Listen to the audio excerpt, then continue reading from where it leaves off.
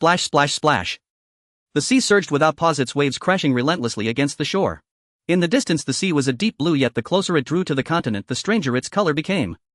Blue shifted into green, green faded into yellowish green, and by the time it reached the sand it had turned a vivid red.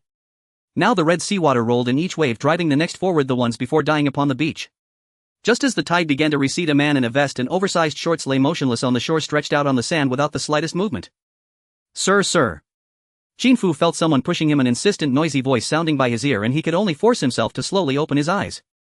Blue sky, white clouds, seagulls. Was he by the sea? Qin Fu's eyes were filled with confusion. Just a moment ago hadn't he been on a ship? Sir, you're awake. This is truly a blessing from the one true God. Hearing this, Qin Fu strained to turn his head and look at the person speaking beside him. A redand white checkered keffiyeh wrapped around the head of a bearded man wearing sunglasses. He was dressed in a spotless white robe. Just from this attire, 8 or 9 times out of 10 he had to be a man from the Desert Kingdom. Wait. Qin Fu struggled to sit up and look down at his own clothing. He wore a white old-fashioned vest, like something an elderly man would favor. Faded red characters sprawled across his belly. Upon careful scrutiny they seemed to read Advanced Producer. Beneath that line was a 5-point star, and under the star another line of text that said issued by Dongfang Aquatic Products General Company. Was this one of those retro vests sold online? No, the distressed look was far too authentic, as if it had been worn for 3 full years. And those shorts, army green coarse hemp-like fabric, now soaked through by seawater and unbearably uncomfortable. Sir, what is your name and where are you from? Qin Fu, formerly an employee of a multinational corporation fluent in multiple languages and a top hand in foreign trade, a cherished talent in his company. Usually buried in work, he had finally saved up enough leave for a long vacation, taking his wife and child on an overseas trip. Who would have thought he would transmigrate into another body in a time he did not yet understand? How was he supposed to explain that? Prince Mashhor, your highness, you ran too fast, I couldn't keep up. If anything were to happen to you here as your servant, I would. With the voice, a middle-aged servant ran over, panting heavily. Prince. Qin Fu's heart jolted even more. He hadn't expected that the man who had rescued him on the beach would actually be a prince of this desert kingdom. But the royal family here was sprawling with thousands of princes. Seeing that this man had no entourage, only a single servant with him, Qin Fu guessed he must be a marginalized prince. Sager, I ran ahead precisely to save a life. From afar I saw someone lying on the sand. Fortunately, praise be to the one true God, he has survived. By the way, what is your name? Meeting Prince Mashhor's gaze, Qin Fu suddenly clutched his head. My head hurts. I can't remember anything. I don't even know what my own name is. It seems he swallowed too much seawater and injured his brain. Until you recall your identity, would you like to come to my refinery first? Is that so? That would be wonderful. Thank you, your highness, Prince Mashhor. Would you mind if we address you as Hassan for now? People in this land had only a handful of naming conventions: Muhammad for the great prophet, Abdullah for servant of God, Ali for nobility. As for Hassan, it simply meant young man, but one needed some form of address after all. Qin Fu nodded. All right. This desert kingdom had once been poor. Even the royal palace had merely been a cluster of mud brick houses. But once the oil beneath their feet was discovered, they had swiftly turned into upstarts laden with sudden wealth. Prince Mashhor might be a marginal prince, but his life was still exceedingly comfortable. As Qin Fu walked toward the Mercedes G-Wagon parked near the beach, he could not help but marvel again at the extravagant life of this oil-rich nation. Since he had transmigrated, why hadn't he ended up in the body of some idle carefree prince here? Judging from his outfit, he was likely a fisherman from an Eastern Ocean-going fleet, and by the look of it the era was probably around the 80s. Once he got into the car, Qin Fu's eyes were immediately drawn to the clock embedded in the center of the dashboard. In this era, a dashboard clock was standard in high-end cars, a symbol of fashion. Wait. This clock was high-end. The large dial showed the time, smaller subdials displayed month and date, and within them a tiny window indicated the year. 1980, March 15th. Though he had already suspected as much, having it confirmed still left Qin Fu deeply depressed. Southwestern corner of the Desert Kingdom's territory, a desolate godforsaken place, a decommissioned refinery.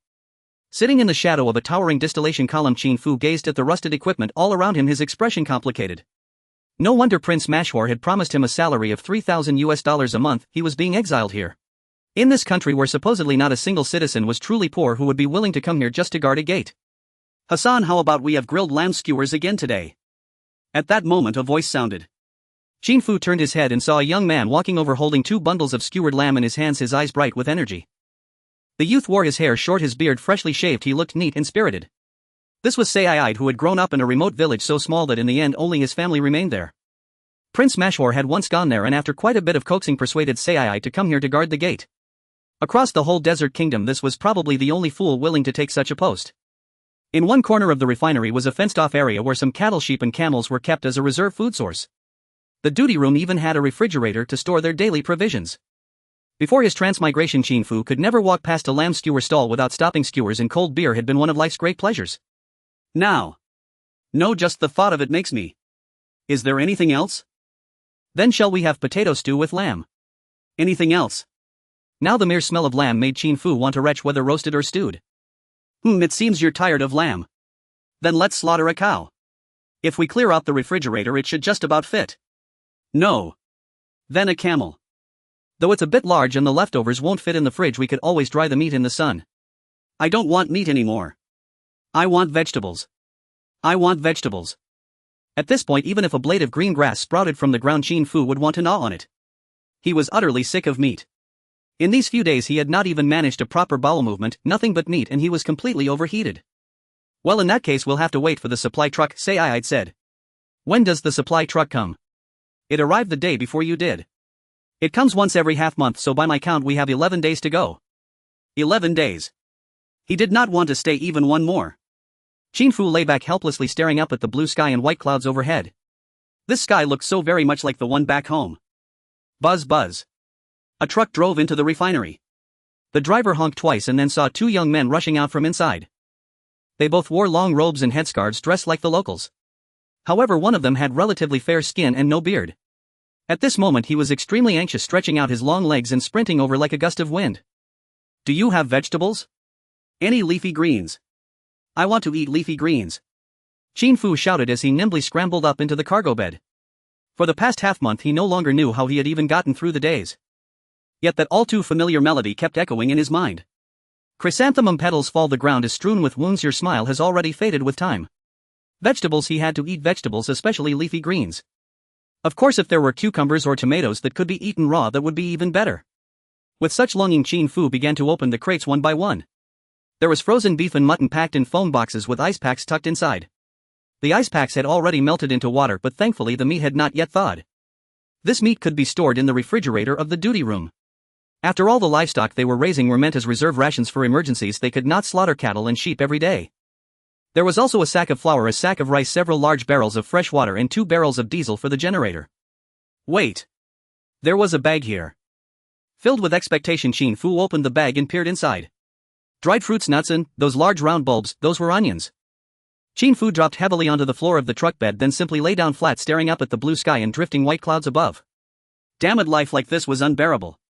The truck driver climbed down from the cab and looked curiously at the devastated Qin Fu lying in the back. He asked, Saeed, is this your new companion? What is wrong with him? Brother, next time you come, could you bring some vegetables? Especially leafy greens. You can put it on my account. I earn $100 a day and I'll give you half of what I make. Please bring me some leafy greens. Well, I'm sorry. I have to drive more than 500 kilometers to deliver your supplies.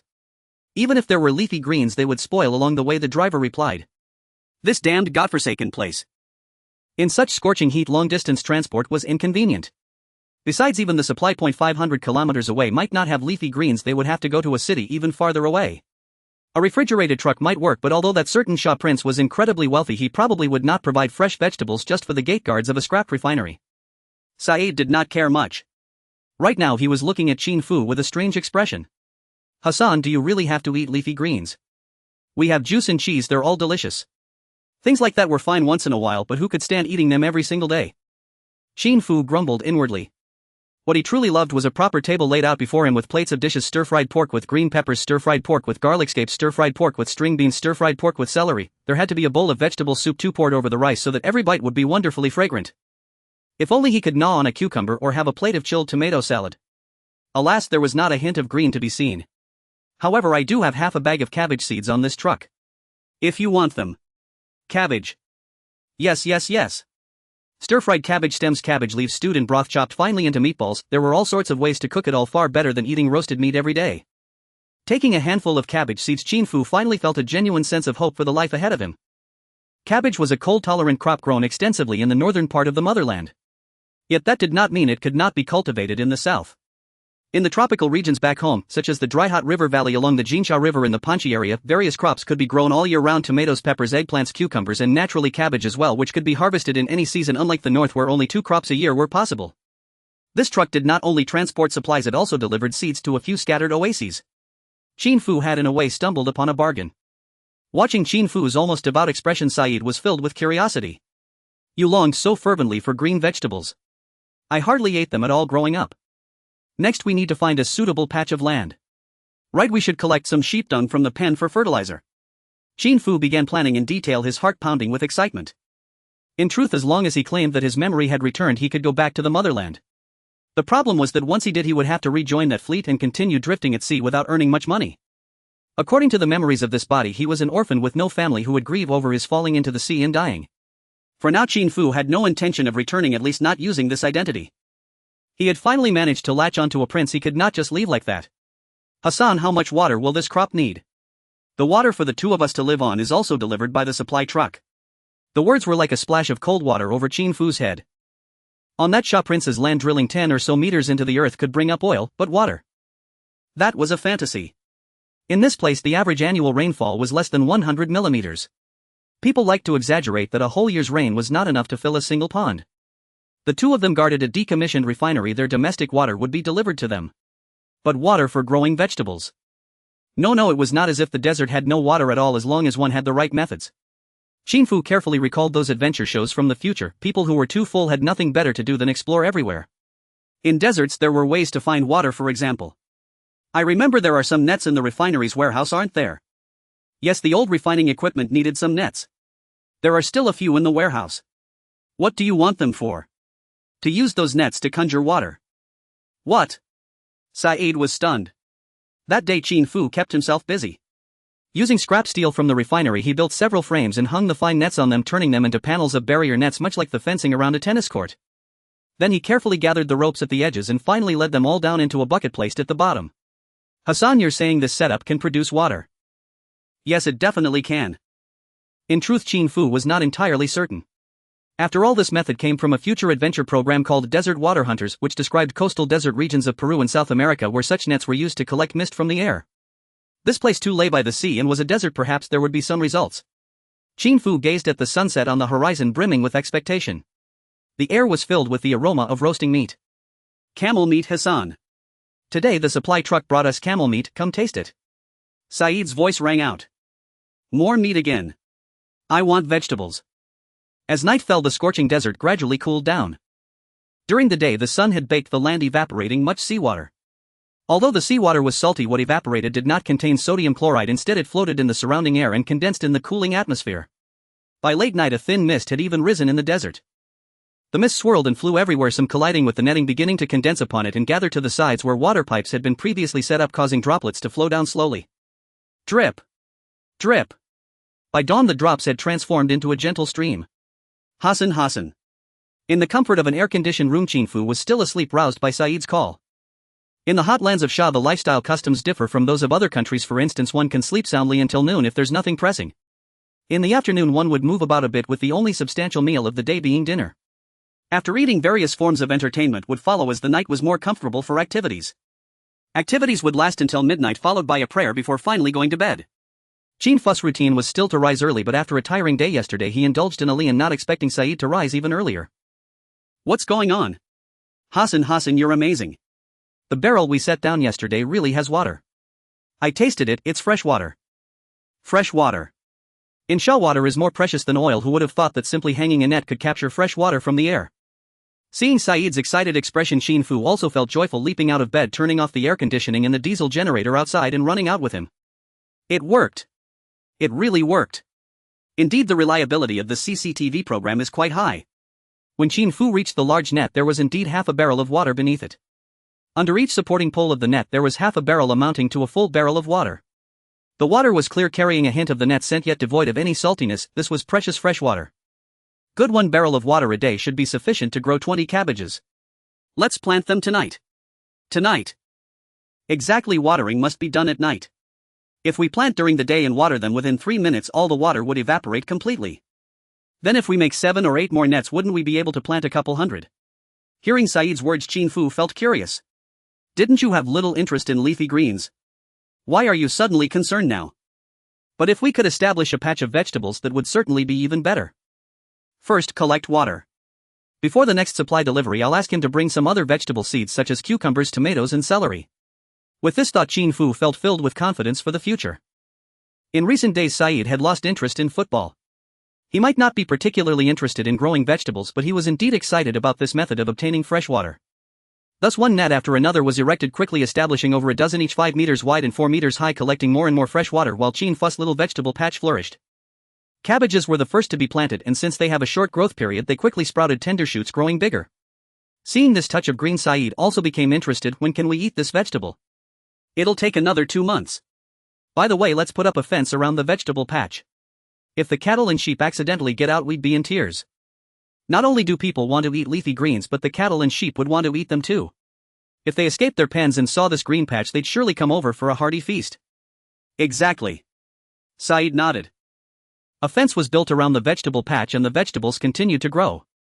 2 months later, cucumbers bore tender shoots, cabbages formed heads, and tomatoes revealed small red spheres resembling the cherry tomatoes of the future. In a few more days, once the cabbages form heads, let's cut one to eat. Qin Fu felt that his endurance was entirely due to the hope given by these vegetables. He believed that his interest in barbecues had diminished. How do we eat it? Let's have hot pot with lamb. Even if it's just broth, even if it has no dipping sauce, as long as we add some cabbage, it's the most delicious delicacy. Soon another week passed and the cabbages had matured. Holding a machete, Qin Fu walked toward the vegetable patch. We'll eat the cabbage hearts inside, and the outer leaves will be for our cattle and sheep so they can also have something fresh. Before Qin Fu could finish, a distinctive roaring sound from a V8 engine echoed outside. Qin Fu looked up to see a square boxy vehicle approaching, the three-pointed star at the front shining brightly. Is the prince coming? Qin Fu glanced back at the vegetable patch. It was no sooner nor later that he arrived, but at this very moment, could it be he's taken an interest in my vegetables? However, even the most destitute prince is still a prince. It shouldn't be the case that he's coveting my little vegetable. With a sharp screech, the Mercedes-Benz G-Class came to a steady stop and Prince Masher jumped out of the car, hurrying 2 steps at a time. Where's the vegetable patch? Where's the vegetable patch? Qin Fu could only helplessly point behind the distillation tower, where some shade could be found during the day, which had been converted into a vegetable patch to reduce water evaporation. Sagal followed behind. Your Highness, slow down, don't trip. Prince Masher dashed into the vegetable patch, and at a glance it was teeming with life. Cucumbers had grown to the thickness of fingers, their tips adorned with yellow flowers swaying in the wind. Tomatoes had reached the size of ping-pong balls, with red fruits looking even more pleasing. The cabbages thrived the most and were already ripe. Their watermelon-sized heads signaled the joy of harvest. Crack! A cucumber was plucked by Prince Masher, who stuffed it into his mouth without washing it. Qin Fu felt a pang of heartache. Why are you in such a hurry? The yellow flowers still bore traces of the sheep dung water from yesterday. Crunch, crunch. The cucumber crunched in Prince Masher's mouth and a satisfied expression appeared on his face. Not bad, really not bad. This prince has always longed to have his own vegetable garden to sit inside and eat at will.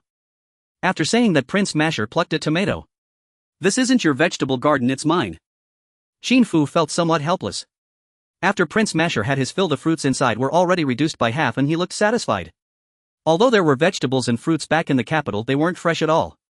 Nothing compares to sitting in the vegetable patch and eating comfortably.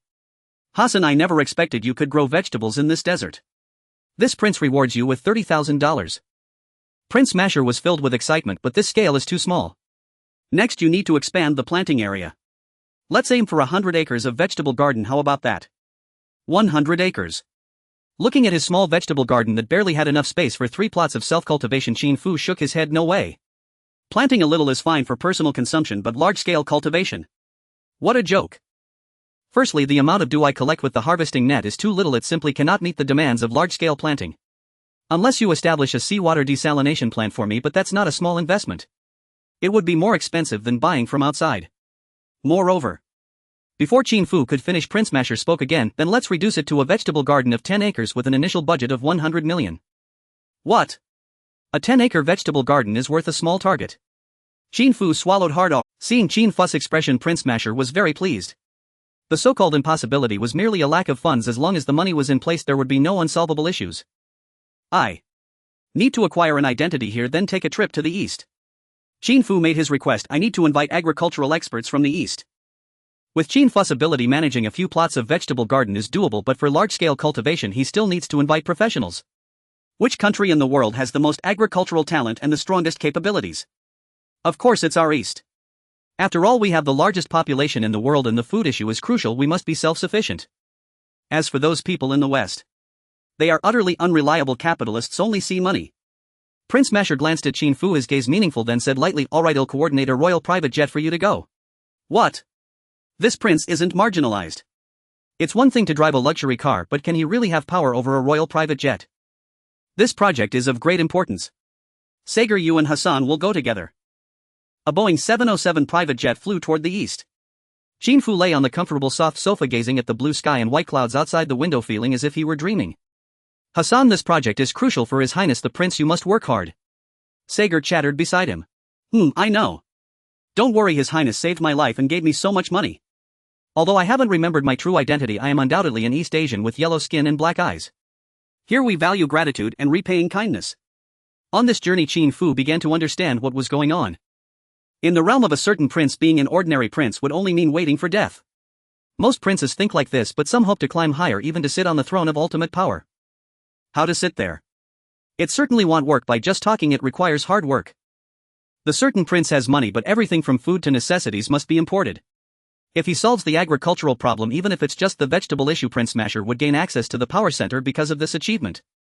Given Prince Masher's generous character, he would not treat Qin Fu unfairly, so he must give his all to help. In his past lives memories, the agricultural technology of Northwest Agricultural University was the strongest, especially in the 1980s when they pioneered the research of vegetable greenhouses and film technology. After all, in that desolate place of Northwest with short sunlight and cold weather without unique tactics, crops are hard to mature. As for whether greenhouse and film technology can be applied in the tropics, we'll see when we get there. We can't just think of other ways as long as there's money. Who would be afraid of not having someone to study it? At this time, diplomatic relations between the certain prince and the East had not been formally established. However, money can do wonders. The certain prince coordinated the flight routes through a third party so this private jet could land directly on the Guangzhou plain. For confidentiality, it didn't disturb too many people. On June 1st at 3 p.m. Qin Fu stepped out of the cabin, taking a deep breath of the northwest wind. The air of his homeland was simply sweet. Then he noticed someone looking over, curious about their attire. There should be a department store at the airport, let's go in and buy 3 sets of Zhongshan suits. Qin Fu said to Sagar and the accompanying bodyguard Mahmoud. What's wrong, Hassan? Don't you like wearing our long robes?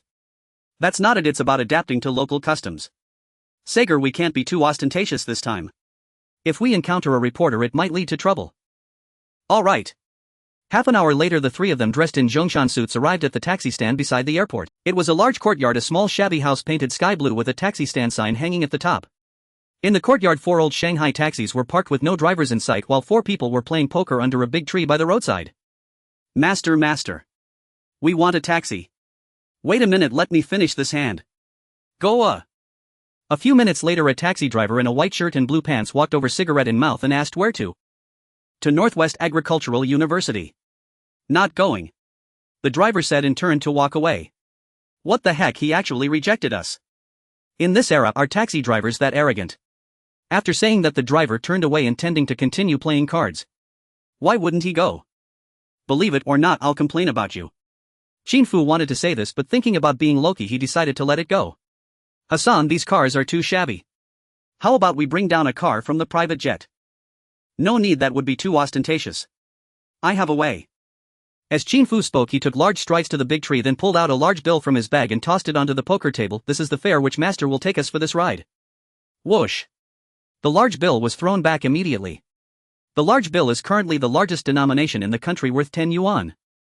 An ordinary person's monthly salary is only about 40 yuan, yet these guys seemed unfazed. Qin Fu glanced at the poker table where a pack of 555 cigarettes imported was placed. Under the tablecloth lay their gambling stakes with not a few coins, not even a few yuan, it was all 10 yuan large bills. In the 1980s, taxi drivers were as sought after as doctors. Their salaries plus extra income exceeded 10 times that of ordinary workers. After all, in this era, only county-level leaders could ride in a small car. Those who take taxis are either rich or noble. How careless of me. So Qin Fu tossed another bill onto the table. Get lost. The white-shirted man was momentarily stunned, curiously picking up the bill. It was entirely green with the number 100 written on it. The front featured the portrait of a foreign man with long hair. Who is this guy? I saw this before when receiving foreign guests. This is US dollars, said the man with the small mustache opposite him. That's right, $100. I'm going.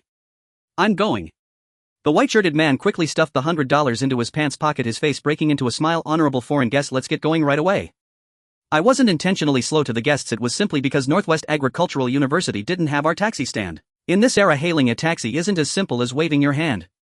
In a city there are various taxi stands and taxis operate between these stands, essentially no different from buses. They cannot stop midway, cannot pick up or drop off, and even when a taxi reaches the destination stand it must return empty to its original stand. So how can we go now? You are foreign guests, our East is a land of etiquette. How can we not send you there? How could you not see that we are foreign guests? Foreign guests usually wear suits and ties. I'm going, it seems I was careless again. Generally universities named after the Northwest are located within the city of Xi'an, but Northwest Agricultural University is an exception as it is situated 80 kilometers away from Xi'an. The reason is quite simple: an agricultural university is focused on studying farming and how can one grow crops in a big city. Who knows how many developers are eyeing the fertile land, turning it into a site for grain production would be a crime. In the future the area where Northwest Agricultural University is located will transform into a high-tech agricultural industry demonstration zone complete with skyscrapers resembling a city. As of now it is surrounded by fields of crops thriving in this season of vibrant green. Sagyur gazed out the window filled with envy. If only that certain someone could see this in their country, how wonderful it would be. Bang!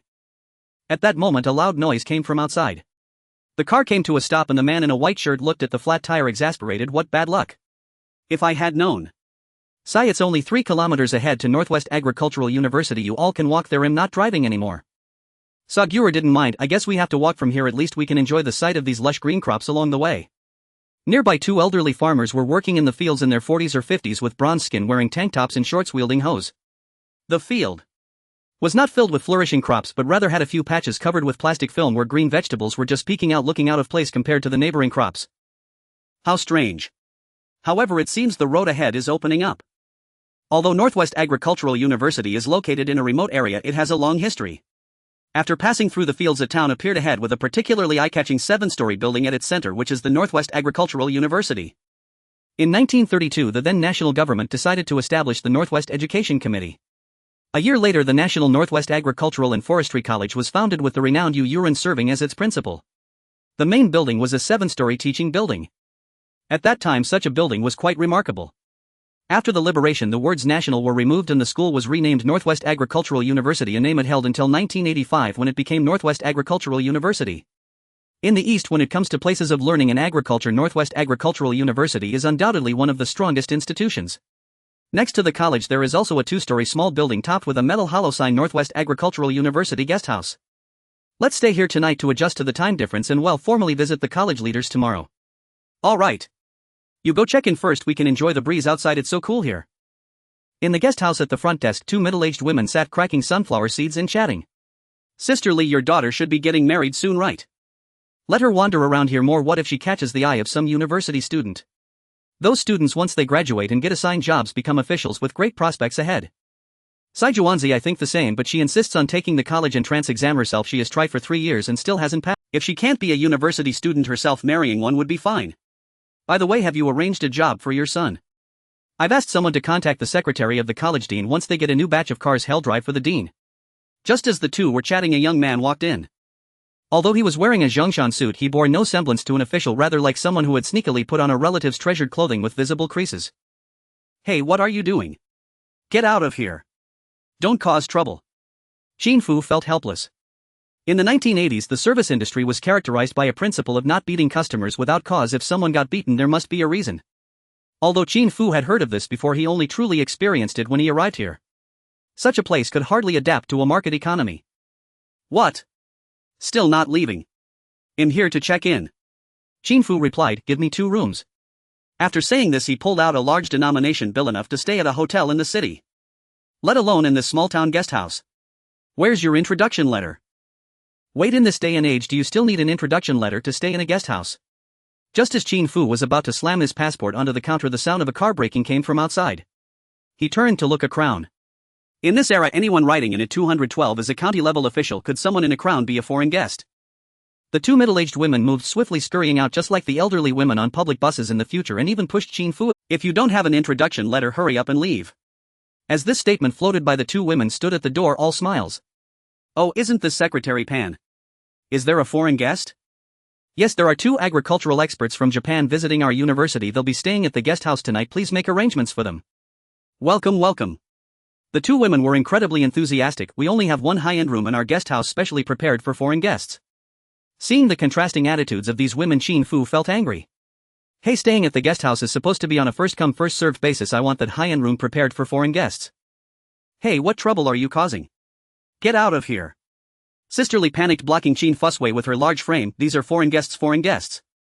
Don't embarrass us Easterners in front of foreigners. We are warm and hospitable. Everyone please. Zhuanzi warmly welcomed the foreign guests inside, leading them upstairs to their rooms. Secretary Pan glanced at Qin Fu, whose condescending attitude made Qin Fu very unhappy. I am also a foreign guest. If you don't prepare a room for me now, you are neglecting a foreign guest. You. Haha, what are you bragging about? Where do you come from? What car did you come in? Sisterly, who remained below, spoke up. You were sent by the county magistrate, right? You came in a brick car, didn't you? Hassan, what's going on? At this moment, Sagyur and Mahamud, who were enjoying the cool breeze at the door, noticed the commotion and asked. Qin Fu glanced at the crowd outside. He had intended to keep a low profile but ended up encountering those who looked down on others. Fine, no need to pretend to be low-key. Mahamud, contact our private plane and have someone bring our Rolls Royce. All right. It should have come over long ago. All these words were spoken in rapid foreign language. Sisterly was dumbfounded looking at that person outside. Their appearance was distinctly different from those in the country. Could they really be a foreigner? An hour later. Beep beep. A crisp honking sound echoed. Sisterly and Zhuanzi were dumbfounded, staring outside as a car approached. From their angle, the first thing they saw was the front of the car with a vertical grille in the center and round lights on both sides. Under the glow of the setting sun, the prominent emblem on the car was quite striking. As it got closer, they could make out that it was shaped like a person, a woman, though the specific details were hard to discern. As the car drew nearer, the length of its front alone was comparable to half of a Crown sedan parked at the door, and the rear of the car was even more imposing. With that elongated back, the entire vehicle was undoubtedly over 6 meters long. High-end, grand, majestic, luxurious. The two elderly women at the guesthouse occasionally encountered wealthy foreign guests and had seen various cars, but they had never laid eyes on this particular model. The roar of the engine was deep, fierce, and powerful. What kind of car is this? Qin Fu didn't want to pretend, but he noticed that with the nation just opening its doors, many people had a condescending view of others. Well then, let's put on some airs with someone else's royal vehicle. The driver was Sally, another bodyguard who had arrived with the private jet. He had initially been on standby on the plane but drove through customs upon receiving the message.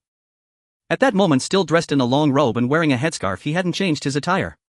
When he stepped down, he respectfully approached Qin Fu and Sagyur, placing his right hand on his left chest, bowing his head as he spoke. The car has arrived. May I ask if there are any further instructions?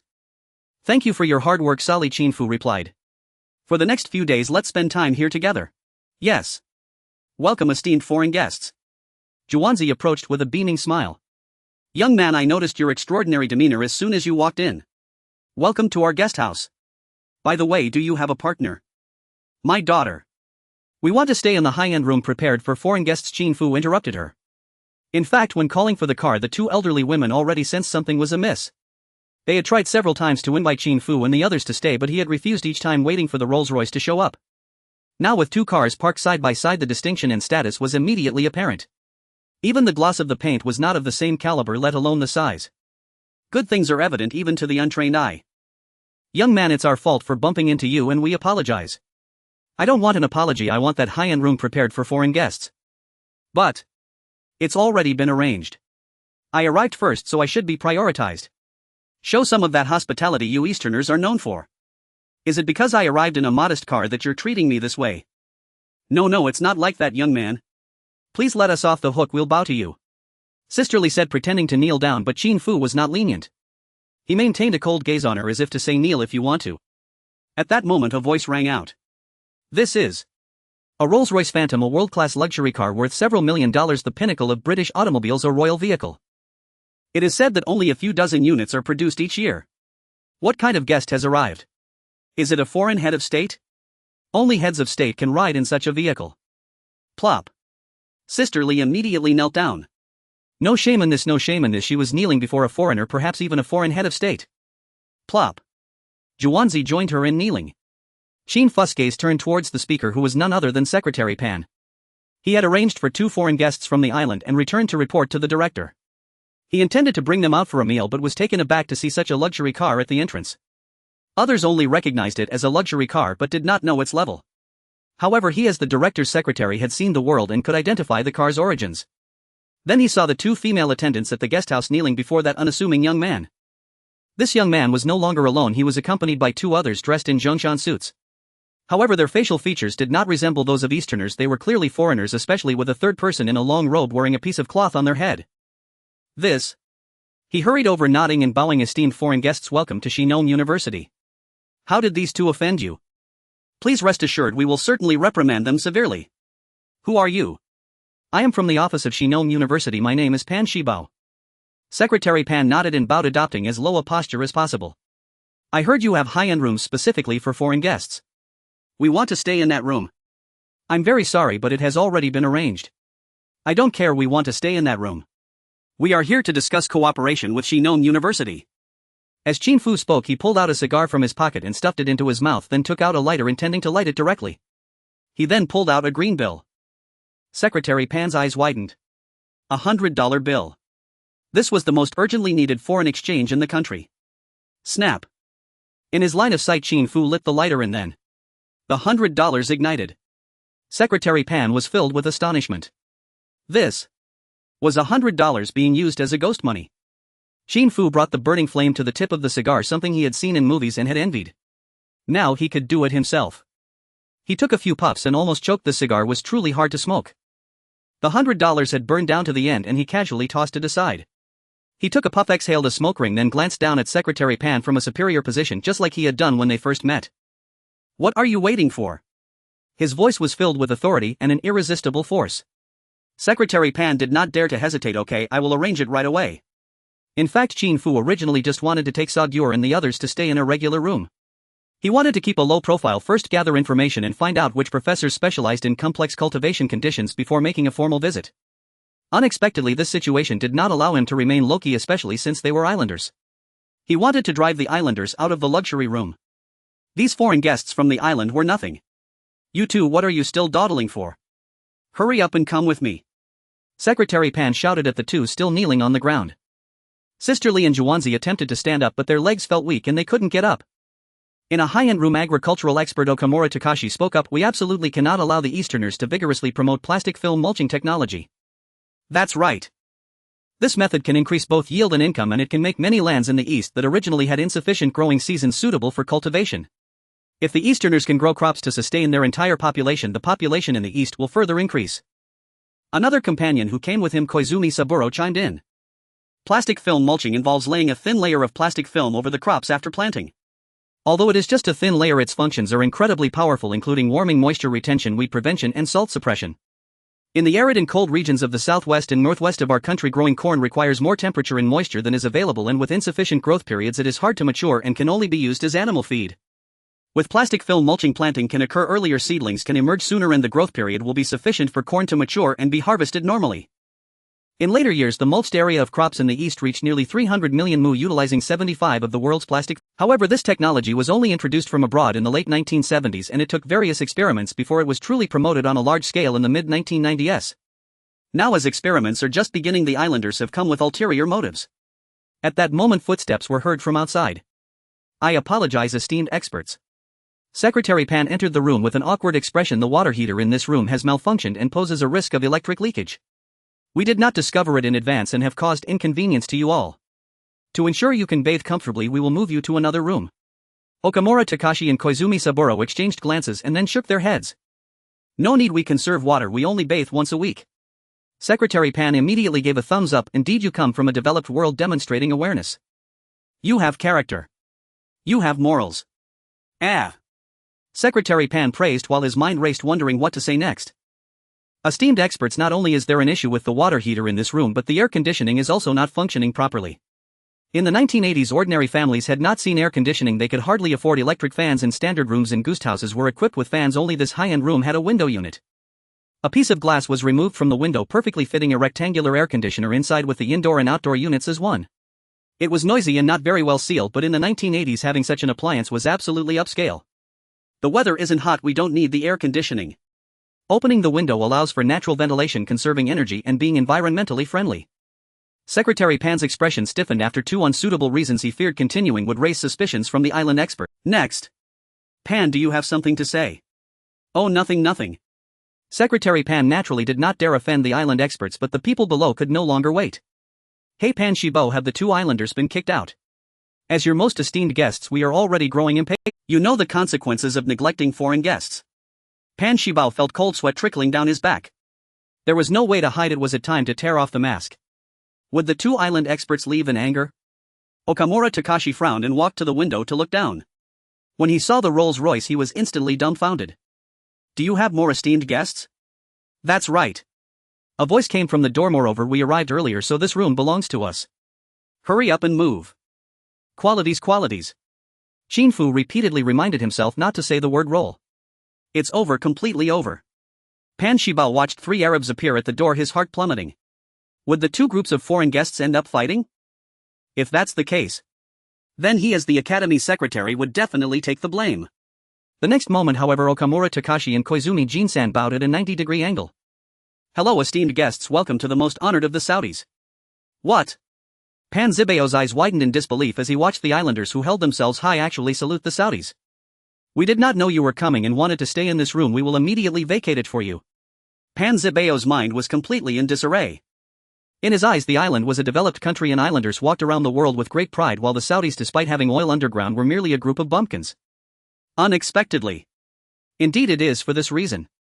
The island's economy is dependent on oil. If they were to clash with the Saudis and refuse to sell them oil, they would be at a loss. The Rolls-Royce parked below was only qualified for the Saudi royal family, so the people who entered were of high status, not someone the two so-called experts could provoke. The two island experts who had been arrogant in front of Pan Shibo were now bowing before a seemingly inconspicuous young man. When the two approached the group of Saudis, they bowed once again, looking like two little lapdogs. We sincerely apologize, please forgive us. If you need any assistance, please do not hesitate to ask. We are willing to serve. Two elderly women came up to help the two island experts carry their luggage and arranged them in a nearby standard room. When they looked at Qin Fu, their eyes were filled with flattering smiles. A golden son-in-law. If I could let my daughter catch such a golden son-in-law, we could live a high and mighty life in the future. After arriving at the high-end room, Qin Fu felt a surge of pride. He glanced at Pan Shibo and said, "Let's go, you have no business here. Esteemed guests, will you come to our academy for a visit tomorrow?" Aye. Let's talk tomorrow, hurry up and leave, do not disturb our rest. Pan Shibao did not dare to say more, nodding and bowing, retreating while gently closing the door. Half an hour later, the four of them arrived at the street. When we come here, we must try the local specialties. The lamb palma here is exceptional. Hassan, have you regained your memory? In response to Saga's surprised gaze, Qin Fu scratched his head. I can remember these things, but I can't recall my name or where I live. This place looks very authentic, let's go in and try it. The four sat down, ordered lamb palma, and heard a few students at the next table discussing indignantly. The islanders are definitely not here with good intentions. That's right. Professor Hua and Professor Xiong rejected Secretary Pan's nephew's request to become their graduate student, and Secretary Pan has been harboring resentment. This time he invited the islanders over, probably to cause trouble for the two professors. The plastic film technology researched by Professors Hua and Xiong could greatly benefit our country's agricultural development. The two old professors go to the fields every day to conduct research, returning with clothes that can seep alkali. Secretary Pan is really too wicked. Do you know how he became the dean's secretary? Professor Hua, Professor Xiong. It seems these two professors truly have real talent and knowledge. Tomorrow. Northwest Agricultural College Conference Room. Mulch film is prohibitively expensive. Given your current level of petrochemical industry development, you cannot produce qualified mulch film domestically, nor can you scale its application across farmland. Therefore, mulch film cultivation is unsuitable for your context. Professor Okamono Kyo spoke incessantly. Rather than adopting this impractical mulch film, it would be wiser for you to focus on developing more suitable seed varieties. Our nation possesses advanced agricultural production technologies. You may import high-yield seeds from us to boost both output and income. Professor Hua's expression darkened. He attempted several times to rise and rebut, but Professor Xiong beside him kept restraining him. Interrupting a foreign expert mid-speech would be deeply impolite. Dean Yu Honshin sat at the head of the table, attentively listening to the Japanese expert's presentation. Beside him, Secretary Pan Shibao nodded repeatedly. Very well, Professor Okamono Kyo has concluded his remarks. Let us applaud in appreciation. Secretary Pan Shibao spoke first and was the first to clap. A few others followed suit, their applause sparse and perfunctory. Most attendees remained silent, faces grim and unreadable. Professors Hua and Xiong, do either of you wish to speak? Dean Yu Honshin asked. In 1978, Minister Zhu brought back the very first roll of mulch film from Japan. He personally delivered it to our Northwest Agricultural College, entrusting us with researching the adaptation and widespread application of mulch film technology across our eastern soil. Recalling this, Professor Hua grew visibly impassioned, and now 2 years later a visiting Japanese expert dares claim mulch film is unsuitable for us. Why then is it suitable for Japan? Let me address this, Professor Hua interjected, Professor Xiong gently patting his longtime colleague's shoulder. We understand that Japan adopted mulch film technology extensively in the 1960s, yielding an immediate 30% increase in grain production. Particularly in arid and frigid regions, it extended crop growing seasons and significantly enhanced yields. Professor Xiong turned toward the podium. Dean, scaling this technology nationwide is a matter of profound national and popular benefit. It directly addresses the escalating food security needs of our burgeoning population. How then could we possibly abandon such a transformative technique? Professors, you clearly missed the core of the Japanese expert's analysis. Secretary Pan Shibo chimed in. The crux lies in cost. We cannot manufacture it ourselves, and importing it abroad renders the expense per mu equivalent to the market value of an entire moose harvest. How then can it ever be scaled? True, we cannot produce it now, but that does not mean we never will. Its current exorbitance does not guarantee perpetual unaffordability. Professor Hua continued emphatically. There will be no once we, our college's budget is strictly constrained. Once existing stock is exhausted, no further purchases will be authorized. Secretary Pan Shibo paused, glancing respectfully at Dean Yu Hongxin. Just recently, directives arrived from above mandating stringent fiscal control across all institutions. Every effort must be made to conserve funds. National economic development demands austerity. Even the military must endure restraint, and so too must our higher education institutions. Slam. Professor Hua could contain himself no longer. He slammed his palm onto the table and rose. Secretary Pan, when it comes to purchasing mulch film for critical research, there's no money. Yet acquiring new sedans for the college is suddenly feasible. Are they truly comparable? Retorted Secretary Pan. Our college still relies on antiquated BJ212s, requiring constant repairs. At times even the dean must resort to public buses for official travel. Purchasing several Shanghai brand sedans serves the vital logistical needs of college leadership. That is no trivial matter. Moreover, he added, brimming with conviction, procuring vehicles incurs no foreign exchange expenditure, whereas mulch film imports. Professor Hua, please sit down. Professor Xiong tugged gently at his sleeve. Such matters required patience. Further coordination with higher authorities remained possible. Vehicle renewal, after all, was routine institutional maintenance. Oof. What we are undertaking is a project destined to benefit 1 billion people. Professor Hua remained standing, eyes blazing with indignation. Secretary Pan, you think I don't see through your machinations? This farcical meeting, I refuse to participate any longer. He turned sharply and strode toward the exit. Bang. The door swung open. Professor Hua stormed out, then abruptly halted. Several figures stood in the corridor outside. The young man facing him, wasn't he familiar? You're Professor Hua. Qin Fu grasped his hand firmly. Yesterday as we walked past the fields we saw 2 elderly farmers. One was unmistakably you. At your venerable age you still descend personally to the front lines of agricultural production, a spirit worthy of our deepest admiration. In academia titles alone bear no weight, true distinction lies in substance. Especially in later eras charlatans proliferated, but Qin Fu possessed clear vision. This professor before him was unquestionably genuine, uncompromising, and authentic. Inside the conference room, Secretary Pan Shibo recognized the voice from outside, and instantly stiffened. He leapt up and hurried out, breaking into a light jog. Most esteemed guests, what auspicious wind has carried you here? Bowing deeply, he exclaimed, welcome. Welcome indeed. Having dined with Qin Fu the previous evening, Pan already knew the Japanese delegation boded ill. That morning, spotting them enter campus and proceed directly to the conference room, Qin Fu had lingered below briefly, then ascended to listen discreetly from outside the door. Though Sargul and his companions understood no Chinese, they instinctively stayed close to Qin Fu. Now as Qin Fu strode in with unmistakable authority, they followed without hesitation. Inside the room, most remained unaware of the unfolding drama until Dean Yu Hongxin recalled Pan's earlier briefing and realized these were undoubtedly the foreign guests who had arrived in Rolls Royces. He sprang to his feet, then hesitated, uncertain whom to ask to yield their seat. At that moment Qin Fu reached Okamono-ko's side and clapped him lightly on the shoulder. Brother, rise please. Make way for us. Okamono-ko and his companion rose, obediently vacating their seats. Everyone in the room gaped. The newcomer's stature was evidently extraordinary.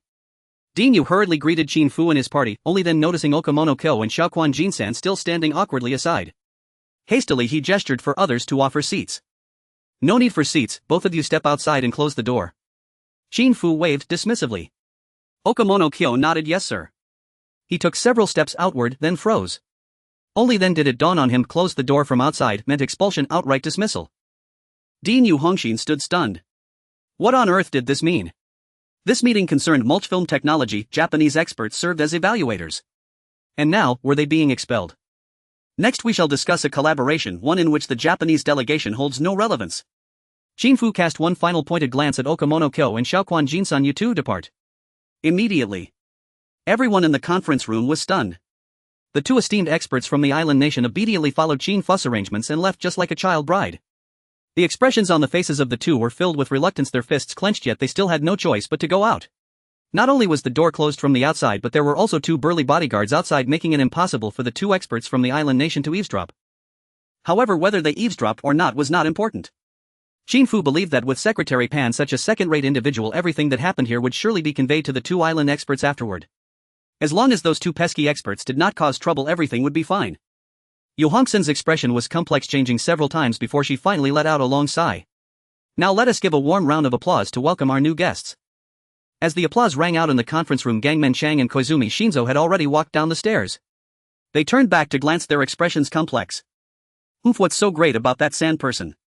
If it weren't for the black wealth beneath their feet, they would just be a bunch of country bumpkins. Exactly, even with money they are still just a group of nouveau riche, not aristocrats. They lack the aura of nobility. The two continued to curse as they left. In the conference room, Secretary Pan enthusiastically poured tea and placed it in front of Qin Fu and Sager, then spoke. You two are distinguished guests. If you need anything while you are here, please feel free to ask and we will certainly do our utmost to support you. Is that so? Qin Fu turned his gaze to Professor Hua, who had returned to his seat. Can you introduce them to me? Of course, no problem. Let me introduce you one by one. Starting with Professor Hua. Alright, this is Professor Hua Guoqiang and this is Professor Xiong Zhengmao. Both professors have been researching plastic film covering technology for the past few years, but this technology is not suitable for our country. Now this is. Qin Fu interrupted Secretary Pan's introduction with a single sentence. He looked at the two old professors, the same ones he had seen working in the fields yesterday and whom the students had highly praised during their meal of lamb palma last night. Gentlemen, may I ask if this plastic film technology can be used in tropical desert areas? Qin Fu's tone was sincere. We came here to seek agricultural planting technology for tropical deserts, especially for vegetables and fruits. The purpose of plastic film and vegetable greenhouses is primarily to provide warmth, allowing plants with insufficient growth cycles in cold regions to be planted earlier. Professor Hua began. We have never attempted planting in tropical deserts. However, plastic film and vegetable greenhouses can also retain moisture, and the loss of moisture is the most severe issue in desert regions. Perhaps we can give it a try. Professor Xiong added. Great. We welcome both of you to our country to research agricultural planting technology in tropical deserts. Qin Fu said, as long as you are willing to go, we can provide a subsidy, and you can also bring your students along. No matter how many people go, as long as they are technical personnel, each will receive 50 cents. 50 cents. Secretary Pan was momentarily stunned. This is too little, right? You all drive cars worth millions, fly on private jets, and smoke cigars. Such big bosses only give their employees 50 cents each. Isn't this a bit too cheap? Cough cough, I didn't clarify earlier. When we San people do business, we always talk in dollars. 50 cents a day is not too little, Yu Hongxin calculated. $15 a month, and if we send 20 people over, that would be $300. In this era, the country is short on foreign exchange. There was even a year when the foreign exchange reserves were negative. With an official exchange rate of 1.5, in reality the true ratio is several times higher. Earning foreign exchange for the country is also a good thing. Professor Hua and Professor Xiong exchanged glances. Now both felt a bit disheartened. Researching plastic film planting, and the academy won't even buy the plastic film. Taking this opportunity to go abroad and take a look seems not bad. As for the 50 cents, they weren't too concerned. Alright, we are willing to go, but we have one condition. Professor Xiong spoke up. Please go ahead. Qin Fu thought they were making demands of him, but unexpectedly they were making demands of the academy. We want to choose our own students. The academy cannot interfere. Secretary Pan's face looked bad. Who would want to go abroad for 50 cents a day? And he was afraid I would plant people. I'm not stupid. Why would I send my own people to suffer? However, Yu Hongxin nodded. Of course, no problem. You two professors must choose your excellent students. After going abroad, they cannot bring shame to our East. Mr. Hassan, sending so many people over will impact normal teaching and research at Shinong. Can we get an additional one-time fee? Secretary Pan began. Normally it would be best to hold a separate meeting for such matters, but seeing the project was about to be finalized, it could not be ignored. Alright, how much do you want? Secretary Pan looked at Yu Hongxin. Dean, our academy's contribution is considerable. What do you think would be appropriate? In recent years, Yu Hongxin has also been mainly focused on teaching and research work, and the daily work of the academy is mainly handled by the secretary. Now that he is asked how much to ask for, he finds it difficult to say. At this moment, Yu Hongxin felt a bit awkward and then saw Secretary Pan extend two fingers. This indication couldn't be clearer. $20,000. Yu Hongxin said. Dean, I meant to ask for 200,000. 20,000 is hardly enough, they have plenty of money in their pockets. Secretary Pan was dumbfounded.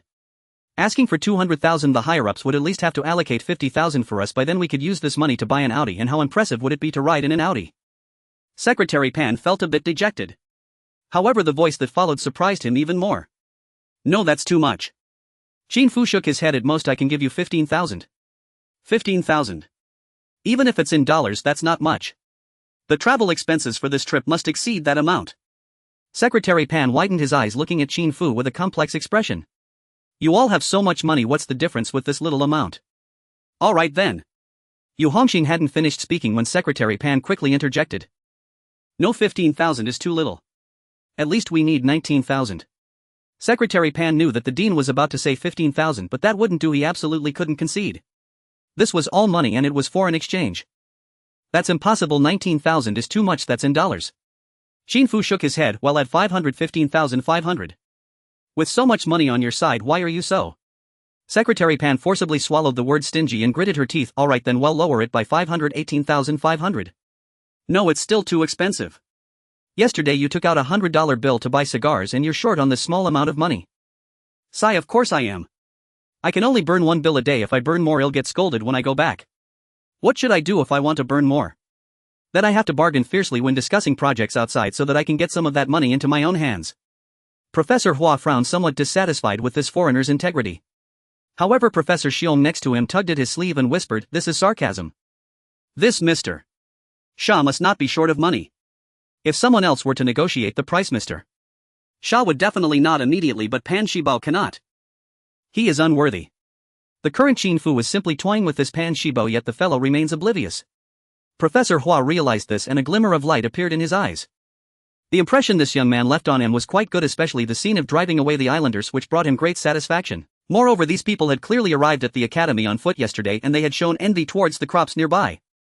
Later, after hearing that Secretary Pan had looked down on them at the guest house, they drove over in luxury cars.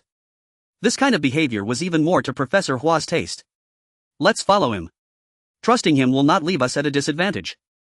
Additionally, this young man's appearance clearly resembles that of an Eastern person, while the older man sitting next to him, Mr. Sager, looks like an Arab. Meanwhile, the haggling continued. Alright, considering the number of excellent professors here, we can add a little more, 16,000, no more. Then let's lower it a bit more, 18,000. It can't be any less. Sigh, it seems our differences are still quite large. How about we find a middle ground? No, 17,000 is too little, it should at least be 17,008. In the conference room, only the sounds of bargaining remained. After a full 10 minutes of back and forth, both parties finally reached an agreement, with the final transaction price being $17,654.32. Professor Hua and Professor Xiong understood Mr. Hassan was purely here to mock Secretary Pan, yet Secretary Pan remained unaware, or perhaps he was trying to show off to gain the director's approval. After the meeting, Qin Fu looked towards Professors Hua and Xiong. Gentlemen, please select your students as soon as possible and take care of your family matters. We will be purchasing some daily necessities here, and the day after tomorrow we will leave together. All right. Wait, passports. Secretary Pan was still somewhat aware that going abroad wasn't that simple. Well, help resolve that quickly. At the hotel, Gangmen Chang and Koizumi Shinzo paced back and forth. Why has Mr. Sha suddenly come to the east? Who knows, maybe he wants to develop their agriculture and came to look for experts. Impossible, right? Just then footsteps were heard outside and soon Pan Shibao walked in. Gentlemen, I sincerely apologize for the trouble you have faced. It's fine, what were they discussing? What? They really want to cultivate in the desert. That's impossible, it will definitely end in failure. The next day, Qin Fu took Sager and went on a shopping spree nearby, buying all sorts of food and supplies, filling a large amount, all of which were sent to the plane.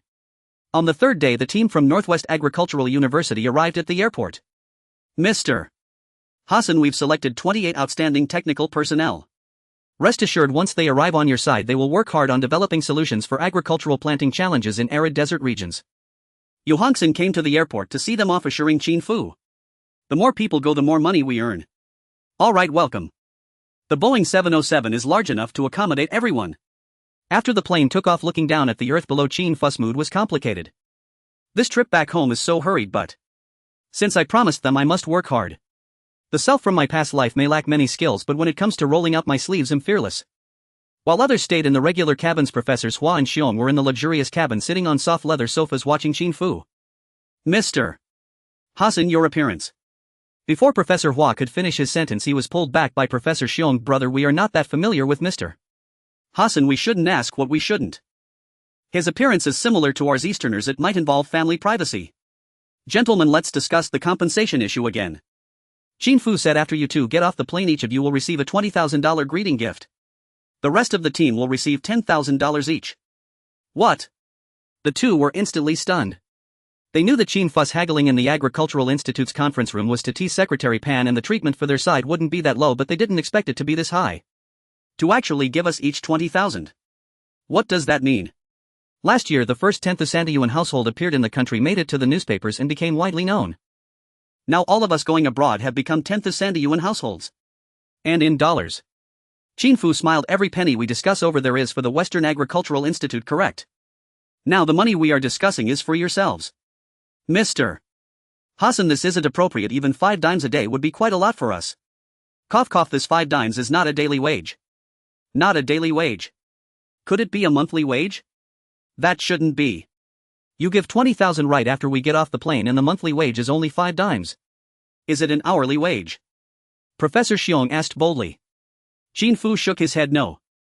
The monthly wage is also quite a lot. After all, you've received a $20,000 greeting gift. Cough cough, you two are really timid in talking about the wage per minute. Qin Fu said, you are all the most outstanding agricultural scientists. Every minute is precious. At 5 dimes per minute, that's $30 an hour, and if calculated at 8 hours a day, that's 240 still in dollars. What about a month? Professors Hua and Xiong were completely bewildered. Qin Fu didn't care about how those institutions worked. After all, the leaders of the institutions shout about contribution all day long while secretly pocketing who knows how much. Meanwhile, these most respected old professors were living hard lives. Thus the money needs to be spent this way. As for how to handle the money when they return home, whether it will all be used to buy ground cover, that's a matter for later. At the capital's international airport, as the passenger plane came to a stop and the cabin door opened, a stair truck was already in place outside. A crowd was eagerly awaiting, and at the forefront stood Prince Masher. Seeing the red carpet laid out on the stair truck, Professor Hua and Professor Xiong were somewhat taken aback. As music played, they turned to see a neatly arranged band playing the melody of Welcome Ceremony. Mr. Hassan, this. Everyone thought they would disembark, pass through customs, and then take a bus to the hotel, perhaps holding a welcome ceremony there, but unexpectedly, this was entirely a welcoming ceremony. Let's go down, the prince must be eagerly waiting. Qin Fu, feeling a bit moved by the grandeur of the occasion, took the lead, guiding the guests from the east down the stair truck to stand in front of Prince Masher. Your Highness, I have fulfilled my mission and brought agricultural scientists from the east. This is Professor Hua and this is Professor Xiong. Prince Masher nodded in satisfaction. Very good, very good. Professor Hua, Professor Xiong, thank you for your hard work. Come here. While speaking, a servant brought forth a tray covered with red silk. Prince Masher pulled off the red silk to reveal a small mountain of green bills. The head of Benjamin Franklin was smiling at everyone. Here, Professor Hua, this is your welcome gift. Prince Masher said, pulling out a bundle and directly placing it in Professor Hua's hands. Professor Xiong, this is your welcome gift. Next, the second bundle found its way into Professor Xiong's hands. Seeing the green bills still sealed with a bank seal, Qin Fu felt as if he had just seen something extraordinary. 100 consecutive numbered bills make up a stack, also known as a knife, and binding 10 stacks together forms a bundle, which is 1,000 bills. All of them are in the largest denomination. $100 a bundle is worth 10,000. Qin Fu had originally promised a welcome gift of $20,000, but it seemed that was a bit too frugal. Professor Hua and Professor Xiong stood frozen in place, unable to speak for a while the students following behind were also stunned. Wow. Green bills. Wow. $100,000 in green bills. Wow. This is money that one could never earn in a lifetime in their home country. Is this capitalist society really this good? Cough cough, professors, here in this country we are very hospitable. Since it has been given to you, please accept it from now on. Work hard and do not let down the prince's expectations. Qin Fu was the first to react and spoke up. Okay, don't worry, we will do our best. Your Highness, the students brought by the two professors do not need much for their welcome gifts. Giving them $1,000 or $2,000 will suffice, Qin Fu said to Prince Masher. The remaining guests have worked hard too. Let's give everyone a welcome gift of $2,000 each. Prince Masher nodded. Everyone has worked hard on the way here. I will take you to the hotel to rest. Later there will be a sumptuous banquet. Thank you, Your Highness. You're welcome. Bring the car over. A luxurious Mercedes-Benz S600, and it was even a long version. The overall length of the car easily exceeded 6 meters. For business receptions it could comfortably seat 6 or 7 people. Prince Masher, servant Sager, Qin Fu, Professor Hua, Professor Xiong and translator Su Xiaoman, all 6 of them sat inside feeling quite spacious. The convoy set off towards the city. In this time and space it was Qin Fu's first visit to the capital of this country. Although there were some trees, there were no lawns or ponds, and it didn't seem very green. After all, this country hadn't engaged in large-scale desalination and freshwater resources were still relatively scarce. Prince Masher looked at the naive Eastern guests with satisfaction, believing that as long as they were well compensated they would surely work diligently. Hassan, have you discussed the salary with our esteemed guests? Prince Masher began. Yes, we have agreed on $240 a day and they will not take weekends off. Calculating a month is 30 days, that makes $7,200. Professor Hua and Professor Xiong listened with complex expressions as the two conversed. Upon hearing Qin Fu's words they immediately shook their heads. Perhaps we should forego the salary. This welcome gift is too generous and is already sufficient for us to work here. Suddenly receiving $100,000, how could they ask for wages again? What? Prince Masher was instantly furious. Hassan, how could you only offer them this little? Our country may be wealthy, but we also know how to respect intellectuals. How could you offer such a meager amount? This is an insult to these wise individuals. Is the prince actually angry? Professor Hua and Professor Xiong did not understand what the prince was saying. Meanwhile, the translator hadn't managed to convey their earlier refusal of the salary. Feeling somewhat uneasy, they looked to the translator beside them. Su Xiaoman was also completely stunned, dazed for several seconds before translating for the two professors. A salary of $7,200 a month was actually considered an insult to these Eastern guests. We really do not feel insulted. Such an insult is actually quite welcome. Yes, Your Highness, this is all my fault. Qin Fu sincerely apologized. I believe offering them these brilliant minds double my salary would be sufficient, but upon seeing the welcome gift you presented at the airport I realized my mistake. Please punish me. Please punish me with dollars. Qin Fu silently called out in his heart. Sure enough, the next moment Prince Masher took a deep breath. Your salary will be raised to $30,000 a month, and for these professors, $50,000 a month. As for the students, they brought $2,000 a month each. Wow, just like that the salary increased tenfold. Qin Fu felt elated in his heart. He knew that those investments couldn't be embezzled. He was a principled person. This salary was quite good, reaching the level of a high executive. No. At that moment Professors Hua and Xiong quickly shook their heads. The salary you offered is too high. We cannot accept so much. Although we are poor, we still have our ambitions. This amount is too much. It feels hot to hold. Su Xiaoman didn't get the chance to translate, and Qin Fu had already spoken in Chinese. Professors, this is Prince Masher's kind intention. You should accept it. No, this is really too much. Professor Hua began. A salary of over $7,000 a month is already a high salary. We must not be ungrateful. Prince Masher interjected. Hassan, do these guests find the amount insufficient? No, Your Highness, they think it is too much. Over $7,000 a month is already good and they feel embarrassed to accept too much. Too much. This could solve our country's food issues. These salaries are small amounts. Future bonuses will be greater. Tell them that this salary is what they deserve and must accept, otherwise it would be disrespecting our country.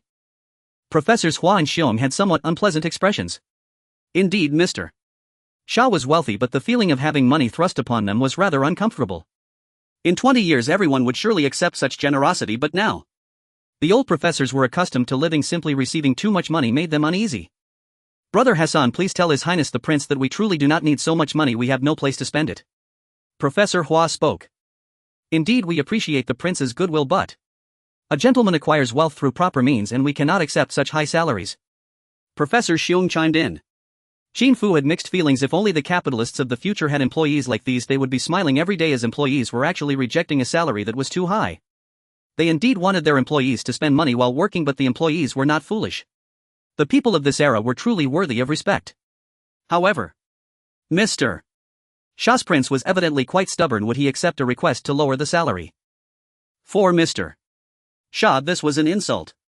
Qin Fu, caught in the middle, could only think, why not just give me the difference? That way everyone would be satisfied. But he couldn't say that. Ahem, Your Highness, these experts from the East are very simple. They are accustomed to poverty and receiving too high a salary feels burdensome to them. Qin Fu suggested, so how about lowering their salaries a bit? Professors' salaries to $30,000 and others to $10,000. No way, Mr. Sha values talent the most. We cannot let others see us as a laughingstock. The salary we offered cannot be lower. Sure enough, Prince Marshal did not agree and his stubbornness flared up. What to do? How about this? Qin Fu's mind raced. What if we give the two professors 4 servants each and 2 servants for the other students, deducting this from their salaries? Prince Marshal thought for a moment and nodded. Fine, the professor's salaries can be lowered to $30,000, but they must each have 8 servants, and the other students' salaries lowered to $10,000 with 4 servants each. Finally done.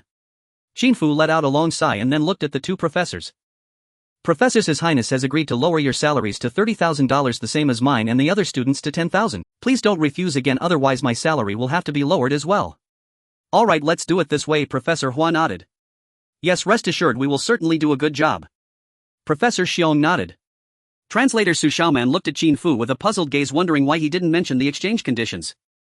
Ahem, also for everyone to farm better, His Highness will also transfer some personnel over to help with the vegetable planting. If they said that each would have 8 servants, the 2 professors might explode on the spot. After all, they have hands and feet, why would they need so many servants? After all, having servants serve them is work, just as farming is work. Work knows no social status. Su Xiaoman's eyes were filled with admiration. This Hassan was indeed clever. The convoy stopped at the entrance of the Jared Hotel, where the exterior glass curtain wall reflected the afternoon sun, dazzling to the eyes, and the interior was resplendent. Mr. Sha's favorite metal was gold. Many places were decorated with gold. I wonder if the bathrooms in this hotel also have golden toilets. Upon entering, Qin Fu was somewhat disappointed. Indeed, they probably only had golden toilets in the palace, right? Long-distance flights were indeed tiring. Many people entered their rooms and collapsed into sleep, not waking until sunset, disturbed by the rumbling noise from outside. Qin Fu opened the window and looked outside. A crane was lifting a huge camel out of a specially designed oven. The oven had been transported on another truck, and the camel, resembling a small mountain, was placed in the hotel square. Soon the aroma of roasted meat wafted through the air. Unfortunately, it was a bit far from the hotel's outdoor swimming pool, probably to prevent anyone from accidentally falling in while dining. Everyone was awakened by the noise, lured by the delicious smell. And then the hotel became lively.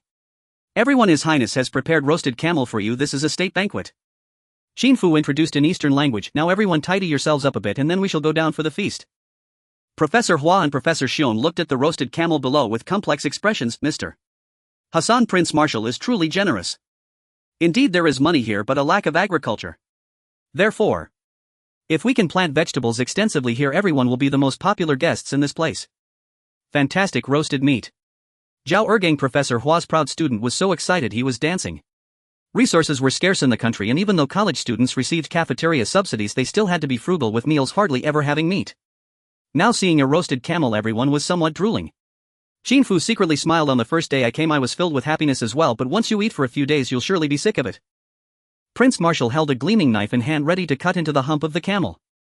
The hump of the camel is used for storing food and is composed of nutritious gelatinous fat, making it incredibly delicious.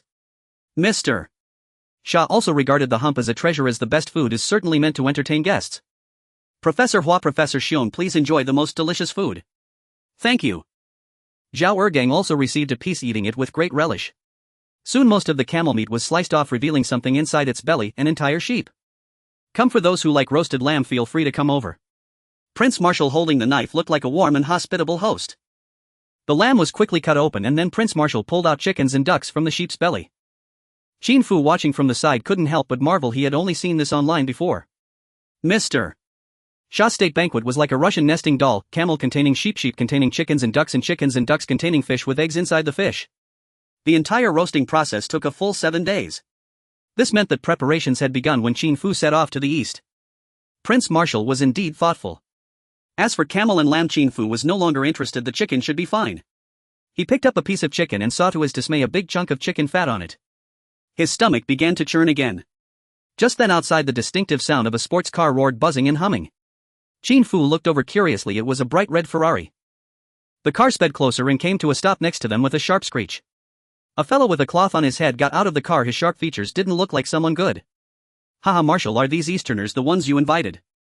Indeed, they are my guests. Salal, if you act impolitely, that would obstruct our carbohydrate 1980 project. Qin Fu frowned. This Salal was in all likelihood also a prince. Where people gather, there is intrigue among Shamorans. Many princes' relations were clearly far from harmonious. If you came looking for trouble, do not blame us for answering in kind. At that moment, everyone noticed the tension between the two princes. Even without understanding their words, their tones and expressions smelled of gunpowder. Qin Fu quietly moved beside the Ferrari and brushed his hand across it. The 1980s are convenient in their own way, unlike later eras when cameras are everywhere and nothing is done in privacy. Of course not. I have just inquired with the island nation's renowned biological experts. They are certain that here large-scale vegetable cultivation is impossible. I suggest you terminate the project at once, lest you squander precious funds and gain nothing. If matters come to that, you will no longer even enjoy princely privileges, Qin Fu declared as he strode forward. He knew Prince Mashihur was a collateral prince with little standing, yet he had obtained a vast enterprise codenamed Carbon 1980 to cultivate carbohydrates widely in Shamoran, the initial funding being 100 million. Now it was clear Prince Mashihur was riding on his princely status and privileges.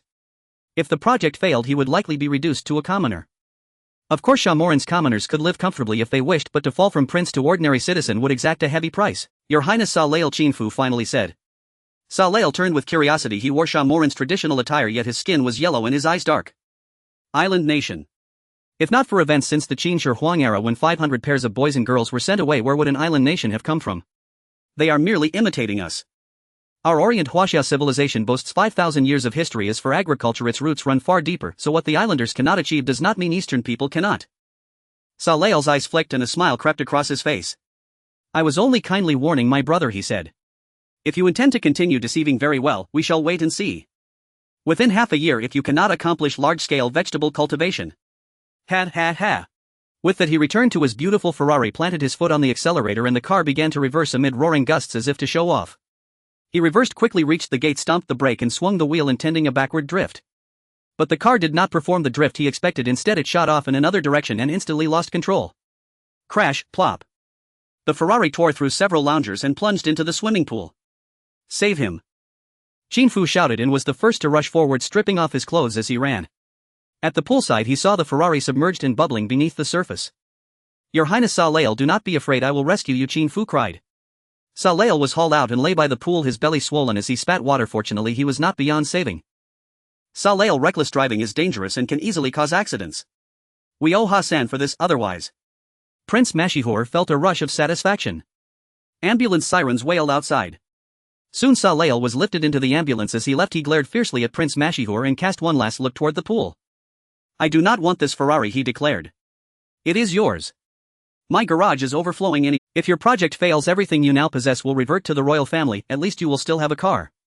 Damn, Shamoran is truly wealthy. Qin Fu was filled with awe. This was a Ferrari 308 GTS. A 1977 model mid-engine rear-wheel drive, a low-slung nose with pop-up headlights, a retractable cockpit roof, and a large displacement V8 rumbling in the rear engine bay. How much is this car worth? Qin Fu did not know, but driving it would certainly win many admirers. Slap. Qin Fu's shoulder was tapped. Hassan, this car is yours. Me. I am to have a luxurious convertible Ferrari. Thank you, Your Highness, Qin Fu said, genuinely moved. However, Qin Fu added, the car has been waterlogged, repairs will not be cheap. You'll have it salvaged and repaired and then it will be yours, came the reply. Thank you, Your Highness. Yes, we owe you today, Prince Mashihur said. This is your reward. What does that mean? Could it be that the prince knew I had smeared a glob of cooking fat onto the Ferrari's brake discs?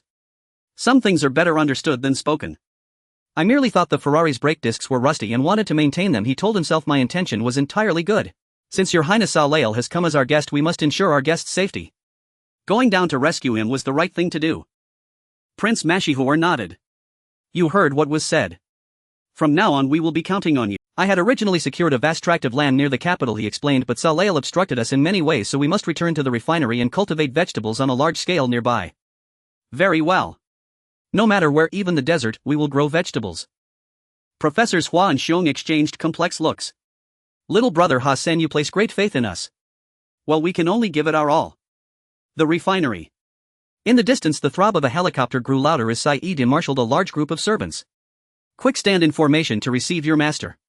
A large helicopter approached, its profile unusual and nearly uniform from nose to tail, with rotors mounted fore and aft forming a distinctive twin-rotor configuration. The CH-47, the largest American helicopter Shamoran had acquired. Unconventional in appearance, advanced in design, and formidable in lift capacity. The helicopter touched down on a clearing near the refinery. Professors Hua and Xiong disembarked and beheld a large assembly standing in neat ranks. They wore short-sleeved shirts and long trousers rather than local robes. Some had yellow skin, others darker complexions. When the people from the helicopter descended, the whole crowd bowed their heads and called out in unison. Welcome, master. Welcome home. What? They spoke in English. After a moment's hesitation, Professors Hua and Xiong realized what was happening. Hassan, what is this? These are the servants the prince prepared. Ahem, workers. Each student is assigned 4 servants, which adds up to over 100 people. The professors have 8 each, totaling 128. As I look around, it's a sea of people. Workers. So how do they address us? As master. Cough cough, it's the tradition here. Professor Xiong, we should get to work quickly and not disappoint Prince Mashor expectations. Alright, let's get started. Let's go check out the site first, Professor Hua nodded. Indeed, the water resources here are quite limited, so we must design a special irrigation method. We believe that making the plot circular is the most suitable, and let these workers help us out. Professor Xiong spoke up. Qin Fu glanced at the sun slipping down in the west. Yes, it was time to get to work. Servants, now go grab the hose and shovels and follow your master to work. Hose and shovels. We came to be servants, not farmers. The leading servant Arya spoke. Who said you were to be farmers? Building a garden for your master is part of a servant's duty. Arya pondered briefly and nodded yes. In the future, just do whatever you're told. If you talk back again, then don't do it at all. Go back where you came from. Yes. Over 100 servants carrying shovels and hose arrived at the empty land outside the oil refinery.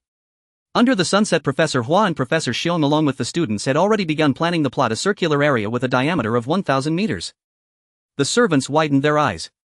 This garden is surprisingly large. Look at your lack of ambition. Qin Fu rolled his eyes at the servants. It's obvious you all come from small places and have never seen the world. The servants lowered their heads in shame and began working as instructed. One student directed 4 servants, and their work efficiency was indeed quite impressive. In just one evening, the land was cleared. As for Qin Fu, he didn't understand these things, and once the servants started working under the students' guidance, he strolled back to the refinery to chat with his old friend. Said, during this time, several devices in our oil refinery have been modified into seawater desalination units. We won't have to worry about fresh water here in the future. Said excitedly told Qin Fu. The simplest way to obtain fresh water is to heat it. Just boil the seawater, and what comes out are water vapor, which can then be condensed into fresh water. Moreover, it will be the purest distilled water.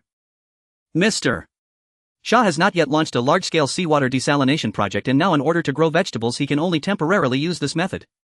Fortunately, Mr. Shah doesn't lack energy. Burning oil to power the boiler will suffice. Great. Finally, I can take a hot shower every day. Qin Fu also became excited. Said was taken aback. Hassan, are you going to use precious fresh water to take a shower? Of course, I just want to take a shower. I won't use soap or body wash, and I can water the plants with the water after. Coming from a later era, not taking a shower before bed truly made him uncomfortable. Now the freedom to use water is finally going to be realized. Suddenly Qin Fu felt that life was quite good. Working at night and sleeping during the day. After a week's time, the film was laid in the circular vegetable garden. The servants thought they could finally take it easy, but unexpectedly they were immediately assigned to open up a second vegetable garden. Since they were idle anyway, they might as well open more plots for vegetables. Professors Hua and Xiong took turns supervising, one during the day and the other at night, tirelessly monitoring the conditions inside the film, temperature, humidity, etc. Recording data every hour. Behind them, several students followed to observe the conditions under the film. 1 day, 2 days, 3 days. A week passed and everyone began to feel anxious. Teacher, according to the rules the scallions should have sprouted by now, but why is there still no movement? Zhao Ergang's tone was filled with anxiety. The climate here is different from back home, so perhaps we need to wait a bit longer. Don't worry, it might take 10 days or so for slower growth. Professor Hua remained calm. On the 8th day, the 9th day, the 10th day. Finally, after 10 days, the scallions finally broke ground, sparse and weak, akin to severely malnourished children. Teacher, the scallions have come out, but in this state they clearly can't grow robustly. That night, Professor Xiong's student Meng Fanqing spoke up. Yes, there is indeed a problem.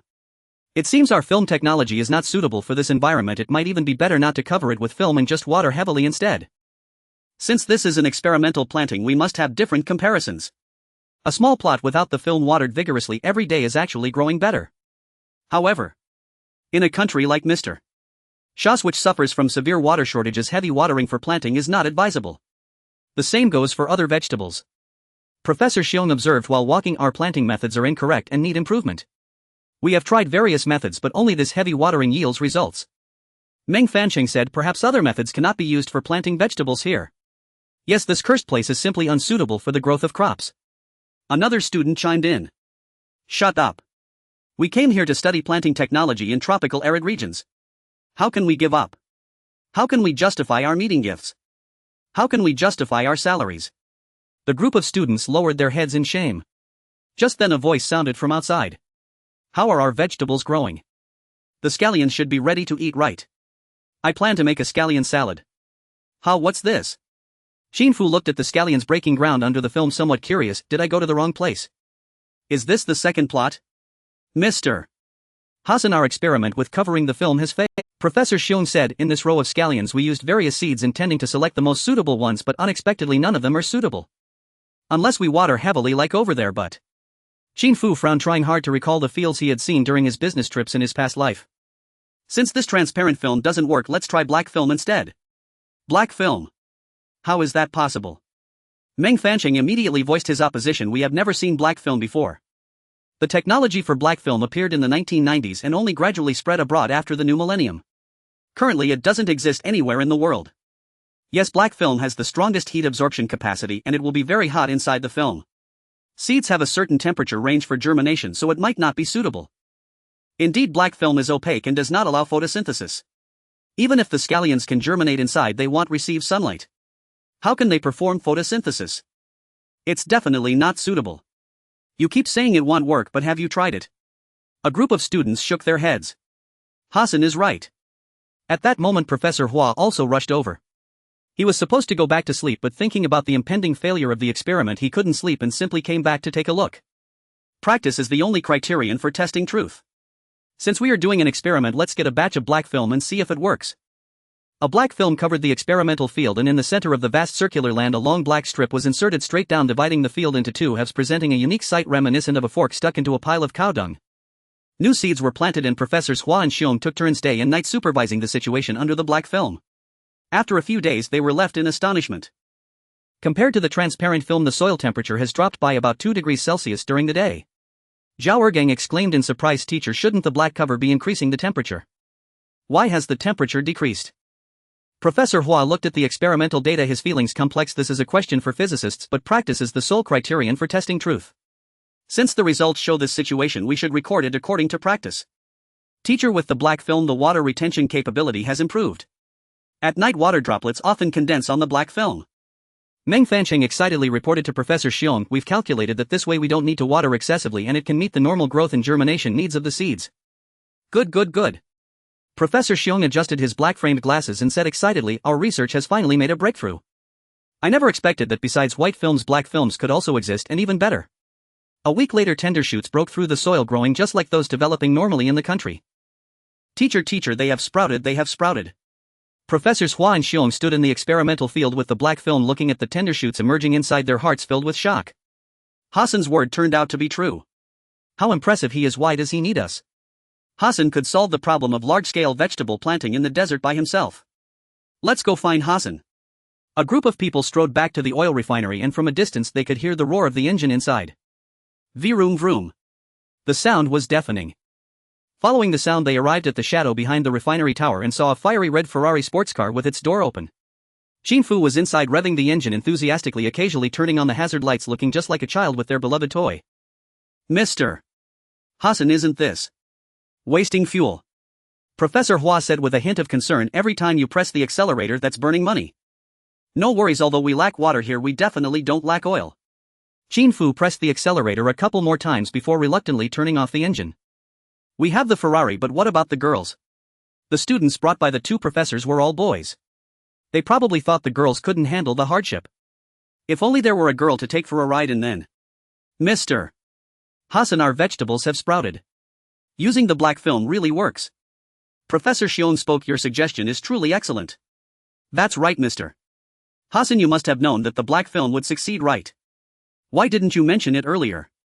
You're so impressive, yet you came to us."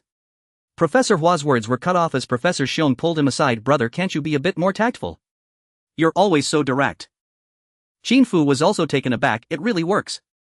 Qin Fu truly didn't know that the black film was effective. After all, the transparent one didn't work and he had to think of other methods. In his past life he had seen black film being laid in fields, so he casually suggested it, not expecting it to actually succeed. Indeed, it works. The black film has strong water retention, lower soil temperature, and recent data shows it also retains nutrients well. It's simply the best choice for planting in the desert. Lower soil temperature. Wasn't it said that covering with black film would increase the temperature? The group exchanged glances. Meng Fancheng hesitated for a moment and spoke up. "Mr. Hassan, I was wrong that day. I shouldn't have dismissed your statement without practical evidence. I apologize." Looking at Meng Fancheng's sincere expression, Qin Fu waved his hand. "I didn't mean to blame you. I'm just curious about what's really going on. The black color absorbs sunlight without reflecting it, meaning it absorbs photons. From this perspective, black should indeed have a warming effect, but it increases only the temperature of the black material itself, such as this black film. However, the things covered by the black film receive less solar radiation due to the absence of light, resulting in less heating. This is akin to someone who dislikes sunlight closing the curtains in their bedroom to keep sunlight out. The soil covered by the black film maintains a temperature that is 1 to 3 degrees Celsius lower than that covered by the transparent film throughout the entire growth period. With a lower temperature, the root systems of the plants can grow better, especially for vegetables like tomatoes, beans and bell peppers, which grow even better. This can increase yield by 10% compared to using a transparent film. Of course, no one knows this yet, as globally only here has black plastic been used as ground cover. It will only spread after the 21st century.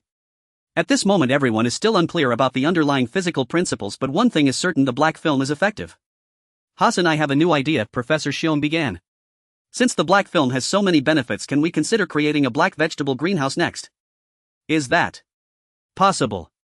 Plant growth requires photosynthesis, and if you cover it with darkness, what can grow besides garlic sprouts? Let's envision using two types of films: a transparent film covering continuously while the black film is used from noon until sunset to block the strongest sunlight while the greenhouse remains closed to retain moisture. Everything is aimed at reducing freshwater usage. If that's the case, we could give it a try. Good, then let's try dividing the experimental field covered with black film into 20 sections to explore the most suitable planting techniques.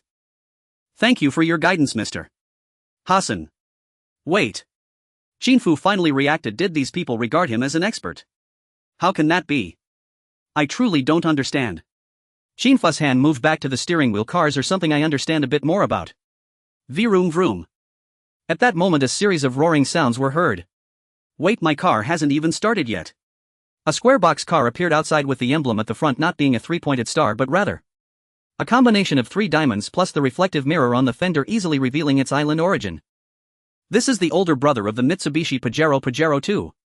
Several people got out of the car and they were all familiar faces. Sala proudly introduced. Come, let me introduce you. These two are agricultural experts from the island. This one is Gangmen Chang and this one is Koizumi Saburo. They are here to guide you in your planting. This guy, as expected, is still not giving up and has come here to cause trouble. Moreover, with Prince Masher absent, this Salala is also a prince with authority. He insists that the 2 agricultural experts from the island must stay behind for guidance. Qin Fu glanced at the sun overhead, which was at its zenith. Great, let's go. Guiding us in planting. That would be wonderful. Qin Fu looked at the 2 of them and spoke in the island language. Gentlemen, come, I will take you to see the experimental field. Gongmen Chang and Koizumi Saburo exchanged glances and nodded all right. Professor Hua and Professor Xiong wore complex expressions. What does it mean? Are they taking these 2 out? Is it to see the experimental field? The experimental field is our most secret place. How could we let these ill-intentioned islanders see it? Back in the country, the 2 already knew what Gongmen Chang and Koizumi Saburo were like. They had been trying to obstruct the Eastern project all along. Now, they actually want to see the results of our hard work. However, this result was guided by Hassan, who was still in charge. If he says to take the 2 along, then so be it. There was no way to refute it, and they could only watch as Gongmen Chang and Koizumi Saburo opened the car door and planned to get in. Gentlemen, there's no need to take the car, we can walk there. Well, go through the factory, it's the shortest distance. Walk. Gongmen Chang seemed a bit troubled. They usually took a car when going out and did not want to walk. Yes, walking there, how? You wouldn't want to walk a few steps, would you? The car cannot go there if it damages our experimental field. We can't afford the responsibility. All right. Gongmen Chang and Koizumi Saburo exchanged glances, then nodded. If we have to walk, then let's walk. Hassan is also walking on 2 legs. After walking a few steps, Qin Fu turned to someone. Your Highness Salala, would you like to accompany us for a stroll? No need. Do you have a refrigerator here? Get me a bottle of drink. Sure, Arya. Qin Fu called out to his servant. Take good care of His Highness. Yes. Arya hurried over and warmly ushered Salala into the room. Watching the direction the several people were walking, Professor Hua and Professor Xiong finally felt relieved. The experimental field is on the east side of the factory and these people came from the north. Hassan led them through the factory area to the south, indicating that he had no intention of taking the 2 to the experimental field. What was being chattered just now was incomprehensible. Hassan spoke deliberately in the island language, suggesting he had ulterior motives. The 3 walked along the road of the abandoned oil refinery with occasional shade along the way still bearable. However, once they left the refinery, the scorching sun outside baked the entire land and the ground felt like a hot skillet. Sweat flowed continuously from their foreheads and Gongmen Chang and Koizumi Saburo kept wiping their sweat while gazing into the distance. An endless wasteland. Where could they see a hint of green? Mr. Hassan, is the experimental field here? Yes, just ahead. Follow me, we will reach it soon. Good. I must say the Arab robe is indeed the best clothing for desert natives, keeping the body well covered so there's no fear of the scorching sun. Even the checkered cloth on the head serves a good shading effect. In contrast, Gongmen Chang and Koizumi Saburo in their suits were completely out of place in this environment. Mr. Hassan, how much farther? Almost there. Mr. Hassan, why are we not there yet? You two are really too slow. Qin Fu cast a glance at the two. Aren't you agricultural experts from the island? How could you not even walk this short distance? It makes sense since you come from a tiny island. How could you ever see the vastness of our kingdom? If you can't take it anymore, we can go back. No, we can persevere. The two certainly wouldn't go back just like that. They came here to see how to grow crops in a tropical arid region. If they could learn something useful here and publish a paper upon returning, that would be an academic achievement. Forget it, it'll take you on a detour. That way it might be shorter. Detour, and it could be shorter. The two were a bit confused but continued to walk forward with Qin Fu. 10 minutes, 20 minutes, half an hour. The oil refinery was no longer visible behind them. No, I can't walk anymore. Mr. Hassan, how far is this experimental field? Soon. Let me see. Hearing Qin Fu's exclamation, both were startled. What happened? Where are we? What? The two were completely stunned. They were lost. It's all your fault. Instead of taking the main road, insisting on saying you can't walk, making me lead you through the back road. Now. I don't even know where we are. What to do? Baka. Gongmen Chang shouted, then directly lay down in the shadow behind the sand dune. Can't walk anymore, truly can't walk anymore. Fuck. Koizumi Saburo surprisingly knew some English, but his tone sounded very strange and he too lay down. How about this? You two rest here for a bit while I go look for the right path. Saying that, Qin Fu set down his water bottle. It's too hot in this desert, you two drink a few sips. All right. Yours, hurry up. Qin Fu's figure disappeared into the distance. The two were indeed very thirsty, and without caring whether Qin Fu had any infectious disease, they opened the water bottle and gulped down. Koizumi, leave me a few sips. The water bottle was nearly empty. The acute thirst of the two seemed to ease a bit, so they continued to lie down and wait. 10 minutes, 20 minutes, half an hour. Suddenly a gust of wind blew something that landed on Gongmen Chang's face, waking him from his previous daze. Had he actually fallen asleep? But what was that thing that stuck to his face? A plastic film. This meant that the experimental field was nearby. Koizumi, wake up. Koizumi Saburo woke up and glanced at his watch. It was already 4 o'clock in the afternoon local time. Had he really just slept for 2 to 3 hours? Where is that Hassan? Why hasn't he come yet? I don't know, should we wait a bit longer? Could it be that he can't find us? Upon saying this, both shuddered, looking at the vast wasteland around them. Were they really going to be stranded here? A breeze blew by, but the two did not feel the warmth of the hot wind. Their bodies were cold. How about we follow Hassan's footprints and look for him? Gongmen Chang swallowed hard. Okay. Suddenly his stomach made an embarrassing sound. Gongmen Chang looked around. Perhaps there was some wild grass or something to eat. As an agricultural expert, could he really starve in the wild? The sun gradually tilted to the west and Prince Salal was growing increasingly impatient in the air-conditioned room. Why haven't they returned yet? What are they doing? I don't know, they should be back soon, Your Highness. Please wait a moment, Arya said with a beaming smile. Gongmen Xiang and Xiaoqian Sanlang could speak English, and the elites accompanying Xia were also fluent in it. Therefore they came without a translator, resulting in Qin Fu babbling in his island language to Gongmen Xiang and the others, leaving everyone else utterly confused. Now as the sun descended and they still hadn't returned, Prince Salal grew anxious. These two experts were invited by him, he couldn't just leave them behind. Not good. Not good. At that moment Qin Fu rushed in, his voice hoarse as he exclaimed, the two agricultural experts from the island got lost in the desert. What? Salal immediately stood up, saying, Hassan, is this your doing? Your Highness, you're wrongfully accusing me. We the people of Xia have always been hospitable. How could I possibly do such a thing? Qin Fu looked aggrieved. These two wanted to see the scenery right after they arrived, so I had no choice but to take them out.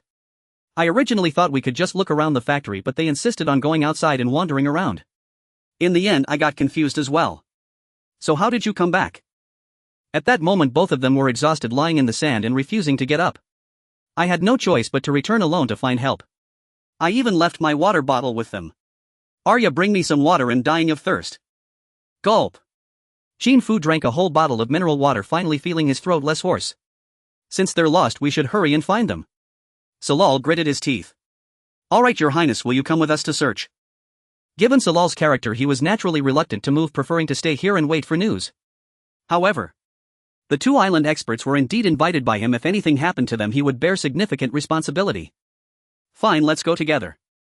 Thus over 100 servants followed Qin Fu and the others out to search. Teacher, should we go too? Zhao Ergang asked Professor Hua. No need, our task is to guard the experimental fields. Professor Hua shook his head. Moreover, it's evident that Hassan lost them on purpose. Why should we go? However, Hassan really is ruthless. Those unfortunate souls were thrown into the southern desert. How could they possibly come out alive? Even if they did, they probably wouldn't want to set foot in Sha again. With over 100 servants searching, would they find anyone? Of course not, they would only trample the original footprints into chaos. When night fell, Qin Fu and the group finally arrived at the resting place of Gong Menxiang and Xiaochen Sanlang, picking up the water bottle on the ground with a heavy heart. These two are really something. I told them to stay put and wait for me to bring help, yet they unexpectedly ran off. This is troublesome. Your Highness Salal, should we split up to search? I'm tired and not going anywhere. Salal panted. Let your servants find them. Oh, and leave 10 servants to roast a sheep for me. Cough. I'm not doing this for food, I'm trying to guide you in a direction. In the darkness, a bonfire was the most prominent sight. Roasting a sheep over the fire was merely a side note. No one could refute Prince Salal's reasoning. Qin Fu left Arya and 10 others to take care of Salal and took the rest to search. In the dark, the flashlight beams scattered and shouts continued to ring out. Mr. Gong Menxiang. Mr. Xiaochen. Efforts are made by man, success is determined by heaven. We have done our best. If we really can't find them, it cannot be blamed on us. Despite his exhaustion, Qin Fu searched back and forth. When his flashlight swept under a sand dune, he vaguely saw 2 figures lying there motionless. There's nothing here, let's try another place. After a night passed, everyone was utterly exhausted. When Qin Fu returned to the oil refinery with the servants, he saw Prince Masher with a serious expression. 2 island agricultural experts came to Sha for inspection and ended up missing. This was definitely a significant matter. Upon receiving the news, Prince Masher rushed over overnight, his gaze complex. Sigh, it's all my fault. If I had just ignored the 2 island agricultural experts. At that moment, Qin Fu felt extremely guilty and spoke out about the incident. So this has nothing to do with us. They brought this upon themselves. We, the people of Sha, have always been hospitable. We've always strived to meet our guests' requests. Who would have thought? Sigh, I don't know why Prince Salal invited 2 agricultural experts from the island. Isn't that just causing us trouble? Hassan, this matter is not your fault. We have always been hospitable. I just suspect. At this moment, Prince Masher had a vague suspicion in his mind. Just then a voice came from outside Masher.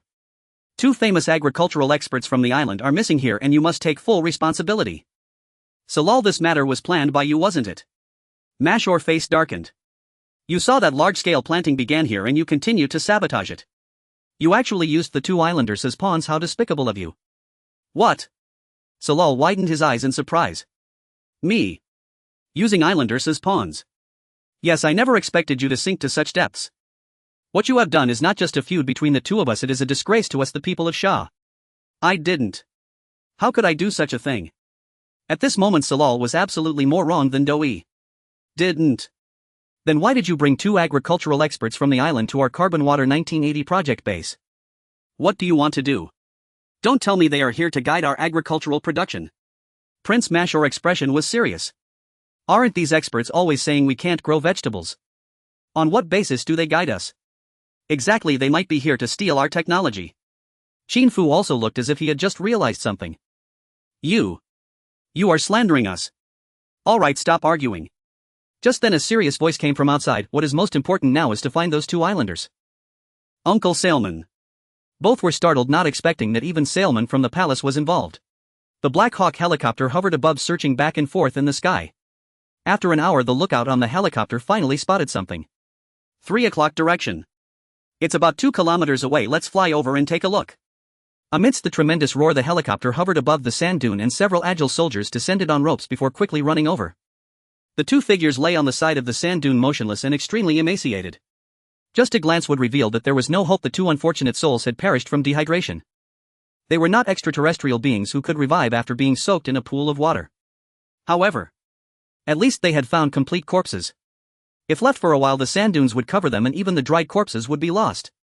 The rescue vehicles on the ground quickly arrived to transport the 2 bodies away, and this area returned to its previous tranquility. What agricultural experts! They can't even save themselves, fools.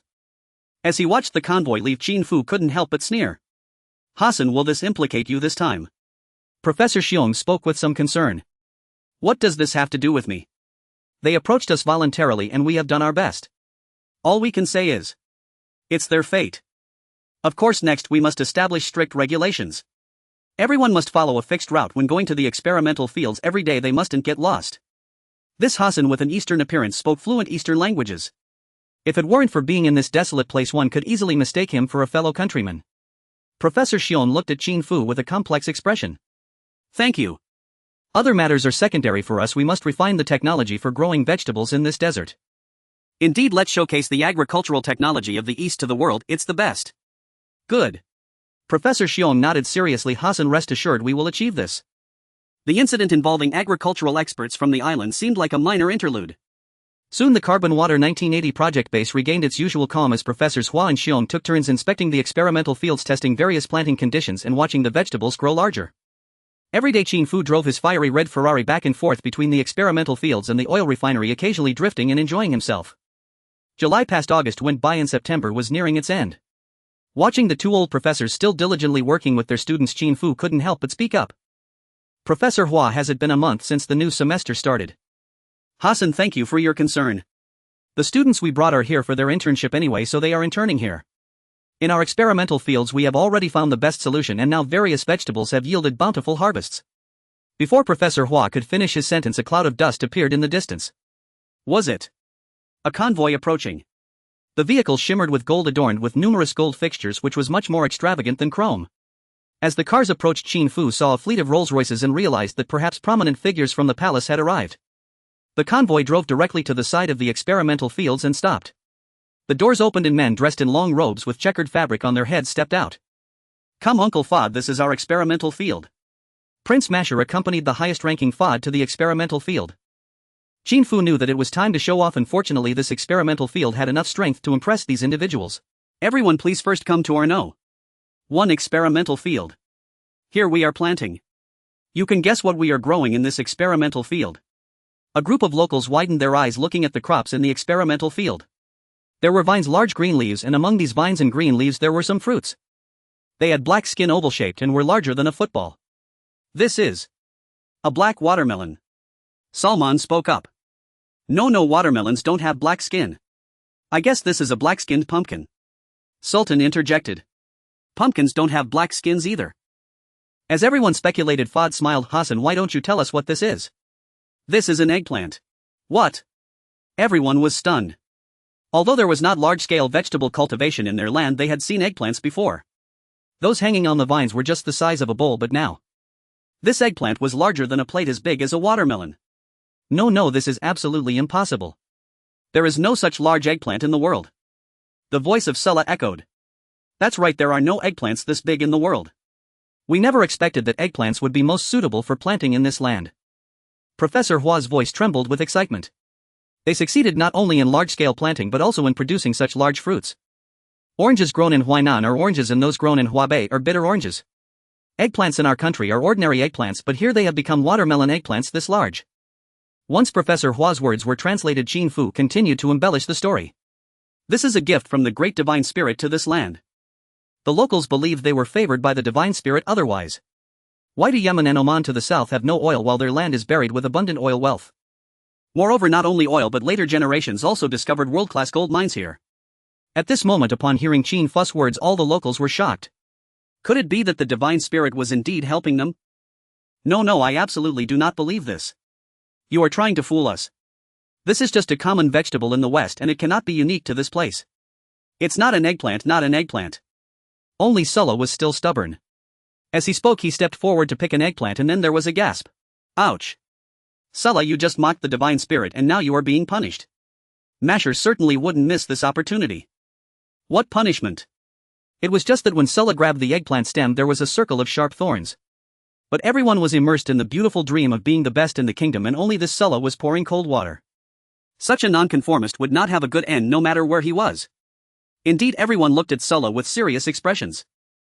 Since the incident with the agricultural experts from the island, Sulla, the originally most outstanding prince, had fallen out of favor and now he dared to shatter everyone's beautiful dream. Such a nonconformist would not be welcomed anywhere. Your Highness Sulla, it's easy to identify whether this is an eggplant. Let's cut one open and show everyone. If you all stay for lunch today, we can have potato stew with eggplant. Qin Fu said as he gestured to Aliyah. Crack! Arya cleanly snapped the eggplant from its vine, its gourd-like size cradled in his arms, and placed it upon a small wooden board before the group, then drew out a fruit knife. The dark purple skin parted beneath the blade, revealing tender ivory-white flesh.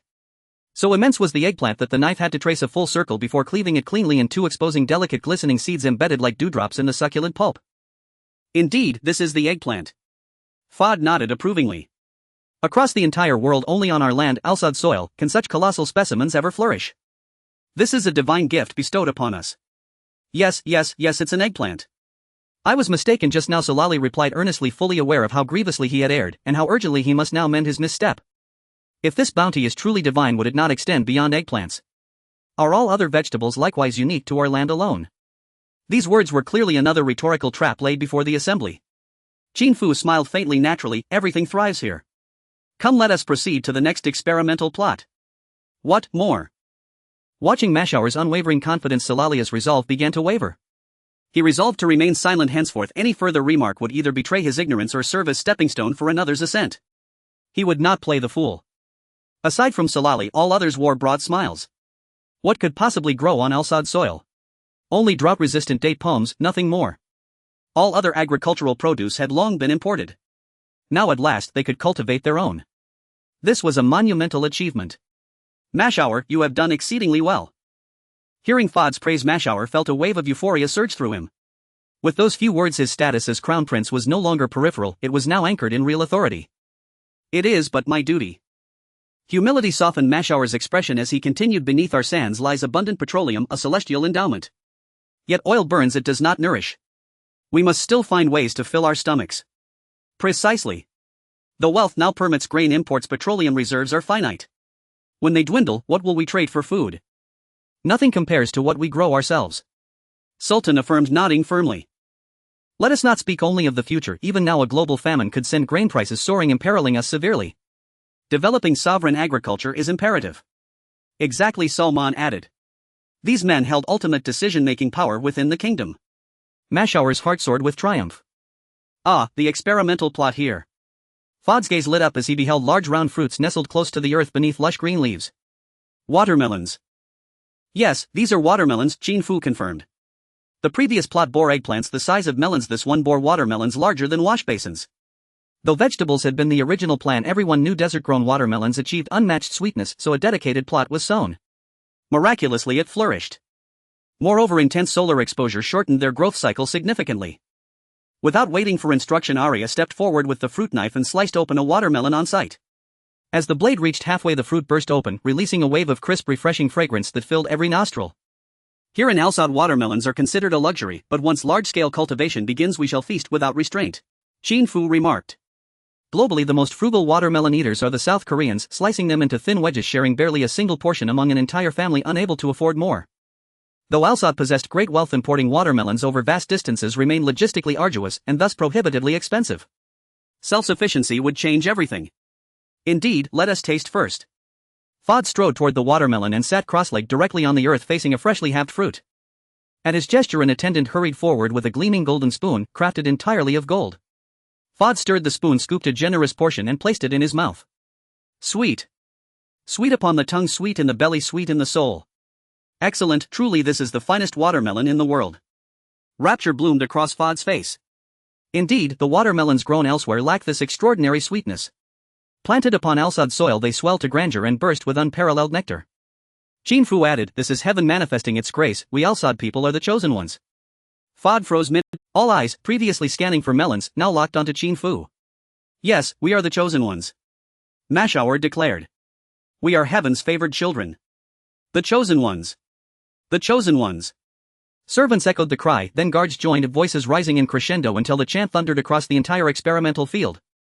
Amidst the roaring chorus, Fod turned reverently toward the holy city and bowed deeply. Qin Fu sighed inwardly. Daily prostration was the most tiresome ritual here, yet unavoidable, especially with Syed ever at his side. To abstain would mark him as a glaring outsider. Now every soul present, except the Easterners, mirrored Fod's gesture in unison. The chosen ones. Solali too raised his voice and bowed, but inwardly ceded to Mashour, that sycophantic flatterer. No, he could not allow matters to spiral further down this path. He must counterattack. His eyes darted sharply around the field, then settled upon the drip irrigation pipes. Once the crowd rose, Salalia's expression turned solemn and reverend. Mashhour, you have rendered our nation an extraordinary service. Your deed shall be remembered by all. Mashhour instantly grew wary. This man had always opposed him. Why such sudden deference? Where there is anomaly, there is danger. How much fresh water does this experimental plot consume? We employ the most water-efficient irrigation methods. Mulch film seeding and other innovations reduce total water usage to half or even less of conventional farming practices. Then precisely how much? For instance, how much water does one such giant watermelon require on average? Meeting the expectant gazes of the assembled dignitaries, Qin Fu glanced helplessly toward Professors Hua and Xiong. Let us express it per mu of land.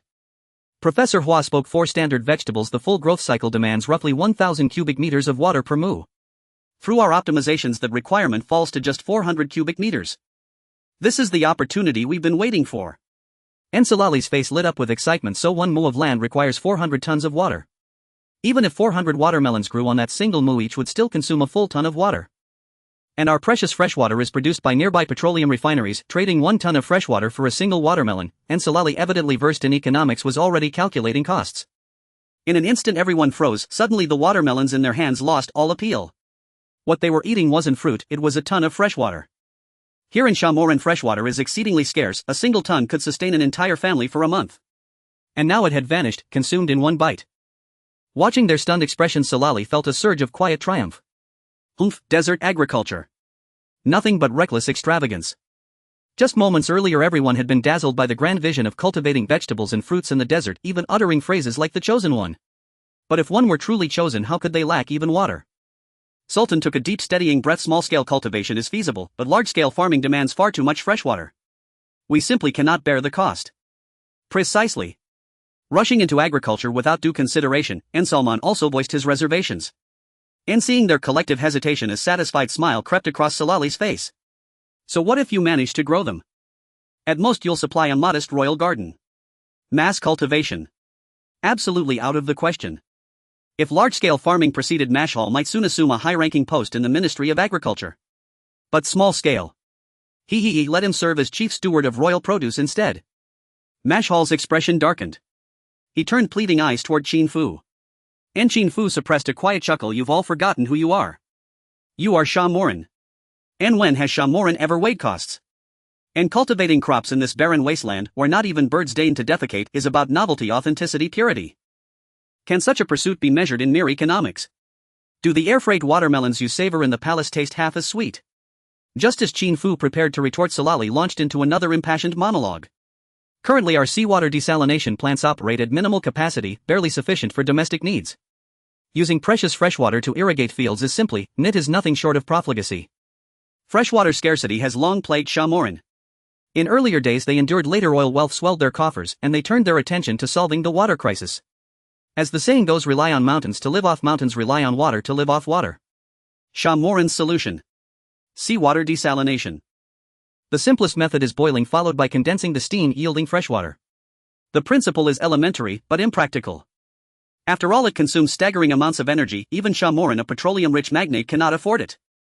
Thus internationally flash evaporation prevails. Seawater is first heated to 150 C, then introduced into expansion evaporators where vapor volume surges and pressure plummets, facilitating rapid condensation. Crucially, this expansion typically occurs within steam turbines simultaneously generating electricity while producing freshwater. Since the 1960s, Shamoran has employed flash evaporation, the global standard, yet the necessity of heating remains, rendering it economically inefficient. Such precious desalinated water must never be squandered on watermelon fields. As Salali spoke, his gaze drifted toward the distant decommissioned refinery, its smokestack belching thick black fumes as boilers burned ceaselessly, desalinating seawater solely to nourish these experimental plots. Mashhour's eyes dimmed when suddenly a voice cut through the silence. Desalinating seawater. Hardly a monumental feat. Let us journey eastward once more to import the most advanced desalination technology from the East. Hassan, what did you say? That the East possesses the world's most advanced desalination technology? And preposterous. Why not? Without those Eastern experts, could we have harvested such abundant produce? And what did the Western experts claim? Qin Fu spoke calmly. Agricultural yield reflects agronomic excellence, but seawater desalination tests a nation's industrial prowess. The East. Impossible. And everyone knew the East was a backward agrarian nation. Perhaps its success in growing watermelons in the desert stemmed only from superior farming techniques. But desalination hinges on industrial capability, not agriculture. The East. Utterly incapable. And Professor Xiong, His Excellency Salali asserts the East lacks industrial sophistication. What is your assessment? Professor Hua's expression hardened the East alongside the United States and the Soviet Union possesses a fully integrated industrial chain, the only three nations on Earth capable of such self-sufficiency. For decades foreigners have viewed us through distorted lenses. Not complete industrial chain means manufacturing every component, from a single screw to the final assembly, entirely in-house. Europe boasts prestigious brands, Mercedes-Benz, BMW, yet do they possess such comprehensive chains? No. Their mantra is global supply chain. To capitalists, production migrates to wherever profit margins dwindle most until eventually the Soviet Union collapsed, American industry outsourced, and only the East remained with a fully sovereign industrial ecosystem. Before Professor Hua could continue, Professor Xiong tugged discreetly at his sleeve. And brother, yes, we do possess a complete chain, but that doesn't guarantee leadership in desalination technology. Hassan places blind faith in us, and Professor Xiong's subtle gesture did not escape Salali's notice. He nearly scoffed, then paused, eyes narrowing as a new scheme crystallized. Is that so?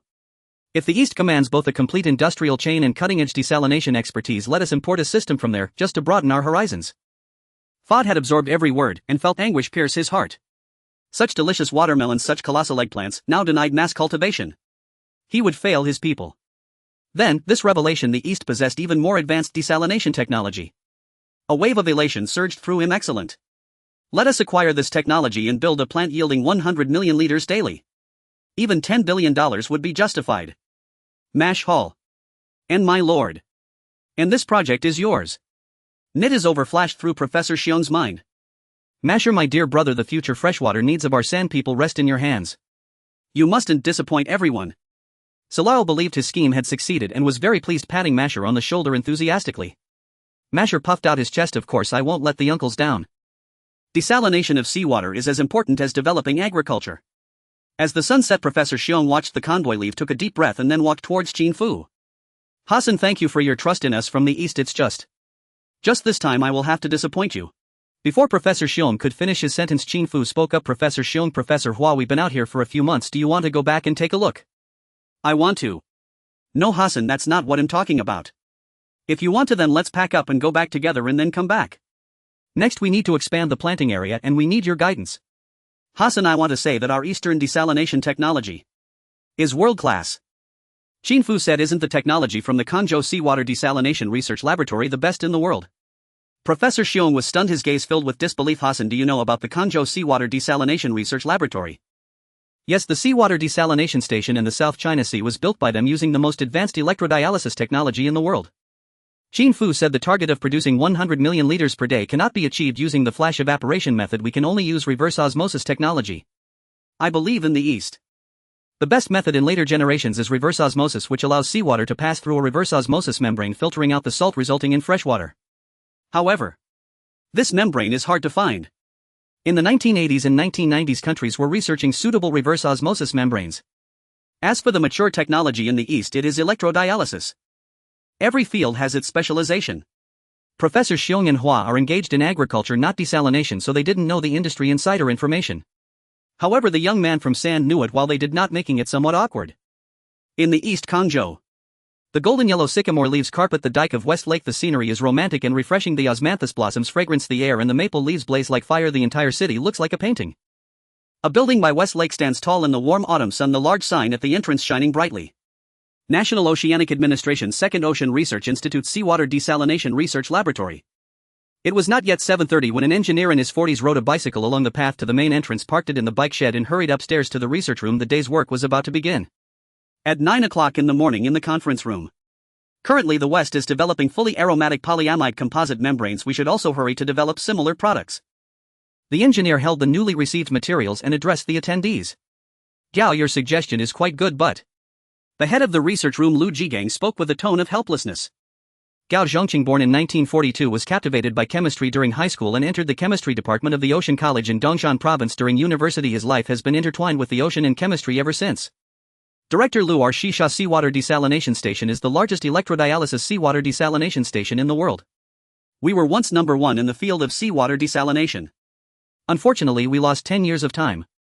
Now that the country is back on track, we should hurry to develop and not let the West surpass us. Speaking of this, Gao Zhongcheng's eyes were filled with urgency. Gao Zhongcheng was fortunate to be in a good era. As soon as he graduated from university and started working, the National Science and Technology Commission organized a national seawater desalination campaign gathering elite talents from various disciplines such as water treatment, analytical chemistry, materials chemistry and fluid mechanics, successfully creating marine-specific microporous filter membranes, establishing the world's largest electrodialysis seawater desalination station. That was a nostalgic era where everyone shared the same goal and worked hard together. It was from that time that Gao Zhongcheng dedicated his life to the cause of seawater desalination. The West could not master electrodialysis technology, so they decided to bypass this technical route and turn to reverse osmosis membrane technology. We cannot fall behind either. Indeed, we were once number one in the world, but that was because we concentrated the country's elites on this project, and now our main task is to develop the economy. Lu Jigang's side, starting new projects requires a significant amount of funding. Gao Zhongcheng realized isn't the higher-ups allocating us funds. Lu Jigang smiled bitterly. Not only will the higher-ups not allocate us funds, but they are also planning to cut our research budget. In the future, everyone may only have basic salaries. No, absolutely not. Gao Zhongcheng said if we don't work on it now, we will fall behind the United States. Our country has vast sea areas and many islands. When we need seawater desalination equipment in the future, are we going to buy it from the West? The higher-ups mean for us to use existing technology. Reverse osmosis membrane technology is more advanced. By the time this technology appears, our current technology will be completely obsolete. Gao Zhongcheng's face bore unwillingness. Director Lu, we need to report to the higher-ups. Please ask the higher-ups. It's not just us, even the Institute of Computing at the Chinese Academy of Sciences lost a large amount of funding for integrated circuit research. The military is also enduring. When Lu Jigang spoke of these matters, he too felt helpless. It was an unavoidable situation. Bang! At that moment, the door was suddenly pushed open from the outside and someone rushed in excitedly. Good news, good news. Xiao Wang, what is it? I just received a call from the higher-ups. Foreigners are interested in our seawater desalination technology and want to discuss cooperation with us. The foreigners proposed a specific target, which is to require a desalination volume of 100 million liters per day. What? 100 million liters? This is definitely a big project. If it goes well, we can make a fortune. With money, we can fund the research on reverse osmosis membranes. Thinking of this, everyone present was filled with excitement. Great, great. How much should we ask for? You guys think if we ask for $1 million, will the client agree? Definitely not. The client isn't foolish, but our RD project probably needs at least $1 million. Let's start with that. If the client thinks it's too much, we can lower it a bit. The scorching sun illuminated the experimental field, casting light on the busy figures. We leave the day after tomorrow, so we need to take good care of the experimental field these 2 days and arrange the work for our time away. Professor Hua said while working. Don't worry, Yelia and the others have learned everything. You should pack your bags and prepare to go home. There's nothing to pack. We still need to return first. Prince Masher will come today to personally distribute the pay. Distributing pay. Everyone was filled with excitement. The tall oil refining tower cast a large shadow and several tables were moved into this shaded area piled high with a mountain of money. Thank you for your hard work. Without your efforts, there would be no Carbon Water 1980 project. Normally we would distribute salaries monthly, but since carrying cash isn't convenient, we've delayed it until today. Standing beside the table, Prince Masher exclaimed excitedly, first of all, on behalf of the Dog Consortium, I want to thank you for your diligent work. As he spoke, Prince Masher placed his right hand on his left chest and bowed. The crowd was moved. After all, he was a prince, so respectful to the talented. Next we will distribute the money. Professor Hua, Professor Xiong, each of you will receive 500,000. As Prince Masher spoke, he began to move the small mountain of dollars. Bang! A bundle of dollars was brought down and placed on the red satin cloth beside it. Bang! The second bundle was placed on top. Everyone's eyes widened at this spectacular scene. In fact, it would have been entirely possible to open a bank account for everyone and transfer the money internationally, but how could that reflect the style of the Dog Consortium? Distributing cash is what shows true wealth. Bang, bang, bang. The third, fourth, and fifth bundles. 5 bundles of dollars were placed on the red satin cloth. Then the servant Sager wrapped them up and lifted the $500,000 with both hands. Professor Hua, this is for you. Professor Hua was so stunned he couldn't speak for a moment. Qin Fu beside him said, Professor Hua, take it. Hassan, my salary isn't this much. According to the original agreement as a professor, my monthly salary is 30,000. It's not yet 4 months, and even with compensation it wouldn't exceed $120,000. Now unexpectedly he was given 500,000. As an old professor who didn't value money much, Professor Hua felt the cash was too hot to handle. Well, part of it is salary and part of it is a bonus. You successfully opened the experimental field for us at the dog consortium, and what you grew is larger than what's grown outside. Thus the bonus must be substantial. Hurry up and take it. If you don't, it would imply disrespecting Prince Masher. Qin Fu said this while taking the money from Sager's hands and placing it in front of Professor Hua. No, of course not. It's just. Before he could finish his sentence, seeing Qin Fu about to let go, he had no choice but to take it. This money felt heavy. On the other side, the second bundle of 500,000 was already prepared and Qin Fu did the same, distributing it to Professor Prince Masher looked at Qin Fu with satisfaction and said, Hassan, you've worked hard during this time. This 500,000 is yours. The third 500,000 is ready. Qin Fu was so excited. The dog consortium is indeed powerful. He also earned 500,000. Beside him said, found it amusing. What was Hassan busy with? Half the time he was sleeping and the other half driving his Ferrari, just passing by the experimental field. Next, it's our students, each will receive 200,000. Zhao Ergang Meng Fan Chang. They took the money feeling like they were floating. In their home country they could never earn this much in a lifetime. Even the translator Su Xiaoman received 200,000, holding the heavy dollars and casting a grateful look at Qin Fu. Said, come, it's your turn.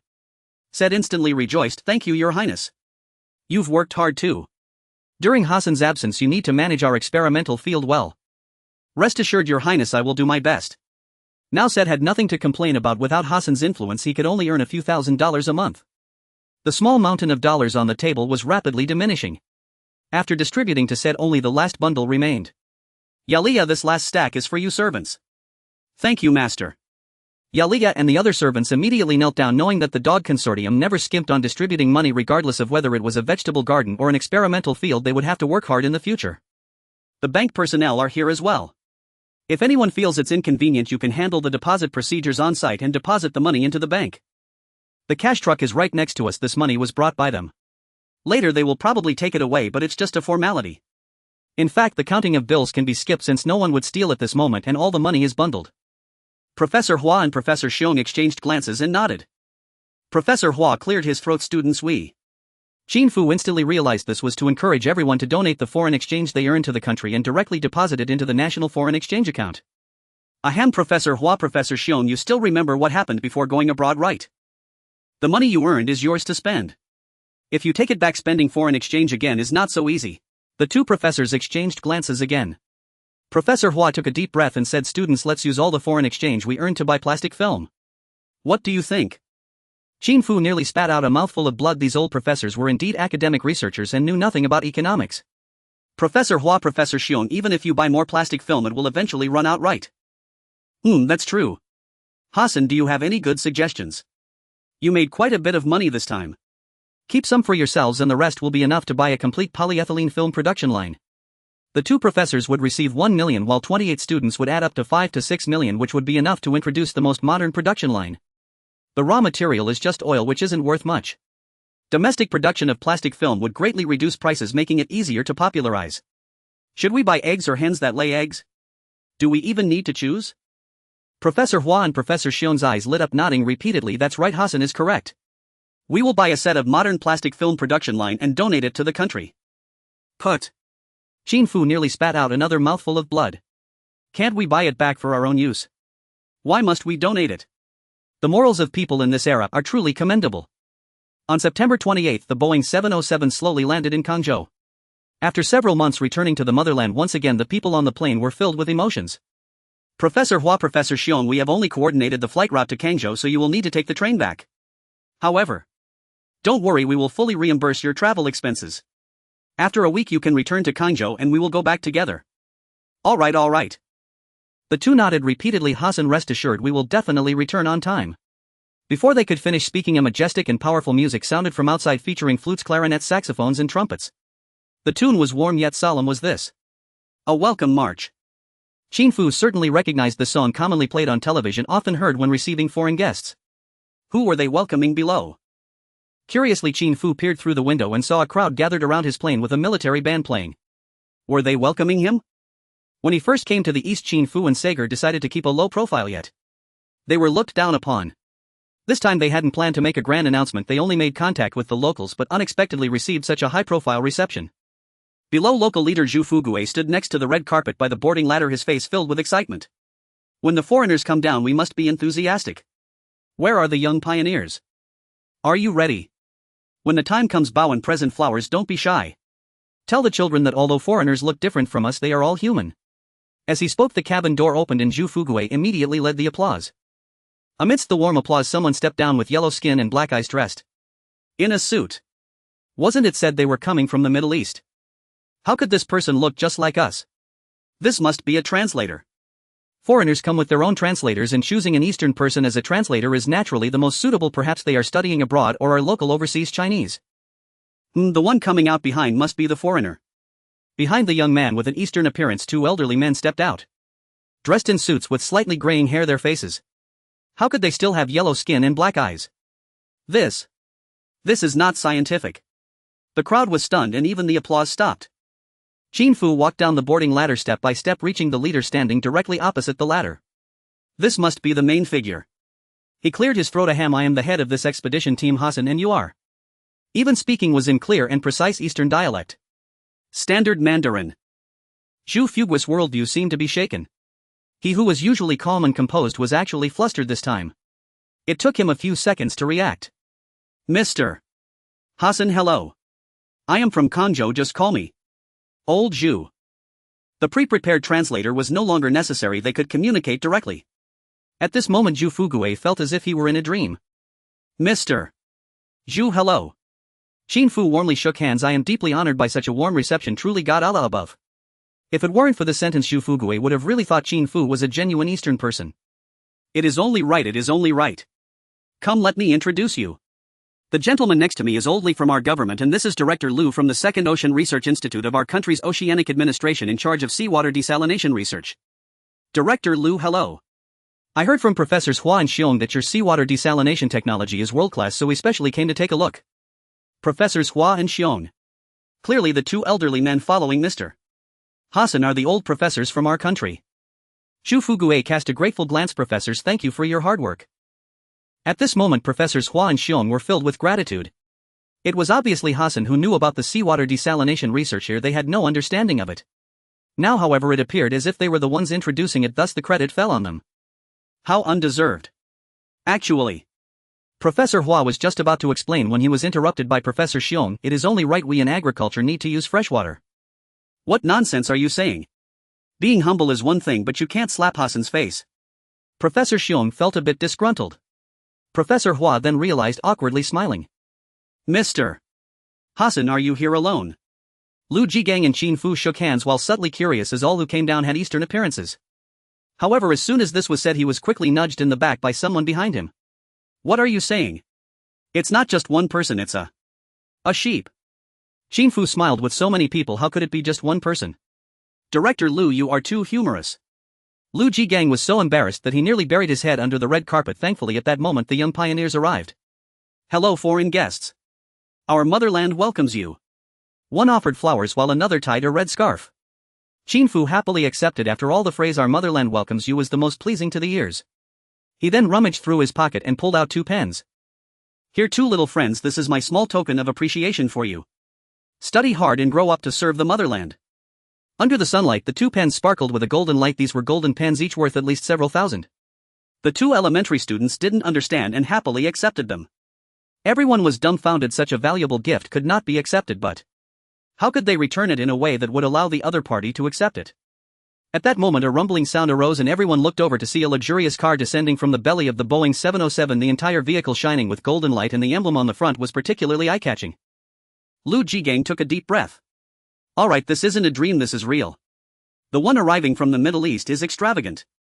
As the car approached, Muhammad stepped out and opened the car door with his gloved hand. Mr. Hassan, please get in. Everyone felt awkward again. The reception ceremony had long been prepared, specifically arranging a Hongqi car to receive the foreign guests. They hadn't expected the guests to bring their own car, and it was a world-class luxury vehicle, a Rolls-Royce. What to do? At this moment Qin Fu's gaze had already noticed the convoy parked nearby. Muhammad, you drive our car following behind the convoy. I will ride in the car with the red flag.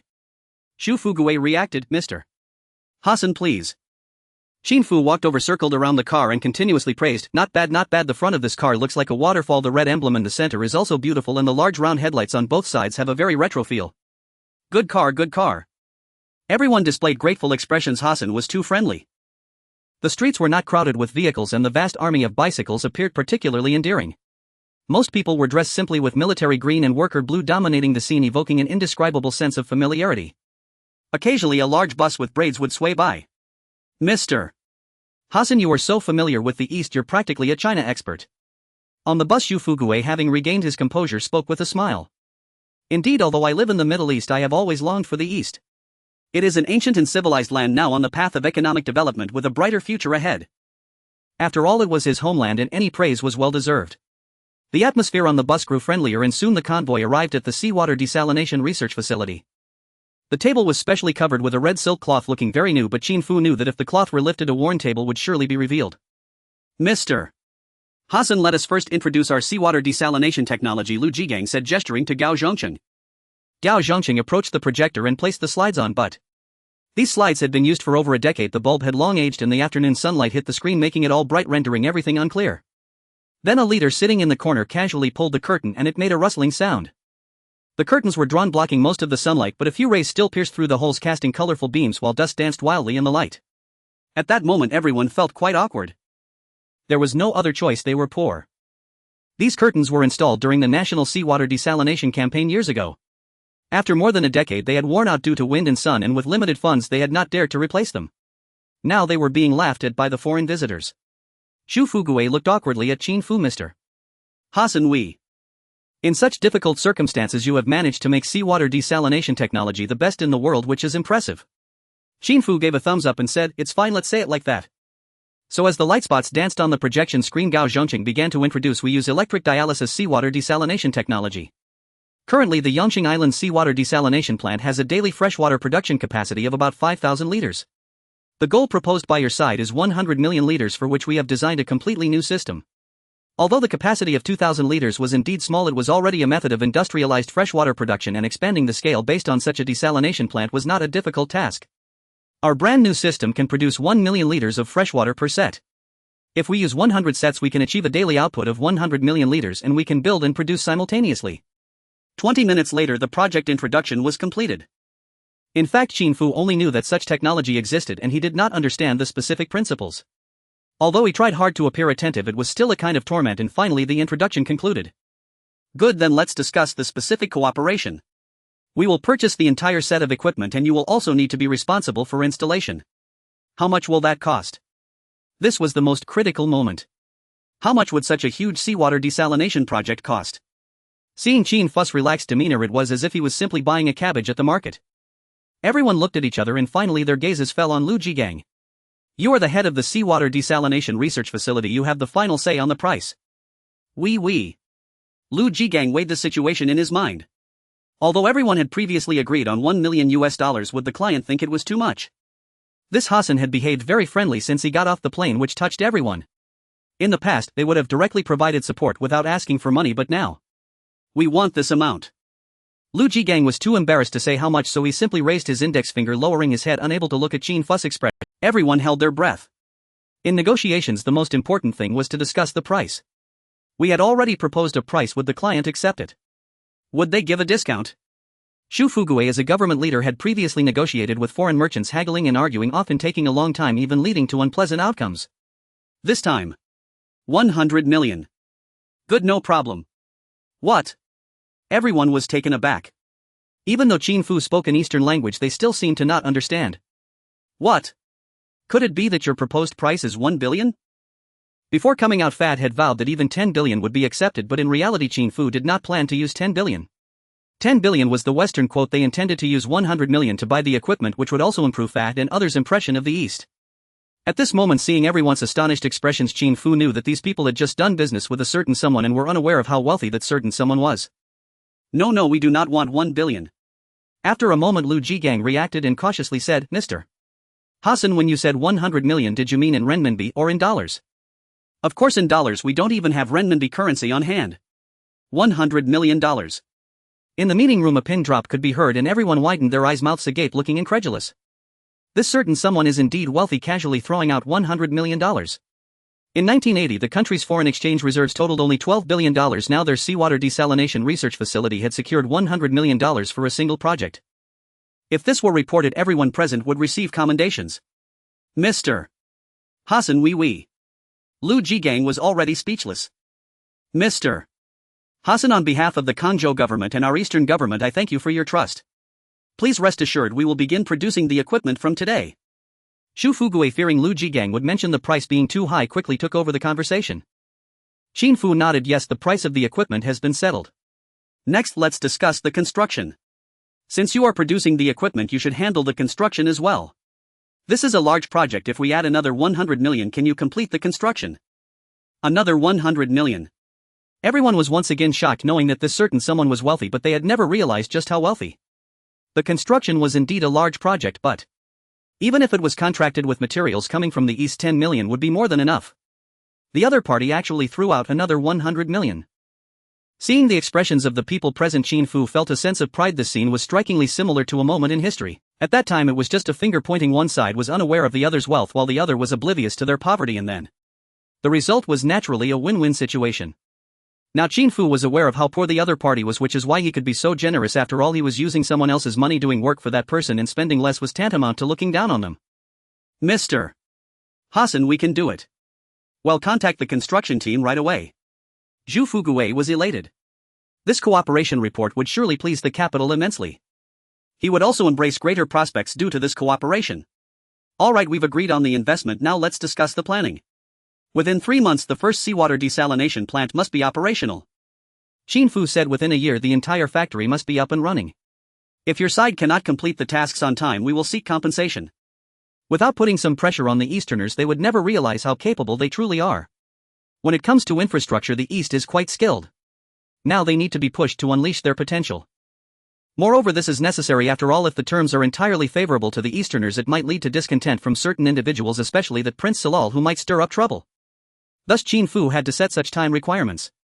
No problem, we guarantee to complete the tasks. Xu Fugui puffed out his chest, thinking it wouldn't be hard. If necessary, they could just mobilize more manpower. At that moment everyone was still recovering from the shock of two $100 million deals, while Qin Fu had already stood up. I have a draft contract ready. Please review it over the next few days, and if there are no issues, sign it. A week later I will bring the contract to His Highness the Prince, so please do not delay. With that, Qin Fu took out the contract. He didn't want to bring a large entourage to the east. Aside from the crew on the private jet, he only brought one Muhammad, but this wouldn't affect the cooperation as he had already brought the contract before departure. Someone had a partnership with many Western companies, and once he brought one back and made modifications, it could serve as the contract for the seawater desalination project. He left a few days for them to review the contract, and he must avoid getting caught up in lengthy applications and approvals. Qin Fu was well aware of the efficiency of work in this era. During these days Qin Fu could admire the beautiful scenery of Kanzhou and savor the local delicacies. With money and status in hand, his main task now was to enjoy life. Mr. Hassan, what will you do in these days? No need to worry about me, I will just walk around and see the sights. We will send someone to accompany you. No need. Having someone follow would feel very uncomfortable, it's much better to travel alone. Even Muhammad didn't necessarily need to tag along, having him as a burden would attract too much attention. That won't do, you are the most distinguished foreign guest. Really, there's no need. Director Lu chatted with me at the airport and I prefer to be alone. Lu Jigang felt quite awkward. Mr. Hassan, next we will review the contract. You must be tired from your long journey, let me personally escort you to the hotel. Seeing that Qin Fu indeed didn't want to continue the meeting here, Xu Fugui spoke up. All right. Not allowing this guy to take him to the hotel was certainly not an option, so he agreed. The Shihu Xinshin Hotel, established in 1913, is a classic establishment offering both dining and accommodation. Although it lacks a presidential suite, the best room was reserved for Qin Fu. Opening the window, he could enjoy the beautiful scenery of West Lake. By sneaking out the back door, he could easily visit the lake without any entrance fee. While Qin Fu was enjoying life, a group of people in the conference room were busy reviewing the contract left by Qin Fu. The contract was quite thick. It was over 100 pages long. Moreover, it had 3 language versions: Arabic, Chinese, and French. Studying it was quite a headache. By the way, didn't Hassan bring along Professor Hua and Professor Xiong? Those individuals have already done business with someone, they must have experience. Let's bring them over. That's right, they also brought a translator, which is perfect. Hurry and find them. After a dozen minutes, Lu Jigang helplessly hung up the phone. They have already taken the train back to Northwest Agricultural University. The next day, at the railway station in the Guangzhou Plain. After more than 10 hours of bumpy travel, everyone finally returned to the familiar city. Looking around and breathing in the fresh air, everyone was immensely excited. We are back, finally back. This sunlight isn't as harsh and this air doesn't feel so suffocating. This is truly a place for people to live. Amidst everyone's exclamations, a voice rang out from across the way. Welcome home, everyone. Secretary Pan. Professor Hua and Xiong saw Pan Shibo and felt somewhat disgusted. Why was this person here? The dean went to the capital for a meeting. I represent our university in welcoming you back home. Pan Shibao wore a sincere smile on his face. Since there were students present, the two professors couldn't create any conflict with Pan Shibo and could only force a smile. Thank you. Come on, we've specially hired a bus, let's all ride back together. Where are your luggage? Why is there only this little bit? Before departing, each person only brought one suitcase, but now that they were back, why did everyone still have just one suitcase? This didn't make sense. What's the matter? Professor Hua frowned. Did you not bring anything like refrigerators, color TVs, or washing machines during your trip abroad? In this day and age, going abroad is not easy. If someone gets the chance to go abroad, countless people would come asking for them to bring back items, especially color TVs, which are definitely in high demand. Professor Hua cast a disdainful glance at Pan Shibao. No. Alright students, let's get on the bus. Professor Xiong called to everyone also to lighten the atmosphere. Soon an old Huanghai bus carried everyone back to the university. On the bus, Pan Shibao looked at a nearby student with a smile. Meng Fanqing, you must have had a hard time living abroad, right? You look tanned. It wasn't hard at all. It was so tough earning only 50 cents a day. That person is really stingy. I've heard they are rolling in wealth over there. How could it be just 50 cents? Meng Fanchang's eyes widened. When we returned, we earned a full. His voice was somewhat loud and everyone on the bus heard him. Meng Fanchang. Professor Xiong's voice rang out. Is going abroad such a small matter that you need to show off?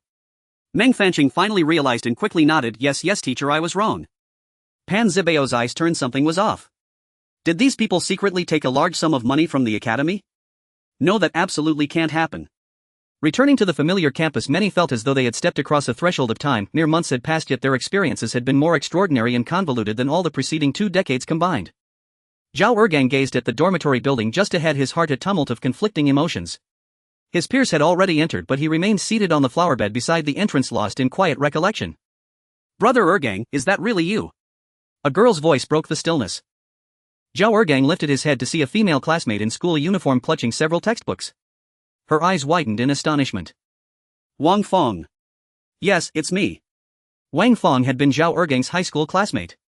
After the national college entrance examination was reinstated, Zhao Ergang enrolled in university immediately. Wang Feng, however, had taken the exam 3 times before finally succeeding this year. There was nothing shameful in that. During those years, crossing the narrow bridge of competition was like leading an army through a gauntlet. University campuses teemed with students in their 30s and 40s. Brother Ergang, as soon as I got into university, I came looking for you. They told me you'd gone abroad. Have you just returned? Ma'am. What perfect timing. Come on, Brother Ergang, I'll treat you to dinner. Well. Before Zhao Ergang could decline, his dormitory mates approached. Go ahead, Gangzi, Wang Feng's come looking for you countless times.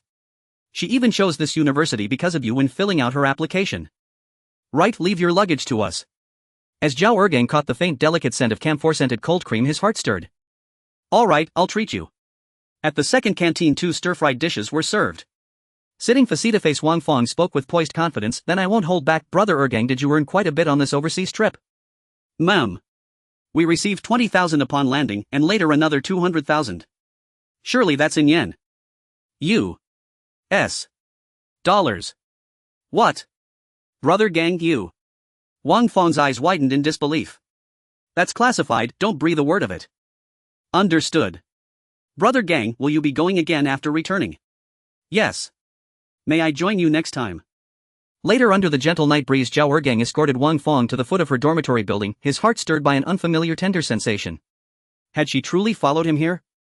He resolved then, he must never betray her trust. Wang Feng climbed upstairs and entered her dormitory only to be instantly surrounded. Xiao Feng, was that your white horse prince? He's so dark. It's just sunburn. Working abroad isn't easy. Still, we earned well 220,000 U.S. dollars. What? The next day in the conference room, let's welcome Professors Hua and Xiong back to campus with warm applause. After the applause faded, Secretary Pan Shibao continued. President Yu remains in the capital attending meetings, primarily to secure funding for our West Agricultural University. Professors Hua and Xiong, you are both veteran faculty members. Surely you'd consider contributing to our university's future. Secretary Pan, what exactly do you mean? We don't understand, Professor Xiong said, frowning. You've just returned from abroad having earned a fortune. Each student netted over 200,000 yuan. Between the two of you, your earnings must be at least double that. Gasps filled the room. 200,000, that's no trivial sum. Exactly, we're severely underfunded at West Agricultural. This money would perfectly fill our budgetary gap. Hearing the murmurs, Professor Hua's expression darkened. Fortunately, Hassan's warning had come in time otherwise. Professors Hua and Xiong, we fully appreciate your hardships abroad, so here's our proposal: keep 10% for yourselves, the remaining 90% goes to the university. Agreed. Seeing consensus form, Secretary Pan Shibao inwardly rejoiced. With the president absent, securing millions in funding as secretary would be a monumental achievement. No. Stunned, Pan Shibao blurted, Professor Hua, you live and eat on campus with virtually no personal expenses. What do you need so much money for? Moreover, without West Agricultural would you have achieved this success? These funds must not vanish into private pockets. Professor Hua shot Pan Shibao a sharp, disdainful glance. The money has already been spent. What? Everyone froze. Hundreds of thousands spent entirely. On what? Professors Hua and Xiong, this conduct is deeply unprincipled. Put plainly, it's selfishness. Put starkly, it's embezzlement and economic crime. Pan Shibao's tone turned grave. Hundreds of thousands, that's enough peanuts to last a lifetime. Think carefully before you proceed. Pan Shibao was confident China's reforms were still in their infancy, merely a few years old. In society, a 10th of Sandiyuan household still drew waves of envy, jealousy, and even resentment. How could anyone accept that Professors Hua and Xiong had pocketed hundreds of thousands? Fine, let's defer your matter until President Yu returns. But the students' earnings must be reclaimed immediately. The university bears responsibility for guiding them and preventing criminal behavior. No need to seek out the students, their money has been spent too. Pan Shibao was utterly dumbfounded. Just as he reached to summon campus security, something struck him as profoundly wrong. Professor Hua was famously forthright, prone to impulsive decisions, but Professor Xiong was measured, deliberate, and deeply cautious. Yet now Hua boldly declared the money spent while Xiong remained silent, watching Pan Shibao with an almost amused detachment. Something was amiss, deeply amiss. Pan Shibao turned to Professor Xiong. Professor Xiong, where precisely was this money spent? Millions, not a sum one spends lightly. Before Professor Xiong could utter another word, bang! The door burst open. A staff member rushed in breathlessly. Secretary Pan. Esteemed professors. A high-end Hongqi sedan has arrived, apparently bearing senior leadership. What? Senior leadership? Pan Shibao waved urgently. Let's go greet them at once. The Hongqi sedan halted before the administrative building and an elderly leader with silver-streaked hair alighted. Distinguished leaders, President Yu is away, but I am Pan Shibao, acting representative of West Agricultural. Before he could finish, the elder interrupted. Are Professors Hua and Xiong present? I represent the petroleum industry system and extend our deepest gratitude for your selfless contributions. He sought out Professors Hua and Xiong. Petroleum industry. West Agricultural belongs squarely to the agricultural sector. It was our duty, Professor Hua replied calmly. No, this donation involved equipment worth over 5 million US dollars. Your selflessness moved us profoundly. 5 million US dollars. Pan Shibao stood paralyzed. Such a sum would have transformed the university. Why divert it to petroleum? This investment serves agriculture directly. We urge your department to accelerate production of certified mulch film, enabling its rapid large-scale adoption across our fields. Mulch film, again mulch film. The undeveloped Kangzhou retains its original ecology. There are no towering skyscrapers apart from a few 5- or 6-story residential buildings. Most are low houses. Many 2-story wooden buildings were constructed during the Qing dynasty. Their weathered pillars and peeling doors and windows seem to narrate a long-standing history. On the streets and alleys, elderly men can be seen sitting everywhere. A grandfather with a white beard is fanning himself while tutoring 2 young children, creating a scene of joyful harmony. Such a lively place brings great comfort to Qin Fu. When he gets tired from walking, he looks for a spot to enjoy some local snacks, savoring the taste. Shihu Runjiao Restaurant. Shihu Vinegar Fish Dompa Pork Longjing Shrimp Beggar's Chicken. In front of Qin Fu there are 4 dishes on the table. He examines them closely, regretting that in this era he cannot post on social media to show off. After admiring the dishes, he finally picks up his chopsticks. The Shihu Vinegar Fish is tender and delicious, sour yet sweet, and the Dompa Pork is rich without being greasy. Just as he enjoys the feast, a pair of eyes nearby are watching him intently. To eat 4 dishes at once he must be wealthy. Qin Fu glanced over. It was a young man in his 20s, not very tall, evidently a local. After being noticed, the young man hesitated for a moment before boldly approaching. Boss, you must be from out of town, right? Is there something you need? If you're visiting Kangzhou, you should take back some souvenirs, right? I have Shihu silk umbrellas, exported goods from the state-run Kangzhou Shihu Umbrella Factory.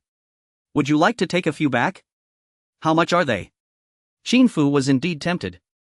The Shihu silk umbrella is world-renowned and listed in the Intangible Cultural Heritage Directory.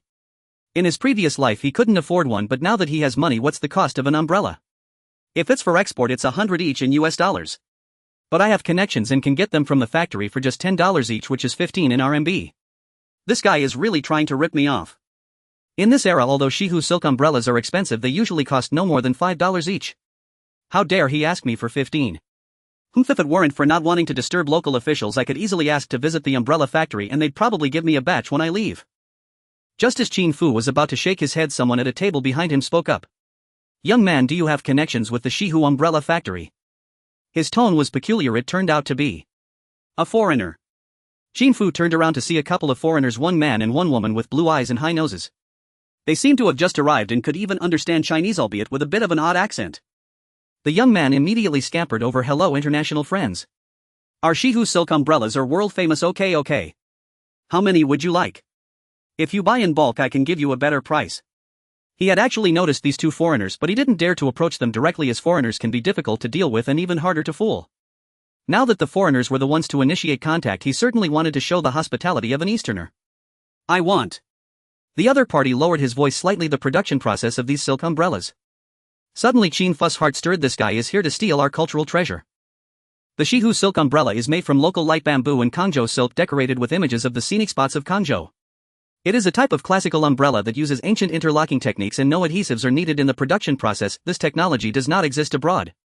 Foreigners have taken a liking to this technology and actually want to steal it back to apply for a patent and then demand royalties from us. Such shameless acts are not uncommon for these guys. Would this young man betray his country's interests? No problem. The young man slapped his chest. I have a good buddy at the Shihu umbrella factory. His skills are top-notch, but about the price. A green bill was placed on the table. This is a deposit. Once I get the process, I'll give you 9 more. The young man excitedly picked it up and held it up to the sunlight to examine the portrait. Tisk, is this Washington? Benjamin Franklin, who drafted the Declaration of Independence, has made an even greater contribution than Washington. Oh, just a moment, I'll go find my buddy. Well, be back in an hour at most. All right. An hour is a waitable time. Qin Fu leisurely ate his food, taking his time to wait. In less than 40 minutes, 2 people on bicycles arrived, one of whom was wearing a uniform from the Shihu umbrella factory, evidently hurrying over from the factory. International friends, I've brought my buddy with me. Let me introduce him. His name is Chang and Emily. Qin Fu found it even more amusing. This movie just premiered in Hong Kong and it had only been 85 years in the country, yet there were fans here. No need to say these two must be using aliases. A Chang looking a bit older, probably around 25 or 26, although named Chang was not very tall. He cautiously looked around, noticing that only Qin Fu was dining, and with no one else in the restaurant he felt relieved. I have an internal process manual from the factory. As long as you follow this process, you will definitely be able to produce them. A Chang started, but this will cost $2,000. The male foreigner glanced at a Chang. No problem, but you have to show me the process manual first. Just then a voice came from the adjacent seat. Brothers, you need to keep your eyes peeled, don't get deceived by counterfeit bills.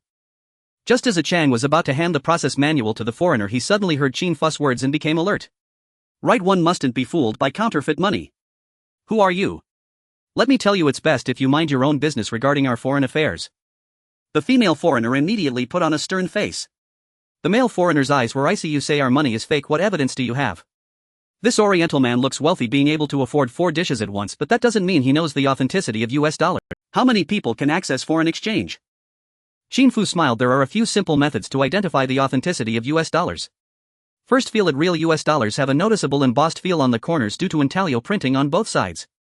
Ali quickly took out the deposit given by the foreigner and felt it. Thankfully, it had the embossed texture. Second, texture. Real US dollars are made from a special paper made from cotton and linen fibers, which makes a crisp sound when gently flicked. Ali hurriedly flicked it. Indeed, it produced that sound. The male foreigner wore a mocking expression. Everything you mentioned seems to apply to my money, right? Excellent. Brother Chang, those foreigners truly brought counterfeit money to swindle us. Ali instantly flared with anger. Hey. You two foreigners, this is utterly outrageous. Hey. Calm down. Brother Chang clenched his fists tightly. Had the man before him been an East Asian with yellow skin and black eyes, he would have already struck. I swear on my honor, the U.S. dollars I provided are genuine. The male foreigner stammered nervously. Do you trust me, a foreigner, or him, an Easterner? As he spoke, the foreigner pointed a finger at Qin Fu. Whom to trust? One was a towering foreigner, the other a fellow countryman. Naturally, they trusted the foreigner. Brother Chang and Ali turned toward Qin Fu, their gazes clouded with doubt. Qin Fu smiled faintly. I merely explained how to distinguish genuine from counterfeit U.S. dollars. I never saw the bills in your hands, especially not their serial numbers. Surely you understand now. Fine then, forget it. My mistake for speaking up. Having said this, Qin Fu turned and strode back toward his table. No, you clearly saw the bill in his hand just now. You did it on purpose, the female foreigner interjected. I didn't see it. By now the commotion had drawn a crowd of curious onlookers. What's going on? Two foreigners and three Easterners seemingly embroiled in conflict. How dare we quarrel with foreigners? Isn't that tarnishing our national dignity? Precisely. We Easterners pride ourselves on hospitality and warmth.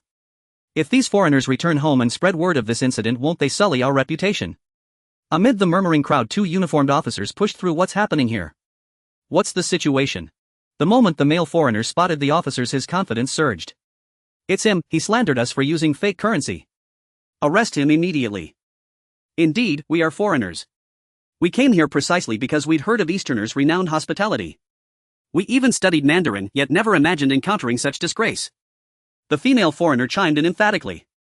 The two officers surveyed the scene, then approached Qin Fu. Comrade, would you kindly accompany us for investigation? Very well, let's all go together. Bring them along too.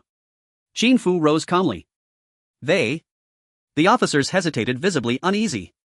What about them? Qin Fu fixed them with a steady gaze.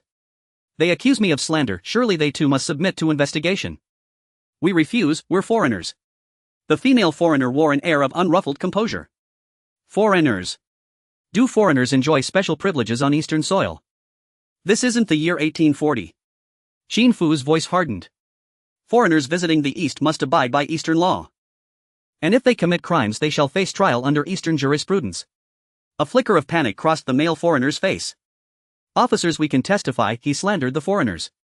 We'll gladly accompany you to bear witness, offered Ali the young man. Exactly. Brother Chang nodded vigorously. You were just deceived, and now you're aiding them. Simply because they're foreigners. Qin Fu shot them a wry glance. So you're the good ones, and I'm the villain. Then turning to the officers, and what about you? What's your decision, to treat everyone equally or grant foreigners an exalted privilege? The two officers exchanged a glance. The elder one spoke. We Easterners cherish hospitality and extend particular courtesy to foreigners.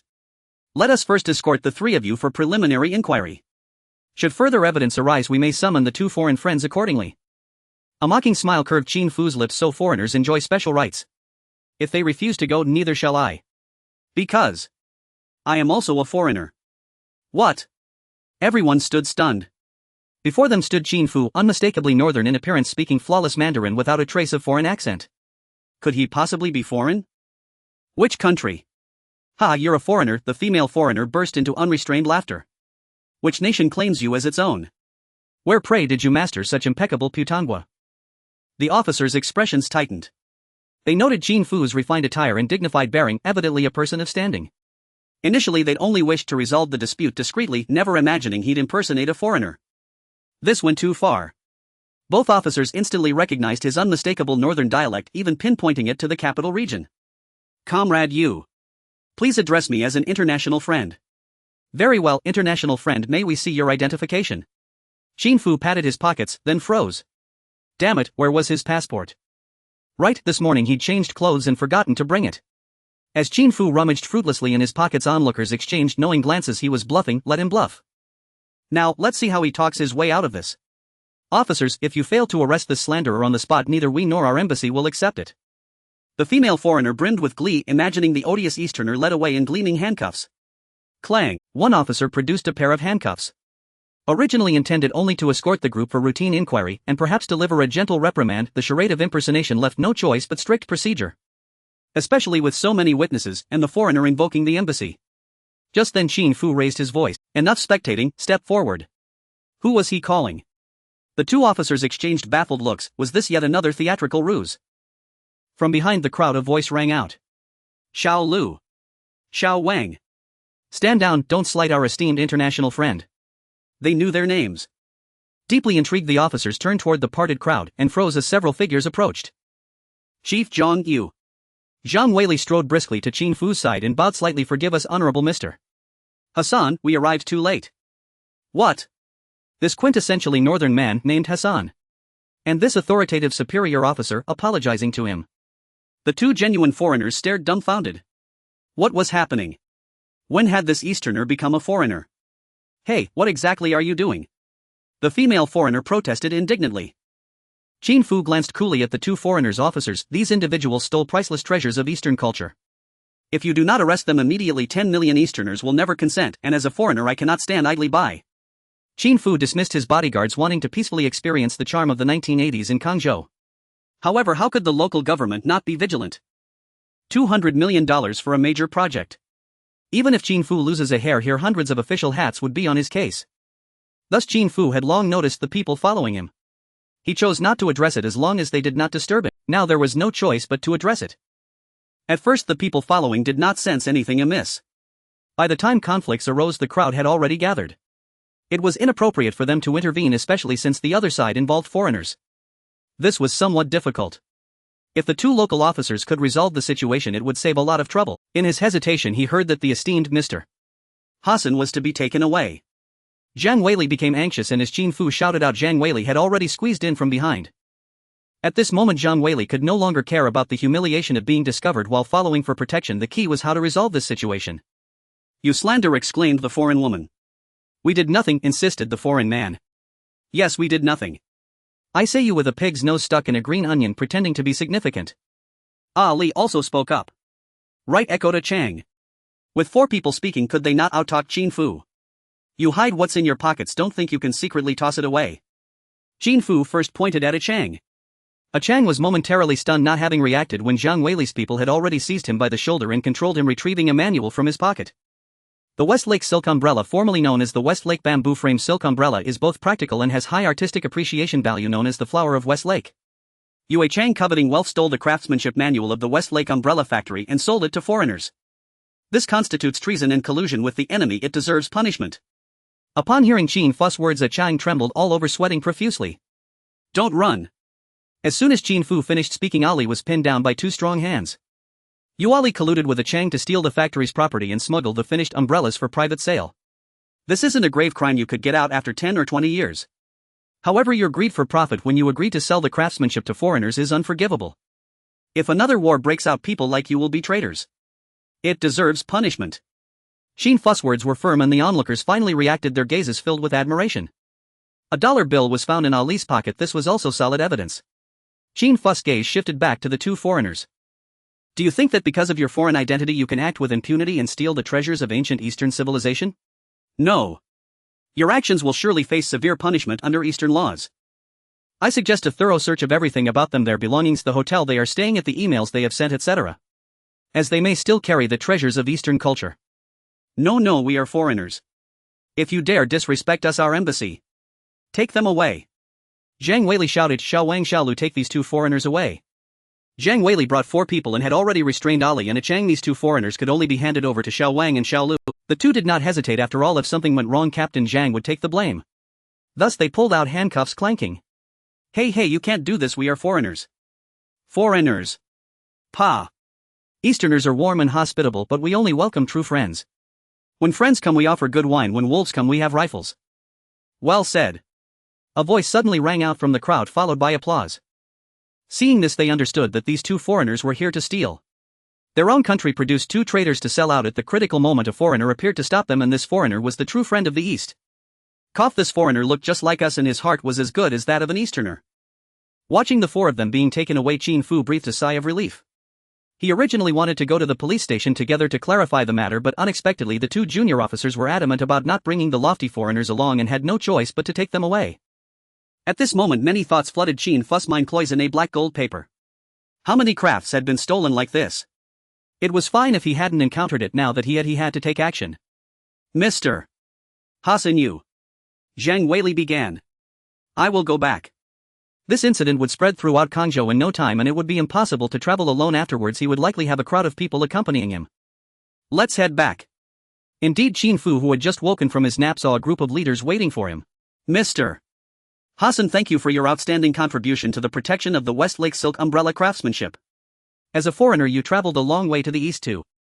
Just as the leader was about to speak a segment commemorating the late Mr. By Qin Fu quickly waved his hand. Director Zhu, please just get to the point. Ahem. Let me introduce you. This is Song Mingji, the director of our Kanzhou Westlake Umbrella Factory. He is here specifically to thank you. Song Mingji stepped forward. Mr. Hassan, on behalf of our factory, has carefully selected 100 Westlake silk umbrellas as a token of gratitude. We hope you won't find it lacking. Oh, I accept your kind gesture. Qin Fu nodded. I also have a small token of appreciation for you, please accept it. Everyone's eyes widened as they watched Qin Fu casually pull out a stack of dollars from a nearby handbag. When they arrived, they had heard that Mr. Hassan came from a wealthy place and was generous. They did not expect $10 each for 100 umbrellas would amount to $1,000, but Mr. Hassan actually handed over 10,000. No, Mr.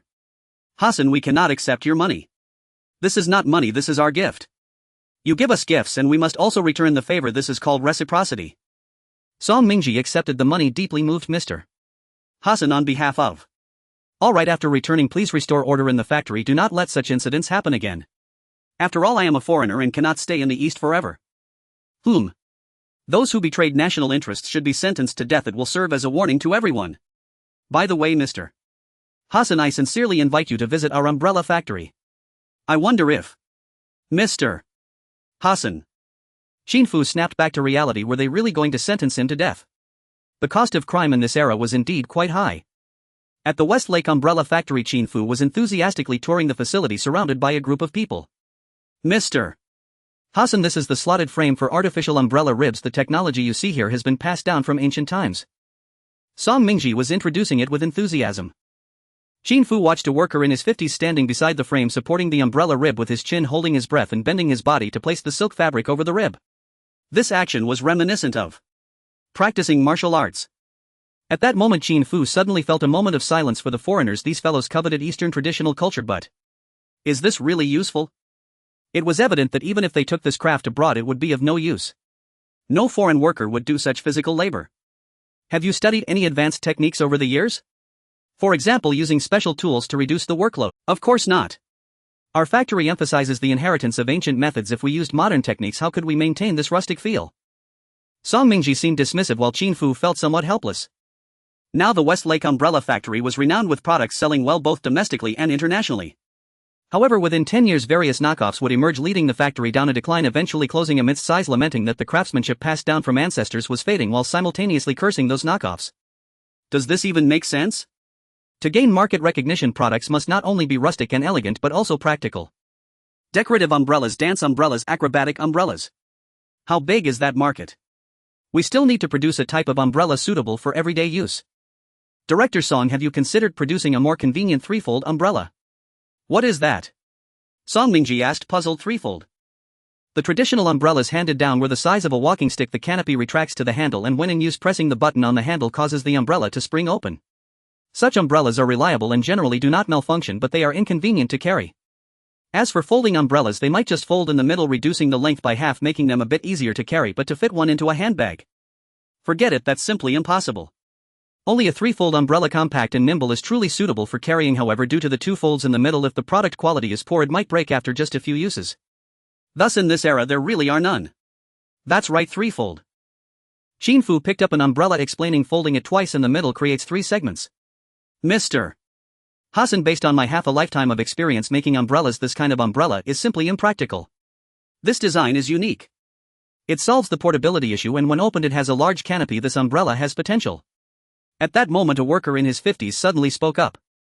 Old wine, don't speak out of turn in front of our esteemed foreign guests. Song Mingzi's face instantly darkened. Old one, you just recovered from your injury and returned to work, don't get involved in this. A co-worker beside him also spoke quietly. Old Wang. Recently injured.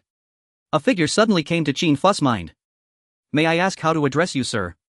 My name is Wang Bingjiang. Indeed, it was no mistake.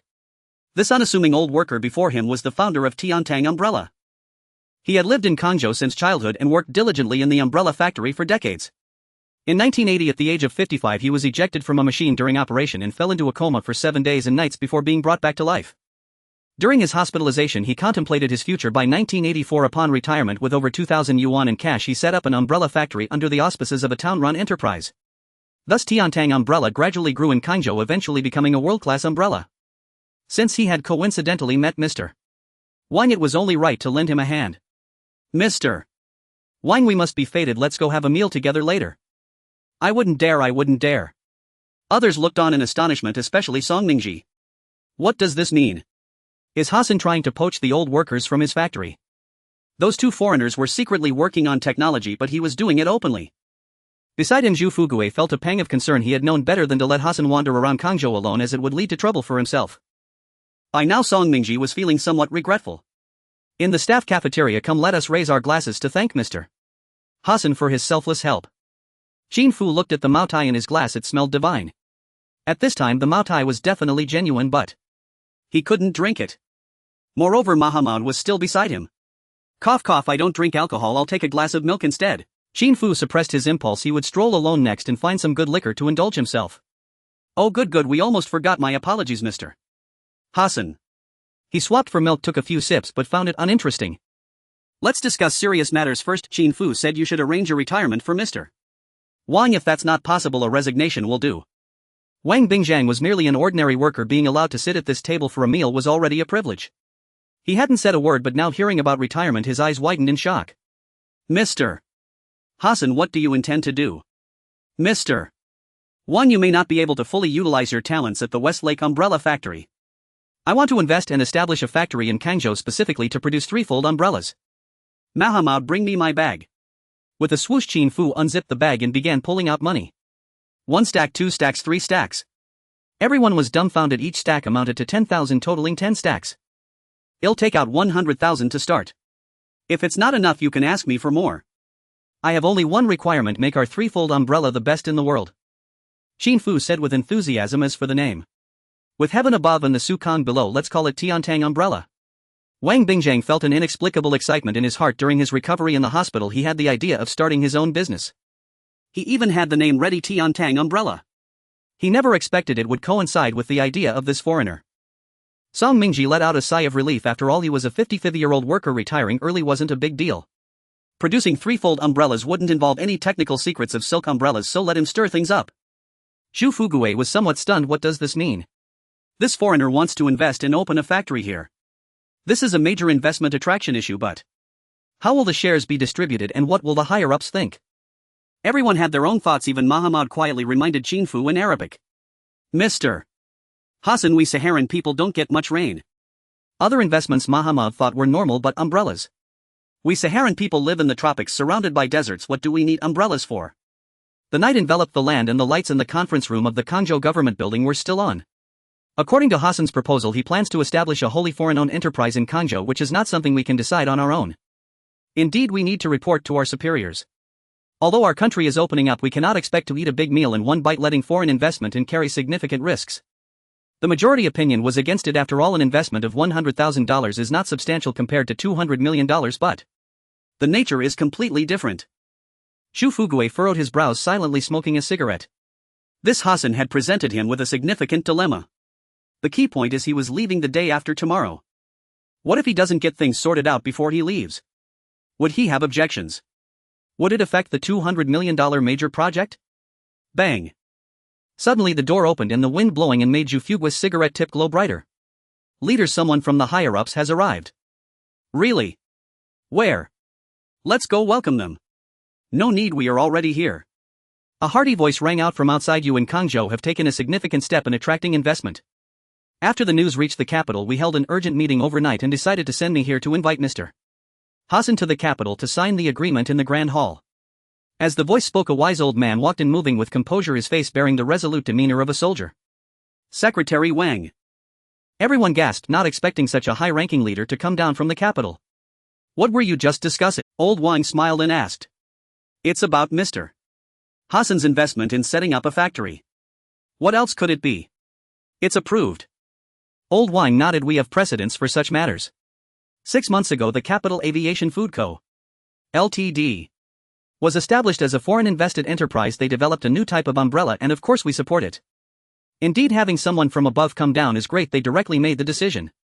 Zhu Fugue breathed a sigh of relief. In the long night, Qin Fu slept until dawn. After washing his face and brushing his teeth, he planned to take a solitary jog around West Lake. Unexpectedly, just as he stepped out, a group of people arrived.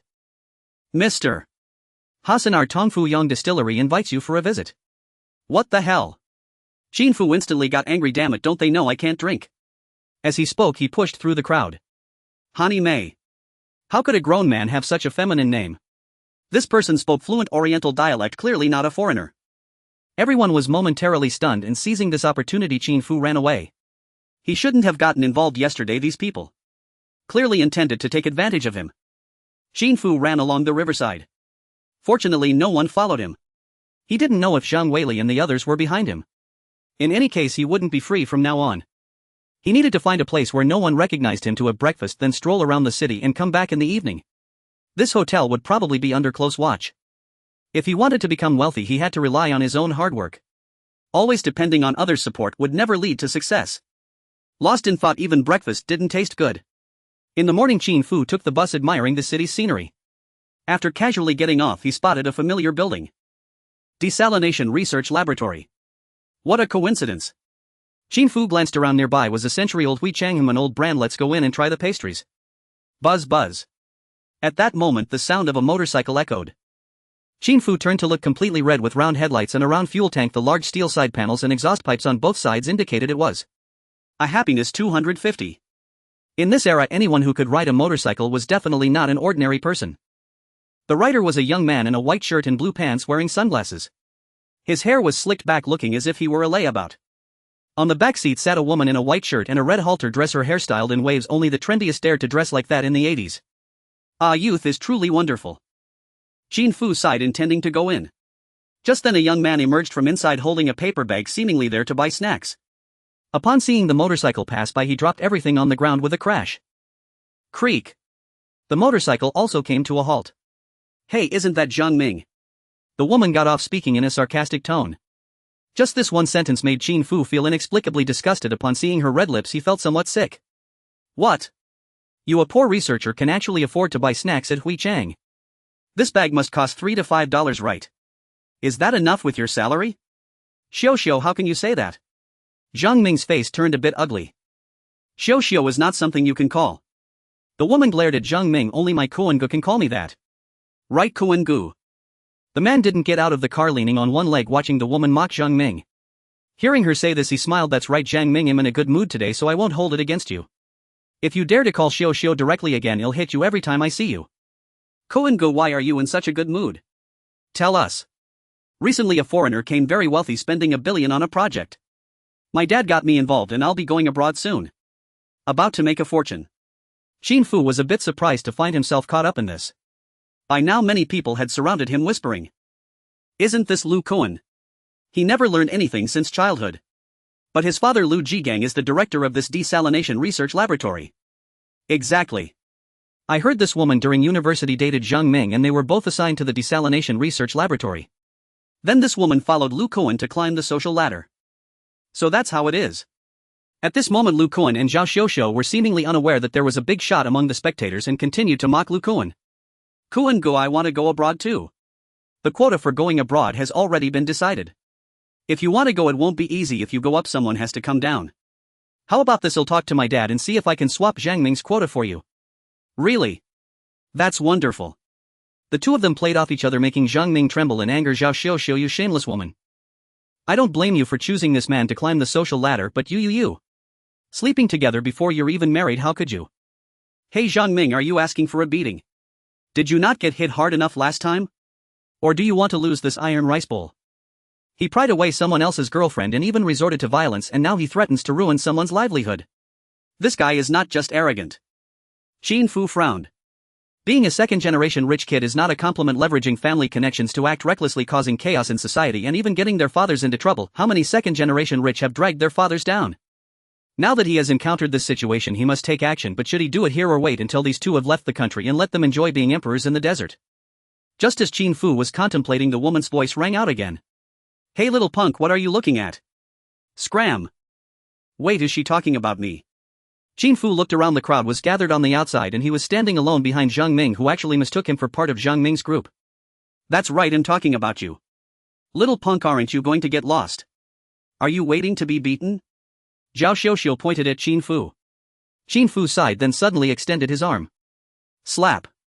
Slap. Slap. Zhao Xiuxiu was stunned, unable to react or even dodge, feeling a fiery pain on her face. Ah. Brother Cohen, he hit me. After a moment, Zhao Xiuxiu covered her already swollen face and shouted loudly. You brat looking for death. Lu Cohen said as he suddenly drew a spring knife. In the 1980s, public security in the country wasn't great. Some people became wealthy first and others got jealous. With no jobs, they resorted to the most primal methods, robbery. Qin Fu sneered. This guy was indeed a troublemaker. If he didn't teach him a lesson now, who knows what kind of lawless acts he would commit later. During critical times, it was almost certain he'd be eating peanuts. His footing was unstable, clearly indicating he's not skilled. Qin Fu casually picked up a brick from the ground.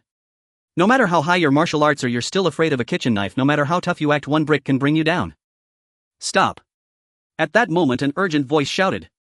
Could it be Zhang Weili has arrived? He hadn't noticed anyone following him while out today. Qin Fu looked over gray uniforms, large hats, red armbands. This should be the uniform of the security department, styled like the 56 military uniforms which were only changed in the mid-1980s. The leading figure had thick eyebrows and big eyes, clearly a cadre with a Type 54 pistol at his waist. In this era, it goes without saying that not only handguns but even rifles and anti-aircraft guns were available in the security department. Lu Cohen turned his head, seeing several people rushing over, and was very excited. Uncle, this punk committed assault in public, slapped my woman. You all hurry and arrest him. Throw him into the police station. Use the hand-cranked phone to shock him. Zhao Xiuxiu shouted loudly, her voice sharp. Had she done this before? Comrades, this matter is not as they say. Zhang Ming finally snapped out of the shock and hurried forward. This young man struck out to defend himself. He shouldn't be taken in. Seeing Zhang Ming's behavior, Qin Fu felt satisfied. If this guy were ungrateful, he wouldn't care. Now, let this great fortune fall on this kid. The few people ignored Zhang Ming and continued forward, walking right up to Qin Fu. Hurry, take out the handcuffs and cuff him. You brat, how dare you hit me? I'm going to return the favor double. Amidst Lu Cohen and Zhao Xiuxiu's furious shouts, the head of the security department bowed and nodded to Qin Fu. Mr. Hassan, are you all right? Mr. Hassan, I'm sorry, I hope we didn't frighten you. Hey Uncle Wan, what are you doing? Lu Kun's face changed. This person bullied my woman and slapped my face. You all. You must be Chief Lu, right? That's right, Mr. Hassan, just call me Xiao Lu. Lu Jijia continued to bow and nod. Do you know what the punishment is for assaulting a foreign guest here? Yes, Mr. Hassan, rest assured we will definitely give you an explanation. Lu Jijia said, looking at Zhao Xiuxiu. This woman assaulted a foreign guest. Arrest her. The onlookers were dumbfounded. Who just assaulted someone? It seemed like this young man was the one who hit someone, yet now it turned into this woman committing assault. And she even hit a foreign guest. However, this young man didn't do anything wrong. It was all this woman's fault for being reckless, coming in all aggressive and high and mighty, not expecting to meet someone tough, especially a foreign guest. Lu Cohen was utterly dumbfounded. This guy, who clearly looked like an outsider, was actually a foreign guest. How is that possible? This guy's appearance and speech are clearly that of a genuine Oriental person. However, he also knew that Lu Jijia would never speak recklessly. Since he recognized him as a foreign guest, then he certainly was. Could he be an overseas Chinese? It's over. Brother Cohen, save me. Zhao Xiuxiu was completely dumbfounded. The cold handcuffs made her realize that she had probably messed with someone she shouldn't have. Uncle, good job arresting her. This woman is no good. She seduced me, a shameless harlot. I'm now severing ties with her. Lu Kun's transformation was swift as he bowed and nodded to Qin Fu. Honorable foreign guest, hello. I was wrong just now. I apologize to you. If apologies were useful, why would we need the law? Qin Fu shot Lu Jijia a glare. Chief Lu, is this person the son of the head of the Seawater Desalination Research Office? He came out to trouble me on the street. Was it Director Lu who instructed him? No, of course not. Director Lu places great importance on cooperation with your side. Since this person has angered you, we will definitely give you an explanation. Why are you still dazed? Arrest him too. Clang. The cold handcuffs made Lu Kun's heart sink. He finally understood this person in front of him was the partner in this collaboration, the big boss investing $200 million. It's over, it's all over. Dad will hang him from the beam and whip him with a belt. Under the law, everyone is equal. There are always some who want to leverage their family connections for various privileges. Qin Fu spoke as if addressing everyone. However, I believe that the relevant higher authorities will not let these troublemakers run amok. They want to allow equality and the rule of law to be completely destroyed by these people. Everyone was shaken. Even Zhang Ming looked at Qin Fu with a complex expression. I believe that those who rely on status and power to bully others will eventually pay the price, whether it's now or in 2 or 3 years. Justice has never been absent. There was a burst of warm applause from below. In the distance, the white-haired secretary Wang looked at the speaker and murmured, "This Hassan is indeed a person of stature." Beside him was a large group of people. Lu Jigang was sweating profusely and trembling. Secretary Wang Ai. You're no longer suitable to lead the seawater desalination research office. Let Lao Gao take over instead. Let's go. We'll go up and welcome Mr. Hassan. Having finished his speech, Qin Fu felt deeply satisfied. Yes, this display of authority had been executed rather successfully. He added for the crowd's benefit that these lawless individuals were no more than grasshoppers in autumn. Their days of reckless leaping were numbered. The approaching figures, clearly men of considerable stature, were now surrounded by numerous plainclothes officers. An elderly man with a benevolent countenance stepped forward and addressed Qin Fu. Mr. Hassan, greetings. I've come from the capital. My name is Elder Wang. Qin Fu finally recognized him, his expression shifting into one of complex emotion. Elder Wang himself had traveled all the way to Kangzhou and had waited for Qin Fu for half a day. Qin Fu was utterly astonished. He had slipped out of the hotel at dawn and wandered freely across the city while every uniformed officer in town had been searching for him. In this era devoid of surveillance cameras, tracking down an individual truly was no easy feat. Yet, through twists of fate, he had somehow wandered into the Seawater Desalination Research Institute where unexpected events awaited. Such serendipity defied explanation.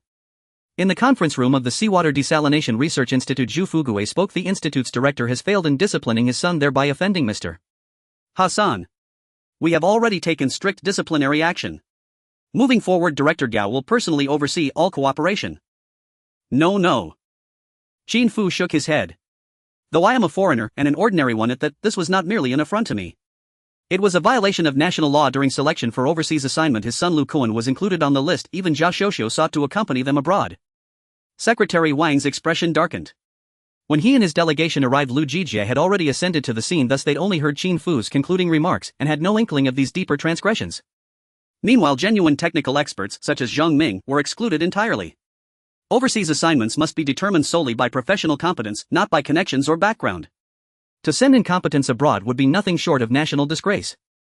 Qin Fu could not directly demand Zhang Ming's inclusion on the overseas roster, but with those words alone Zhang Ming's position was secured. Once abroad he would receive rigorous cultivation and mentorship. Precisely. Mr. Hassan speaks wisely. Secretary Wang nodded. Lu Jigang as director of the Seawater Desalination Research Institute bears irrevocable leadership responsibility, even if he was unaware of his son's misconduct. He loses his post justly. With the nation's gates newly open, studying abroad had become the highest honor, so fiercely coveted that contenders often clashed violently for the chance. Such practices must be thoroughly rectified moving forward.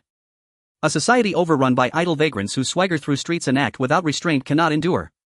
If left unchecked, social instability looms, and without stability, how can economic development possibly flourish? Qin Fu continued, offering his counsel. Absolutely correct, Mr. Hassan. Ahem, I merely speak casually.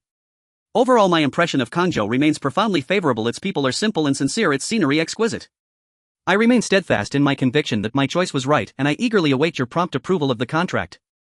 Once signed, construction can commence immediately. Indeed, Mr. Hassan, we have already granted formal approval. I've come to escort you to the capital where the contract will be signed in the Great Hall of the People. At 200 million U.S. dollars, this partnership stands as our largest since opening our doors to the world. Secretary Wang's gaze shimmered with anticipation. No, Qin Fu declined. Signing here suffices. This matter ought not attract undue attention. Why? One must maintain a low profile. Very well, if such discretion is your preference, so be it. Secretary Wang nodded. Mr. Hassan, we warmly invite you to visit the capital in the future, to savor its local delicacies and behold its scenic wonders. Certainly, absolutely. Then let us proceed with signing the contract now. Agreed. The contract remained the original version Qin Fu had provided, requiring only minor revisions.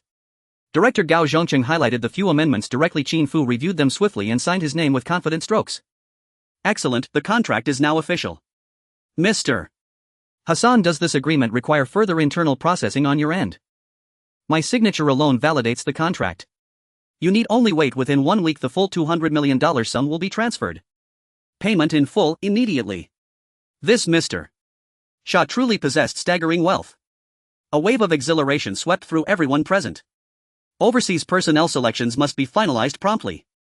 The day after tomorrow you will depart aboard my private aircraft. Of course.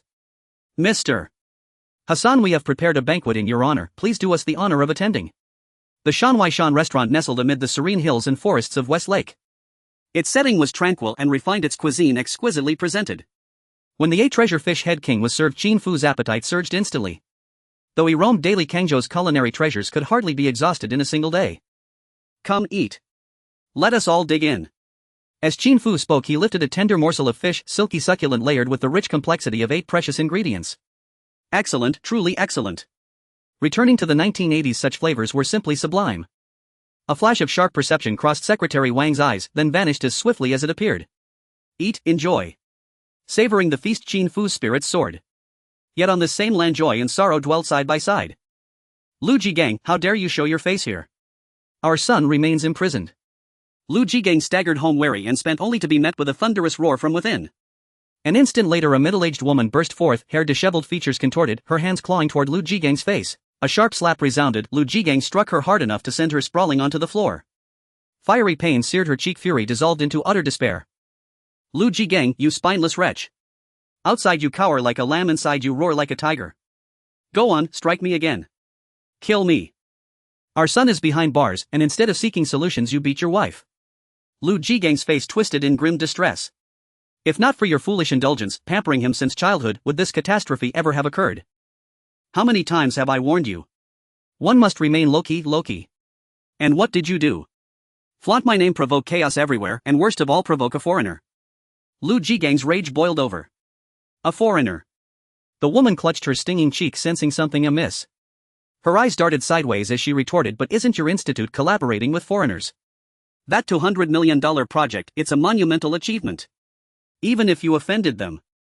Your precious son offended the very foreigner behind that $200 million project. The woman froze, stunned into silence. Bullying colleagues at the institute was tolerable, but insulting a foreigner. He deserves imprisonment. He needs time to reflect deeply. And I nearly joined him behind bars. I've already been stripped of my post and now await inspection by higher authorities. Lu Jigang gazed down at the woman lying dazed upon the floor and felt suddenly a profound sorrow. The cool breeze blew gently as Qin Fu, satisfied after a hearty meal, stepped out of the outside mountain restaurant. The name of this well-established restaurant in Qingzhou was quite intriguing. Mr. Hassan, shall we chat as we walk? Secretary Wang spoke up. Sure. The night in West Lake was relatively tranquil. Walking through the woods, listening to the unknown chirping of insects and the rustling of leaves beneath his feet, Qin Fu felt a sense of relaxation wash over him. Ahead appeared a gazebo. Secretary Wang smiled and said, "Come, let's sit for a while." Okay, old Wang. Mr.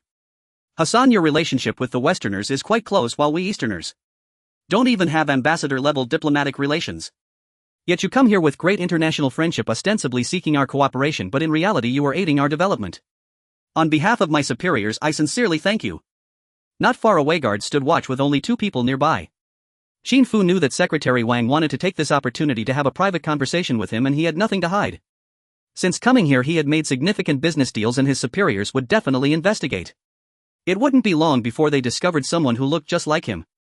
"Old Wang, I've merely done what an Eastern person should do." An Eastern person? Exactly. I was originally a crew member on a fishing boat under the Eastern Fisheries Corporation. 6 months ago, in accordance with our agreement with the Somali government, I went to the Somali waters to fish, offsetting the export of goods to Somalia. The country needs to develop its economy, the military must endure, and military factories must be even more patient. To sell goods fishing in waters near clients is acceptable. Thus Qin Fu followed the fishing boat to the Red Sea. Who would have thought he would fall into the sea and be swept onto the beach of a certain country? Even more unforeseen was that he was rescued by a prince of that country. These events could be said to be known, and it was quite possible that Secretary Wang had already found out. However, his identity as a transmigrator was something that absolutely could not be revealed. At that time I remembered nothing. Moreover, the prince of that country was my savior, so I became the citizen of that country by chance. Later, as I slowly recalled my identity, I thought about leveraging my status to serve my homeland. Secretary Wang's expression was complex. Qin Fu's words matched the deductions of relevant departments. However, Qin Fu was now a favored person beside the prince of that country, capable of mobilizing hundreds of millions in funds, yet still thinking of his homeland. Such sincerity was rare. Qin Fu, you've done well. I thank you on behalf of the homeland. It's only right, but I believe my identity is quite useful, so I prefer to keep it under wraps for now. That is only natural. You continue to be a citizen of that country. If the homeland needs anything, just let us know and we will fully cooperate. If you do not wish to stay there, you can return anytime. The doors of the homeland are always open for you. Thank you, old Wang. This matter was settled and someone of Old Wang's stature would undoubtedly keep it a secret, ensuring that not many would know. Old Wang traveled thousands of miles, surely it wasn't just for this matter, right? Planting vegetables in that country is just the beginning. In the future we will need to develop agriculture and industry, and imports will surely be necessary. As long as we have it in the East, I will choose to procure from our eastern lands using the vast funds of that country to develop our nation. Qin Fu had indeed long since planned how to develop in the future. Old Wang listened attentively as time passed by. Unconsciously the night deepened. Alright, that's enough for now, Qin Fu said. These are just some personal thoughts, we still need to wait for specific arrangements from the superiors. We will formulate a specific plan to coordinate with your actions. Secretary Wang nodded. I can guarantee that the number of people who know your identity will not exceed 10. Oh, by the way, do you need protection? No. That would be too conspicuous. Unless you confine Arabs. My Eastern appearance is already enough to raise suspicions. I've merely overseen the most important project of that country, which is why I've been valued. If I also have an Eastern bodyguard following me, I would no longer be purely a citizen of that country. Arabs. Old Wang truly began to consider it. He was extremely busy and left that very night. Upon returning, Qin Fu unexpectedly found himself unable to sleep. It was only when the sky began to brighten that he finally fell into a drowsy sleep, as if he were already adjusting to a time difference. The week-long trip to the east quickly came to an end, and on this day at Qingzhou Airport. Wow, this plane is huge.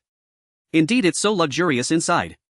Hearing the astonished voices of those boarding the private jet for the first time, Meng Fanqing quietly muttered, "Country bumpkins." What do you mean, country bumpkins? When we boarded a private jet for the first time, didn't you all have the same expression? Professor Xiong shot a glare at his students. Coming back was merely a family visit. Afterwards, everyone would naturally continue to work in that country's agricultural sector. Hey, why is Zhao Ergong being sent off by a girl? After Meng Fanqing finished speaking, he glanced down and was surprised to see Zhao Ergong actually talking to a girl. From the looks of it. Wait, Hassan is coming over. Qin Fu walked up to the two, saying, "Ergong, is this your new girlfriend?" Zhao Ergong's face immediately turned red. Mr.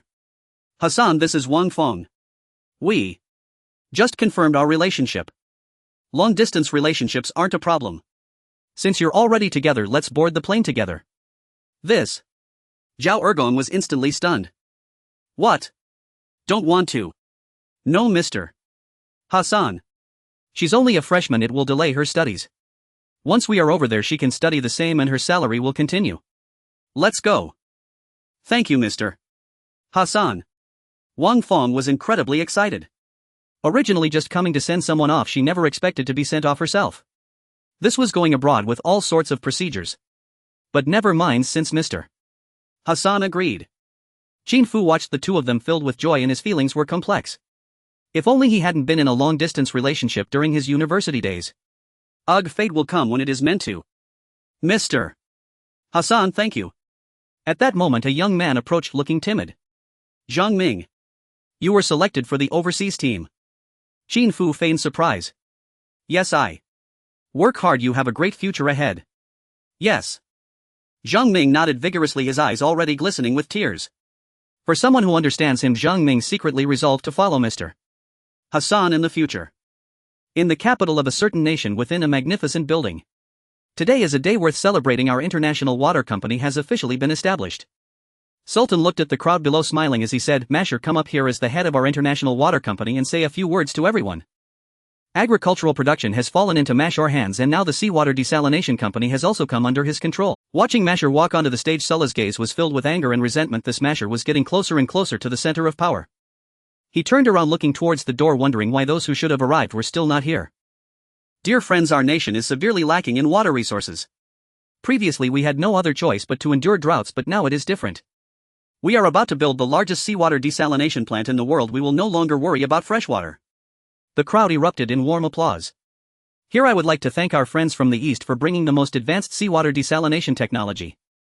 At that moment, a voice suddenly rang out from outside. The world's most advanced seawater desalination technology is in the West. How can you choose the technology of a backward developing country? The people on the stage were momentarily stunned. Several Westerners dressed in suits strode in without a hint of shame for not being invited, the leader of whom boldly approached the podium. My name is Kishi, an engineer from the Kashi Corporation. After years of research, we have developed the first generation of TFC 4040HF reverse osmosis membrane. This membrane greatly reduces the cost of seawater desalination and provides the perfect seawater desalination solution. The newcomer walked onto the podium holding up a scroll that displayed the reverse osmosis membrane he was referring to. Osmosis is a common phenomenon where substances move from high concentration to low concentration. For example, if seawater and freshwater are placed together, the salt in the seawater will inevitably permeate into the freshwater. The reverse osmosis membrane, however, works in reverse, allowing freshwater to permeate while leaving salts and other impurities behind. It is a special semi-permeable membrane that mimics biological processes, utilizing the characteristic that other substances cannot pass through the semi-permeable membrane under conditions of osmotic pressure. This membrane is made from polymer materials and can only be produced with substantial research funding. Worldwide, only a few companies are developing it, and it is unexpected that the Qin Corporation has actually brought it to maturity. Qin Fu's expression also darkened. This was clearly someone trying to disrupt the event. Everyone, do not be deceived by the backward technology of the East. When have they ever mastered advanced technology? Mashor expression also turned grim. Who invited you here? Prince Mashor, I can understand your feelings. After all, you are a kind person and can easily be swayed. However, I believe you are intelligent enough that if I provide you with a simple introduction, you will make the right choice. Of course, if you insist on ignoring me or even driving me away, it would only indicate that you have been thoroughly blinded by certain individuals, losing your ability to discern right from wrong. The initial words seemed reasonable, but the ulterior motive was glaringly obvious. This person intended to imply that Prince Mashor was incapable of recognizing and employing talent unfit to lead the International Water Company. Sultan's expression also shifted. Having someone disrupt the establishment of the International Water Company in front of so many people on this very day was extremely impolite. But the visitors were Westerners. Although they often opposed the West during wartime, their relations were generally good during peacetime. The nation was known for its hospitality, so Sultan was organizing his words, unsure of how to respond, when a voice from the crowd suddenly spoke up. No, your Western reverse osmosis membrane is still in the early stages of development, with many industrial issues unresolved, far from practical use. Qin Fu was still contemplating how to counterattack, focusing on investment. Western products are exorbitantly priced, while our Eastern products are of good quality and low cost. Currently, this is all that comes to mind as for the specific technology. He himself did not understand it. Unexpectedly, someone stood up to refute the other side from a technical perspective. Who was it? Qin Fu looked over curiously and recognized a familiar figure. Zhang Ming. He not only understood technology but also spoke English. This indicated that he often read English literature and was knowledgeable about Western knowledge, making him a rare talent. That Zhao Xiuxiu must have been blind to fall for someone as incompetent as Lu Koan. Their separation was actually a blessing for Zhang Ming. Who is slandering our Qin Corporation? Kex's gaze was serious as he looked down, ready to pounce on anyone who opposed him. I am Zhang Ming, a researcher from the 2nd Marine Research Institute of the Oceanic Bureau of the Eastern Nation, specializing in seawater desalination. Zhang Ming stood up without fear. Without Mr. Hassan, he would not have achieved today, so he would not be cowardly anymore. He wanted to be brave and show Mr. Hassan that choosing the East was not a mistake. In June of this year, the third article in Science magazine published the reverse osmosis membrane research project of DuPont Company, which has developed a composite membrane made of ultra-thin reverse osmosis membranes, porous support layers, and fabric-reinforced self-stacking. This type of membrane has an extremely high water permeability, meeting industrial needs with a salt rejection rate of up to 99%, making it an ideal reverse osmosis membrane. However, Zhang Ming spoke fluently, pausing here to look at the people on the podium. This type of membrane clogs after 8 hours of operation and needs to be replaced. Such equipment is simply impractical. In later years, the trend of installing water purification machines at home actually involved the core device being a reverse osmosis membrane, which needs to be replaced every few months, otherwise the filtered water would be dirtier than the original due to the clogging of the reverse osmosis membrane over time. Now the reverse osmosis membrane has just been developed and clogging is even more common. 8 hours. How can it be used? It would either be replacing membranes or on the way to replace them. What do you, an Easterner, know? Just because DuPont's reverse osmosis membrane clogs easily, does it mean Kex's reverse osmosis membrane clogs easily too? Prince Sulla could no longer hold back. This is a conversation with Western guests, it's not your place to interrupt. This is the establishment ceremony of our International Water Company. Mashor shot a glare at Prince Sulla. Sulla, are you trying to overshadow the main event? Sultan frowned and looked at Qin. Mr. Qin, how long can your reverse osmosis membrane last? Science, when translated, means science, and in the global scientific community it is the most prestigious academic journal where only the most valuable research findings can be published. In universities in the East, being able to publish an article in this journal is almost a ticket to success. Since DuPont's technology has been published, it indicates that DuPont has reached the forefront of the world in this field. Koch Industries certainly cannot compare to DuPont, which was the first to invent Kevlar, boasting a team of technical experts.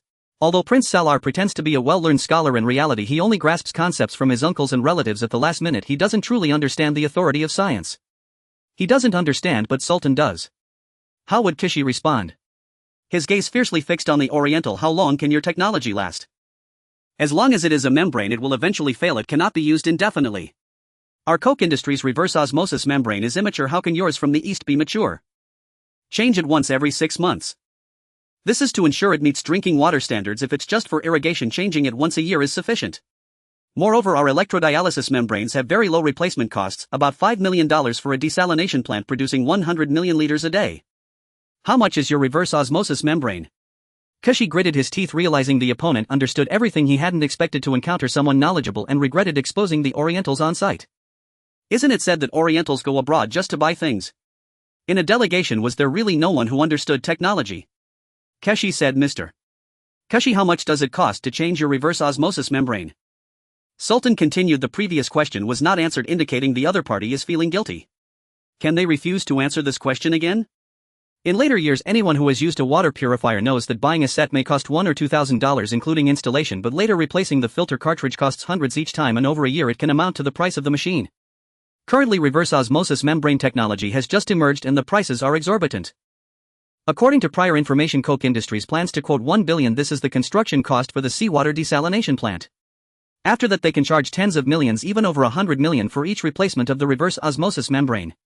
As long as the factory is built, that certain someone will need to continually invest money. Now, Kashi took a deep breath. Your electrodialysis technology will consume a large amount of electricity, not only wasting precious energy but also placing a huge burden on the power grid. Indeed, Kashi refused to answer Sultan's question again. At this moment, Sultan's expression had turned grim. This guy was undoubtedly a fraud, proving that Orientals were indeed the most reliable. They planned to spend $1 billion on factory construction, but the Orientals quoted only $200 million. Changing the membrane costs $5 million, and even if done twice a year, it would only total $10 million. Even if used for 30 years, it's only $300 million, and over its entire lifespan, it would be $500 million. Where can one find such an honest seller? As for wasting a bit of electricity, what does that matter? That certain someone has plenty of energy. Thinking of this, Sultan planned to drive away this boastful individual, but Zhang Ming rebutted again. Since we aim to build a seawater desalination plant, we will also include the construction of a power plant. How could we possibly burden the local power grid? Moreover, to maintain the pressure difference across the reverse osmosis membrane, it also requires consuming a large amount of electricity. Surprisingly, the $200 million quote even included a power plant. Sultan could no longer hold back. The seawater desalination plant constructed by our certain someone international water company has already confirmed cooperation with the East and signed a cooperation agreement. We certain someone value credibility, and the signed agreement will definitely be upheld. Mr. Kashi, we welcome you to attend our company's inauguration ceremony. However, you may leave now. Kex's face turned red and pale, taking a deep breath before saying, then don't regret it. After speaking, he stepped off the stage, striding away without looking back, accompanied by several subordinates. Prince Salah's expression was grim. Wasn't it said that Western technology was the most advanced? What is happening now? Koch Industries' seawater desalination technology actually cannot compare to the East. What's going on? His gloomy gaze met that of Masher on stage, whose smug expression was truly irritating. Mr. Zhang Ming, thank you for your earlier speech. Now I appoint you as the head of our seawater desalination plant. Zhang Ming was stunned. He had only wanted to save face for Mr. Hassan, ensuring the Westerners wouldn't surpass them. He hadn't thought that because of his words he would become the head of the seawater desalination plant. No. Zhang Ming quickly shook his head. Prince Masher, I am just an ordinary technician in the East. Zhang Ming, since the prince says you can do it, then you can do it.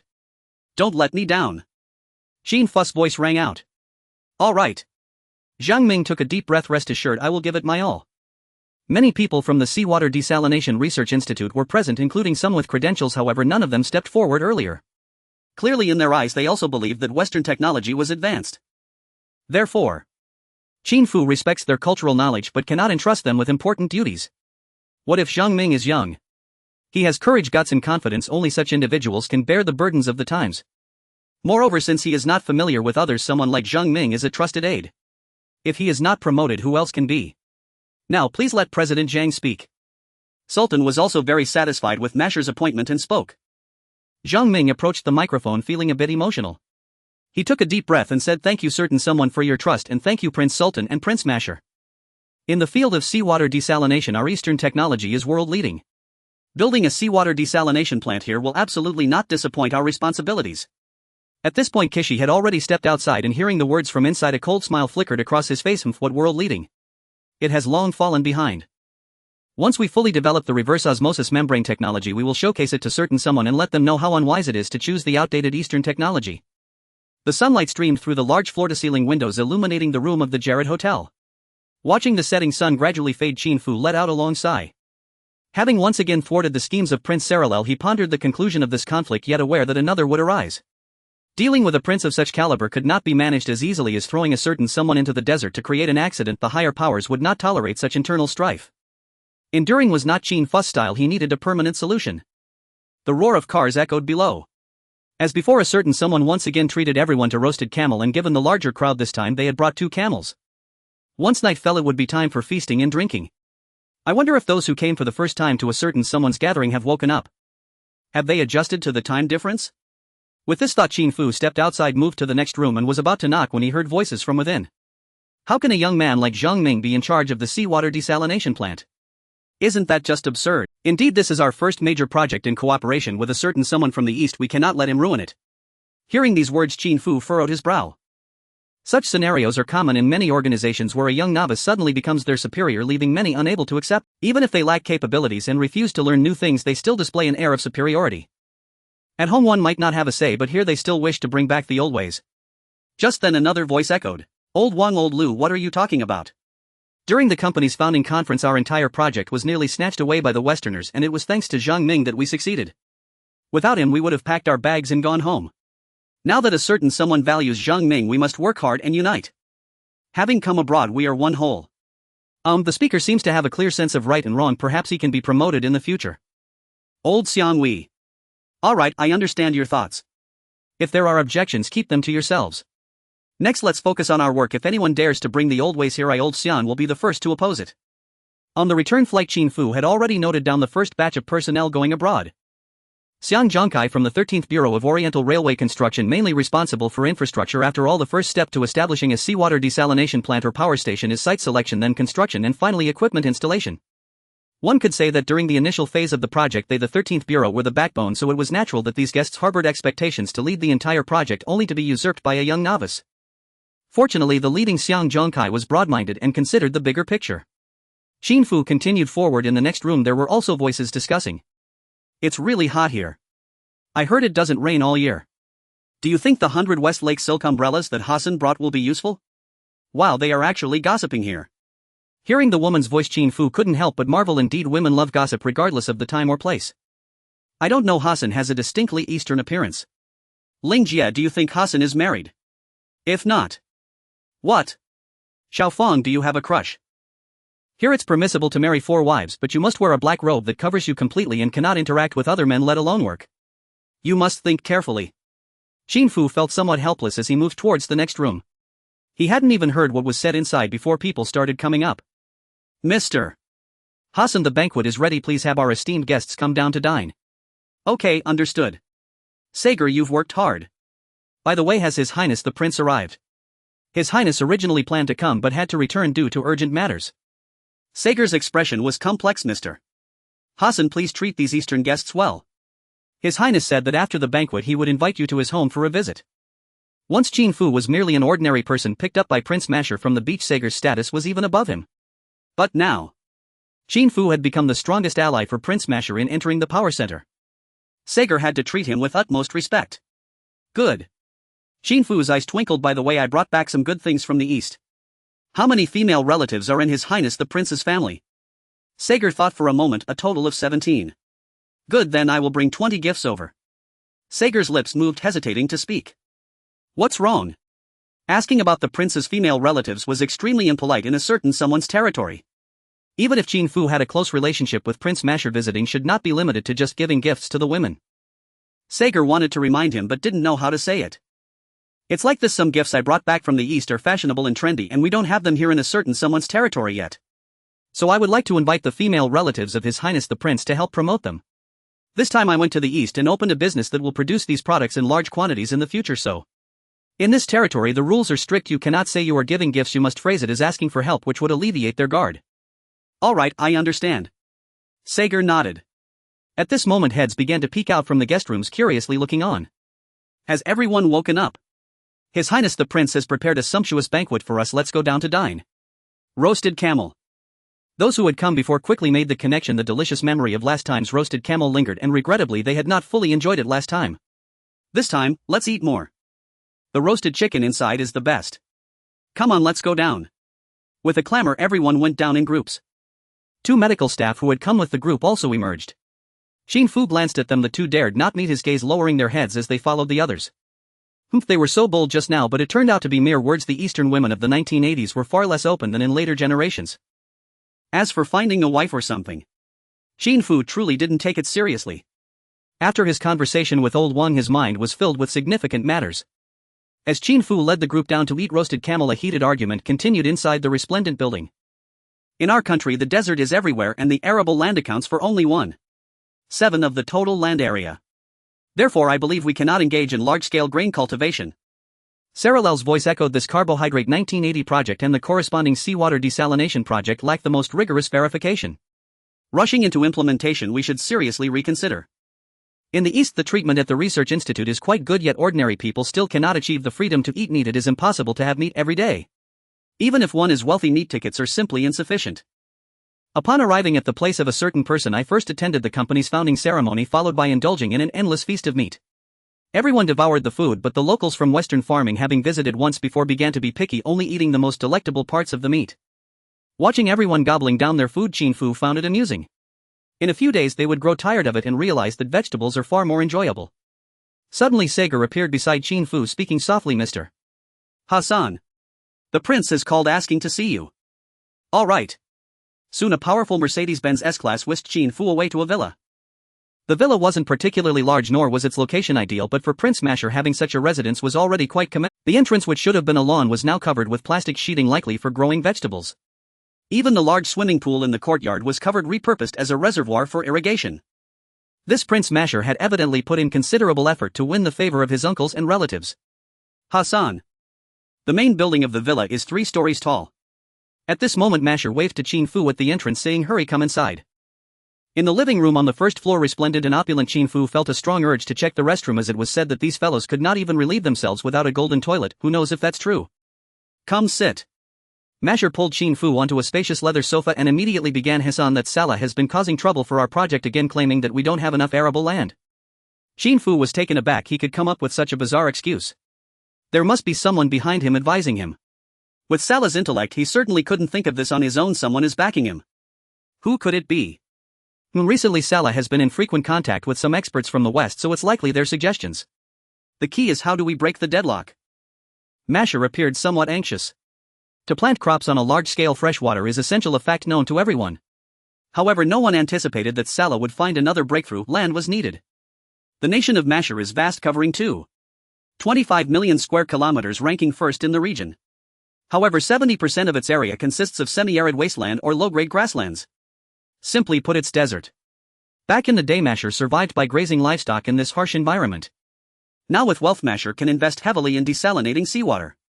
However, the available arable land domestically is minimal, only 43 million hectares, much of which must be used for cities, factories and grazing. Of course, the existing projects can certainly progress, but what about the future? If Masher intends to continue promoting the Carbohydrate 1980 project, he will inevitably face the problem of insufficient farmland for planting. Without space for cultivation, he cannot gain more power. Qin Fu frowned. This indeed posed a significant issue. Alas, this Salah has really posed us a huge dilemma. If only we could cultivate land in the desert. Suddenly, in a flash of inspiration, a report from the future appeared in Qin Fu's mind: how to turn a desert into an oasis. Prince Masher, I have a bold idea. What idea? We can channel seawater into the desert. What? Masher's eyes widened.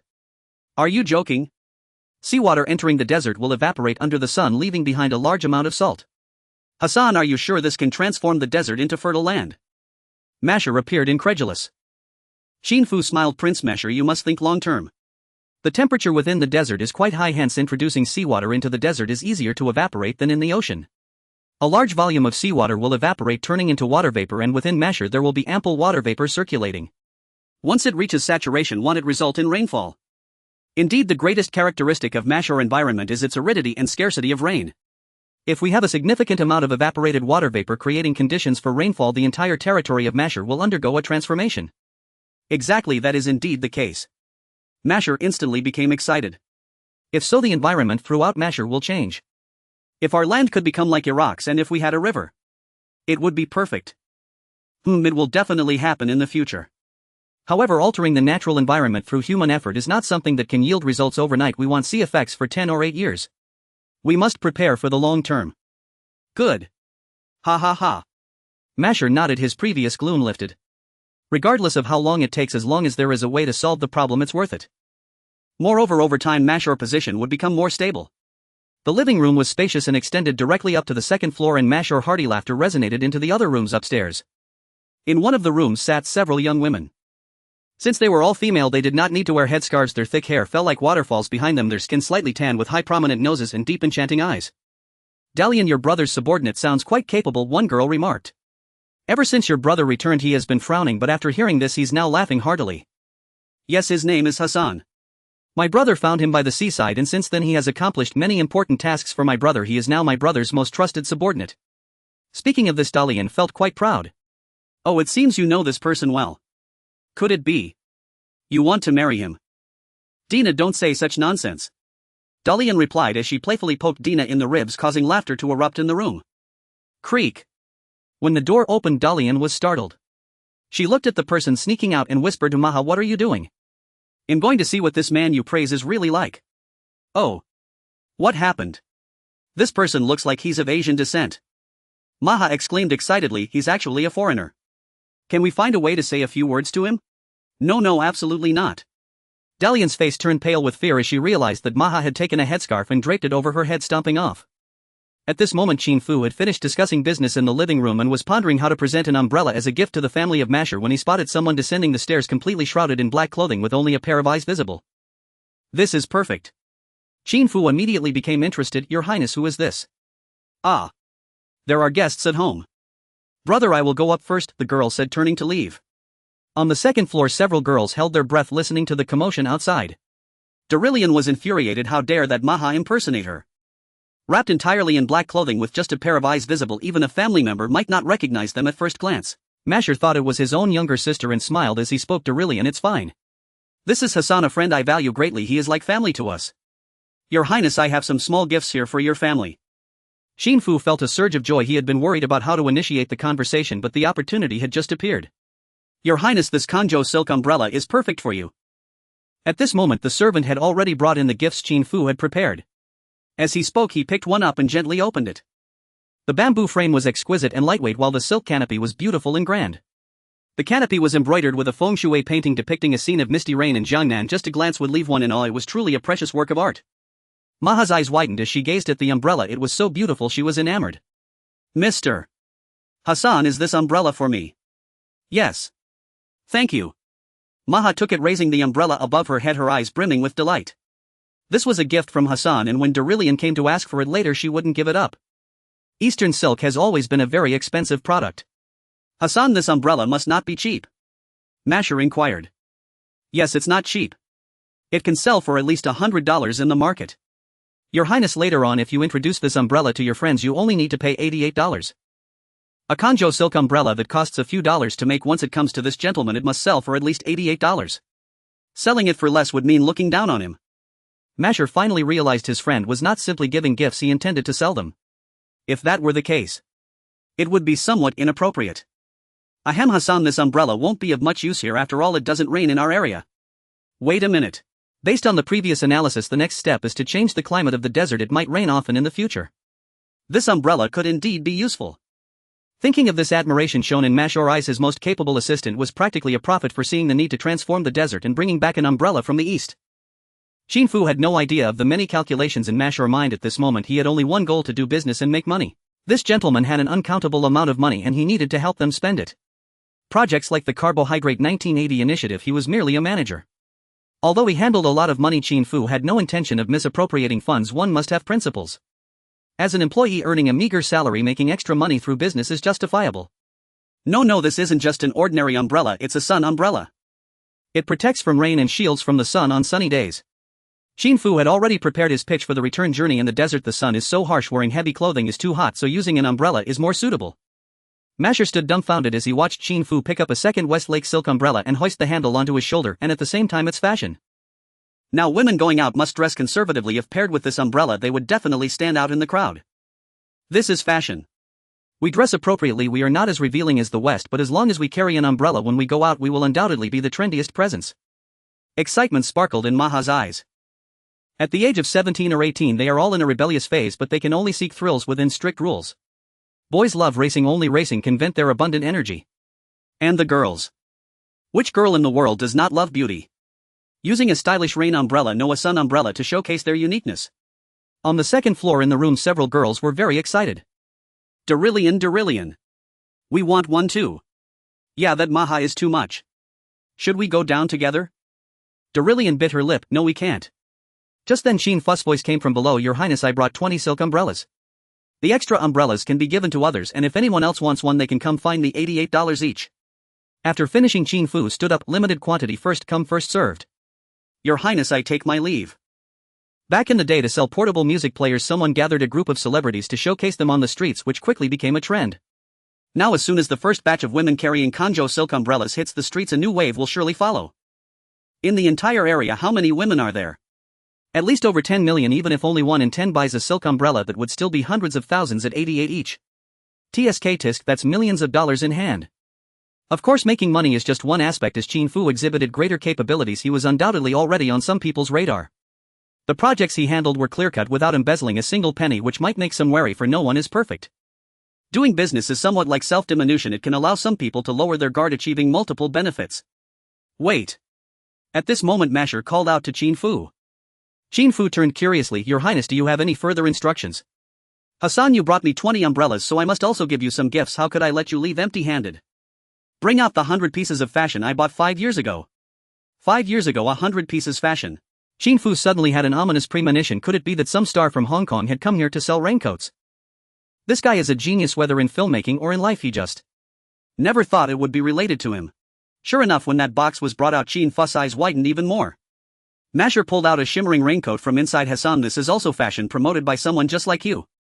When I saved you on the beach, I actually thought of that person. Sure enough, it's the raincoat promoted by Chen Moxiang. Qin Fu was originally an atheist, but now for some unknown reason he had a premonition of a causal cycle. He used an umbrella to fool a certain Shah, and then that Shah responded with a raincoat. What about Chen Xiang? What kind of retribution will he face? An umbrella can still serve as a sunshade in the desert, but what can a raincoat do there? Qin Fu returned to the hotel in silence. At this moment the lively banquet had already concluded, and everyone who had traveled from afar was tired from the hustle and bustle, with most of them already asleep. However, the lights were still on in the rooms of Professor Hua and Professor Xiong. Knock knock. Hearing the knock on the door, Professor Xiong stood up and looked through the peephole, immediately opening the door. Mr. Hassan, what brings you here? I have a bold idea. Both professors, Qin Fu, expressed his absolute trust in these two esteemed scholars and shared his thoughts about introducing seawater into the desert. Both professors furrowed their brows. Do you think this idea of mine can be realized? I don't know. We are merely biological experts, not geographical specialists. Changing the geography is not our forte. However, we should prepare ourselves psychologically in case the desert does not transform into fertile land but rather into saline alkaline land. This is the worst-case scenario. It is difficult to turn a desert into an oasis, but introducing seawater into the desert can indeed transform it into saline alkaline land. This statement reminded Qin Fu, and suddenly his eyes brightened. In that case, it's simple. We can transplant seawater rice and seawater wheat. Seawater rice. Seawater wheat. What does that mean? Professor Hua was puzzled. Isn't seawater rice just rice cultivated with seawater? According to the characteristics of plant cells, seawater cannot be used to grow crops. Professor Xiong frowned. If we could irrigate farmland directly with seawater, all problems would be solved. Unfortunately, this is just a fantasy. Anyone with basic biological knowledge knows that saline water has a good disinfecting and sterilizing effect. When animal and plant cells encounter saline water, they will quickly dehydrate. Simply put, the internal fresh water will seep out through the cell wall and membrane, while the salt from the outside will enter the cells, leading to cell death. No, it's not about planting with seawater, but rather rice that can grow in saline alkaline land. Qin Fu's mind was racing. Suddenly finding himself here, not only had he earned a lot of money, but he also noticed that his memory was improving. He should be able to recall reports from later generations. If we are talking about salt-tolerant rice, then internationally research has been ongoing for quite some time. Especially the International Rice Research Institute implemented an international salt-tolerant rice observation nursery project in 1975. Before Professor Hua could finish his sentence, Qin Fu suddenly slapped his thigh. I remember now. What did you remember? A female announcer's voice clearly echoed in Qin Fu's mind.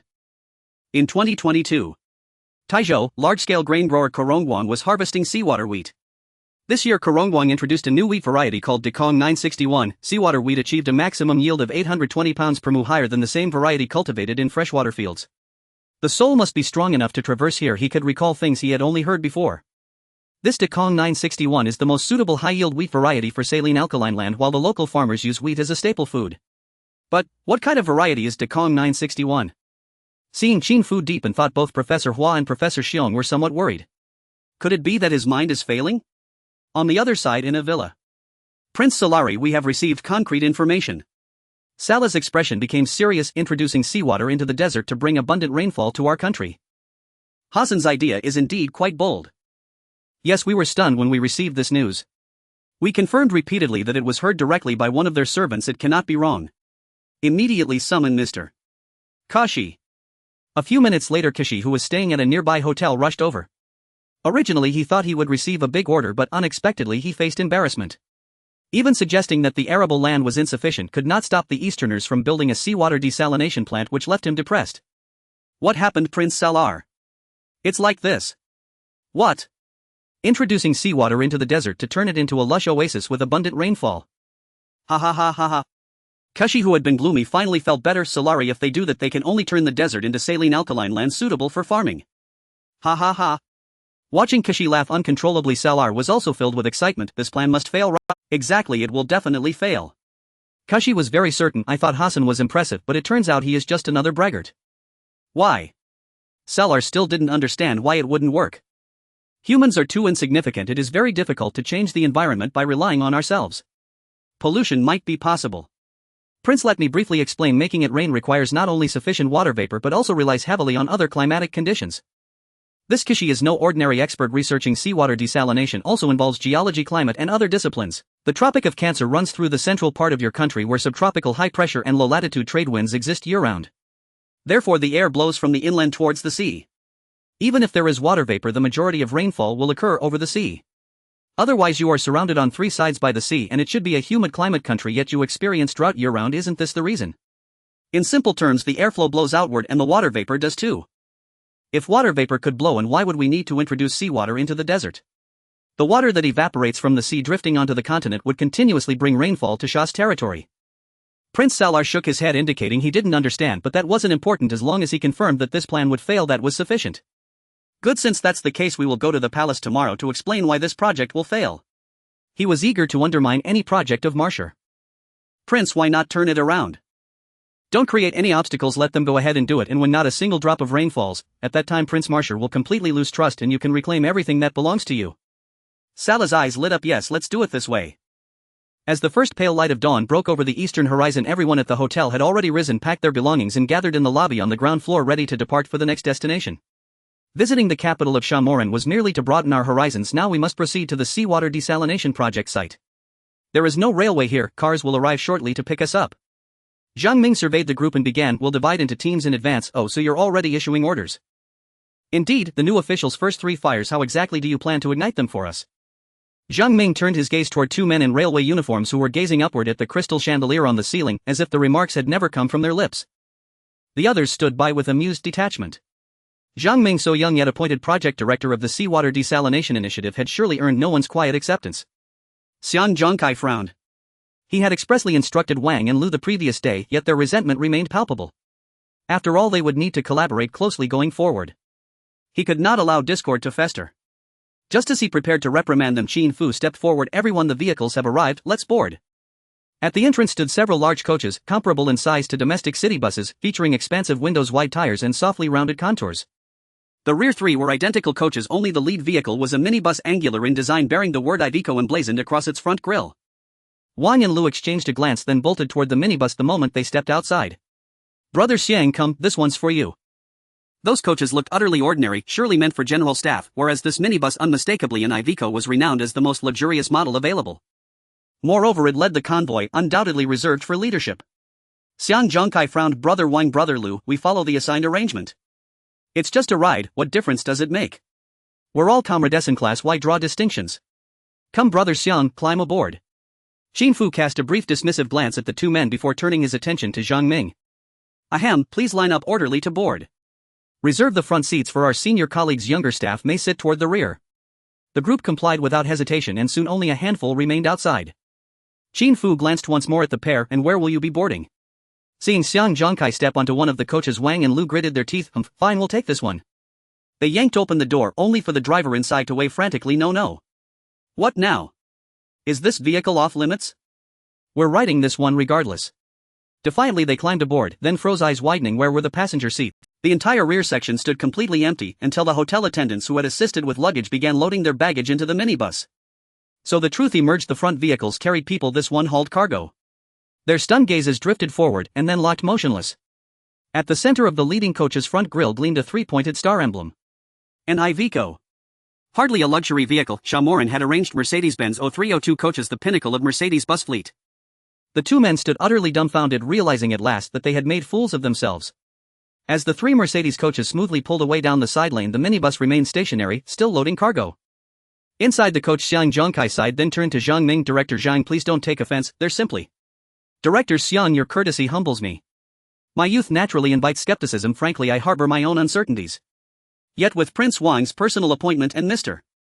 Hassan's steadfast support, I, Zhang Ming, have no choice but to dedicate myself fully to this project. His words balanced humility with resolve and made one point unmistakably clear: leadership was not subject to internal debate. Shamorin had chosen him. Any objections belonged not with Zhang Ming but with Shamorin himself. Abroad we are one unified body, we must never let foreigners witness our disunity. Should anyone undermine efforts behind our backs, I, Zhang Ming, will have no choice but to act decisively for the sake of the project. Precisely. Qin Fu nodded approvingly. Those who indulge only in internal strife have no place representing our nation overseas, they disgrace our country's honor. Even their seating assignment reflects their standing, fit only for cargo carriers or even hearses. In the East the Iveco commands prestige, but in Europe it serves chiefly as a freight hauler. Mortuaries favor it above all for transporting the deceased. These two fools had embarrassed themselves thoroughly. If they failed to learn from this, they deserved exile, far and fast. The convoy advanced in silence, finally arriving at the Carbon 1980 base in the late afternoon. Per plan, the seawater desalination plant will also be constructed here. To enhance operational efficiency, each team member will be assigned 2 attendants. After disembarking, the group assembled as Qin Fu addressed them. No mention was made of wages, this being an intergovernmental cooperative project unlike the prior arrangement, but all due entitlements remained intact. Attendance, even attendance. Eyes widened across the crowd as Professor Hua, Professor Xiong and their students departed with their assigned attendants, heading straight for the experimental fields to resume work. Do we get attendants too? Ling Jia asked. Of course, you've been specially assigned 4 female attendants who will assist you in your duties. Each person received 2 attendants, an arrangement that reminded Xiang Zhongkai of rural China's household responsibility system when draft animals were distributed among peasant households. Was such a practice appropriate here? Were these individuals truly equal, and if so, did this not amount to exploitation? Wait, Xiang Zhongkai realized as distribution neared its end he'd been assigned 2 attendants and none remained for others. Mr. Hassan, what about brothers Wang and Lu? They value independence highly and likely prefer no attendance. Now everyone please proceed to your tasks, arrange accommodations first, then let the attendants help carry surveying equipment. To question Zhang Ming's leadership was to question Shamorin's judgment, and fitting punishment would be exacted ensuring their future compliance. These attendants were not domestic servants but indispensable professional support. Brothers Wang and Lu would manage entirely on their own. Mr. Hassan, might I offer my 2 attendants to them? Zhang Ming interjected. Absolutely not, you are the project director bearing the heaviest workload. 4 additional attendants have been reserved exclusively for you. For more, previously concealed by Qin Fu, intended as a public rebuke should Wang and Lu appear. Since the matter had surfaced, however, the allocation proceeded immediately. An hour later, Wang and Lu arrived dusty and weary aboard the cargo minibus, only to gape as every other person stood flanked by 2 assistants. Excitedly they called out, Brother Xiang, where are our assistants? You arrived too late, no assistants remain. The 2 men stood frozen in disbelief. For today's surveying you'll carry the equipment yourselves. Let this serve as a lesson, lest history repeat itself. Before Xiang Zhongkai could finish, 4 attendants approached. Mr. Lu and Mr. Wang, greetings. We have been dispatched by Mr. Zhang. How may we assist you? Xiang Zhongkai's expression grew complex. Brothers Wang and Lu, Zhang Ming responds to hostility with grace. Remember this well, provoke again and you return home immediately. Inside the resplendent mansion, Fad listened with a beaming smile as Masher introduced the new project, nodding repeatedly. Indeed, this is an excellent idea. If successful, it might truly solve the drought issue of our land. Yes, Masher Brothers' method is great. Hearing this, Masher curiously turned around to look at the speaker. Wait, isn't Salal always looking for trouble? Why the sudden agreement this time? This is not in line with his usual style. Thank you, uncles and brothers, for your support. Masher took a deep breath and said, this is a significant project, so I hope to gather some geographical experts to first conduct project validation. No need, project validation would only waste time. Salal said the proposals made by Masher brother have been proven to be the most correct, so this time there should be no problem either. There's no need for validation, let's get started as soon as possible. We are the chosen ones. Wait, something is off, there must be a problem. Masher became alert while Salal continued to agree. Geographical transformation is not a task that can be accomplished overnight, it usually requires years or even decades. Therefore I suggest we begin construction as soon as possible. This monumental project will require at least $2 billion in investment, and we need to issue tenders to Western companies soon. Could it be that he wants to profit from this? Sure enough, Salal continued, I believe that around the world the technology of Bacter Company is the most exquisite.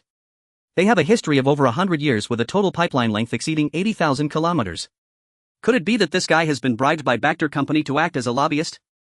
This is a large-scale water conservancy project, and if constructed it would be best to issue a tender. Masher decided to oppose Salal's suggestion. Masher brother is right. Such a large project must be tendered. Salal nodded. For this project, as an affiliate of the Carbon Water 1980 project, it's most suitable for Masher brother to lead. Now Masher was once again curious. What exactly is Salal's purpose? Salal is right. Fad, seated at the head, nodded. I am glad to see you brothers united and friendly. Masher, this matter will be entrusted to you. Thinking about how our desert could turn into an oasis fills my heart with anticipation. This project must proceed quickly. Yes. Salal's lips curled into a slight arc. Without validation, going straight into the project could lead to spending billions only to find nothing but saline land. At that time Fad will surely punish Masher severely out of rage. Outside, the sun was scorching the earth. Upon seeing Masher emerge, Sagar immediately approached, opening a silk umbrella to shield Masher from the sunlight. I have to say, this umbrella is quite useful, much more effective than any raincoat. Since Hassan wants to sell this aside from the women in the family, Masher also used one and opened it as soon as he stepped out. To the airport. Let's take a helicopter to the construction site. Masher couldn't understand Salal's intentions, so he needed to have a chat with Hassan. Carbon Water 1980 base. Hassan, are you just going to sit idly? Don't you plan to take charge? In the air-conditioned office, Said stood by the window watching the bustling crowd and curiously asked Qin Fu, who was sitting in the boss chair. As a leader, the most important thing is to know how to make use of people, to utilize subordinates well and allow them to showcase their strengths. In areas where you are not familiar, you should not interfere. As Qin Fu spoke, he munched on freshly harvested cucumbers from the experimental field. Taking a bite, it was crisp and sweet. Not bad, this life is indeed pleasant. On a hot day, only a fool would go outside. Not necessarily. What if something urgent happens? Just as Said's words fell, the sound of a helicopter roared overhead. Qin Fu rolled his eyes. You brat, you have the mouth of a crow. A few minutes later, Qin Fu welcomed Prince Masher into the office. Your Highness, I would like to report on the recent progress of our work. Currently we are mainly engaged in the project exploration phase. Masher listened attentively. Although Qin Fu had not gone out, he was well aware of the project's progress and spoke clearly. After half an hour of reporting, Prince Masher nodded in satisfaction and then shifted the topic. Hassan, regarding our seawater introduction project into the desert, the uncles and brothers have agreed, but strangely that Salal, who has always opposed me, is now fully supportive. This is a bad signal that makes me uneasy. This indicates that Salal has likely known about our plan in advance and has consulted experts to determine that our project cannot succeed. Masher's expression changed. Indeed, how did I not think of that? Someone in the household has been bribed. Moreover, there are experts who claim that this plan cannot succeed. Hassan, our project should be able to create miracles, right? The uncles and brothers have recognized it, and Fad is urging me to hurry with this project. If it fails, Salal is just waiting for this opportunity. Unfortunately, there is no turning back now. I can only hope that Qin Fu continues to create miracles. Qin Fu smiled bitterly. I don't know either. Although last time he was full of confidence, after listening to Professor Hua and Professor Xion's analysis upon returning, he felt uncertain. Masher was instantly dumbfounded. What? You are uncertain? Yet you spoke so confidently. If it weren't for my absolute trust in you, I wouldn't have gone to report to the uncles and brothers directly. What to do now? However, constructing a pipeline that spans the entire country from east to west still holds immense significance. Qin Fu said, I think we should seize the time to build the pipeline. Why? Because the situation in the east may prevent any oil from being transported out of the entire Persian Gulf. We should build the pipeline first, it will surely come in handy. At the time it was just talk, like blasting the Himalayas to let moist air flow northward, creating new arable land. Bringing seawater into the desert to turn it into an oasis is merely a fanciful idea. After being dismissed by Professors Hua and Xiong, Qin Fu prepared other contingency plans. Unique seeds such as seawater weed need to be prepared, and additionally the pipeline should also have other uses. With Salal's limited skills, he still wants to dig a pit. Alright Hassan, if we are going to issue tenders next, does the East have the capability to bid? Of course, absolutely.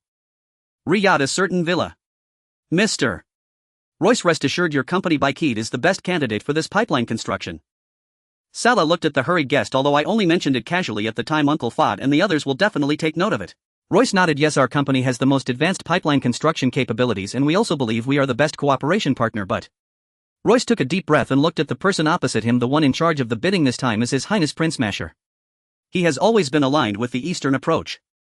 You can rest assured I will do my best to convince Uncle Fuad and the others. Locking in the pipeline dimensions, for example, the pipe diameter must be 50 inches. This way the East simply cannot produce it, so how can they compete? 50 inches equivalent to about 127 centimeters, meaning the circumference would be nearly 4 meters. In other words, to manufacture such a pipeline, steel plates wider than 4 meters are required. Does the East have that capability? Producing steel plates around 2 meters wide would be impressive. Royce also felt relieved, a brilliant smile appearing on his face. Prince Salah, thank you for your support. It's my duty, Salah nodded. I have one request for you as well. When quoting, it must be high enough. $20 billion is just an estimated figure. You must at least double that when you quote. The more money spent, the better. A project with such massive investment cannot yield any results. Uncle Fuad and the others will surely be very disappointed. By that time, Masher will be completely despised by everyone. Wasting tens of billions of national assets. Will there be a chance to recover in the future? Alright, no problem, we will set up an account for you with a portion of the funds. Salah smiled. Thank you for your good. On October 15th, in the capital of a certain country, at the Crown Plaza Hotel and Conference Center. The environment here is the best, with lush trees and fountains flowing. Luxury cars continuously rolled in and countless people with cameras and camcorders hurried into the conference center. A bidding conference was about to take place. On the podium of the conference center, a huge banner hung: bidding conference for the Desert Oasis project under the Carbohydrate 1980 project. Seeing the banner, Salah smiled. The Oasis project. They still want to turn the desert into an oasis. By that time it will all be saline alkali land. Let's see how you handle it. The higher you stand now, the harder you will fall later. Brother Salah, what are you doing here? At that moment a voice rang out. Salah looked over curiously. It was someone who looked almost exactly like him. Since he called him brother, he must be a prince. He thought hard and finally remembered a person. Walid. You've returned from America. Walid, born in 1955, went to the United States to study at the age of 15, first obtaining a bachelor's degree from Monroe College and then pursuing a master's in business administration at Syracuse University. This year he should have just graduated and returned home. However, Walid's father and other uncles had differing political views, so he was long marginalized. Walid had no foundation in the country, so Salah's tone did not carry much respect for his elder brother. Yeah, I'm back. I heard there was a bidding here, so I came to take a look. You're not planning to do business, are you? Yeah, I want to do some business. Salah's face showed a look of disdain, as a high-ranking royal member doing business was the most shameful thing. However, Walid was destined to never enter the sight of his uncles and would not hold any significant position in practical matters. Besides doing business, he had no other path to take. Walid, this project is very complex. It's not something you can participate in. Just come to see the world. Don't get involved with Masher, it won't do you any good. Walid still wore a smile. Mamino. Prince Salah. At that moment a foreigner walked over with a smile. Watching Salah leave, Walid's fists slowly clenched. They are all princes, he is no less than them. Moreover, the knowledge he has learned far surpasses theirs. He must stand out and make a lot of money to show them. A few minutes later, the noisy conference center suddenly quieted down as someone stepped onto the podium. Instantly all cameras and camcorders pointed at the podium, focused on the person slowly walking up, a rising star from the side of a certain country, Prince Masher. Hello everyone, welcome to this bidding conference. Masher looked at the crowd below. The feeling of sitting on the power throne intoxicated him. This time we plan to build a pipeline traversing the entire country from east to west with a total length of about 1200 kilometers. In other countries, building a pipeline is not easy. It requires various exploration efforts and determining the route can take 1 or 2 years. But here it's not needed. The area is all desert, the geological conditions are the same, just a straight line will do. With the perennial drought and no rivers in the area, there is no need to consider river crossing issues, and there's even less concern about relocation. Thus, after the bidding, exploration can be conducted, or even concurrent exploration and construction, without any issues. As Masher introduced the project, a large map slowly unfolded behind him, marking the pipeline route that needed to be constructed in the most eye-catching red. Instantly the crowd was shocked. traversing east and west. 1200 kilometers. This is definitely a huge project. Salah's face was full of smiles. The smasher seems to want to undertake something big. This plan intends to bring seawater from the Red Sea and the Persian Gulf onto the land. This project will not only cost 4 billion, it is estimated that 50 billion won't be enough. Royce also took a deep breath. Taking on this massive project would keep their Bikid company busy for 5 years. Walid's gaze was even more complex. Masher in the past, like him, was just a side prince living off the fat of the land with no prospects or hope. Now he could actually host such a huge project. Even if he doesn't get the project, just experiencing the atmosphere here will give him infinite strength. As long as he works hard, everything is possible. This pipeline is planned to have a diameter of 50 inches and a flow rate. Masher elaborated on the entire plan, then looked at the audience. Each bidding company will have half an hour to calculate their investment in time. After half an hour we will officially start the bidding. No need to calculate anymore. Our Bikid engineering company has the most experience in pipeline construction. At that moment a voice came from below. Building in the desert area, the cost per kilometer is approximately $5 million, so for 1,200 kilometers it would be $60 billion. $60 billion. Everyone's eyes widened. Although Mr. Shah is wealthy, this quote is simply too high. In recent years oil prices have fluctuated, with the highest point occurring this April when the price skyrocketed to $40 per barrel. Even at this peak price, $60 billion would require 1.5 billion barrels. With Mr. Shah working day and night, it would take at least a month or two. As for the construction period, there are various unexpected situations in the desert, such as sandstorms, wild animal attacks, and intense sun exposure. Therefore, the time available for work is not long, and the construction of 100 kilometers needs to be measured in years. This pipeline will take at least 10 years. In these 10 years, the dollar will continue to depreciate, and the amount set now will not be appropriate. We will need to request additional funding several times in the future. With this thought, Royce looked around. Who would dare to compete with our Bikid engineering company? There is no need for that. To compete, one must lower the bid, and lowering the bid means earning less profit.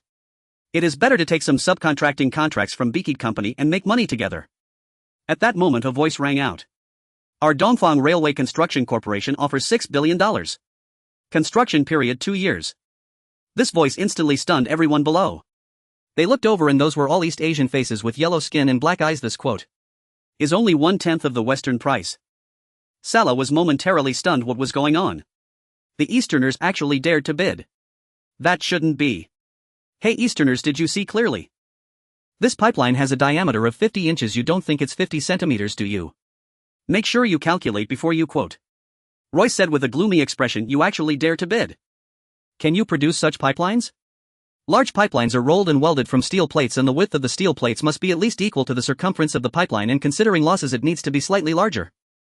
50 inches is about 127 centimeters multiplied by pi, that's about 400 centimeters, which is 4 meters. Producing pipelines of this caliber requires steel plates wider than 4 meters, and such steel plates need a rolling mill with a width of 4.2 meters to produce. If the width is insufficient, there are solutions. At worst, 2 plates can be used. However, this means there will be an additional welding seam, which, when the internal pressure of the pipeline is sufficiently high, can easily become a weak point in the bucket effect. Therefore, no customer would choose pipelines made by welding 2 joint steel plates. Royce looked toward the Easterners, his gaze filled with disdain. Are you planning to splice 2 steel plates together to make a pipeline? Your quote is so low because the quality must be too inferior. Haha, when has the quality of Eastern products ever been good? Xian Zhongkai's expression was serious. Our quote is low because we add only a reasonable profit to our costs. We won't, like some manufacturers, make exorbitant profits of 10 or even dozens of times. We Easterners conduct business with integrity. On stage, the leaders surrounding Mr. Shah had complex expressions. They knew perfectly well that Western companies came to do business, treating them as big clients to fleece. However, they had no choice. They had money, but apart from money they had nothing else, and could only use money to throw around. Various daily necessities and industrial products. Which one was not bought at a high price? Now that the Easterners have come providing them with a normal quote, they are instead being surrounded by these Westerners. Masher's mood was complex. Hassan had always recommended doing business with the East, and indeed the East is our true friend. This pipeline, even if it's made of 2 spliced steel plates, we will accept. As for the pipeline, we Easterners have a 4.2 meter rolling mill capable of producing steel plates of this width. We can make a pipeline with a diameter of 1.2 meters. Xian Zhongkai was confident. Last time after Prince Masher left, he found him and asked whether this project could be taken on. Why not pursue a business that earns foreign currency? Moreover, this business is even more profitable. $6 billion in foreign currency is more profitable than the previous project. It must be secured. We have steel plates, we have pipelines, and we have manpower. Preparations for this project have already begun domestically, with the overall contractors still falling on their Railway Construction 13th Bureau.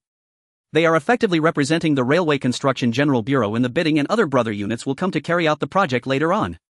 In short, now before the eyes of the world's pipeline construction company, Xiang Zhongkai was full of pride. The East possesses this technology. This is impossible. Royce shook his head. When have Easterners had such rolling mills? You only have the 2.3-meter rolling mill imported from the Soviet Union. Indeed, back when our country's industry was just starting, we only had the rolling mill imported from the Soviet Union, but we Easterners do not give up easily. Since the country needs it, we must rely on our diligent hands to accomplish the tasks entrusted to us. 2 years ago, our Wogong's 4.2-meter rolling mill successfully went into production. The thick plate rolling mill holds significant meaning. Producing pipelines is just one aspect, as it is also needed for ships, tanks, submarines, high-pressure boilers, nuclear power, and so on. Since we cannot import it, we shall produce it ourselves. In 1966, the Ministry of Metallurgical Industry and the Ministry of Machinery agreed on leadership. The second heavy machinery was responsible for designing and manufacturing the main body. The Dongfang Electric Machinery Factory provided electrical equipment, and the Capital Steel Design Research Institute was responsible for the process. After more than a decade of effort, in 1978, this 4.2-meter 4-roll reversible thick plate rolling mill was finally constructed and put into production. After the rolling mill went into production, it immediately made significant contributions to the country's industrial and defense construction, earning the title of a meritorious rolling mill. To this day, the rolling mill continues to operate, continuously producing much-needed thick plates for the country. However, the significance of exporting and earning foreign currency is even more substantial. Therefore, as long as we can secure the bid, we will produce the pipeline steel plates for export with full effort. After our country opened its doors, we saw our own backwardness, but we will not remain behind forever. We will catch up with the world's advanced levels and eventually surpass them. We Easterners are no worse than foreigners. Well said. Masher nodded. We chose to cooperate with the Easterners because we admire their spirit of striving for excellence, and the facts prove that the Easterners will never disappoint us, never in the past and never in the future. Now, are there any other manufacturers bidding? If not, this huge piece of fat meat will fall into the mouths of the Easterners. We at British Hapawosi offer $30 billion. The construction period is 8 years. Just then someone below started bidding again. Hapawosi, a British brand established in 1853, initially specialized in indoor heating and has now developed into the most renowned pipeline construction company in Europe. Their bid certainly cannot compete with the East. $6 billion would mean a loss. However, this price is only half of Beakeed's, which is already quite sincere, isn't it? Choose the East. What do the Easterners have? They hardly have any presence in the international construction market. We must choose us. We at Siemens Construction Company offer $28 billion. The construction period is 7 years. Another Westerner stood up.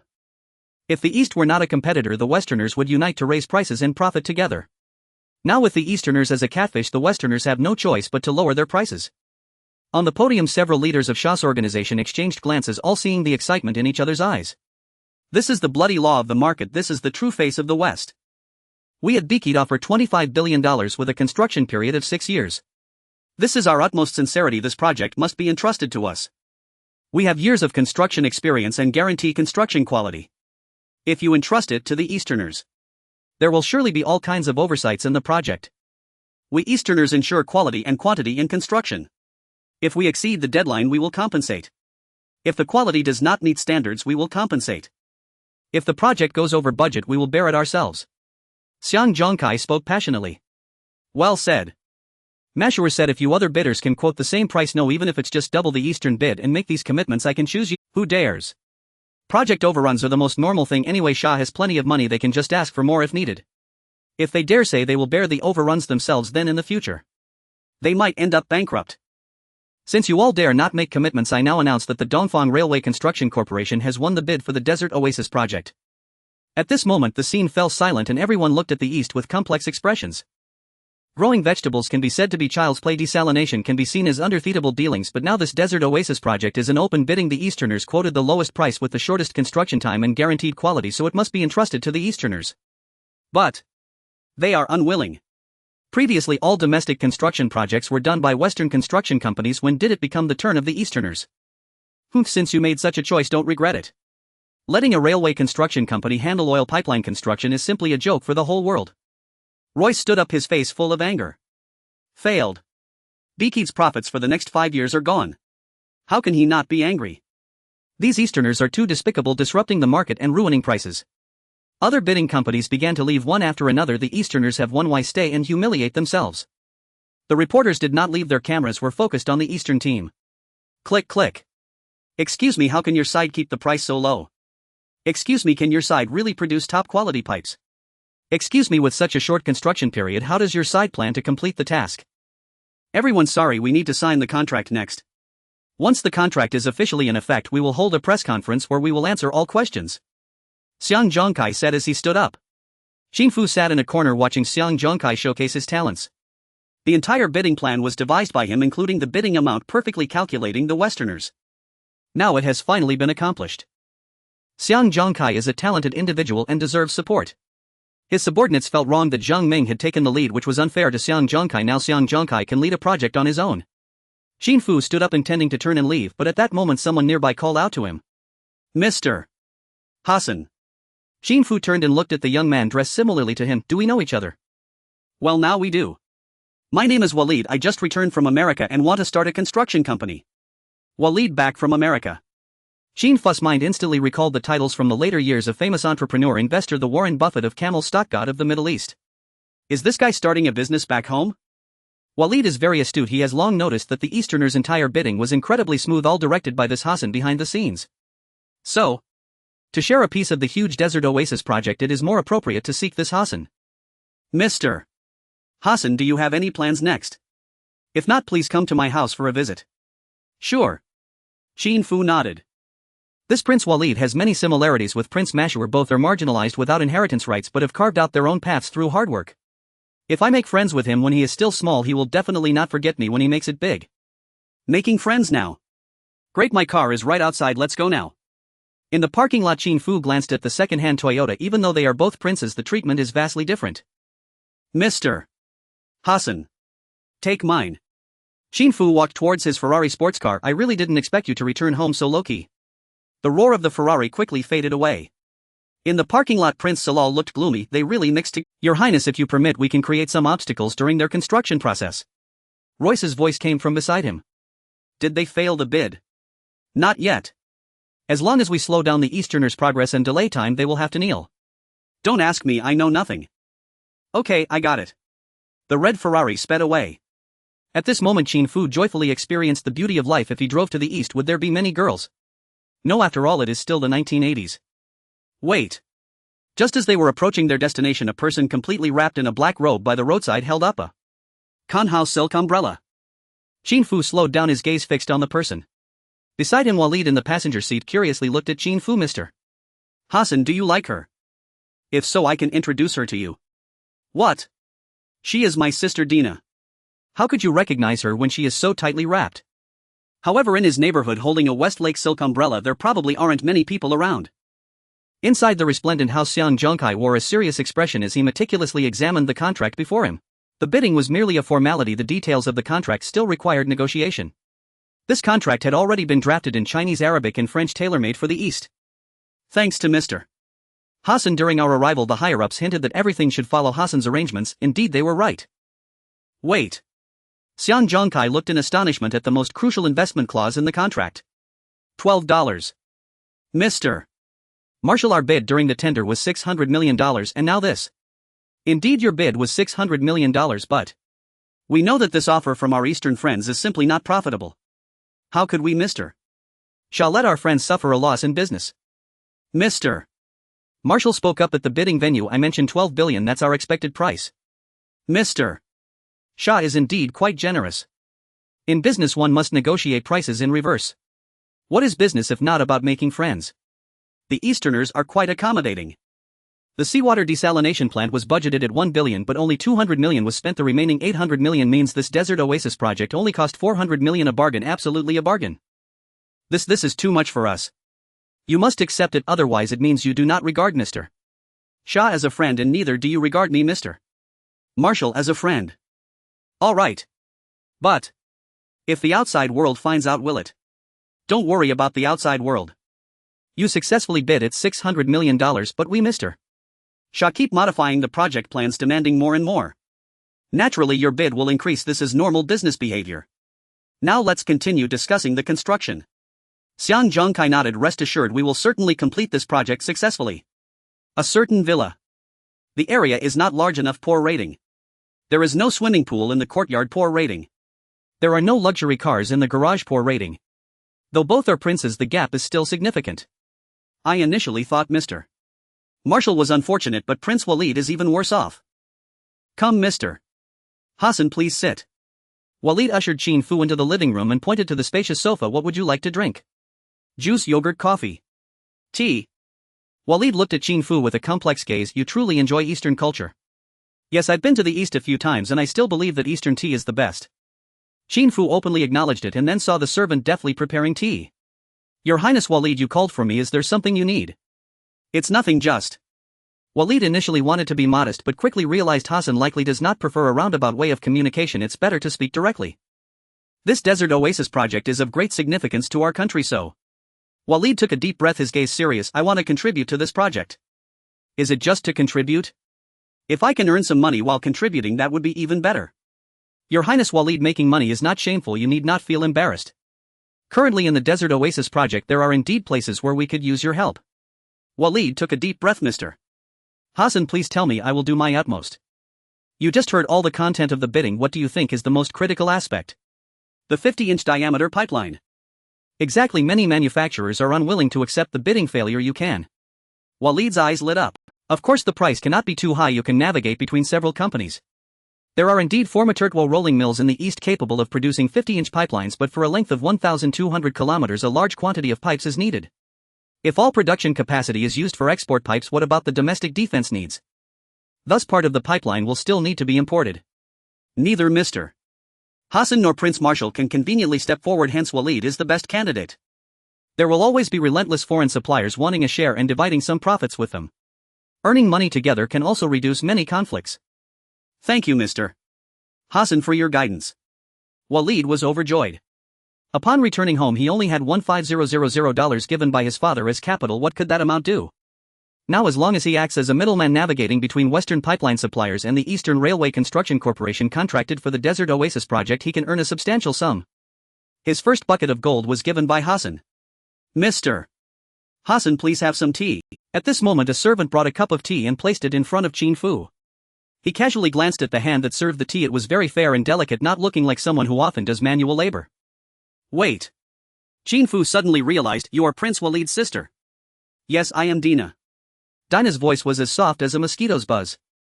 Last time at Delilian's house Hassan happened to visit, and since he brought a sufficient number of the Kangal silk umbrellas she took one with her when she left, loving it dearly.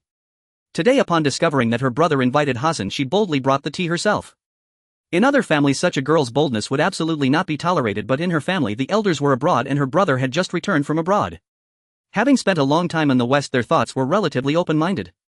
Does your brother want to make money? Do you want to? Dina was suddenly shocked. Being a princess, other princesses have so much pocket money to buy many nice things while she. I see you quite like the silk umbrellas. You also carry one when you go out. I have a batch here. Each one is priced at $88. Just give me $50 and the remaining $38. Qin Fu instinctively felt that this number was not pleasant to hear. Just then Dina excitedly spoke. What if it sells for more? I think it could sell for $200 each. I only take $50, the rest is yours. Indeed, one's family background determines one's talents. Walid is a business genius and his sister is no less impressive. Dina, it's not appropriate for you to show your face too much. Walid was somewhat worried. Of course it's not about showing my face, I just need to carry the umbrella and visit other friends' houses. The ladies will like it, and when the time comes they'll say I'm helping them inquire. It's hard to find these and they'll ask me to buy them. I'm assisting them, not selling. The Ritz-Carlton Hotel. The exterior of the hotel is majestic and the interior is exquisitely decorated, resembling a palace.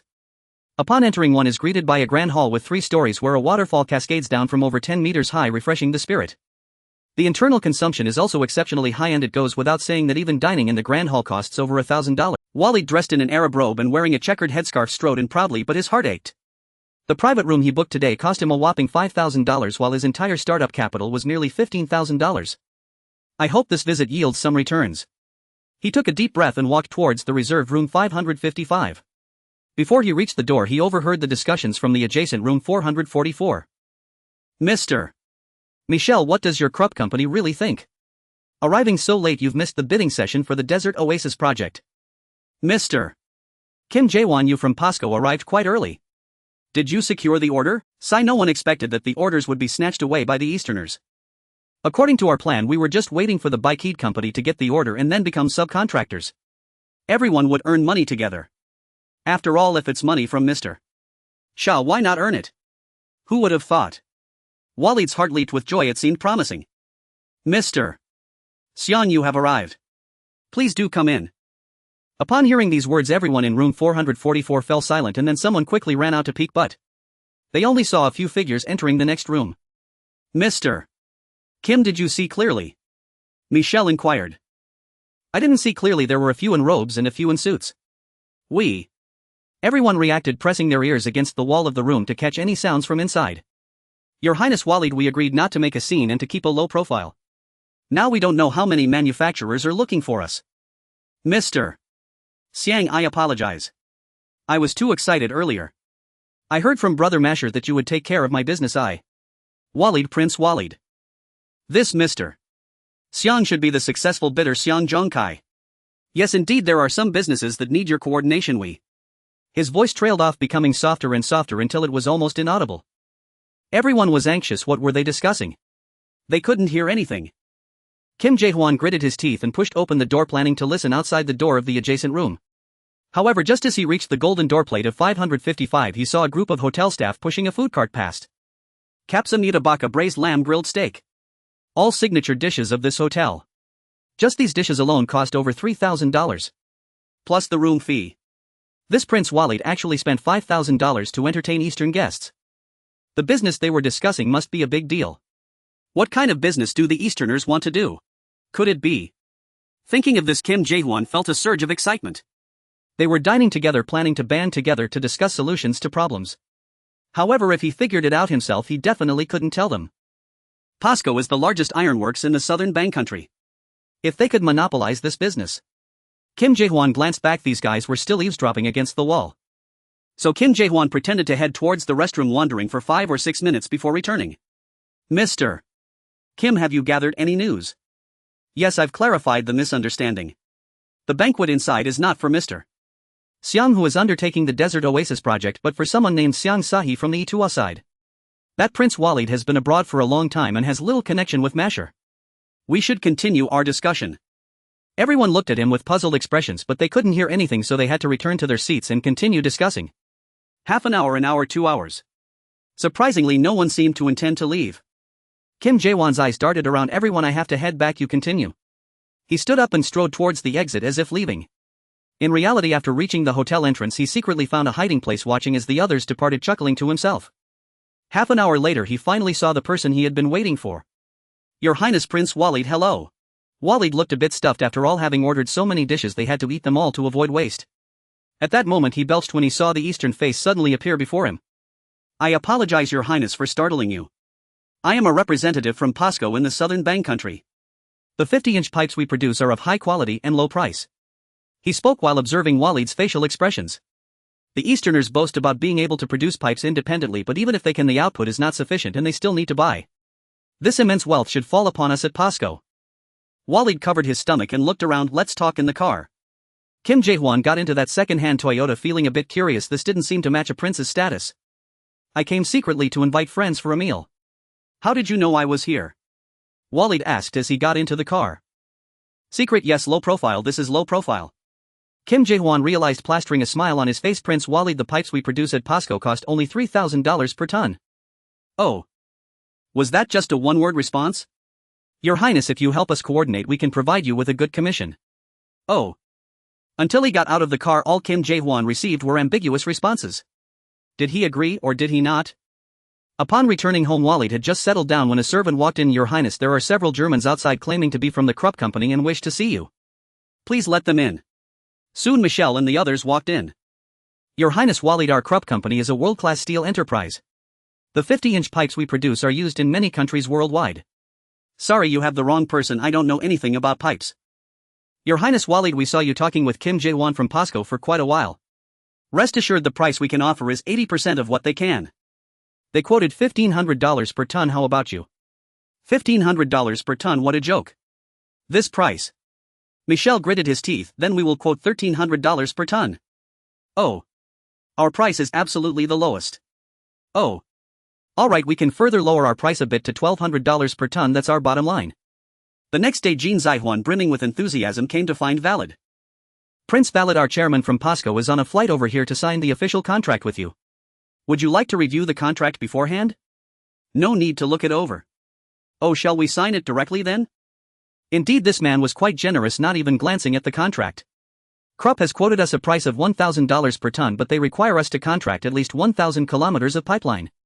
When hearing the name Krupp, Jin Zaihuan's mind exploded and his face instantly turned pale. Impossible, it cannot be true. Krupp cannot offer such a low price. Such a price means they would not make any profit. Do you not believe me? Valid's face showed a hint of impatience. Steward, show him out. Jin Zaihuan panicked. No, Prince Valid, how could we possibly not believe you? Since they can quote $1,000 per ton, then we can offer $950 per ton. Just yesterday he had fantasized about $2,000 per ton, dreaming of making huge profits, yet now, when the chairman comes down, he would definitely scold him fiercely. However, POSCO has a cost advantage and they could further lower the price. How could we, the Shaw family, care about a mere $50 difference? Krupp, a globally renowned corporation, your country is too backward. We are a developed country. Jin Zaihuan immediately puffed out his chest. We are just like the Western world, both developed countries. No, you are backward. Jin Zaihuan's mood turned complex. We can bring over samples to compare with Krupp's. Krupp is more famous. Fine. Jin Zaihuan gritted his teeth. $900 per ton, this is the bottom line we can offer. Alright, you may wait for news now, Valid said. Steward, show him out. Waiting for news. Krupp definitely would not lower the price to $900 per ton, but now there are not just Krupp but other companies as well. In the whole world there are more than just these two companies capable of producing 50-inch pipelines. To win the bid, Jin Zaihuan gritted his teeth. $800 per ton. Oh. $750 per ton. No one in the world offers a lower price than us. Oh. $700 per ton. This is already at a loss, the ex-factory price. If considering transportation, it would definitely be at a loss, hence the ex-factory price. With so many oil tankers, the decks are flat and on the return trip a portion can be loaded. Alright then, $700 per ton. Well, cover the shipping costs. Valid said. As for the payment, we require it to be cash on delivery. Jin Zaihuan's eyes widened in shock. Who said the Shaw family had gold everywhere and never bargained when buying things? This Valid was truly ruthless. He not only drove the price down to the lowest but actually requested cash on delivery. This Valid truly had no choice. He only had $15,000 in startup funds, and after showing off at the hotel yesterday he had spent $5,000, leaving him with only $10,000. How could he pay? Only cash on delivery. As long as the pipeline arrives at the port, Hassan will send someone to pick it up and then make the payment. Hassan's price requirement cannot exceed $800 per ton. Now with the price down to $700 plus $50 for shipping per ton, there is still a profit of $50 per ton. If they can get 10,000 tons over, that would yield a profit of $500,000. This first bucket of gold is indeed a bit challenging. Prince Valid, the people from Tata Steel have arrived and are waiting outside. What, there are other manufacturers? Jin Zaihuan gritted his teeth. Alright, Prince Valid, we accept cash on delivery. However, we require a monopoly on the entire pipeline supply, at least 1,000 kilometers of pipeline. With the price pushed so low, of course a monopoly is necessary. Oh. Still that infuriating word. In another villa in the same city. What? Valid is secretly colluding with various steel companies. Prince Salal stood up from the sofa. This fool, I clearly warned him not to get involved with Masher. Yes. Opposite him, Royce's expression was grim. After failing the bid, he originally planned to leave, but unexpectedly those suppliers secretly gathered together behind his back. Feeling something was off, he had someone investigate and learned what had happened, which made him furious. They are the general contractor, and upon failing the bid they must leave while those suppliers can go find the successful bidders to promote themselves as subcontractors. So it turns out his own company suffered losses. He couldn't swallow this anger. During the bidding the Easterners acted so openly and honestly. Now we must expose their hypocritical masks. Yes, it must be exposed. However, I am not in a position to appear now. After several setbacks, Salal had already realized he had lost the trust of his uncles. If he were to rush over now to expose the Easterners, it would only provoke greater discontent from these uncles. Moreover, the project is hosted by Masher and has nothing to do with him. Then we can wait until the project starts. There will definitely be a large crowd of reporters at the site, and at that time we can publicly reveal the suppliers of the pipelines. All right. Royce was unwilling. After all this effort, they were the ones who got played. Unacceptable, absolutely unacceptable. They must wait until the project starts. In the east at Wuyang Steel Factory. Outside it was already a frigid winter wonderland, but inside the steel factory it was still bustling with activity. Sparks flew as molten steel left the electric furnace, entering the ladle and then lifted to the beginning of the rolling mill production line. Everyone keep it up. If we refine this batch well, we can ship it out. The workshop director shouted loudly. Director Zhang, are our steel pipes for export? That's right, for export. We must let the whole world see that the steel produced by Krupp, POSCO, Nippon Steel, etc. we can also produce, and it is no worse than theirs. Yes, each batch of molten steel is refined. We will not bring shame to our country. The veteran said, picking up the steel rod and continuing to work. The molten steel turned into steel ingots, entering the four-roller mill, transforming into steel plates like rolling dough. The outstanding rolling mill worked tirelessly, not only satisfying domestic demand but also generating export earnings. Adding bricks and tiles for the construction of our motherland. November 11, Carbon Water 1980 Project Base. For many journalists, this base was previously only a rumor, as it had always been shrouded in secrecy and ordinary people had no idea where it was, resulting in very few visits. Today they finally have the opportunity to visit and report. The base is actually hidden in an obsolete oil refinery. However, it has undergone a tremendous transformation. Scaffolding is everywhere, with the faces of Eastern workers visible all around, and new buildings are rising rapidly. This is the astonishing speed of the East. How fast is this Eastern speed? Back then the country was in ruins, a purely agricultural nation that couldn't even meet the people's food needs yet. Just after one 5-year plan, it transformed into an industrial nation with a complete industrial chain. Now the speed unleashed by the East is astonishing. Ladies and gentlemen, what you are seeing now is our seawater desalination plant's first phase project. Said excitedly by said while introducing to countless foreign journalists. As a local native and elder said now holds significant power, the construction of the plant is overseen by Zhang Ming while local affairs are coordinated by said. That rural bumpkin has now become a powerful figure. Once this plant is operational, it will provide 100 million liters of fresh water every day. Even if it is just phase 1, it will produce 10 million liters daily, making it the largest seawater desalination plant in the world. Excuse me, what technology is being used here? Asked Thomas, a reporter from the Times.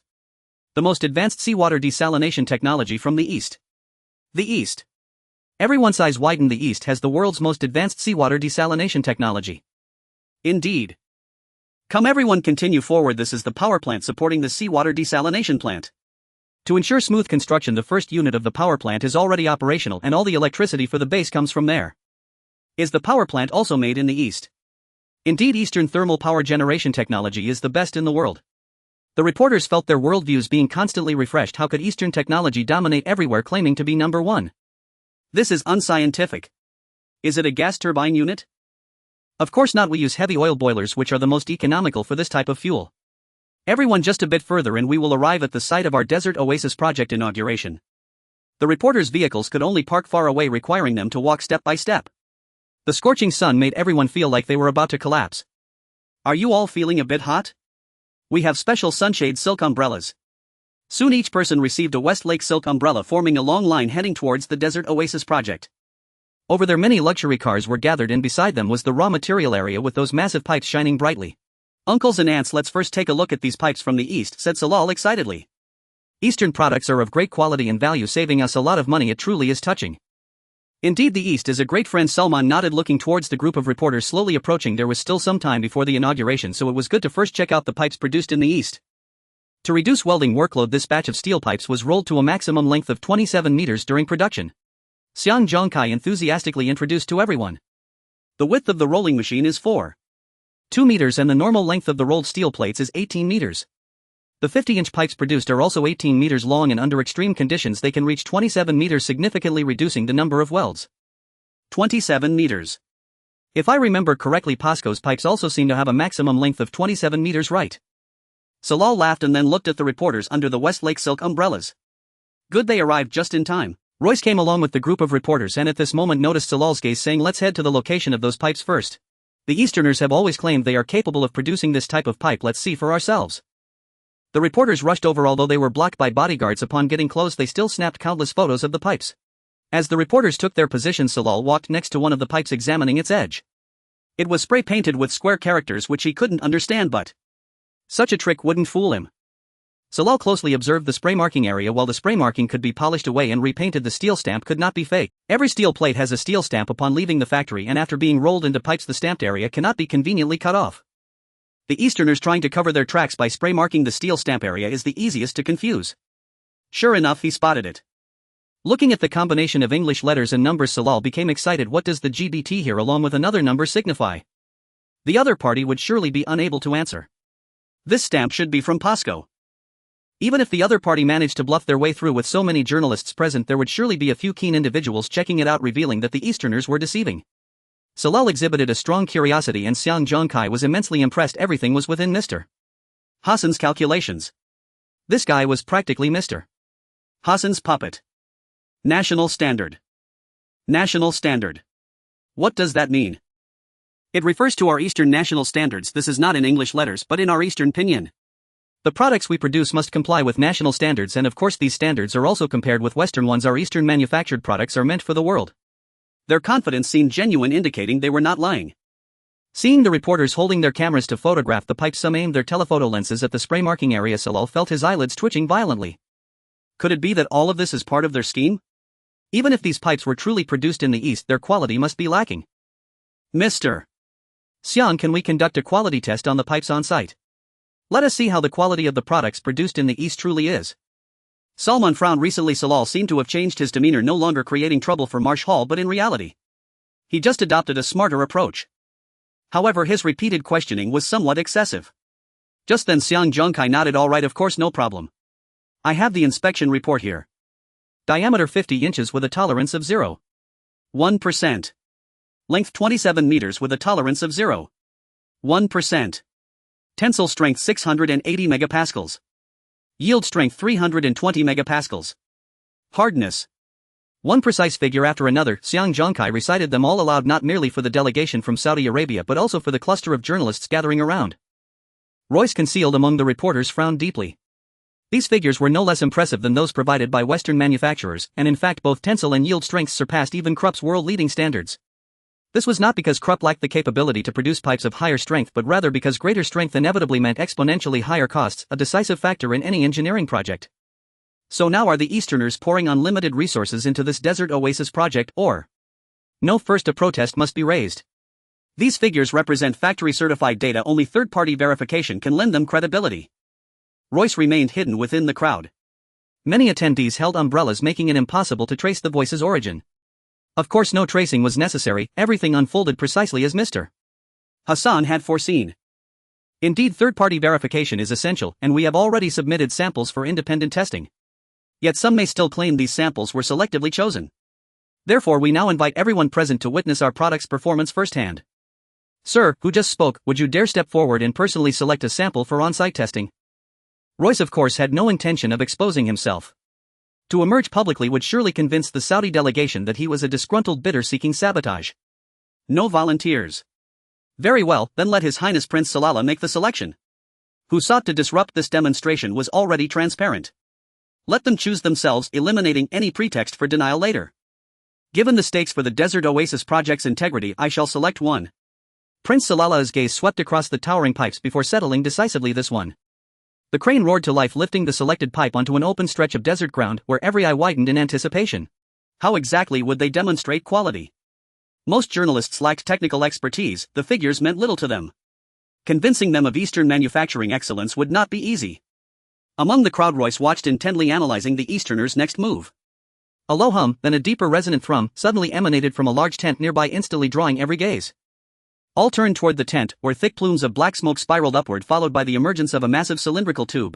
Could that elevated tube possibly be? After a moment of stunned silence, attention shifted entirely. Their cameras, lenses and telephoto gear swung in unison toward the tent, firing off rapid bursts of imagery. Click. Click. Clatter, clatter. Two heavy treads emerged from the tent, separate from the tube above. As half the vehicle rolled clear, revealing a rounded armored dome atop, the full configuration became unmistakable even to laymen. An M60 track tractor weighing 52 tons. Yet why deploy such a massive tube-carrying vehicle to test pipe integrity? This defied logic.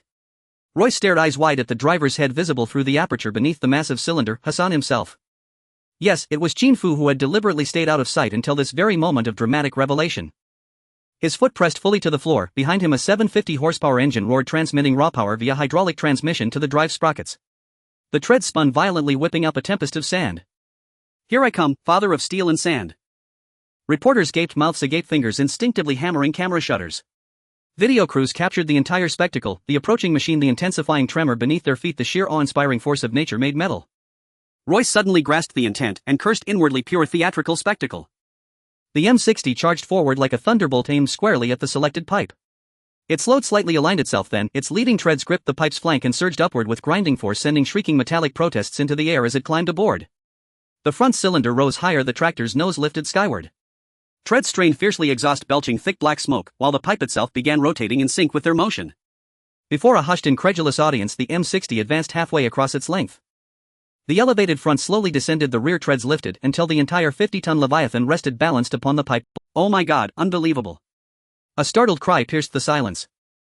Front leveled. Rear leveled.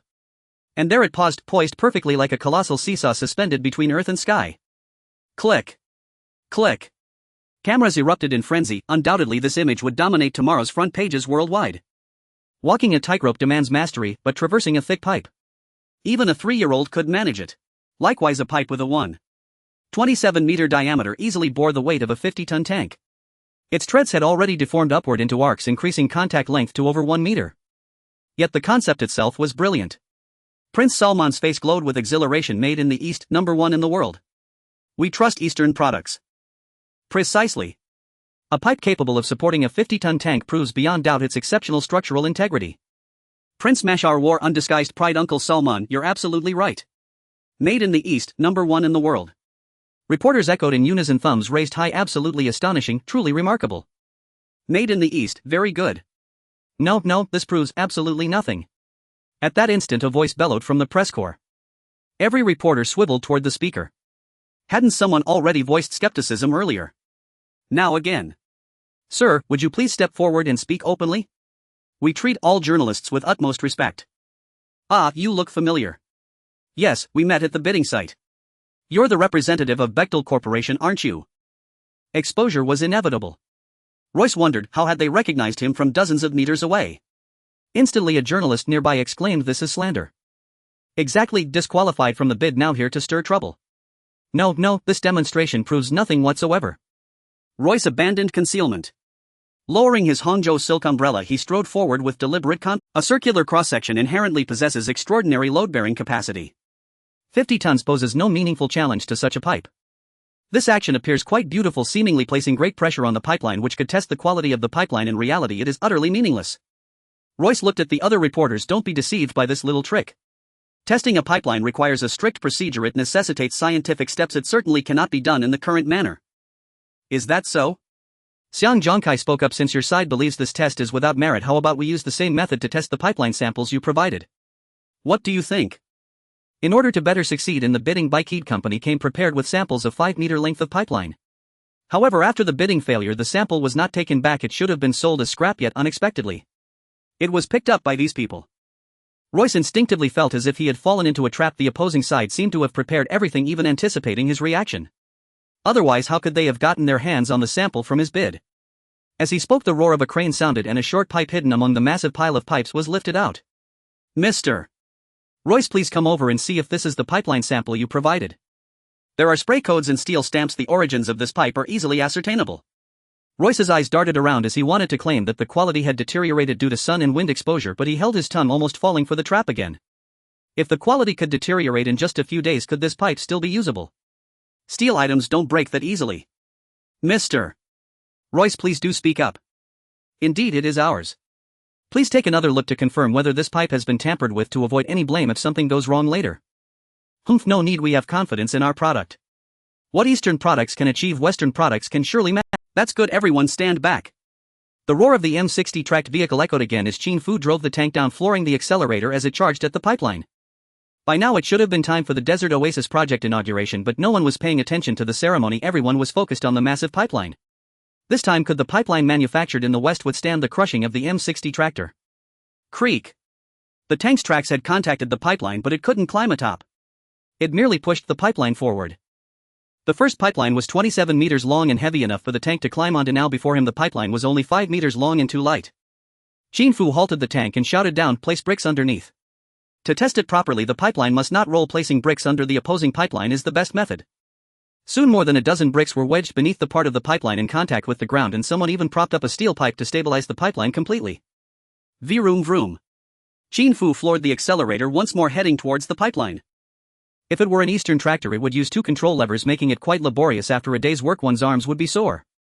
The Western tractor employs hydraulic transmission with automatic steering, accelerator, brake and clutch, making it as easy as driving a car. Bang. Creak. The tank tracks pressed down on the pipeline and halfway through the pipeline emitted a screeching sound. Without reducing speed, Qin Fu continued forward after half of the vehicle passed. The sound from below grew louder. It's crushed, it's crushed. A reporter shouted. To the naked eye, the circular cross-section of the pipeline was being forcefully compressed into an oval shape. Bang. The tracks in front of the tank heavily fell back to the ground, causing the entire vehicle to shake, and the pipeline underneath emitted a crisp crack. It broke directly. Mr. Royce, I may not understand your professional tests, but looking at the current situation, the Eastern product is unscathed while the Western product is crushed. Can you analyze what this indicates? Poof. Royce merely made this sound and then turned to walk away. Why stay? To be mocked. Looking at the actual test quality, the Eastern product is evidently superior. Sulla's face fell. He had originally wanted to watch the drama and had brought so many reporters, but unexpectedly it all turned into positive coverage. Sulla, my good brother, look, the quality of the Eastern product is significantly higher than that of the West, isn't it? I'll tell you, there's a saying, practice brings true knowledge. Looking at Masher's smug expression, Sulla forced a smile. Indeed, that's right. By the way, is it time? Shouldn't we hold the ceremony now? The scene became lively again. Ribbon-cutting, foundation-laying speeches. The atmosphere was bustling with frequent applause. Qin Fu didn't get involved. He drove the tank back to the original tent. Before he could climb out, he saw Said looking at him with envy. This spotlight was taken by Hassan. In fact, he had also been a tractor driver before, if it were him driving.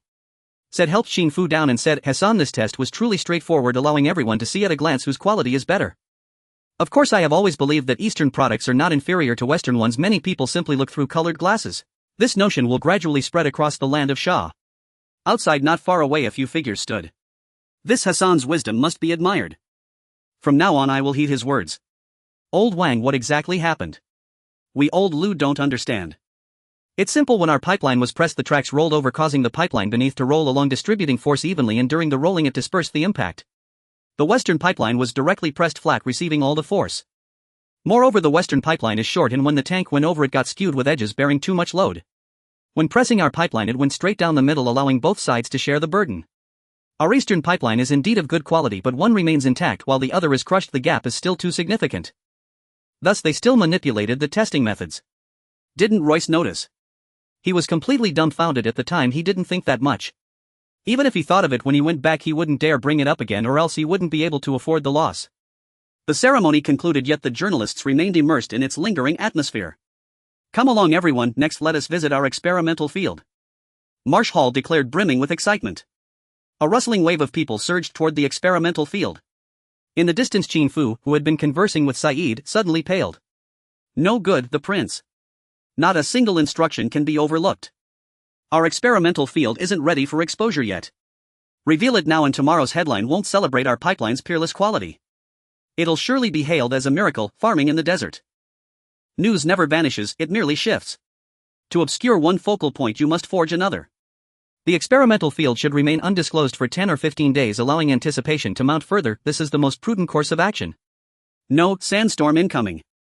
At that moment, Saeed gazed toward the distant sky, his expression clouded with concern. Having lived in the desert for years, he knew sandstorms intimately, and even Qin Fu could now discern the ominous signs. A vast ochre haze loomed on the horizon, blotting out sun and sky. Indeed, a sandstorm. Ladies and gentlemen, the sandstorm approaches. Let us retreat to the office building of the Desalination 1980 project base for shelter. Marsh Hall shouted. Only the sturdiest structures withstand a sandstorm's fury. Exposure in the open would be unbearable. The journalists promptly turned back, following servants' guidance toward the base's office building. Hassan, let us return. Saeed urged. No, I cannot. This storm appears unusually severe. I must inspect the experimental field. Though the field had weathered countless sandstorms before, Qin Fu remained anxious. This field was their foundation. Moreover, Professor Hua and Professor Xiong were testing new crop varieties there. Any mishap would be catastrophic. But, wouldn't going alone be somewhat? Fear not, I'll drive the tractor. Qin Fu clapped the massive M60 tractor beside him, pride gleaming across his face. Could even the fiercest sandstorm lift an M60 into the heavens? And showcasing this tractor's indispensable utility at the base would likely render repayment unnecessary. In truth, Qin Fu had never intended to return it, not since borrowing it from Sultan. Very well, I'll accompany you. No need. I'll manage alone. You must oversee all operations here, serve as chief logistics officer. The engine roared to life and the M60 tractor surged against the tide of evacuees heading straight for the experimental field. Qin Fu kept half his head above the hatch, spirits high, foot steady on the throttle, humming a familiar tune. Helmeted I roam the world afar, bullets and cannon fire I scorn. Joyously I watch the great desert winds of the Middle East gripping my machine gun as dawn breaks. Your land holds oil, your land is my home. Unbeknownst to him, wind and sand had already begun to rise, yet the experimental field shimmered faintly on the horizon. He'd driven this route often in his sports car, he could navigate it blindfolded. Wait, what? Ahead, nothing but blinding obscurity. Grit-laden gusts hurled pebbles against the armored hull, rattling like frantic drumbeats. This sandstorm was far more ferocious than anticipated. Qin Fu sealed the overhead hatch and pressed forward just a little farther and he'd reach his destination. Suddenly the engine behind him wheezed a ragged labored gasp as if choking on its final breath. Qin Fu's heart lurched. He slammed the accelerator, but nothing responded. The engine emitted a feeble sputtering groan, then fell utterly silent. Under ordinary conditions the tractor functioned adequately, but during sandstorms its air intake filter rapidly clogged with fine desert sand regardless of meticulous maintenance. No cause for alarm, the armored hulk was impervious. Qin Fu retrieved a date from his pocket and munched idly, passing time with quiet patience. 1 minute, 3, 5, 10. Then, voices. Faint yet unmistakable. Qin Fu hastily opened the hatch. Outside, sand and stone still swirled violently. Even the tractor's paint had been scoured to a mirror-like sheen. Exposing his head would invite a hail of welts. He scrambled for helmet and goggles, but before he found them the voices sharp and clearer now. Damned weather ruining the mission. Exactly, we've no idea where the storm has cast us. Qin Fu assumed the speakers were either colleagues from the experimental field or Saeed's staff until he realized they spoke neither Mandarin nor Arabic but Hebrew. Every hair on his body stood erect. He slammed the hatch shut and glanced backward. Relief flooded him. The rear hatch, the turtle's hell cover, remained firmly sealed. This tractor required 5 operators, 1 driver up front, 4 others managing agricultural equipment, including the massive pipe at the rear. Now this machine was his sole sanctuary. A tractor, over here. Someone cried, elated. Anyone aboard? No, abandoned most likely. Perfect, let's take shelter inside. They hurried forward, speaking rapidly. All wore desert camouflage protective goggles mounted atop helmets and compact Uzi submachine guns, elite soldiers unmistakable. Clang. The first man vaulted onto the hull and attempted to twist open the driver's hatch, immovable. The cockpit's locked. What about the rear hatch? Locked too. Impossible. Could it have sat abandoned so long that rust has fused it shut? The squad leader frowned, intrigued, but not unduly perplexed. Fine, then we'll shelter beside it instead. During a sandstorm even modest shelter was priceless. They huddled tightly along the tractor's flank, cursing the tempest while exchanging terse conversation. How far are we from the experimental field? Judging by pre-storm maps, within 10 kilometers. Once the winds abate we'll storm it, eliminate everyone inside and seize the seeds. Qin Fu's pulse spiked. Never had he imagined such ruthless intent. Precisely. When the storm passes every trace will vanish, no one will ever know Izio carried out this strike. Word is our employer is a prince, why would he pay 2 million? Prince. Qin Fu clenched his fist. He believed struggle must abide by rules, without restraint chaos would reign absolute. Yet Salali had crossed that line without hesitation. Worse, he intended to turn those very men Qin Fu himself had invited against the field. If so, then Qin Fu would meet ruthlessness with ruthlessness. First neutralize these intruders, protect the field's personnel. But how? They numbered at least a dozen, while his tractor lay crippled, its air filter choked beyond revival. Inspiration. Raymond, a mercenary in his 40s, had fought countless brutal battles across the globe, wounded 3 times with a shard of shrapnel still lodged in his body, yet utterly unfazed. To him this mission was child's play. Yet mercenaries uphold a sacred creed: money for service plain and just, and this payment came effortlessly. Though the sandstorm posed a minor complication, it also cloaked their movements in perfect obscurity. All things considered, it was far from unfavorable. Then, suddenly, he heard a faint sharp buzz, work crack. What was that? In the next instant the colossal machine behind him surged to life. Its outer track spun forward while the inner one reversed, executing a razor-sharp pivot on the spot. There was someone inside the tractor. As seasoned mercenaries they had conducted infantry tractor coordination drills many times.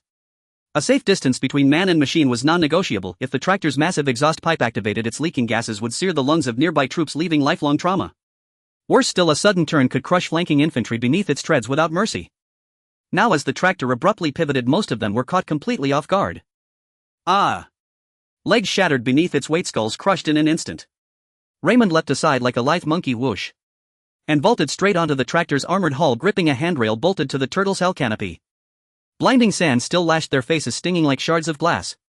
Beneath their feet rose the agonized screams of fallen comrades, clearly beyond saving. The remaining 4 veteran mercenaries scrambled onto the tractor's hull in unison. Years of hard-won instinct had just saved their lives. Though the tractor offered excellent long-range visibility, its immediate surroundings were blind zones.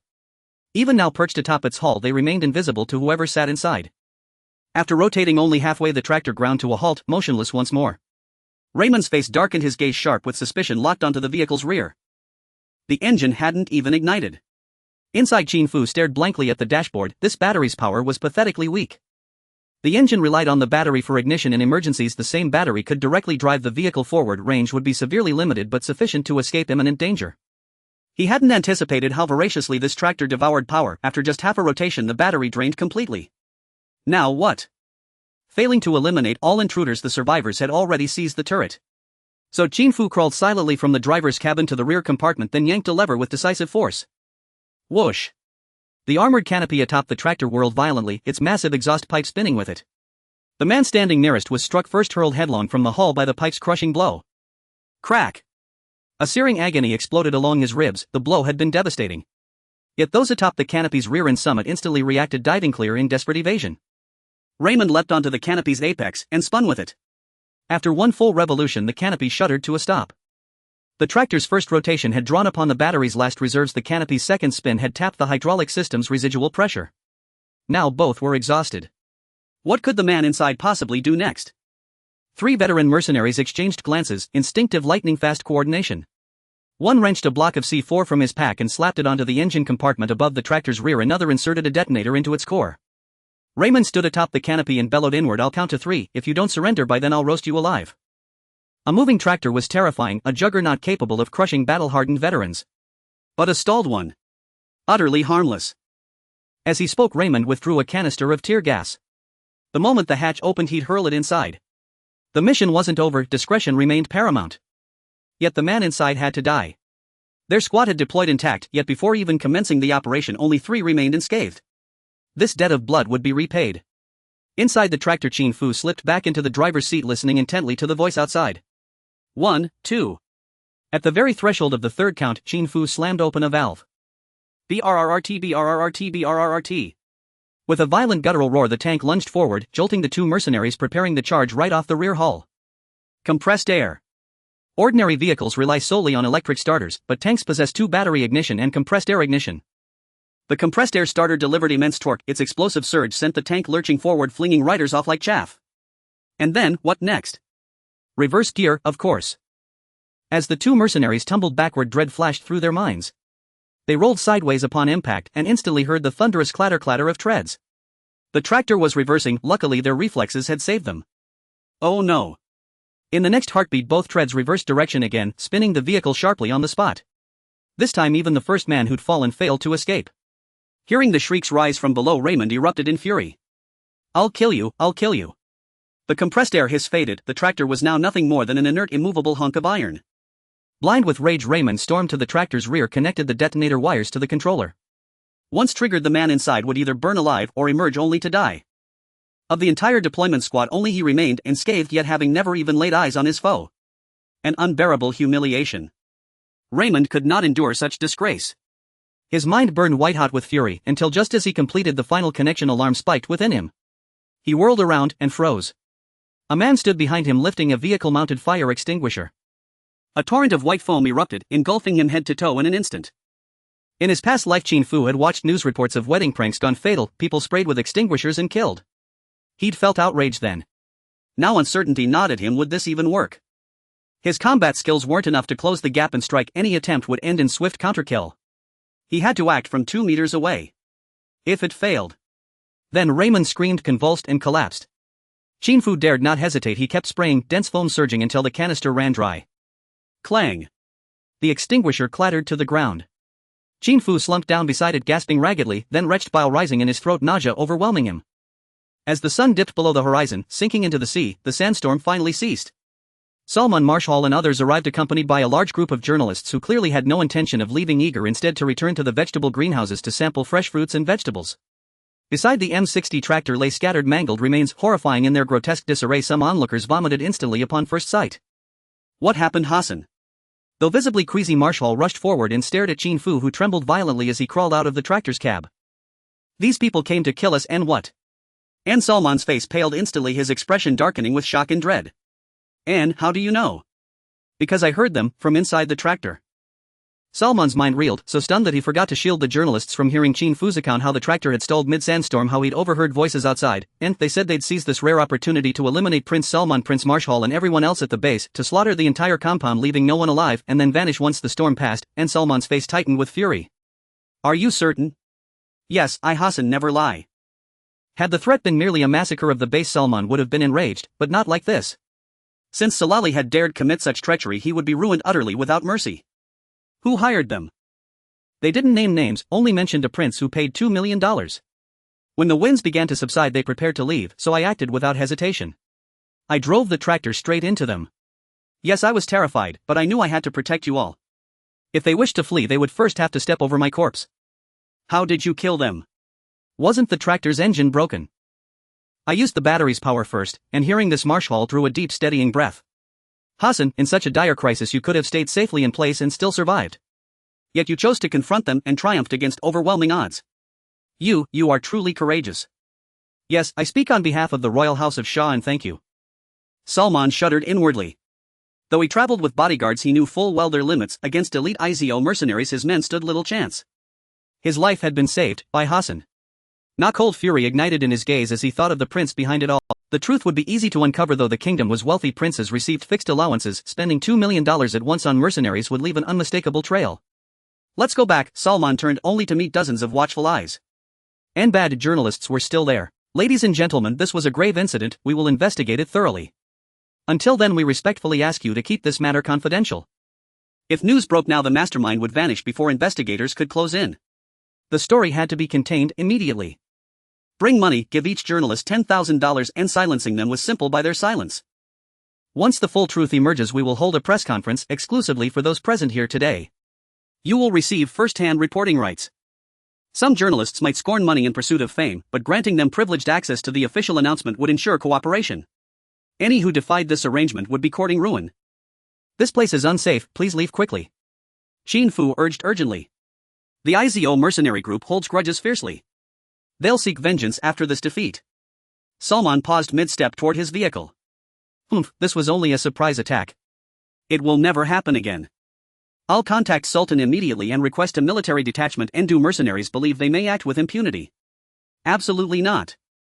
If captured, even the Geneva Conventions would offer them no protection, especially not on Shah's sovereign soil. Those who provoke chaos here must reckon with the consequences. Marshall's eyes gleamed. Military presence meant greater security, and crucially his first real exposure to command authority. Hassan truly was his most capable and loyal aide. He would reward him handsomely. And Highway 4. Salali drove his Mitsubishi Pajero 2 across the desert, bathed in the golden glow of sunset, humming with self-satisfaction. Hold me gently in your palms, lift me through the clouds to the moon, and as if answering his fantasy, a low thunderous rumble echoed from the clouds above. Thunderstorms were impossible in the desert. The so-called desert oasis was nothing but a cruel joke. Salalia's mood soared. With the sandstorm over, he had declined to visit the experimental fields, not out of desire for praise but to avoid witnessing bloodshed. Returning early allowed him to feign detachment. He sang, glancing skyward, spotting a helicopter likely ferrying someone back to the capital. And wait, something was wrong. It was veering directly toward him. Vehicle below, halt immediately. Halt now. And Salali flipped the bird skyward. I'm a prince, just who the hell are you? What right did you have to order me around? And wait, roadblocks ahead.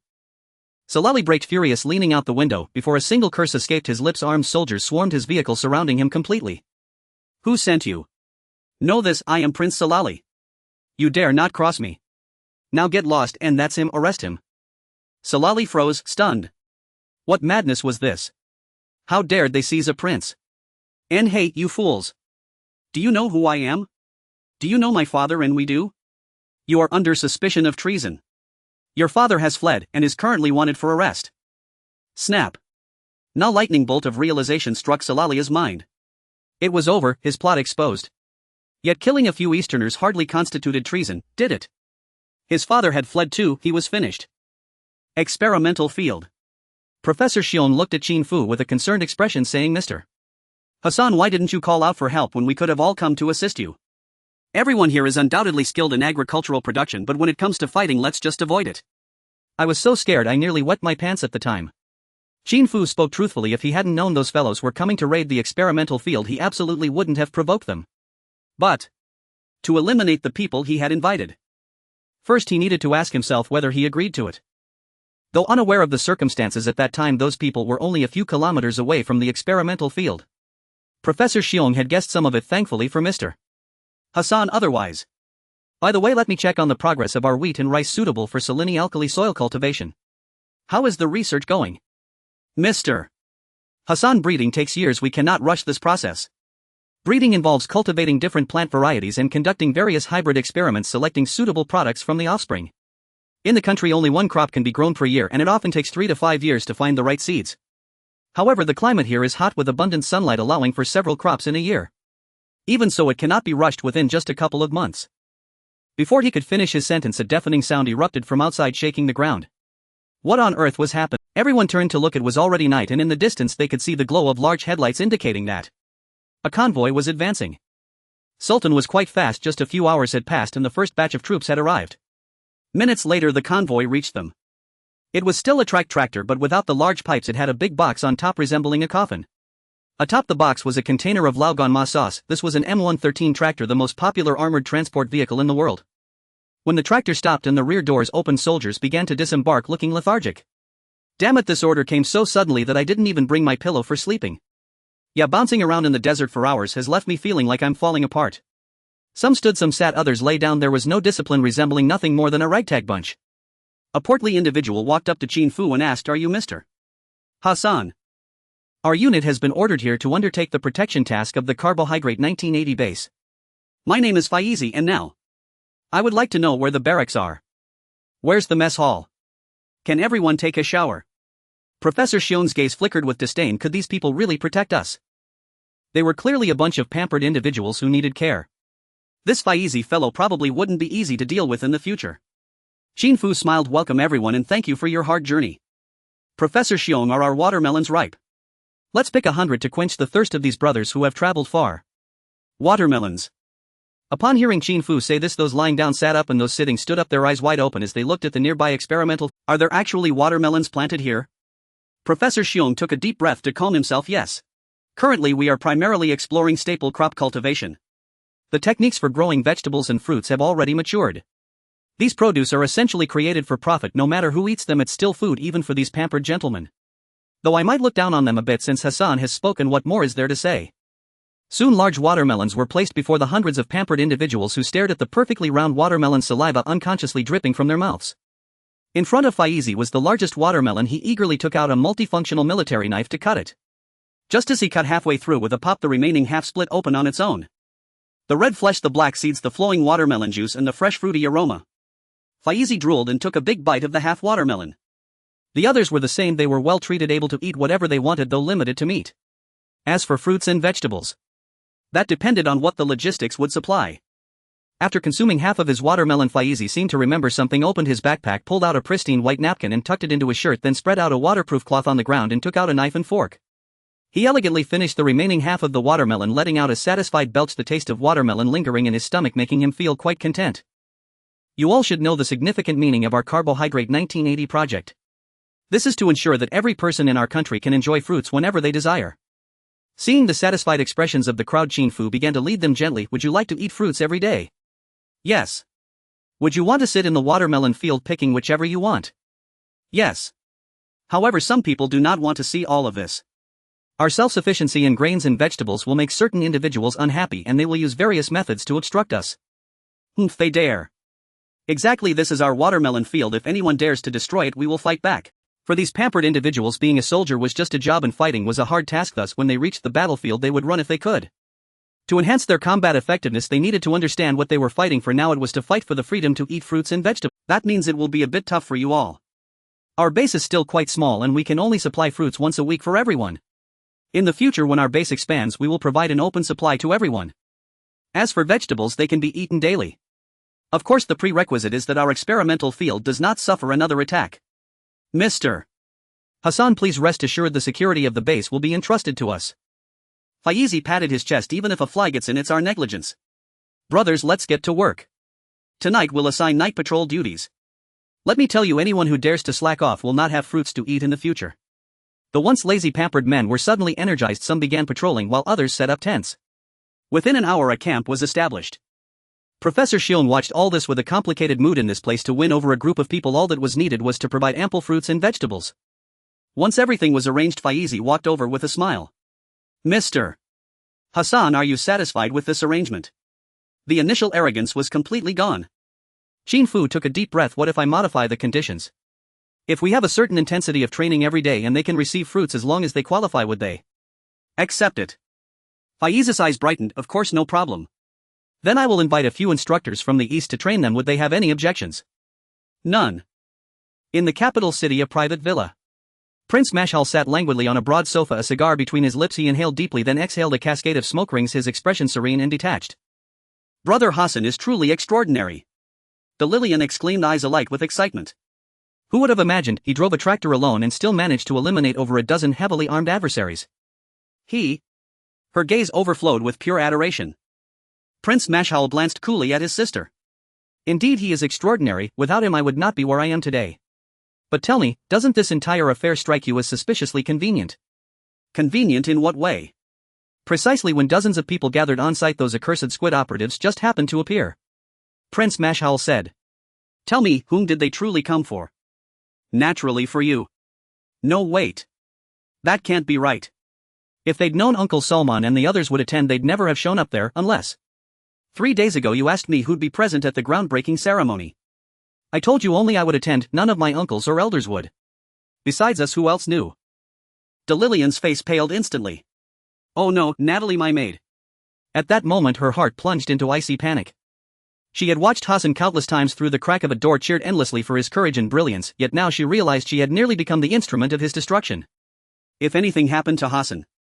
Natalie, come out now. Lillian shouted up the staircase. No reply came. An hour ago, upon hearing of Salala's arrest, she fled. But she didn't know she'd been under silent surveillance all along. Sagal entered, flanked by 2 burly bodyguards who dragged a female servant between them.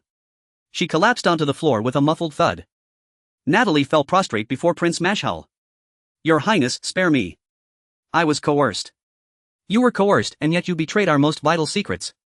How many lives might be lost because of your treachery? How catastrophically might it jeopardize our Carbon 1980 project? Prince Mashal's voice was glacial. Princess, please save me. All these years Lillian's heart was tender, but not this time. Her tone turned equally frigid. Had it been anything else, even if you'd stolen the most priceless treasures in our home, I would have forgiven you. But this is different, Natalie. Your actions could cost Hassan his life. Sagal, take her. Deliver her to Uncle Salman. The assassination attempt had clearly targeted Salman. Now he would handle the reckoning, and mercy would not be part of his calculus. Salala himself had already been arrested. What fate awaited a mere maid? Even if spared execution, she would never again see sunlight beyond prison walls. No. Your Highness, I know far more. Those plotting against you are not limited to Salala, they include. Prince Mashal's pupils contracted sharply. He knew Salala's caliber well. Hiring mercenaries demanded audacity, and Salala lacked both the will and the wit to orchestrate such a move alone. Nor was his intellect sharp enough to abort the operation upon spotting Salman among the guests. Instead, he'd strutted forward, smug and guileless, utterly devoid of cunning. There was someone else pulling the strings. Hearing that name, Prince Mashal drew a slow, deep breath. Sagal announced that our suburban estate suffered a fire last night. A maid perished in the blaze. We grieve deeply and shall offer generous compensation to her bereaved family. Your Highness. Natalie's voice trembled violently. Urine soaked the floor beneath her. Take her away. Princess. Her cries faded into silence. Lillian remained mute, her face ashen, fingers clenched into tight, trembling fists. Brother, will Hassan be safe now? For now, yes. Uncle Sultan has deployed an entire battalion to guard him. But what if that battalion itself? Lillian bit her lip. Brother, what if we granted Hassan a higher status? Would that make him safer? What kind of status? For instance, a prince. In their family, the title prince extended not only to male heirs but also to husbands of royal daughters, thus a son-in-law could become a prince by marriage.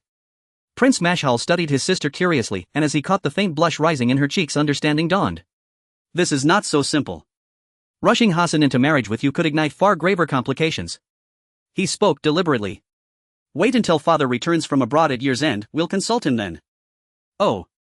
Delillian lowered her head, twisting the hem of her sleeve absently before turning quietly to leave. Here women held little autonomy, certainly none in choosing a spouse. Fortunately their family was comparatively progressive. Their father served abroad as a diplomat and her brother cherished her deeply. Yet even so, broaching such a request had left her profoundly embarrassed. Her face burned crimson. Delillian, Hassan is a man of integrity. If the opportunity truly arises, I will stand behind you. His words echoed behind her. Achoo. In the experimental field, Qin Fu suddenly sneezed. Mr. Hassan, what's wrong? Nothing. He waved it off. The climate here was sweltering, no chance of catching a chill. Someone must be speaking ill of him, perhaps Salala. We're currently conducting various hybridization trials. Professor Xiong gestured toward the adjacent plot of land. We're using the Soviet R045 series as the maternal line and seeds from domestic agricultural research institutes as paternal lines. Wait. A spark flickered across his mind. Qin Fu closed his eyes. Fragments of memory, long-forgotten lectures, half-remembered texts, began resurfacing, coalescing at last into clarity. Dekong 961, the famed sea wheat. Developed in 1992 by Dezhou Agricultural Research Institute, crossing Soviet introduced R04501 maternal with Dexianno. 1 paternal, then cultured in sodium chloride medium containing 0.4 NaCl, followed by rigorous selection. Its yield in saline-alkali soil exceeds that of conventional farmland. Mr. Hassan, Mr. Hassan. Ahem, I have an idea. R04501 Dekong no. 1. Professor Xiong looked at the loquacious Qin Fu with a complex expression while the student Meng Fanqing quickly took notes beside him. Now everyone looked at Qin Fu with admiration as if he possessed a special kind of magic. After Qin Fu finished his explanation, he noticed the complex gaze of Professor Xiong. Mr. Hassan, how do you seem to know so much about cultivating seawater wheat? Especially since you even know about Dezhou's Dexianno. 1. Ahem, while I was just guessing, you can give it a try. Breeding is not easy. Seawater wheat has been selected for hybrid research since 1992 and only passed the approval in 2001, while large-scale planting took even longer 10 years later. It wouldn't be possible for someone like Xia to achieve results in such a long time. If a hybrid product could be cultivated in one season, the most suitable variety could be obtained, followed by evaluations in the second season and large-scale planting in the third season. Given the hot weather in Xia's region, perhaps in just a year and a half it could be developed. Therefore Qin Fu had to articulate the correct method, but such precision would also raise suspicion. 12112. Just then a loud chant came from outside. Qin Fu looked over and saw a row of Xia people undergoing drill training. Upon Qin Fu's request, Dongfang reacted swiftly, immediately reallocating a few stationed military officials from Yitua to serve as instructors. Although there were no towering pyramids like those in Yitua, the desert was hot and the climate was nearly the same. Suddenly a plump Xia person sat down on the ground, causing an uproar of laughter among the others. Damn it, I'm not training anymore. I want to go back to the tent and enjoy some air conditioning. Others do not laugh. Xia, he get up and return to your position immediately. The instructor spoke. No, I don't want to train anymore. If it were military skill training, shooting, charging, even crawling, I could accept it. But we've been standing in formation for 3 days. What's the point? In battle, do we really charge in formation? Exactly. The others voiced their dissatisfaction. While formation may not be useful in battle, formation training can instill discipline in an army. To win, discipline is essential. An undisciplined army has no combat effectiveness. So does neatly folding our blankets relate to combat effectiveness? Exactly. The instructor's tone was serious, but it was evident that these people did not care at all. What to do? Corporal punishment. If this were at home, the instructor would have already kicked someone for being disobedient in training. If they can't obey orders in battle, how could they face death? But here in Xia's region that couldn't be done. At that moment Qin Fu walked over. Instructor Su, you don't need to be angry. Qin Fu looked at the person sitting on the ground and said, tonight everyone will get an extra tomato after dinner. Xia, he, do you want to eat? Is it the size of a fist? Exactly. A little vitamin boost. All right. Xia, he immediately stood up. Report instructor. Xia, he requests to return to formation. Instructor Su looked at Qin Fu with a complex expression. Mr. Hassan, maintaining military discipline with fruits and vegetables. Qin Fu smiled and patted his shoulder. Instructor Su, don't worry. Rome wasn't built in a day and Xia's steel army won't be forged overnight. Take it slow. Instructor Su took a deep breath. All right. Continue training.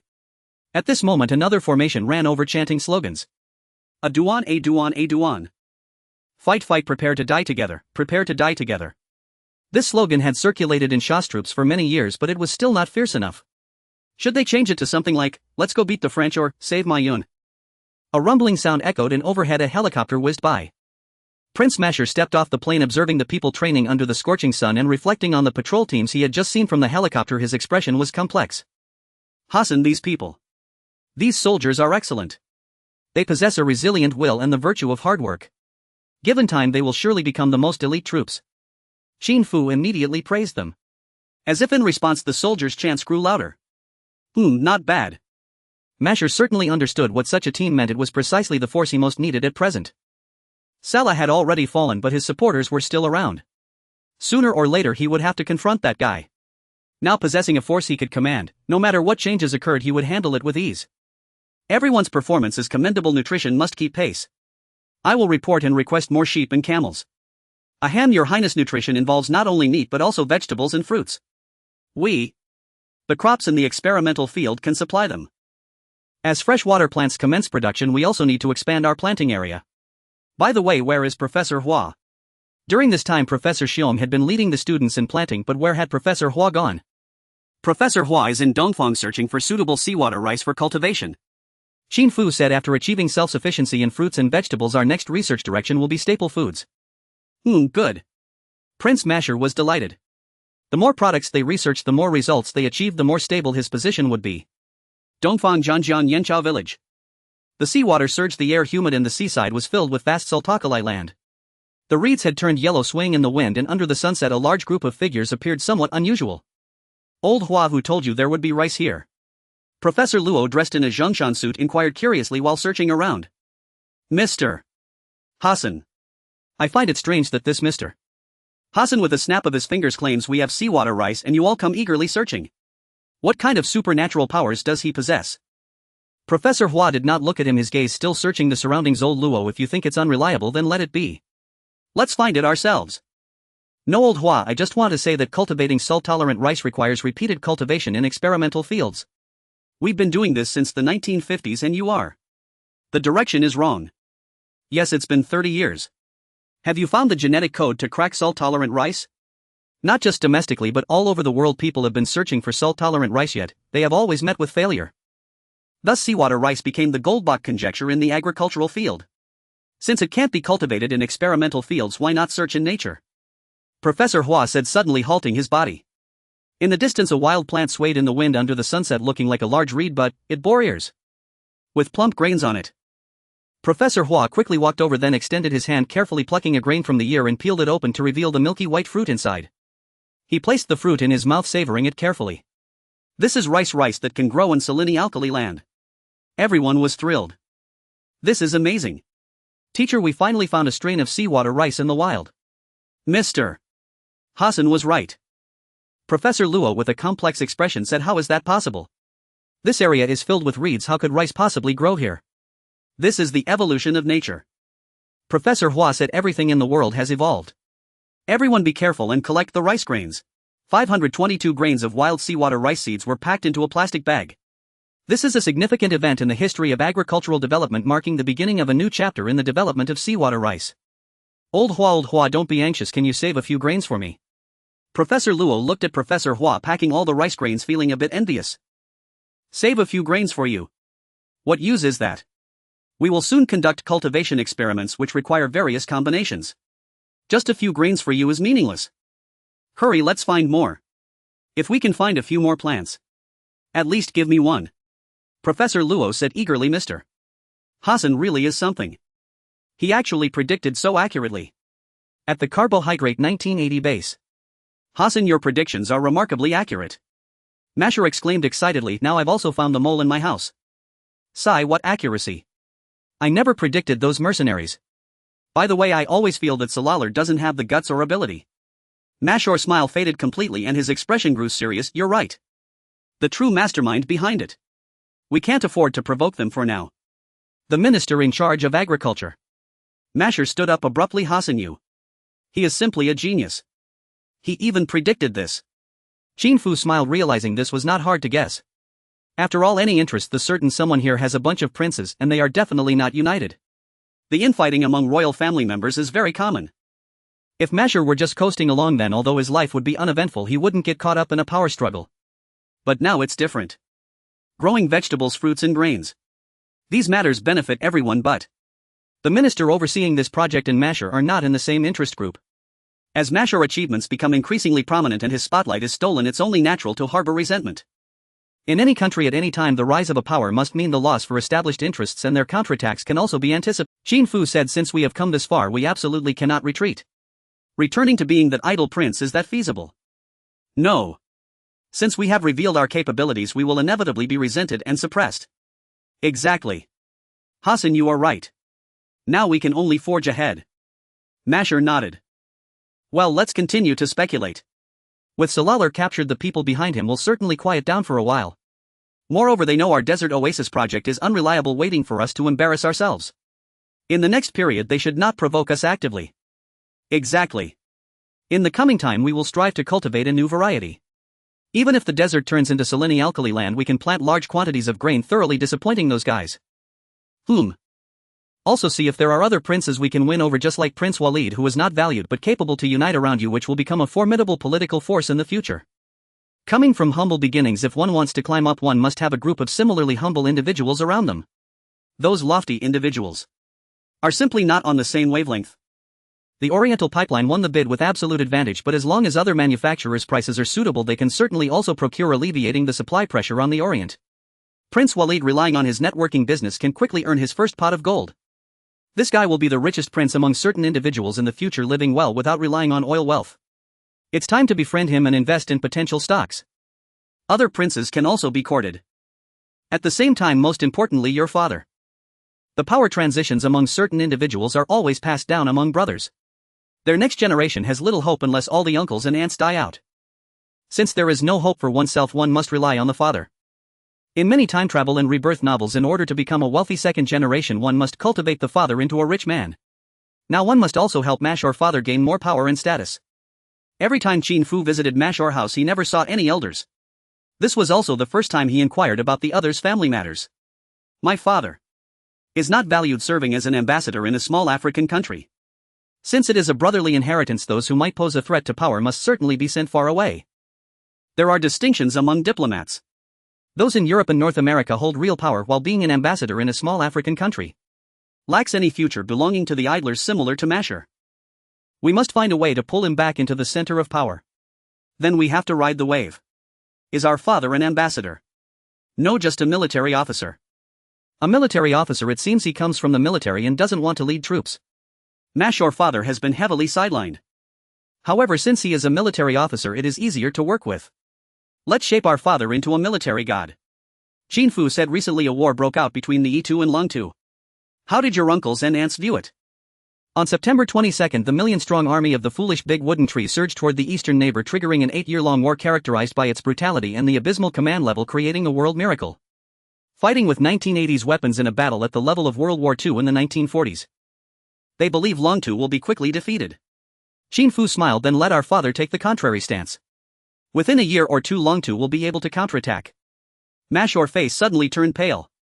This is definitely walking on a tightrope. Hassan, this isn't something to joke about. Now all the uncles and aunts hope Yi-Tu can win. After all, everyone is at odds with Long-Tu. You want my father to openly predict that Long-Tu can win? If Yi-Tu wins, will certain individuals still have a good life? In the capital, inside a resplendent mansion. Dear uncles and aunts, our Carbon Water 1980 project is progressing smoothly. Masher spoke clearly without any notes, and those seated in front smiled and nodded. Very good, very good. By the end of the year, the desalination plant will produce its first batch of freshwater, which will greatly alleviate our domestic freshwater shortage. The pipeline has already begun construction. Once completed, we will be able to turn the desert into an oasis. The minister in charge of agriculture, Fajali, smiled. Masher, you are doing an excellent job. It seems that when I can no longer manage, in a few years this position can entirely be yours.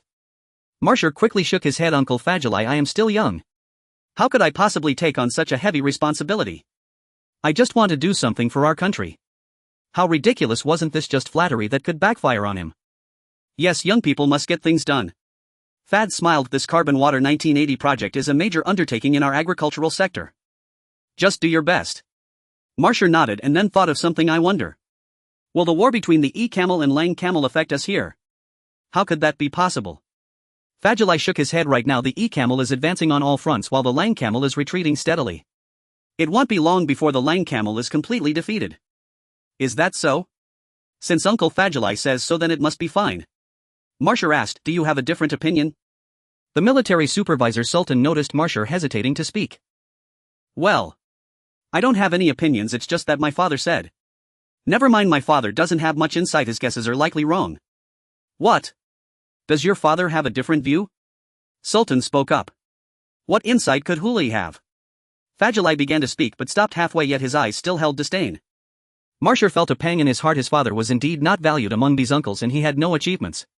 The key was that no one gave him a platform to showcase his abilities. Speak up, let everyone hear. Fad said. Yes. Marshall took a deep breath. My father predicts that within a year the Lang Camel will counterattack and within 2 years it will reach the border. What? Everyone present was stunned. What a joke. One is a chaotic nation while the other is the fourth strongest military power in the world. What suspense could there be in this war? Indeed, Huli just knows how to bluster. Marshall did not look at Fadjali at this moment. The thought in his heart became resolute again.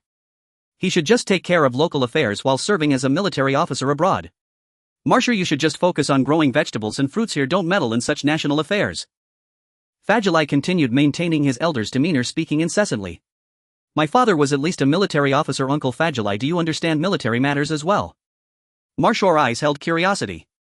Fadjali's words abruptly stopped and a hint of anger showed in his gaze. Even if I don't understand military matters, I at least know that at this time we should support the E-Camel, not undermine its confidence. Alas, this is exactly the reason my father is worried. Everyone thinks the E-Camel is our brother and must be supported, but unfortunately no one sees what will happen if the E-Camel wins, the ambitions of the foolishly strong.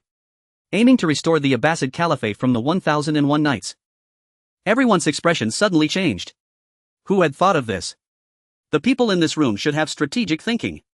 Since the outbreak of the war they had often discussed the developments, talking about how the E-Camel brothers were doing, yet they forgot that brothers could also become enemies at any time.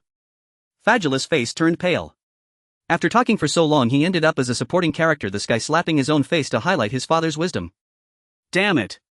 He had actually sent someone to contact them to suspend actions. After all, Salman was also at the scene and the situation was different. Unexpectedly, amidst the sandstorm, he couldn't find anyone. As a result. Now looking at this guy's arrogant demeanor, Fadjali felt a wave of discomfort. It should have been Salman standing here delivering a grand speech, not Marshall. That's right, Marshall, your father's concerns are valid. Fad spoke. If he really wins, it may not be a good thing for us. Your Majesty, I believe all of this is based on speculation with no basis in fact. Fadjali gritted his teeth. Firstly, the E-Camel cannot fail. They are facing a group of sheep while the foolishly strong is a lion. Uncle Fadjali, since you are so certain, how about we place a bet? Bet? Fadjali just wanted to nod but suddenly realized he couldn't fall for it. This guy had someone named Hassan behind him who was very shrewd and always predicted accurately. Even those mercenaries might have predicted in advance, otherwise how would they happen to be driving tanks over? He could not afford to make a mistake. He had to be cautious. Thinking of this, Fadjali shook his head. National affairs should not be bet on. Marshall, it's not that I'm saying you, but your frivolous character needs to change.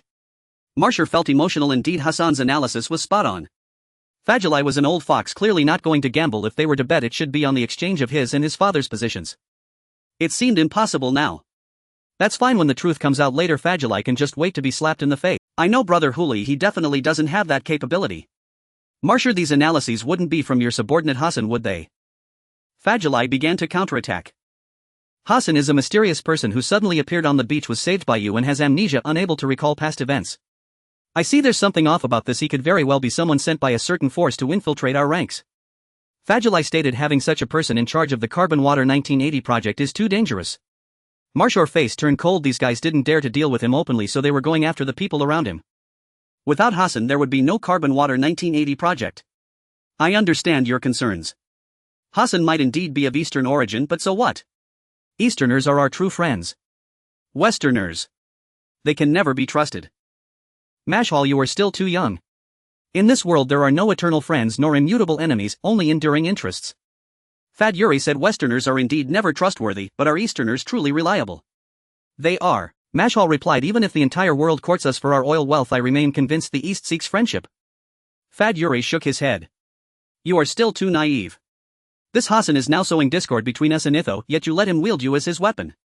I trust Hassan implicitly. Without him would the Carbon 1980 project even exist? We will soon cultivate vegetables and fruits on a massive scale and even staple crops. In fact, it is the Westerners who are fomenting division between us and the East. Mashal could deflect other remarks with levity, but to slander Hassan. Absolutely unacceptable. Seeing Mashal's defiance, Fedori's expression darkened. So this junior dares openly defy his elder, truly his wings have grown strong. Enough, Fedori, my brother Fad interjected. Say no more. Fad continued to date. Everything Hassan has done has served our interests. As for this prophecy, we may simply await time's verdict. Faduri remained silent, though his gaze upon Mashal turned icy and faintly triumphant. Mashal suddenly realized, no, by speaking thus I've just confirmed that these judgments originated with Hassan. Indeed, one must bring full vigilance when dealing with elders like these. A single misstep and he'd been led astray. Before he could reframe his words, another voice intervened. I hear Western pipelines have entered the Desert Oasis project after all. Mashal turned, and his heart sank. Yamani, the Minister of Petroleum Affairs. Within the kingdom, Yamani held immense authority. After all, the nation's very survival rested upon its oil wealth. Now Yamani himself had stepped forward. What did this signify? Had the two coordinated in advance to jointly undermine him? If Yamani stood among his adversaries?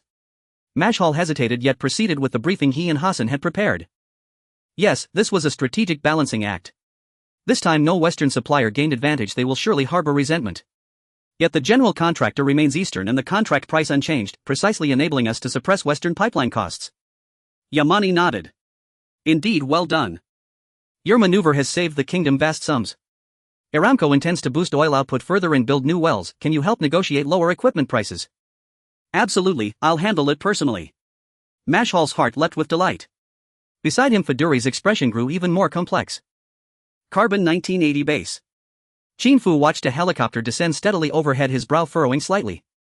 Hello Hassan, my old friend. Mashal stepped off the aircraft beaming. I'm back, and with excellent news. Ahem, Your Highness Mashal, may I speak frankly? Speak. Is this helicopter entirely under your control? Mashal's face paled instantly. Do you mean they might have tampered with it? I cannot say for certain. Caution is always wise. Qin Fu fell silent, eyes fixed on the figure emerging from the helicopter, cloaked head toto in black. Princess Darylyn has arrived. Darylyn smiled warmly. Yes, I grew restless at home and longed for a change of scenery. Hearing my brother would visit, and craving fresh vegetables. Of course, no problem at all. Qin Fu glanced around. Su translator, come here please. Su Xiaoman passing by looked curiously about. Mr. Hassan, did you call me? Please escort this lady to our experimental fields. Understood. Darylyn cast one last glance at Qin Fu, her eyes shimmering with unmistakable tenderness. Qin Fu's heart lurched. No, absolutely not. I have zero interest in foreign women. Hassan, during my return, Uncle Yamani was present. He expressed interest in constructing new refineries and asked us to help reduce procurement costs. Yamani. Qin Fu knew the man well, steward of the kingdom's petroleum wealth for decades, architect of OPEC, wielder of oil as geopolitical weapon against the West, and chief architect of nationalization. Undisputed sovereign of Saudi oil.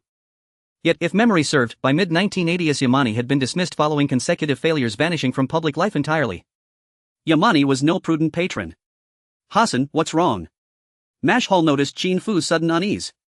I understand Eastern petroleum production and refining technologies lag behind the West's. My idea is to invite Eastern firms into open bidding, thus driving down Western prices. Logically sound, if not for external realities.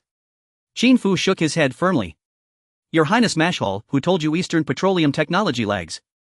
I refuse to assist. Mashal froze. Right, of course. To Hassan, everything Eastern is cutting edge. That remark wounded his pride. No need to suppress Western prices, we'll procure equipment exclusively from the East. No, I still cannot comply. Why?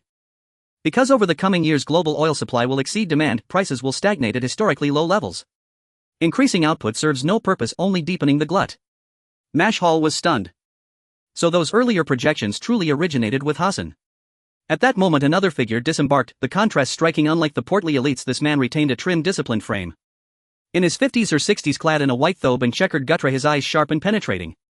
Qin Fu sighed inwardly. This helicopter isn't some modern minibus, why do people keep arriving? Yamani studied Qin Fu with layered intensity. How then do you foresee oversupply? With Itho and Langdo at war, oil production should decline, not surge. So this was Yamani, confirmed. Since his identity was exposed, pretense was futile. The matter of supporting Mashal's father's ascension could wait. For now, before this titan of petroleum, Qin Fu would command the stage, dissect the future and dismiss oligarchs as mere dust beneath his feet. In short, he would perform. In the capital city of Shamoran, inside a private villa, Fa Dooley said, "Fajali, my dear friend, how is the matter progressing? Our Shamoran has requested a loan from your Edo." "Ibrahim, my old friend, this matter is no easy task. At today's meeting I had intended to raise the issue myself, but Mashal stole the spotlight entirely. Worse still, he deliberately sowed discord between Shamoran and Edo. Unforgivable. Mashal." Ibrahim's expression darkened as he watched Fajali's furious countenance. "That fellow who grows vegetables and fruit in the desert. He is nothing but a fool. If you need vegetables and fruit, buy them from Edo, we have them in abundance. Edo lies along the Tigris and Euphrates, the cradle of 1001 nights, a land steeped in ancient civilization. Lush oases flourish along both riverbanks, sustaining a robust agricultural tradition. Neighboring nations lack the capacity to cultivate vegetables and fruit themselves, so they import from Edo, allowing Edo to profit handsomely. But now if they all begin growing their own, how can Edo sustain premium pricing?" "Yes, that's precisely him. A true fool, utterly dependent on the counsel of his subordinate Hassan, a man with unmistakably Eastern features, clearly not aligned with our interests." His subordinate. Ibrahim's gaze turned complex. Mashal was a prince untouchable. But his underlings. That was another matter entirely. "Then I shall erase him from this world. Ah, by the way, Shamoran's petroleum division forecasts continued oil price increases and thus seeks to expand drilling operations." "Absolutely not. If we all ramp up production simultaneously, prices will plummet instantly." "Wait, I have a plan. If executed flawlessly, it will force Yamani's resignation and you may ascend to replace him." "Excellent. Once I assume his position, I shall grant you far greater support." At the Carbon 1980 experimental farm, Durian plucked a cucumber from the vine. Seeing no men nearby, she lifted her veil and took a fierce crisp bite. Crunch. Juicy, fragrant and delightfully crisp. Delicious, truly exquisite. Watching her, Su Xiaoman felt a sudden pang of sympathy. Who says being a princess is bliss? She is a gilded canary, caged and constrained, powerless to act, to live meaningfully, even to seek love freely. Did Hassan grow all these? He is truly extraordinary. Tell me, does he have a wife? Princess, you admire Hassan? Su Xiaoman read the longing in Durian's eyes. No, I'm merely curious. No, you do admire him. Truth be told, every young woman in our team harbors affection for Hassan, even those in the medical unit. Yet Hassan treats all with equal courtesy, none can discern whom he favors. Su Xiaoman felt a faint twinge of disappointment. She had been among the very first to arrive. Seeing Hassan's remarkable competence, how could her heart remain untouched? Alas, he seemed indifferent to everyone alike. Perhaps he deems us ordinary folk unworthy. Now a princess has fallen for him, her status and dignity are more than sufficient. And she is quite frankly rated. Your Highness, if you truly admire him, I have an idea. In his office, Qin Fu spoke with fervent animation, briefing Yamani on recent developments. War demands immense expenditure. Do not mistake Edo's current wealth for enduring solvency, they'll soon drown in debt. To offset deficits, they'll inevitably boost oil exports. Longtuo will follow suit. The result? A reckless surge in global production, beyond OPEC's control. OPEC exists to harmonize output among oil-producing nations, ensuring dynamic equilibrium in global markets and stabilizing prices at desired levels. Should a few defiant members flood the market with excess supply, demand will collapse, and prices will nosedive. Their surplus oil would effectively be gifted to the West, perhaps even sold at a loss. But Ito and Longtuo, blinded by war fever, care little for such consequences. Hassan, your analysis presumes a protracted stalemate. Yet current momentum suggests Ito will swiftly subdue Longtuo. Such a scenario. Your Highness Yamani, shall we wager? Wager on what? If I lose, I shall serve you as your lifelong retainer, unpaid, unwavering. If I win, please arrange for Prince Mashal's father's safe return to your realm. Mashal's heart swelled with emotion. Hassan had staked this wager for his father. His dearest friend, and his family's most loyal ally. Yes, I must marry my sister to him. Qin Fu remained oblivious to Mashal's thoughts. To him, historical currents were clear. Victory in this wager was certain. Only with the Mashal family in power could he wield greater influence and better serve the East. Agreed, I accept. Yamani gazed at Mashal with profound complexity. Mashal, you are truly blessed to have such a friend. Shamoran holds friendship sacred, loyal, generous, unswerving. Yet whether others reciprocate such devotion remains uncertain. A friend who gives himself wholly, such rarity is beyond measure. Your Highness Yamani, might we become true friends? Mashal froze. Hassan, is this appropriate? After all, Yamani belongs to his father's generation. Yamani suddenly smiled. Of course, absolutely. Thank you for your trust. I shall elaborate further. The world's tides turn upon the rivalry between two great powers. When the greater Satan sees oil prices fall, he may compel producers to flood the market, driving export prices below extraction costs, thereby crippling the lesser Satan's economy. Yamani's expression grew deeply troubled. Should that unfold, OPEC would collapse, and he himself would face forced resignation for grave dereliction. This Hassan truly was his friend. Mr. Hassan, if such a crisis emerges, how ought we respond? Yamani's voice trembled with gravity. The solution is simple: oil must be transported to reach markets. If we sever those arteries, block pipelines, sink tankers, no nation's oil will flow. Global scarcity might even drive prices upward. Yet such measures remain unspoken, understood but never uttered. Yamani studied Qin Fu with quiet awe. Mr.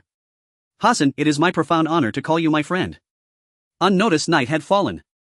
Qin Fu hadn't realized he'd spoken so long, rivaling even the capital's most loquacious taxi drivers. Please stay for dinner, we'll prepare a feast of fresh vegetables and fruits. No thank you, Hassan, we must return. Revising established plans is no small feat. Before Yamani could finish, a breathless messenger burst into the room. Mr. Hassan, terrible news. Princess Durian has gone missing. What? Everyone sprang to their feet. Feeling the gaze of so many people upon her, Su Xiaoman felt a bit embarrassed. She struggled to suppress her racing heart and said, to avoid being disturbed by others, I took Her Highness Delilian to an empty testing field. Later she mentioned wanting to drink juice, so I thought to bring the juicer over for the freshest juice. But by the time I arrived with the juicer, there was no sign of anyone. Outside, the sky had turned dark. At this moment, searching for someone would be very difficult, and if anything happened to the princess outside. Upon thinking this, Marsher could no longer contain himself and rushed out. Faizi. Where did you go? Assemble the team immediately. Outside there was no noise, only the sound of footsteps. During this time, under the training of the instructor, these people's quality had noticeably improved. Qin Fu felt a secret admiration, thinking that when it came to training troops, we in the East were the best. Mr. Hassan. You. Su Xiaoman looked at Qin Fu with a complex expression. Do you want to search too? No need, I'm not familiar with the area. With so many people searching, my presence doesn't matter. You aren't worried at all. Qin Fu glanced at Yamani, and although he supposed the other party did not understand Eastern languages, for safety's sake it was better to go out and discuss. Mr. Yamani, you stay here. I'll go out to search together. Mr. Hassan, I'll go with you perhaps. Translator Su, you have always worked diligently and never made any mistakes. Why did you suddenly do something foolish this time? A hint of panic appeared on Su Xiaoman's face, and Qin Fu sighed. Women are. The thoughts of women are incredibly. Is it interesting to team up to deceive? Mr. Hassan, do you not like the princess? I have only seen her once. The notion of love at first sight is utter nonsense, it's just a desire. Cough cough. Qin Fu felt that discussing these theories with women from the 80s seemed a bit advanced. Let's go get in the car and find her. Don't let this small matter delay our big plans. Don't tell me you don't know where Delilian is hiding. Su Xiaoman's face turned crimson, filled with mixed emotions. This heroic rescue scene had been meticulously planned by her and Delilian for an entire afternoon, believing it was foolproof, only to be seen through by Hassan. 1 minute later, the roar of the Ferrari's engine gradually faded into the distance. 10 minutes later, the Ferrari's tires dug into the sand pit and quickly became immobile. Qin Fu, disappointed, opened the car door, realizing he was being foolish. Why didn't he take an off-road vehicle to search for someone? Having been accustomed to driving a Ferrari, he subconsciously took it out. Even if he found Delilian, this two-seater sports car wouldn't accommodate 3 people. Get out of the car. Is it far? Not far, just over the sand dune ahead. There are markers along the way, you can't miss it. Qin Fu looked at the silk umbrellas stuck in the desert, his expression complicated. I asked you to sell silk umbrellas just to expand the influence of sunshades in preparation for the mass release of threefold umbrellas, not for you to waste them like this. Having money is impressive. Mr. Hassan, do you really not like the princess? 2 people who do not fully understand each other cannot find happiness together. With different living habits, views on life, and worldviews, how can they coexist? Great love will eventually become mundane and monotonous amidst the trivialities of life. Don't be deceived by those romantic novels. Behind the sand dune, Delilian watched the 2 approach with a complex expression, suddenly realizing that the 2 seemed quite compatible together. At that moment, she heard a roar of a beast from the darkness behind her. Oh! Delilian was instantly terrified, her body trembling and her legs giving way, causing her to fall onto the sand dune. Then, suddenly she began to roll down the sand dune. Su Xiaoman, you fool, just adding to the chaos. Qin Fu couldn't help but curse. What 3 women make a play, 2 women create a drama, causing such dangerous situations. If things went awry and something truly happened, Qin Fu dared not imagine the consequences and hurriedly ran over. By the time he reached, Lillian had just rolled down from the sand dune. Her headscarf and mask had all fallen off and her clothes were disheveled. However, when she saw Qin Fu approaching, she showed no hesitation, staggering to her feet and instantly throwing herself into Qin Fu's embrace. That chest is truly warm. At that moment she was not acting as Su Xiaoman had taught her but was instead responding instinctively. Qin Fu glanced back at Su Xiaoman, who was trailing behind, and said, "What are you standing there for? Come over and support the princess." "Your Highness, don't worry." Just then the roar of the beast sounded again. Qin Fu reached for his waist and pulled out a handgun which gleamed brilliantly in the moonlight. Since the last incident, Qin Fu had qualified to carry a gun, and Prince Marshal had even gifted him this golden M1911, which, although merely plated in gold, was still quite valuable. Qin Fu had initially thought it was for show, but unexpectedly it really came in handy. Su Xiaoman, take Lillian back to the car. There's an AK under the seat. I'll go take a look. As Qin Fu spoke, he turned back and saw the tears glistening in Su Xiaoman's eyes, instantly feeling speechless. "I only called you a fool, why are you crying?" Fortunately, she did not burst into tears. She helped Lillian up and said, "Your Highness, let's go back. Hassan is a true warrior." Lillian looked at Qin Fu's back with joy in her gaze, recalling how she had just thrown herself into his arms, feeling so solid and warm. Her face flushed.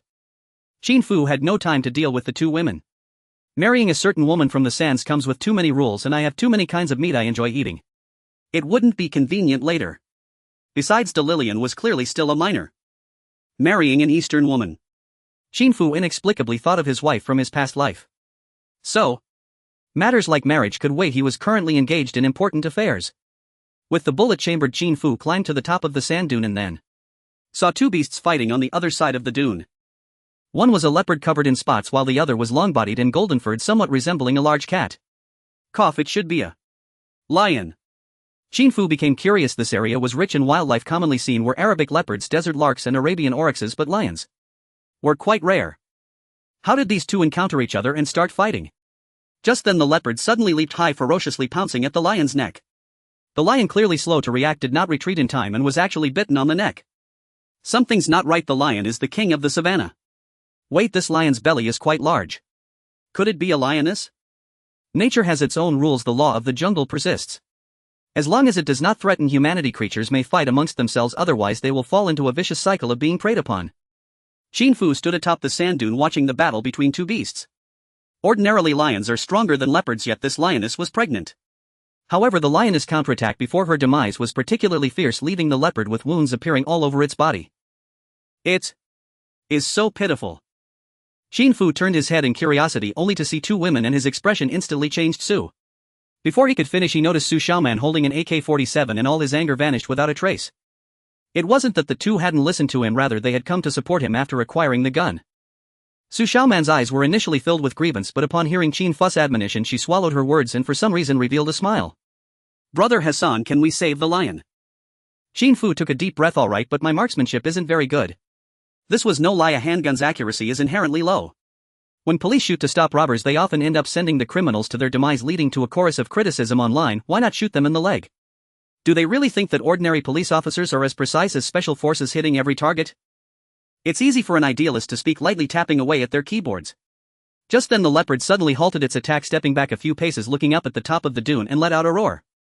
Clearly the recent fierce fighting had kept it focused. It had almost exhausted the lioness, and now with victory assured it sensed the presence of humans in the air.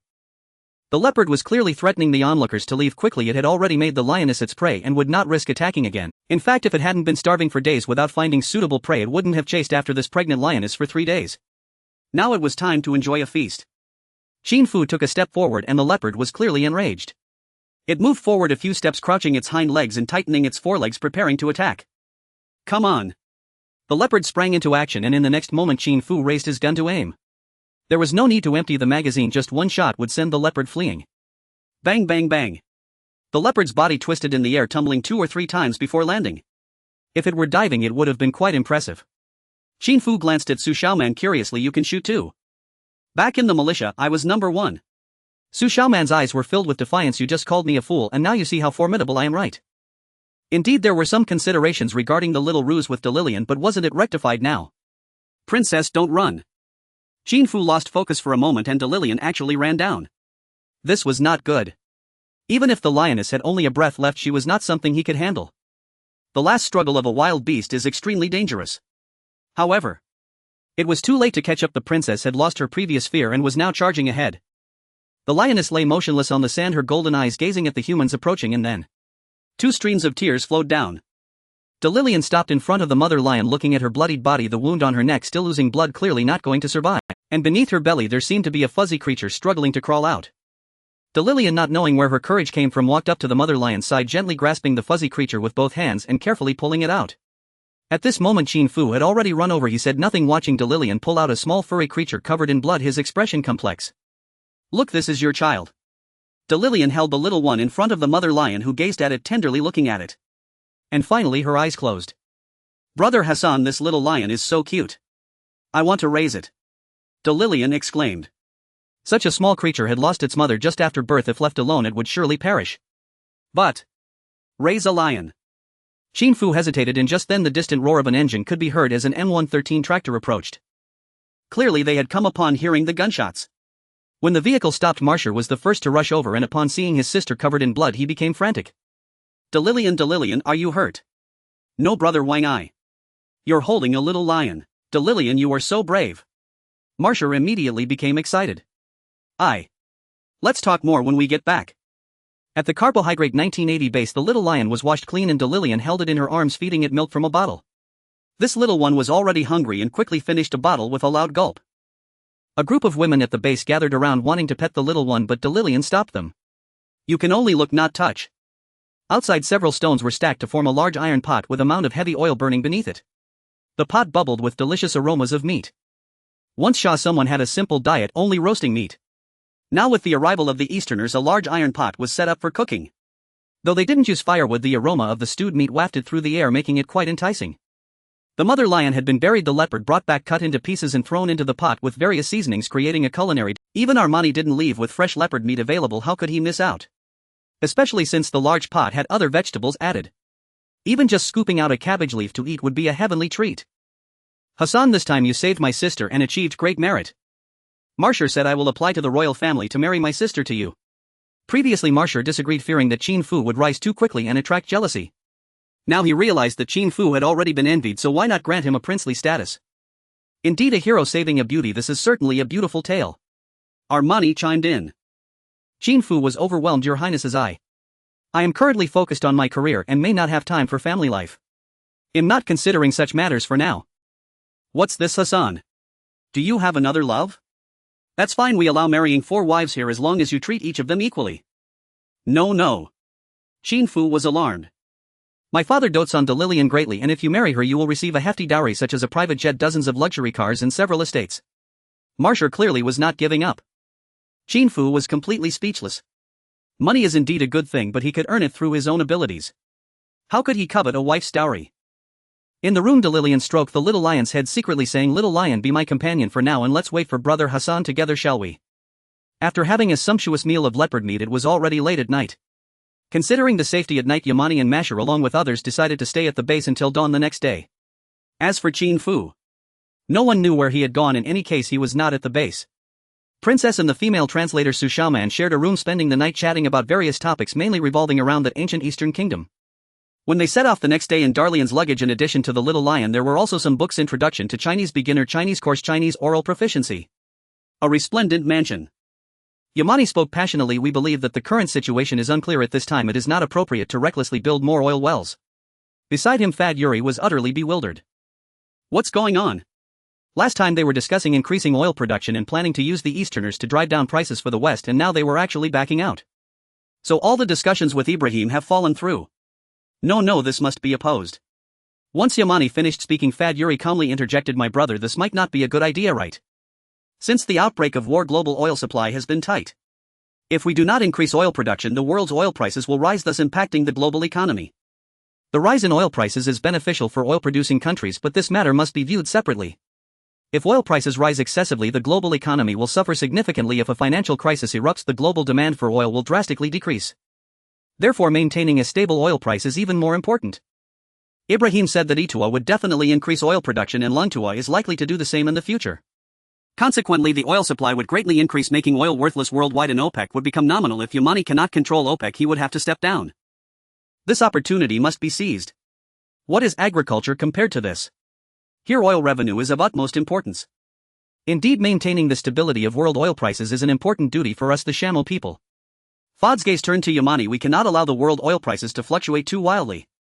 Yes, we will certainly maintain the stability of world oil prices, but there is no need to increase production. We have simpler methods to increase oil output. At this point everyone became interested. What method? Extracting oil from already decommissioned wells. Shamo is indeed the chosen one. This claim is not bragging. Just taking oil as an example, the old Russians are also a major oil-producing country, yet their resources are buried beneath high-altitude permafrost, often hundreds or even thousands of meters deep, requiring significant resources to extract. After drilling the well, other tools are needed to pump the oil out. In contrast, the oil of Shamo is mostly buried just a few dozen meters beneath the sand. Simply digging a hole can cause the oil to gush out on its own. Indeed, it can gush out on its own. No need for pumps. This is called high-yield self-flowing crude oil. However, once the internal pressure drops, the amount of oil that gushes out decreases, and when it stops gushing, the well becomes obsolete. Rather than retrofitting a pump, it is better to drill new wells. This way there would be a large number of abandoned wells on Shamo's side. If these abandoned wells could be reused, the output would. You mean to make the decommissioned wells gush oil again? Faduri's expression was complicated. You don't mean to procure a large number of pumps, do you? That would be slower than drilling new wells. No, we just need some simple methods to make them gush oil again. How is that possible? Western experts have never mentioned such technology. It's not in the West, but it exists in the East. Faduri's pupils constricted sharply.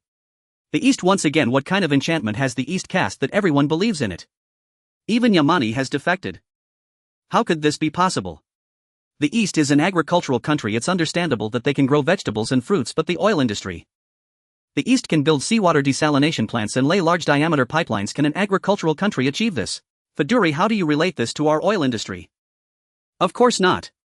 This is your choice and has nothing to do with us. You say your plan first. I have an agricultural plan here as well. I have already finished speaking. Recently I will send someone to the East to investigate the technology for the revival of abandoned oil wells. You can say your part now. Faduri took a deep breath before speaking. Currently the Desert Oasis project is progressing smoothly. In a short time the Easterners have already laid 50 kilometers of pipelines and delved deep into our desert. I believe that during the continued laying of pipelines, the initial pipelines can draw seawater into the desert. We still have to defeat our opponents with our old expertise.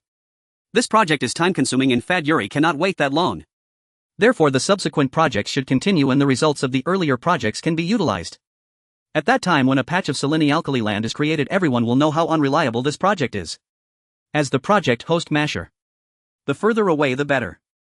Fad was eager to nod. He was already looking forward to this Desert Oasis project, wishing to put it into use immediately. Ahem. Yamani interjected. This pipeline happens to be passing through our already abandoned Turwa oil field. We hope to utilize seawater in this pipeline to make our oil field gush oil again. The Desert Oasis is important, but making money is even more important. Faduri's eyes widened. What did you say? Do you mean to pour seawater into the oil wells to make the already dry wells gush oil again? As for the specific principle, it seems somewhat similar to this. What a joke. This is simply a joke. Mixing seawater with oil will spoil our oil and it will ruin our reputation. This can be understood. Oil is lighter than water, so pouring water into the oil well can cause the oil to float up. The problem is that the oil will also mix with some water. Previously, the oil wealth of a certain individual was entirely controlled by other oil companies worldwide until 1980, when the shares of Aramco were fully handed over to him. However, the executives of Aramco were still all Westerners. In the office, Yamani was reviewing the list, pondering the personnel for the upcoming inspection to the east, when suddenly with a loud bang the door swung open. Mr. Yamani, how could you do this? Yamani looked curiously at the furious Westerner. Jackson, what happened? The abandoned Turwa oil field is set to resume production. Why not involve us? There are many companies in the West researching technologies to revive abandoned wells. We can easily contact them. Jackson said. Moreover, we weren't even informed about this. Although the Turwa oil field is abandoned, it still belongs to Aramco. Jackson, the president of Aramco, had been in this position for over a decade, witnessing the entire process of Aramco's nationalization by the individual. He believed he had cooperated quite well, retaining technology and production processes, allowing them to still profit. Unexpectedly, the individual wanted to bypass them and operate independently, which was somewhat excessive. The Turwa oil field was removed from Aramco's list 5 years ago along with the abandoned refinery. It has long ceased to be Aramco's property. Moreover, this is merely an experiment. That is unacceptable. This is a disrespect towards our Western world. Without our technology, do you think you could operate your oil fields? Yamani's expression gradually darkened. The process of nationalizing the individual's oil had always been relatively gentle without provoking the Western world, leading them to maintain the illusion that despite the nationalization the West still held power over the individual's oil. Mr. Jackson, how much budget is required to contact Western companies? Upon hearing Yamani's words, Jackson finally sighed in relief, plopping down on the sofa. Mobil and Shell have the most advanced technology. If they operate, they can definitely restore the Turwa oilfield's output for a reasonable price. Just $100 million will suffice. As Jackson spoke, he habitually glanced at Yamani, who was glaring in anger. What was wrong? Did it seem like he wanted to beat him? We previously assessed that the Turwa oilfield had no exploitable value, but since you have this need, we will certainly meet it. After all, the current situation indeed requires increased production, and paying $100 million should not be too much for you. That was merely a small oil field producing over 200 tons of oil per day with about 20 wells. Now spending $100 million. Even if a ton of crude oil is $200, daily income would be only $40,000, yielding $15 to $20 million a year. How many years would it take to recoup $100 million? Moreover, in a few years, if the well runs dry, the revenue from all sold crude oil may not even cover this expenditure. No, that's too much. Exactly, that's why we judged it to have no exploitable value. We could seek help from the East, and it might not even cost $10 million. Listening to that cold tone, Jackson remained unfazed. Mr.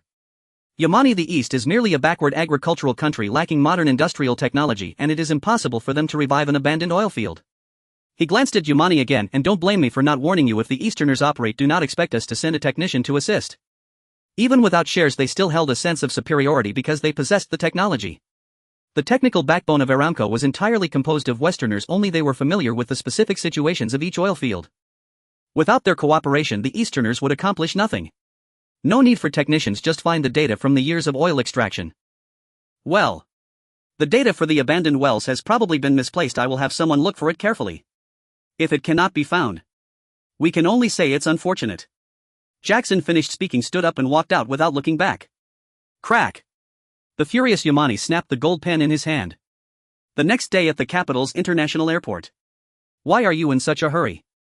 Qin Fu, driving his Ferrari, rushed to the airport, a true torment for someone who usually wakes up naturally. Hassan, you have led teams to the East multiple times, completing tasks successfully each time, so this time I hope you can continue to create miracles. Yamani's face was filled with anticipation. You must bring back the Eastern technology for me. Looking at Yamani's anxious expression, Qin Fu secretly chuckled. It seemed he had been significantly stimulated and his plan was progressing quite successfully. These guys wanted to use Eastern products, which are affordable and high quality, as a means to pressure the West on prices. Qin Fu certainly would not agree. The East should not be used as a tool.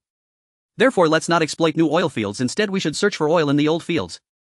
After Qin Fu's persuasion, Yamani finally wavered, but he might not genuinely trust Qin Fu.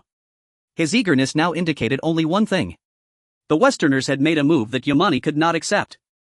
That's right, it was necessary to incite the conflict between them and make it grow larger. Come, let me introduce you. This is Naimi, the vice president responsible for oilfield development at Aramco, and he will accompany you to the East. Who says the individual lacks talent? Naimi is an intellectual among the individuals, having returned from further studies in the West in 1964. He joined Aramco working in several departments, yet he always felt that sitting in the office was not enough. He needed to see the front lines. So he frequently moved between various oil fields, solving many problems, continually rising in status, ultimately becoming the first high-ranking individual in Aramco. In a few years he would completely become the president, taking over the position of the Westerners. This person is good, he should be persuaded well on the way. The greater the conflict with the Westerners, the sooner he would rise to power. With that thought, Qin Fu wore a sincere smile. Mr. Naimi, it is my honor to partner with you. Mr. Hassan, I am not familiar with the East, I will leave everything to you. Looking at Naimi placing his hand on his left chest and bowing respectfully, Qin Fu quickly returned the greeting. No need for pleasantries. We are all family. On the spacious leather sofa, Qin Fu looked sincerely at Mr. Naimi. Oil is the pillar industry of our nation, Mr. Naimi. As our representative, how is your collaboration with the Westerners at Aramco going? Not at all. Naimi shook his head.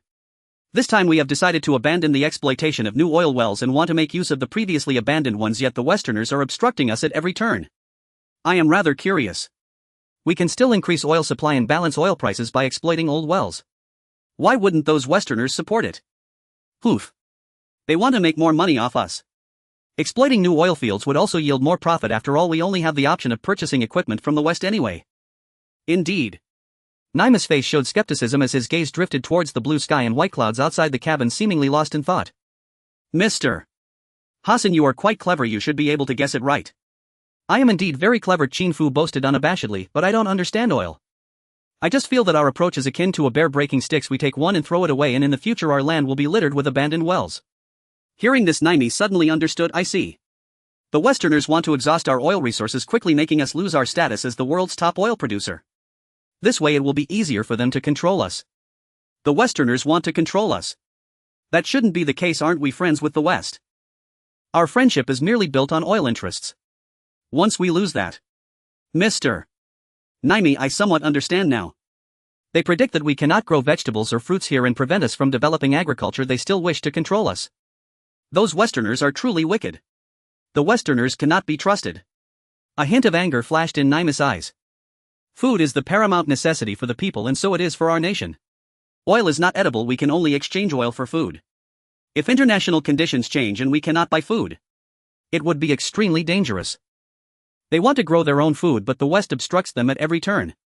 Those guys are truly despicable. Alas, our nation's development still relies on the East. In my dealings with the Easterners lately, they have proven to be quite generous. Qin Fu continued to praise. Moreover, Eastern technology is not lagging behind. It's just that we have long been subjected to Western ideological indoctrination, leading to a misguided impression. I am filled with anticipation for this journey to the East. Hope glimmered in Naimi's eyes as he thought of the oil. Flakes of snow fell from the sky, wrapping the entire oil city in a world of silver. Oldly, hurry, our guests have arrived, let's go greet them. A worker in a military coat stepped down from the oil well's pumper. What guests? As long as the leaders from the oil field are here, that's enough. I still need to check the machinery. These guests are not just passing through, they are here to inquire about technology. Among the entire oil field, your skills are the strongest. If you don't meet them, who will? Let's go. The two hopped into a 212 vehicle, and when they arrived at the oil field office building, a crowd was already waiting in the lobby. Lu Cheng, the person in charge of the oil field, waved to them. Old Zhao, you finally made it. You'll be introducing our oil field's technology to the guests shortly. We're counting on you. Director Lu, what is the background of these guests? Li Guozhu asked curiously. I don't know which country they are from. The higher-ups are keeping it confidential and have instructed us to receive them according to the highest standards. We will tell them whatever they wish to know and cooperate fully. Here they come. A large Huanghai bus swayed over, and when it stopped at the entrance, a large group of leaders rushed out of the building. As the doors opened, everyone eagerly turned to look. Yellow skin, black hair, black eyes. What kind of foreign guests are these? They look just like our own people. Leaders, thank you for coming out to greet us on such a cold day. You are too kind. Let's go inside and talk. To their surprise, this person spoke fluent Eastern language. Lu Cheng shook his head. Young man, you must be the translator. It's not the norm for us to bring a translator and hurry and let the foreign guests get off the bus. Qin Fu helplessly shouted to those inside the vehicle. Mr. Naimi, please come out. These Easterners are unwilling to move. Inside the vehicle, Naimi sighed deeply. After disembarking from the plane, they were greeted by a flurry of snow, and at that moment no one wanted to leave. However, the driver and the government officials who came to greet them said that once the snow stopped and the road froze, driving would be dangerous. If they want to play in the snow, they can do so at the destination. Seeing the people coming out of the office building from afar, Naimi instructed Qin Fu to get out first and disperse the others so they could enjoy the snow. Unexpectedly, Hassan failed. Naimi could only walk down from the car reluctantly. Hello.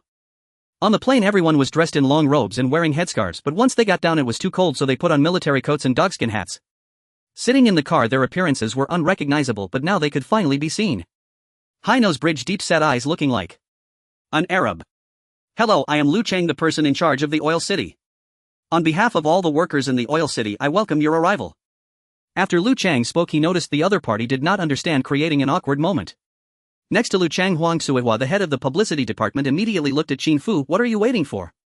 Hurry up and translate. Naimi, they warmly welcome your arrival. According to the next process, it's time to head to the conference room for a meeting. How about you bear with it for now? No, I want to play in the snow right now. These pristine snowflakes are truly the most beautiful gift bestowed upon us by the deities. If that's the case, I can only say that we wish to visit the historical exhibition hall at the base. That way we can walk in the snow along the way. All right. Huang Suihua scrutinized Qin Fu suspiciously. This translator of yours, is he reliable? I just said one sentence and you all babbled for half a day. If he isn't reliable, you can find another translator. Lu Cheng chuckled. Young man, what did our foreign friend? They want to visit the historical exhibition hall. Great, the historical exhibition hall is 3 kilometers away. Everyone, let's take the car.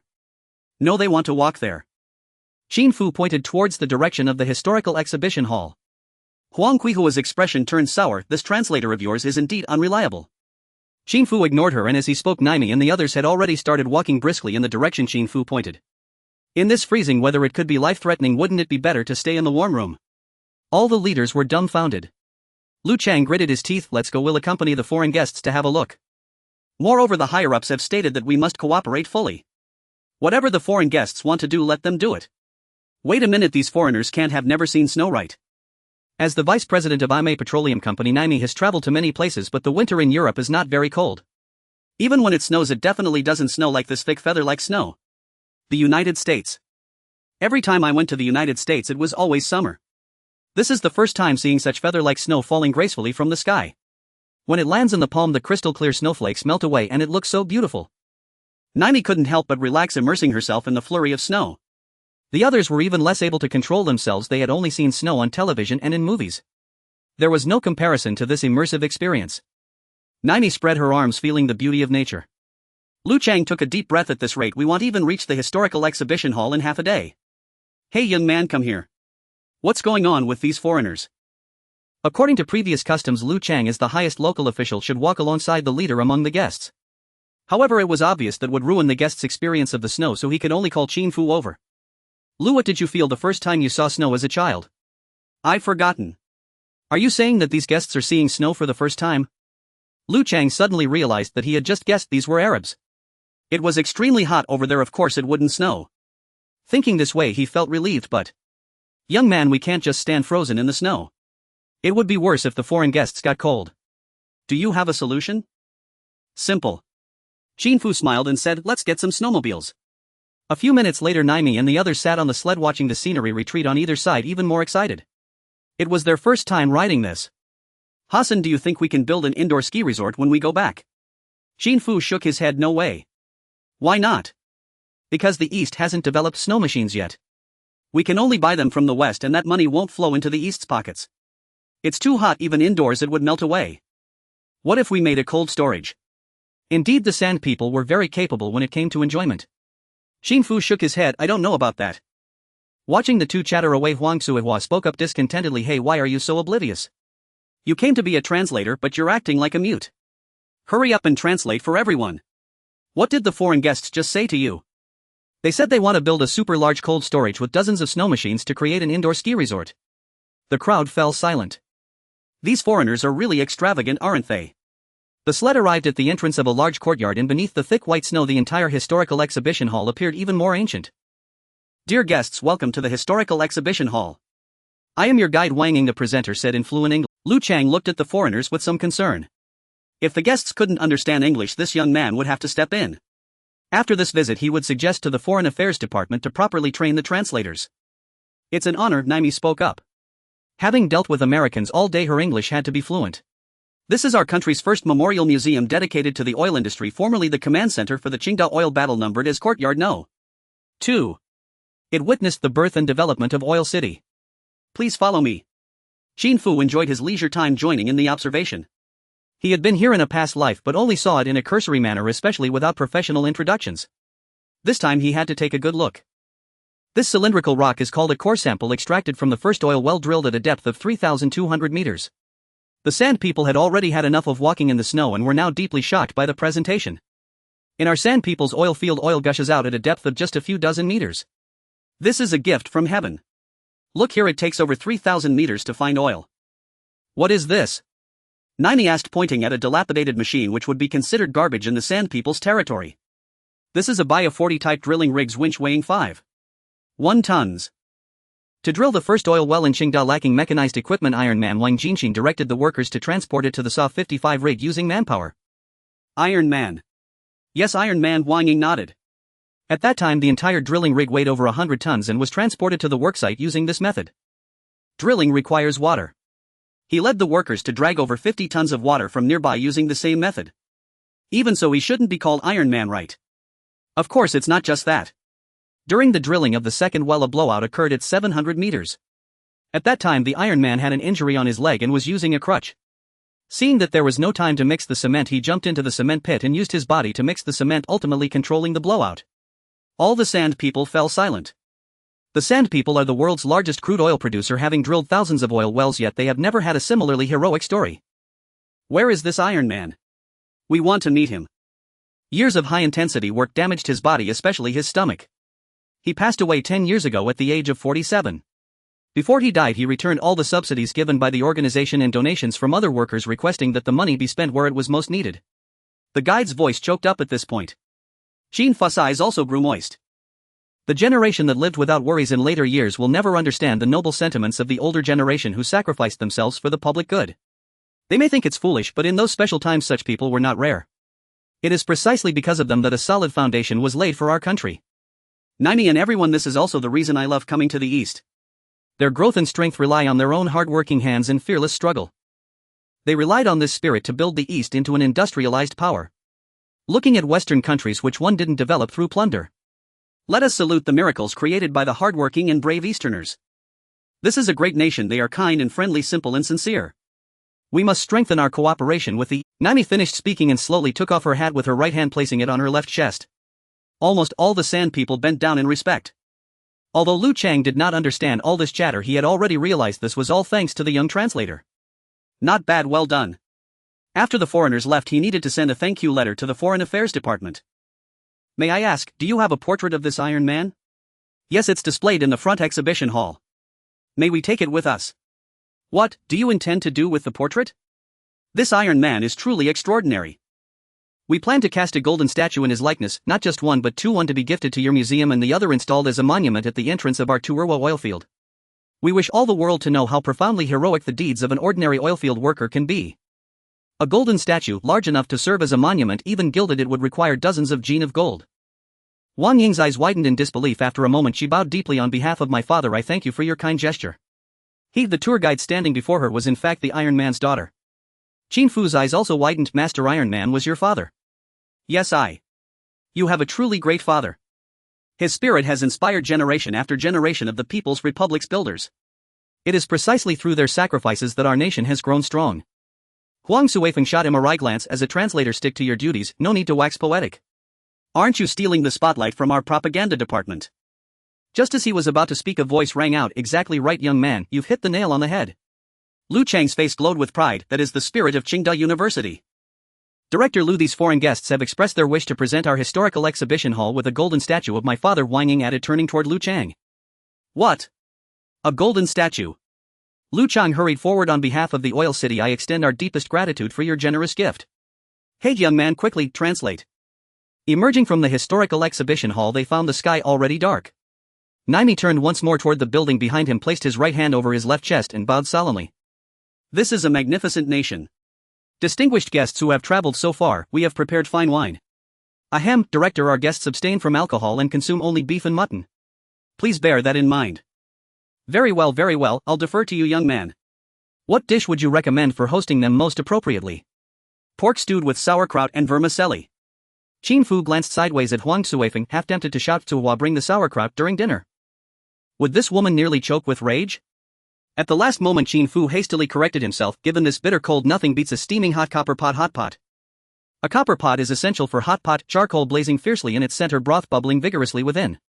Truly it is a delicacy unmatched in this mortal realm. Beef and mutton from the 1980s must be exceptionally flavorful. At that thought Qin Fu felt his mouth water. Though he'd long enjoyed lamb without restraint abroad, he'd scarcely tasted such meat back home. A horse-drawn sled carried everyone directly to the canteen, where senior officials gathered in a refined second-floor private room, courteously deferring to one another. Please, our esteemed guests, take the seats of honor. Mr. Naimi, please sit here. Naimi took his seat, flanked immediately by Lu Chang on his left and Huang Suifeng on his right. Others followed suit. Since our guests speak English, Miss Wang Ying alone suffices as interpreter. Young man, please sit at the adjacent table. Qin Fu didn't object. He knew sitting among them meant talking endlessly, not savoring the feast. He resolved to devour several plates of lamb. The slices on the table were tender, perfectly marbled. Just a few seconds and the copper pot would render them succulent, then dipped in sesame paste. Hassan, where are you going? Naimi asked in Arabic. That table is full, I'll sit at the neighboring one. Naimi surveyed the surrounding East Asians, and finally understood they had mistaken him for the head of the delegation, while Hassan, what exactly had they taken him for? Hassan, that won't do, you must sit in the seat of honor. It's quite all right, after all it's merely a meal. Please enjoy yours at your leisure. Qin Fu smiled warmly at his tablemates. Gentlemen, I shall begin first. Thin slices of meat plunged into the broth swiftly changed color, then were lifted dripping to be dipped in sauce. Chopped leeks added a fragrant depth. Excellent, rich, aromatic, utterly satisfying. Brother, may I ask your name? Qin Fu turned to his neighbor. Li Guozhu. Old Li is our oilfield's foremost technical expert. Zhao Guangming interjected. I heard these foreigners seek technical assistance, but what specific expertise do they require? Qin Fu shook his head. I'm not sure, but if he's truly our top technical authority, why isn't he seated at that table? There simply wasn't room. Such diplomatic engagements naturally fall to leaders and key cadres. Those of us in technical roles lack the eloquence for such occasions. Let's eat. Without leadership hovering over us, we're freer to enjoy ourselves. Brothers, tell me, how did you revive those long dry oil wells? That calls for Old Li. He's restored over 30 abandoned wells under his supervision, boasting the richest experience. Li Guozhu nodded. Very well. The next day in the conference room. Welcome, honored guests, please be seated. With a warm smile, Huang Suifeng ushered Naimi's delegation inside. Mr. Naimi, please take this seat. Naimi shook his head, then gestured toward Qin Fu behind him. Hassan, you sit here. Qin Fu nodded, strode forward confidently and settled firmly into the seat of honor. Hey, you translator, what manners are these? This seat is reserved for our guest. Get up at once. Yesterday's seating was informal, but today I must sit here. Why? I recall a story. A group of officials set off on a tour. The bus was packed tight when yet another person tried to squeeze aboard. An official objected. Driver, wait for the next bus, skip this trip. Huang Suifeng's expression darkened. What nonsense was he spouting? Yet the foreign guests voiced no objection. Indeed, Naimi sat directly beside him, lending the impression that the foreign delegates had become his assistants. Alas, why don't you chime in? Very well, I'll continue. The driver shook his head. No, without me no one goes anywhere. The official grew indignant. Why? Guess what the driver said? The driver. Li Guozhu ventured. Precisely, sharp fellow. You sit across from me. Across. That was the seat reserved for the oilfield director. Young man, what arbitrary arrangements are these? Quickly, take your seat. Let's begin the meeting. Our delegate Shamaran still needs to depart promptly. After delivering this in Mandarin, Qin Fu repeated it in Arabic to Naimi. Please present the documents we've prepared. Naimi handed the materials directly to Qin Fu. Everyone across the table stared dumbfounded. Who was this man? Young man, you. Take your seat, let's convene the meeting. Our delegate Shamaran must return without delay. Who are you? I am Hassan, head of the Shamaran delegation for these negotiations. Every face across the table paled. Huang Suihua felt her mind had completely crashed. What was happening? Wasn't this young man a translator? Yesterday she held a high position and criticized this oblivious translator, but today the translator suddenly became the most esteemed guest and even the team leader. However, looking at the other guests, it was evident that they all held him in high regard. Slap. She couldn't help but smack her own head. How foolish I am. I only knew that foreigners had blonde hair and blue eyes. I didn't realize that there were foreigners who looked just like us. No, I should have known. Aren't all Asians yellow-skinned? Being able to speak Arabic fluently and having just gotten off the bus, how could I subconsciously think he was a translator? At this moment, Huang Suihua was truly dumbfounded. In reality, believing Qin Fu was a translator was Lu Chang's first impression. Lu Chang at this moment widened his eyes and exclaimed, "You are the team leader of Mr. Shah." That's right. I mentioned when I got off the bus that we should go inside and chat while the other people I brought went to play in the snow, but you disagreed. Lu Chang was completely dumbfounded. How foolish I am. I only knew that the first person to disembark should be the most esteemed guest. I didn't know that this first person with yellow skin and black eyes was actually the most esteemed guest. Come, Engineer Li, you sit across from me. We had a pleasant conversation over dinner last night. Today's meeting is about discussing technology, so you come sit across from me. Li Guozhu was also dumbfounded. How foolish I am. I only knew we had a great time eating together last night, and this young man who praised the chai flower is also one of our northern fellows. I didn't realize I was actually with the main character last night. Mr. Lu. Lu Chang was the first to react. Old Li, you take the lead in today's meeting. Come on, hurry and sit down. We're supposed to discuss technology next, so you must cooperate well with our guests. That's right, Old Li, please sit. Huang Suihua also reacted quickly, enthusiastically pulling out a chair and pretentiously wiping it with her sleeve. After a dazed Li Guozhu sat down, Huang Suihua smiled and wanted to sit next to him, but Qin Fu spoke again from across the table. Come, Engineer Zhao, your performance last night was also excellent. You sit next to Engineer Li and then Engineer Wang and Engineer Chiu. Soon a group of engineers sat in the first row while Lu Chang and others sat in the second row. Qin Fu looked at the seating arrangement with satisfaction. This seating is correct. We can be casual during meals, but when discussing work we must talk to the most professional people to reduce time wasted. That's right, mister. Hassan is right. Huang Cuihua quickly echoed. Next, let's get to the main topic of the meeting. To avoid wasting everyone's time, leaders, please refrain from interrupting, especially you, Ms. Huang. Yes. Huang Cuihua began to speak but quickly covered her mouth, her expression as awkward as it could be. Engineerily, in the technical route we discussed last night, I believe that using oil field water injection technology is the best. Now let's talk about it in relation to the specific situation of the Turwa oil field. A large-scale map was spread out on the table and the two groups of people sitting across from each other began a heated discussion. The people sitting in the second row couldn't see anything anyway and could only keep smiling, which was actually appropriate. If they were in the first row, it would indeed waste time. The meeting lasted for an entire day with a casual lunch of boxed meals. In the evening, everyone returned to the dining hall's elegant room. Mr. Hassan, please take a seat. Huang Cuihua warmly invited Qin Fu. No need, let's sit according to yesterday's positions. I personally prefer to sit with those of us who are into technology. Qin Fu did sit down, but Li Guozhu and the others felt too embarrassed to sit standing there awkwardly. Since the founding of the country, the East has always emphasized that workers and farmers are the masters of the nation. What is there to be embarrassed about for you masters? Since Mr. Hassan says to sit, then sit. You've all worked hard discussing all day, so you must eat and drink well tonight. Lu Chang spoke up, feeling that Qin Fu's words were a slap to his face. However, by the time everyone sat down, Huang Cuihua had already moved two small round stools. Leader Lu, here's one for you. You sit on Mr. Hassan's left and I will sit on Mr. Hassan's right. Indeed, a person's brain has its limits, but ambition is limitless. Using a limited brain for unlimited ambition can create infinite possibilities. Ms. Huang. Mr. Hassan, you are too polite. Just call me Xiao Huang or Cuihua. Cuihua, I discussed the project's technology, but the final payment will be made by Mr. Naimi. Huang Cuihua was completely dumbfounded. How foolish I am. I only knew that Mr. Hassan came to discuss business. I didn't realize that Mr. Naimi was the one paying. Just now everyone was flattering Qin Fu and completely neglecting Mr. Naimi and the others. Lu Chang forced a smile. Let's all sit according to yesterday's arrangement. We will treat Mr. Naimi well. Someone bring the drinks. Huang Cuihua reacted quickly. I'll get the drinks. The previous conversation had all been in Eastern dialect, which Mr. Naimi and the others didn't understand. They smelled the delicious food on the table and were already moving their knives and forks.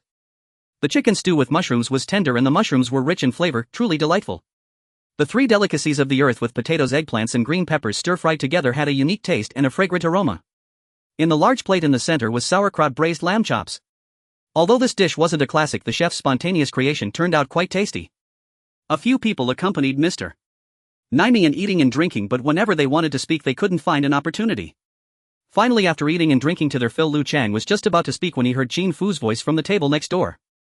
This Turwa oil field is just the beginning.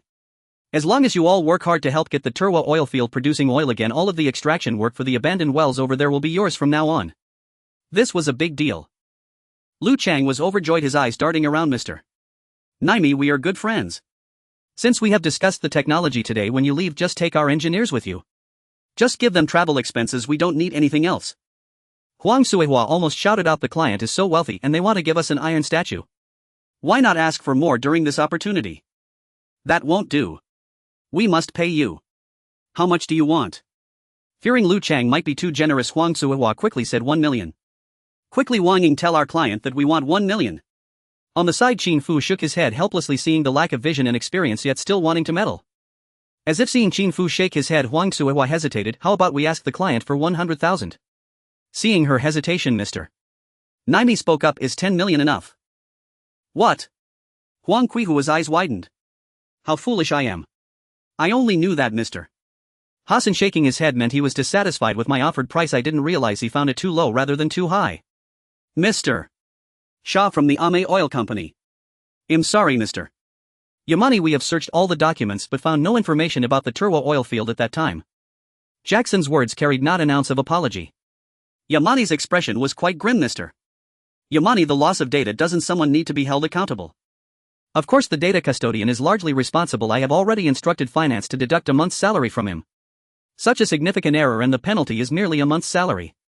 At the very least, he should be fired. Yamani took a deep breath. Fine. After saying that, he turned and walked out. Mr. Yamani, the loss of data is indeed frustrating, but we will also try to compensate. The company will send 2 experts to the Turwa oil field to assist in solving technical issues. No need. No, this is necessary. They must not only assist but also supervise.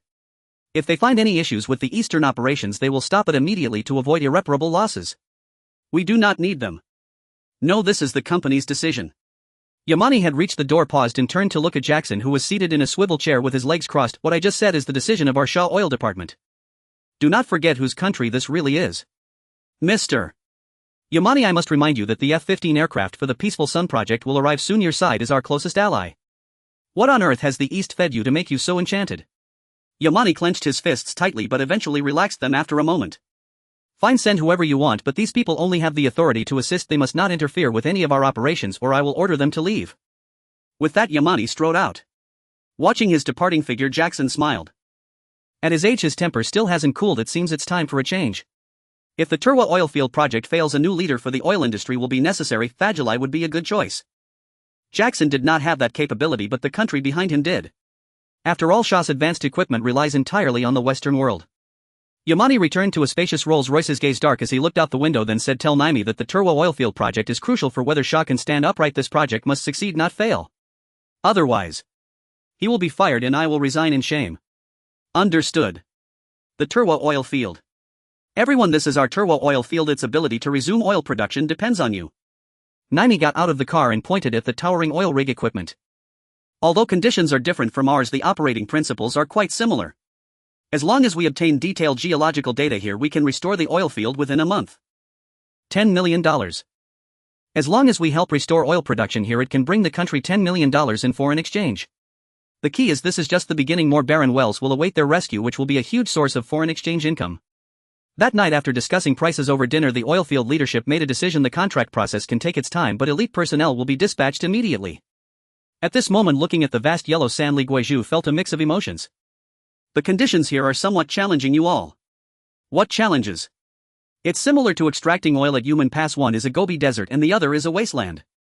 Before Li Guizhou could finish, an assistant of Naimi hurried over and whispered something in his ear. What? Those damn Westerners actually want to provide us with geological data. They want to send people to assist. Those damned guys are simply devils.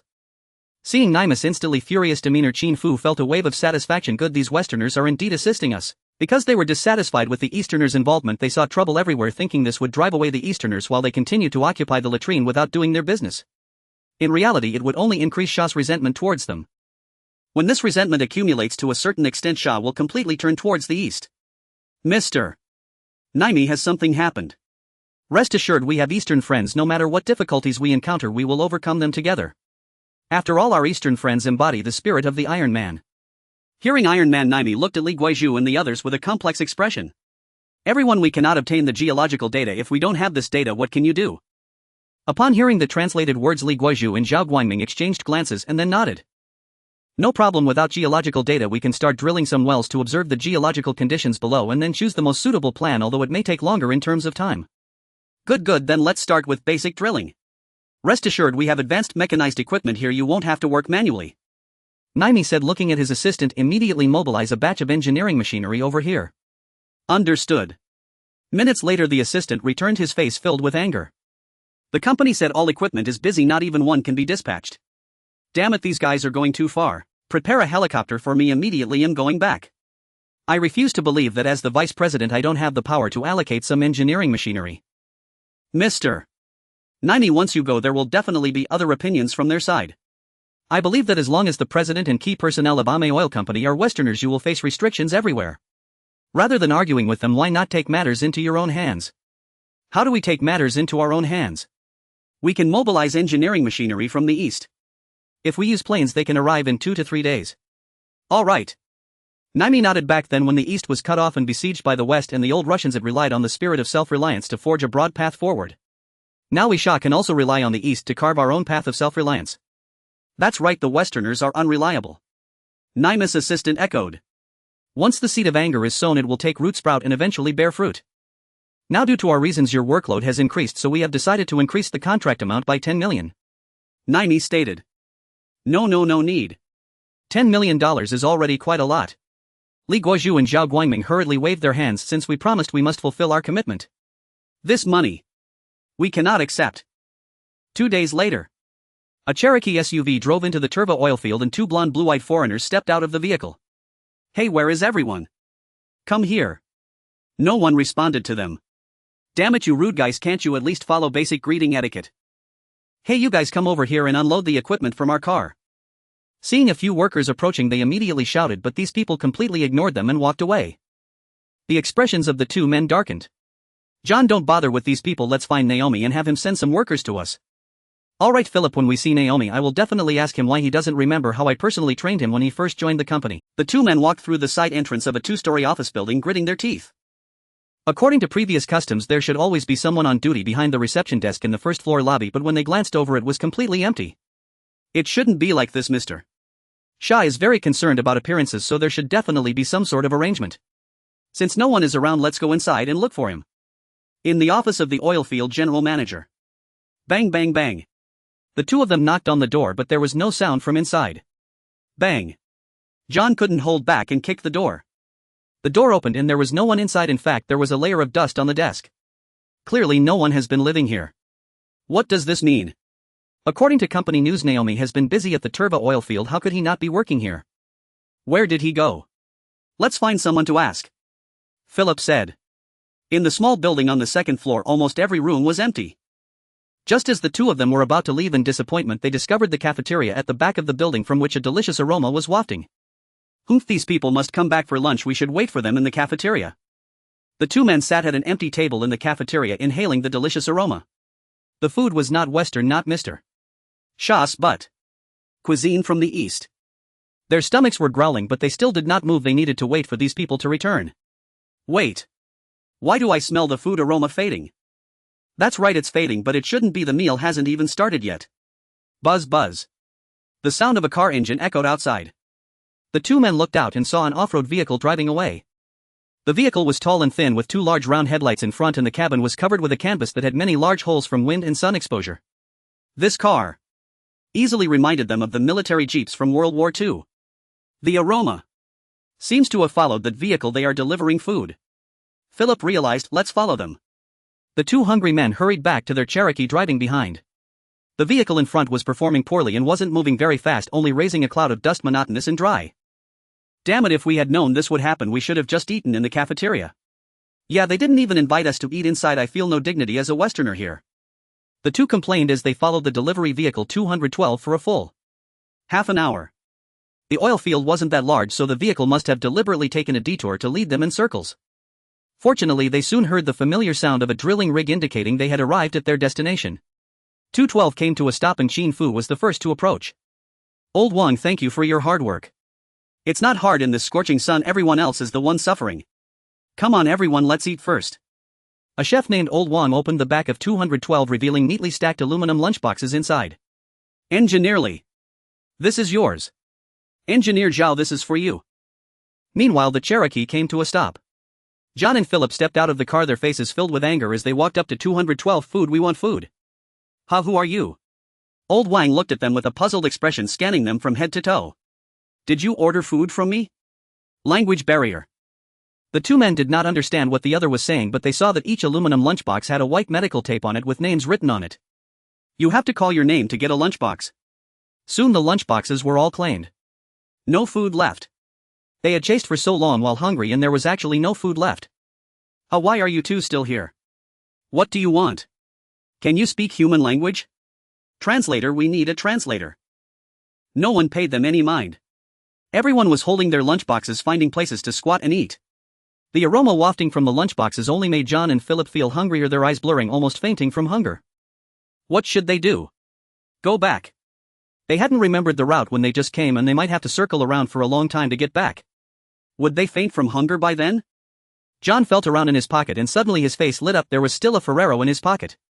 Wonderful. He took out the chocolate, which was already soft, and he couldn't wait to unwrap it and sucked it into his mouth, the rich chocolate flavor making him feel less hungry. Hey, save some for me. Philip shouted. Sorry, you might want to tear open the wrapper and lick the inside. In the past, no matter which oil field they went to, they were always welcomed with the highest level of hospitality. When had they ever suffered such a loss? Now after eating chocolate it seemed they weren't hungry anymore. Let's go back. The two men walked towards the Cherokee, planning to return to the oil fields office area to ask for something to eat in the kitchen. But just then they were astonished to see the chef open the back door of the broken-down SUV and pull out a large watermelon. The scorching sun beat down on the earth. The two men had just felt hungry, and now upon seeing the large watermelon they immediately felt thirsty. At Mr. Shaw's place, getting to eat a watermelon was not easy. Just look at that watermelon, it was steaming, clearly a chilled one. Come on, fruit after the meal, a piece for everyone. Old Wang called out while handing out watermelon to everyone. Soon one watermelon was divided up, followed by a second and a third. Seeing that everyone had watermelon to eat, Philip approached. Can we have a piece of watermelon? Old Wang looked at the foreigners. Do you want to eat? Philip nodded. Although they couldn't communicate verbally, it was clear that was what he meant. Sure, here you go. Suddenly a yellow quadruped animal rushed out from the side, grabbing the remaining watermelon and running away. Watching the Cherokee leave, Naimi took a deep breath on the other side of the drilling tower. Hassan, want this make us seem unfriendly? When friends come there should be good food, when enemies come there should be shotguns. These two guys are clearly here to sabotage our project, so why should we be polite to them? As they were speaking they saw Old Wang coming over holding a large watermelon. Mr. Hassan, this watermelon is for you and Mr. Naimi. After saying that, he placed the watermelon on the oilcloth, cut it in half and stuck 2 spoons into it. Others could only have a slice, while Qin Fu and Naimi each had half a watermelon, not needing to eat lunch. This watermelon was not only thirst-quenching but also filling, definitely the best delicacy. Come on, eat up. Our goal is to squeeze those two out, making it impossible for them to stay here, so they will leave obediently. Only after they leave can we work in peace. Alright. Tonight let's not go back. Well, set up tents here. Those guys will definitely look for you everywhere. Yes, we will share joys and sorrows with the workers. Naimi said as he scooped a big piece of watermelon and put it in his mouth, the juice overflowing, sweet, cool and refreshing. Qin Fu had just eaten a few bites when he saw a yellow 4-legged animal waddling over, holding a piece of watermelon in its mouth. It put down the watermelon and began rubbing its head against him. Hey Hamza, you are clearly a lion, how can you act like a dog? Alright, that's itchy, that's itchy. Let go eat watermelon over there. This was naturally the lion that Qin Fu had saved from a leopard which had grown to the size of a dog after being taken away by Delilian for a month. It had grown far too quickly. When Delilian heard that Qin Fu was back, she asked her brother to send the little lion to him, saying it was for Qin Fu to keep for a few days. At first Qin Fu was a bit scared. Animals have their wild instincts, and when hungry even their owners could become prey. Generally Qin Fu's principle was to cook what he couldn't tame, but unexpectedly this little lion was quite understanding. The first time it met Qin Fu, it pounced on him, causing Qin Fu to want to flee, but after approaching it started licking him with its tongue, behaving as sweetly as a puppy, completely at odds with its name Hamzai. Delilian had named it Hamzai, which means male lion in Arabic, symbolizing strength and courage. Who would have thought that after its arrival it would completely unleash itself? That very afternoon it ran off to the vegetable patch, and when Qin Fu saw it coming back with a cucumber in its mouth, he was dumbfounded. Was its mother mating with a husky? After finishing the watermelon, Hamzai lay beside Qin Fu, and soon both man and lion fell asleep. John and Philip, their stomachs rumbling, circled the oil field 3 times before finally finding the office building they had arrived at, heading straight for the cafeteria, only to discover the pots in the cafeteria were cleaner than their pockets. The cafeteria chef was nowhere to be found, probably taking a break. The 2 starving men rummaged around the back kitchen only to find the refrigerator locked. Various vegetables had been freshly pulled from the garden, and in the end they only found a few potatoes. They boiled them in water, but when they were half cooked they couldn't hold back peeling them and putting them in their mouths. Finally their hunger subsided. As well-liked Western experts, when had they ever suffered such grievances? When I see Naimi I am definitely going to give him a good lesson. What if Naimi doesn't see us? Philip asked. How could that be? If he doesn't appear during the day he must at night, right? John was filled with confidence that Naimi can he get used to sleeping in a tent on a construction site. Without a comfortable mattress he won't be able to sleep at all. Without a golden toilet. Well, discussing this here is inappropriate. To avoid unexpected situations let's wait here until evening. After we are wealthed, well, go find someone. Okay. Around 4 in the afternoon someone finally arrived at the cafeteria. Fat Old Wang walked in, and upon seeing the 2 foreign men he was momentarily stunned. Hey, what are you doing here? We want food. Philip pointed at his mouth. You want to eat? Don't worry, well, get it ready right away. Old Wang pointed to the back kitchen. After more than half an hour of preparing the side dishes, the stove in the kitchen finally lit up. Hearing the sound of the exhaust fan, John and Philip finally sighed in relief. Once the food was ready they had to eat here. They absolutely could not go to the construction site. Wait a minute. What is that enticing smell wafting through the air? Achoo! Achoo! This was practically comparable to tear gas. After just a few breaths they couldn't help but sneeze, staring blankly at the smell coming from the kitchen. Just a moment, gentlemen, it will be ready soon. A few minutes later a large plate was placed on the table containing some small white cubes soaking in a red sauce with some red and yellow things floating on top, looking quite appetizing. Gentlemen, give it a try. John picked up a spoon and scooped a piece of the white food, putting it in his mouth. Instantly every taste bud on his tongue was pierced with pain as if a bomb had been stuffed into his mouth. PFF. John instantly spat out the food from his mouth. Hey, is this food? This is simply the worst dark cuisine in the world. What's wrong? Old Wang picked up chopsticks, grabbed a big piece from the plate, chewed a few times and swallowed. The taste is on par with what we have back home. What's wrong? Seeing Old Wang eat it down, Philip curiously picked up a spoon and scooped a piece. Sweat instantly broke out on his forehead, but amidst the stimulating texture there seemed to be a subtle tingling pleasure. He swallowed that piece, then gritted his teeth and continued to eat the second piece. By the time he reached the third piece he couldn't help but give a thumbs up. Not bad, very good. Across from him John skeptically took a second bite, then a third. Soon 2 bowls of rice and a large plate of dishes were completely consumed by the two. His stomach felt like it was burning with fire, but this unique feeling was something he had never experienced before, as if he was floating on a cloud. Not bad, really not bad. They say Eastern cuisine is one of a kind, and this time he finally experienced it. Hey, what is this delicacy? At this moment Old Wan was still busy at the stove, too occupied to pay them any attention. He glanced over and shouted, "Tofu! Tofu! Yes, mapo tofu." The sun gradually sank below the horizon, casting the land into darkness. Watching the prepared meals being packed into aluminum lunchboxes, once again John and Philip felt a twinge of anxiety. The workers were still outside eating. Would they not return tonight? What about Naomi? Would he come back? Even the normally composed John bore a hint of worry on his face, unable to find Naomi. The other person who appeared was uncommunicative, and with the language barrier they felt as if they were isolated here. We can't chase after him anymore. Getting lost at night is no joking matter. Let's just wait. Old Wang drove away and the other 2 kitchen aides from the cafeteria emerged carrying a pot of vegetables and 2 bowls of rice. The dish looked familiar, white cubes in red broth. Tofu. John and Philip watched as the 2 cooks swiftly finished the entire pot of food, unable to help but marvel. Indeed, this was typical food for Easterners. We simply had never seen it before. Although they hadn't eaten meat, the flavors seemed quite good. They wondered what food would be prepared here tomorrow. A ham can't think about that now. Finding Naomi is the priority. 8 o'clock, 9 o'clock, 10 o'clock, midnight. The office remained desolate with no sign of life. It seemed Naomi truly didn't consider this place an office. Wait a minute. Suddenly John clutched his stomach, feeling a sharp pain. He needed to relieve himself. He nearly sprinted into the bathroom of the office building, barely sitting on the toilet when he felt a fiery pain in his rear end. John's fingers weakly traced across over his chest as he gritted his teeth, and during the torturous sensation time seemed to stretch endless. Half an hour later John stumbled out of the bathroom leaning against the wall, feeling utterly drained. Just after taking a few steps outside, his stomach churned violently again and he had to return. Bang! At that moment he heard the sound of the door next door being kicked open. Dude, you sure are quick. Quick! Quick my ass, I haven't even taken off my pants. Oh god, this feeling reminds me of the Nazi concentration camps in World War II. Half an hour passed again and John could no longer hold on. His body went limp, collapsing beside the toilet. Hey dude, how are you? Should we call a doctor? Someone help. At the construction site. It was already midnight. The drilling sounds had ceased and Li Guozhu and Zhao Guangming were directing the workers to dismantle the drilling equipment, preparing to head to the next location. Naomi stood watching, filled with emotion. These are the Easterners, hardworking and brave. They seem tireless, busy day and night. They are the most respected group of people in this era. Just then someone rushed over and whispered a few words in his. What? They were all taken away by an ambulance. Naomi glanced at Qin Fu with a complex expression. Hassan, when they return will they accuse us of poisoning them? How can chili be poison? It's one of the favorite delicacies of Easterners. If they can't handle the spice they should eat less. Why is it fine for Easterners?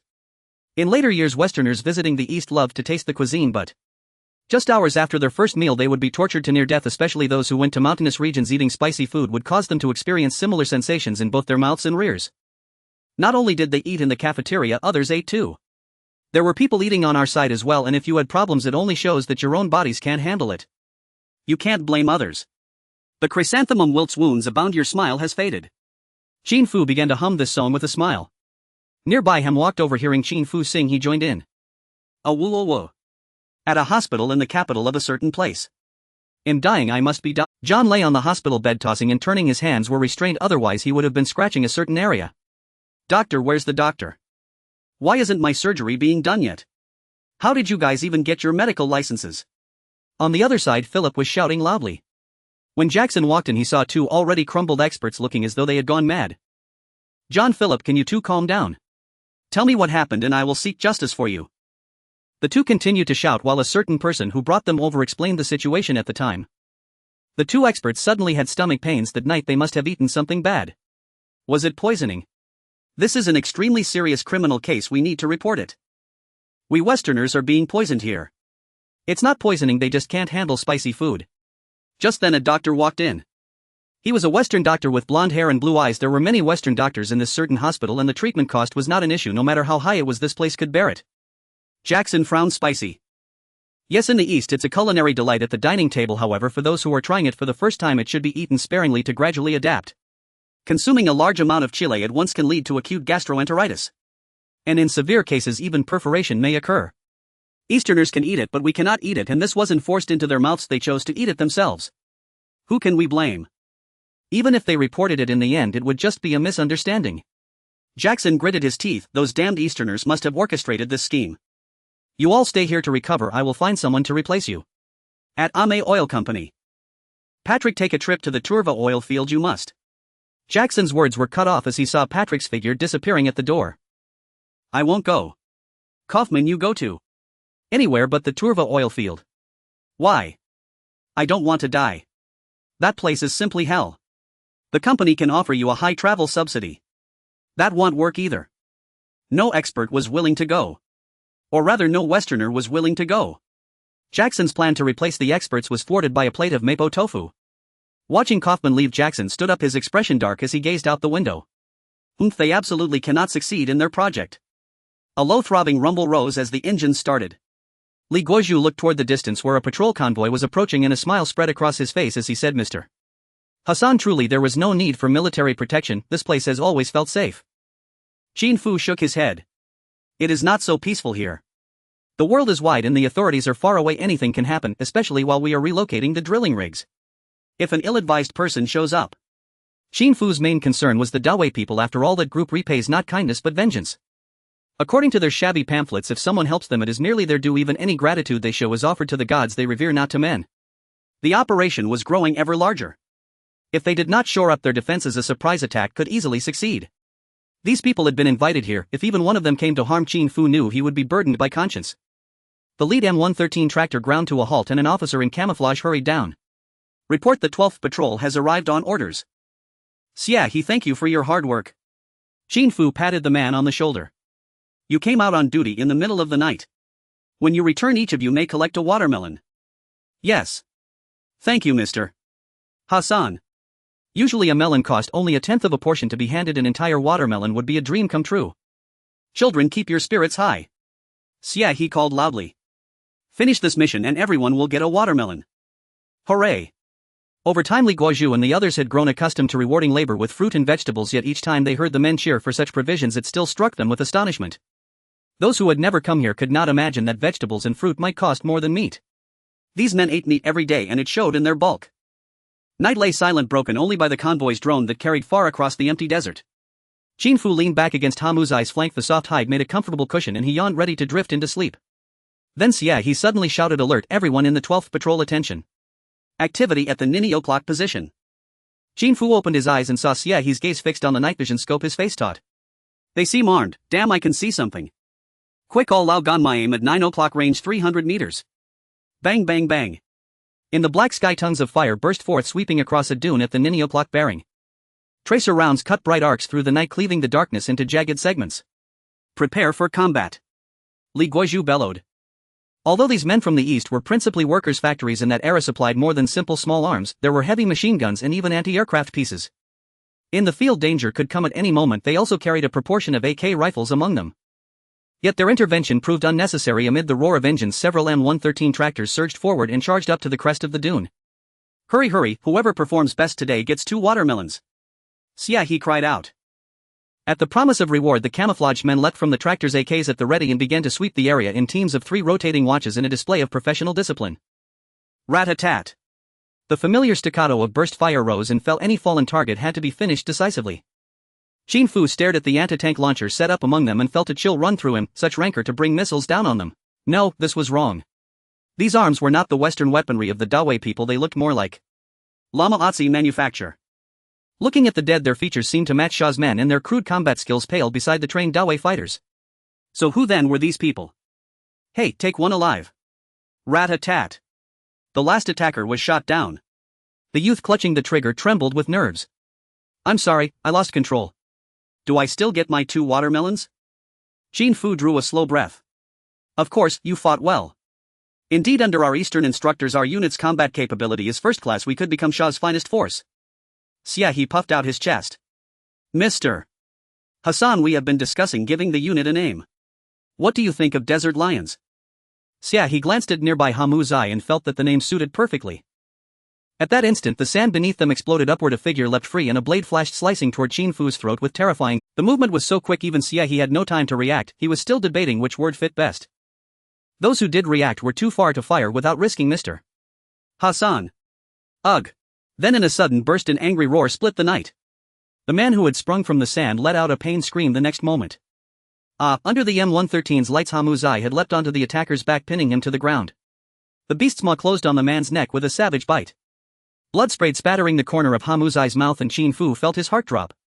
This was bad. Hamu Zai had tasted blood now that warning bell was sounded. Henceforth he must be fed well. Hey, can you still speak, boy? Tell me which unit you belong to and I'll take you to a hospital. Moments later, Qin Fu lunged, seized the man, shook him hard and pressed his ear close to the man's mouth. What? Speak up, I can't hear you. What? Yuehan. Filapu. The man did not answer. The captured man's eyes were haunted with regret. He had intended only to take Hassan hostage to secure safety and complete his mission. He had not expected that Hassan kept a lion so ferocious. This patrol was formidable indeed. He rolled his eyes back and finally drew his last breath. All right, I know. Qin Fu kept up the pretense. This opportunity was too precious to waste. Sha's capital, a certain hospital. Yuehan rubbed his eyes. Strange, why has the left eyelid been twitching?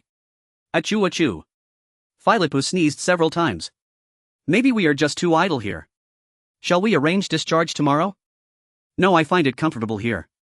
The surroundings were pleasant, the staff attentive, and they even received several times their usual pay. Bang. At that moment the door was thrust open and several uniformed men stormed in. Well, haven't left yet. You are all to be taken immediately. Hey, what are you doing? We are Westerners, you cannot do this to us. Clatter. A delicate teacup shattered on the floor as Fajali's eyes filled with tension. What? Impossible. He was eliminated in a single stroke. Exactly. Ibrahim's face twisted into an expression of profound dismay. They had assumed it would be a simple operation, deploying an elite detachment of the Edo Republic Guard across the desert to strike during the target's relocation, eliminating the detested Hassan. Yet within mere minutes every one of them had been wiped out, men rigorously trained by special forces. Ibrahim ground his teeth. Moreover, we heard that Hassan once single-handedly annihilated an entire mercenary squad deployed by the Davidians. Such a man is a lion of the desert. How could anyone possibly subdue him? Why didn't you tell us this earlier? Had I done so, would you still have dared to act? Besides, last time he prevailed only by commandeering a tractor. I'm leaving now. You'd better clean up this mess thoroughly lest it ignite a fire that consumes you. Fajali took a deep, steadying breath. As Minister of Agriculture, he held no authority over the military units involved. How then could he possibly manage the aftermath? As the eastern sun rose slowly, Sultan descended from the helicopter and strode heavily toward the scene, his countenance dark with gravity. Last time it was the Davidians, this time who are they? The site had already been sealed off under Fayez's command. No one was permitted entry. Upon spotting Sultan's arrival, Fayez hurried over at once. Your Highness Sultan, you've arrived at last. We've preserved the scene intact, awaiting your command. Sultan nodded silently and approached the first corpse, turned it over for inspection, then moved to the second, finally fixing his gaze upon the anti-tank missile. Can their identities be confirmed? They bore no insignia or identification. Only the man killed by the lion uttered 2 names before dying, John and Philip. Sultan clenched his fists tightly. Behind him, Qin Fu glanced toward Masher Yamani and others descending from the helicopter. Hassan, you've earned another commendation. Masher beamed with excitement. It was a team effort, I didn't lift a finger. The final one fell to Hamza. As Qin Fu spoke, he ruffled the lion's fur beside him. The beast sat docile and content, evidently loyal to its master provided its belly was full. Who lies behind this? Yamani's expression darkened. Unknown, but the last man to die named John and Philip. Poof. Those accursed Westerners. Yamani snarled. Their previous machinations were already vile enough, now having failed they've discarded all pretense entirely. In truth, these assailants do not resemble Westerners in appearance, and I cannot verify whether the dying man's words hold any truth. Perhaps this was not their doing at all. They'd never deign to act openly, they'd simply hire mercenaries. Hearing Yamani's words, Qin Fu secretly rejoiced. His repeated subtle provocations had evidently cemented Yamani's deep-seated distrust of the West. John and Philip have already been apprehended in the capital. They'll confess or else. That may be unwise. After all, they're Western nationals, their governments will exert diplomatic pressure. Whoever they are, crimes committed on our soil demand our justice, not theirs. Qin Fu savored the moment inwardly. Whether or not John and Philip were truly culpable, the rift between Sultan's realm and the West would widen irreversibly. Where there's a will and a well-wielded hoe, no wall remains unbreached. As for domestic security, Sultan stepped forward. These wretches grow ever bolder. To ensure this site's safety, I propose reinforcing it with another battalion, trained exclusively by Eastern instructors. Having reviewed the full account of the engagement, Sultan felt immense confidence in his unit's combat prowess and even greater respect for the Eastern instructors. Ahem, Your Highness Sultan, ground-based protection alone remains insufficient. After all, everyone operates on the same plane. If adversaries conceal themselves behind dunes, they remain invisible. Sultan nodded firmly. Precisely. We must deploy an entire squadron of helicopters. A full squadron, 12 helicopters. Truly formidable wealth. With such overwhelming force both on land and in the air, any ill-intentioned intruders would be obliterated instantly. Thank you, Your Highness Sultan. Rest assured, the construction here will proceed exactly as scheduled. Once formal cultivation begins. Qin Fu paused, then added thoughtfully, Your Highness Masher, shall we convene a press conference? Let journalists experience firsthand the joy of harvest in our fields. On one hand, bolstering armed presence secures the site. On the other, such publicity will broadcast Sultan's agricultural miracle across the nation, and indeed the world. Thereby deterring malice. Even those plotting harm must weigh the catastrophic repercussions. We should have done this last time, but circumstances intervened. This time we'll escort reporters straight into our fields. Masher lit up immediately. Had they gone last time, Qin Fu mused, would they have reported on the exceptional quality of Eastern pipelines? This, truly, is the perfect moment. Sultan's capital. I will say nothing until my attorney arrives. John stared sternly at his interrogators. You may leave now. John, you stand accused of a capital offense yet refuse to speak. What? Do you dare torture me? John retorted. I am a Western national. You wait, don't come any closer. Meanwhile, elsewhere, this is outrageous. Philip and I have been confined to the hospital day and night. How could we possibly hire mercenaries? Even if we wished to, we lack the means. Mercenaries cost a fortune. We're petroleum engineers, not billionaires. We're hospitalized, and calamity descends from the heavens. Very well, you've just admitted motive. The interrogator said calmly, now recount the details of the crime. What? Philip gaped. When did I admit anything? Stop this at once. In a lavishly gilded chamber, why have you arbitrarily detained 2 of our engineers? What is the meaning of this? This is an affront to the West. Our government will not tolerate its taxpayers being unlawfully imprisoned. I demand their immediate release now. Jackson seethed inwardly. In any nation they commanded unparalleled prestige, yet here they'd been thrown into prison. Unconscionable, beyond all reason. He had entertained thoughts of retribution, but had taken no action. Could this entire affair be Sultan's own elaborate fabrication? Fod sat calmly in his chair. Over recent months, a series of grave incidents have occurred on our sovereign soil. A thorough investigation is imperative. Rest assured, we shall neither wrong an innocent nor spare a guilty soul. Still interested in acquiring those F-15 fighter jets? The Carbon Water 1980 project base. Dear friends who have traveled from afar, you have worked hard. Beside Marshal Sager held an umbrella over him to shield him from the sun, holding a microphone and looking at the reporters in front. Originally, when everyone came last time, we wanted to take you to see the experimental fields, but some things happened and we had to cancel that plan.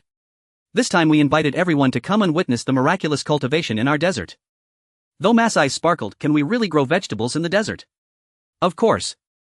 We have completed the planting in the experimental fields and are currently expanding into large-scale cultivation. Now please head to our No. 1 farmland.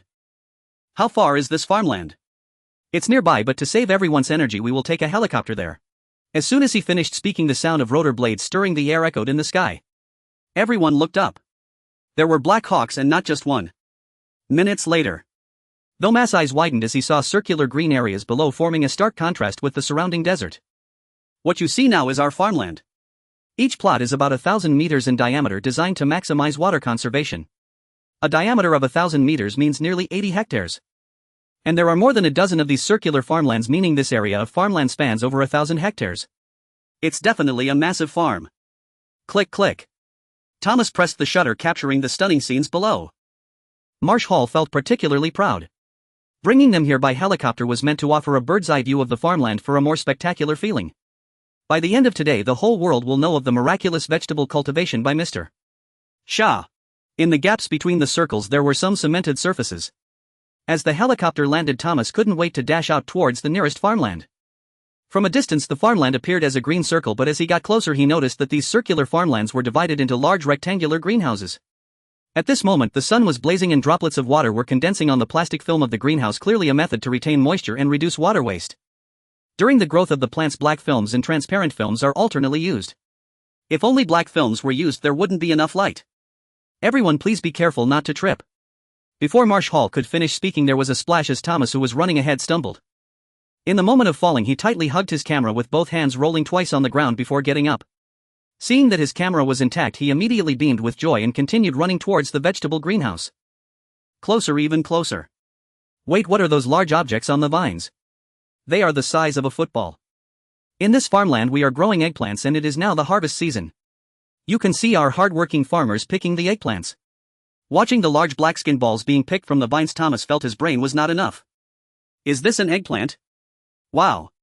At that moment a series of gasps came from the nearby farmland. How can there be such large watermelons? This is simply the best watermelon in the world.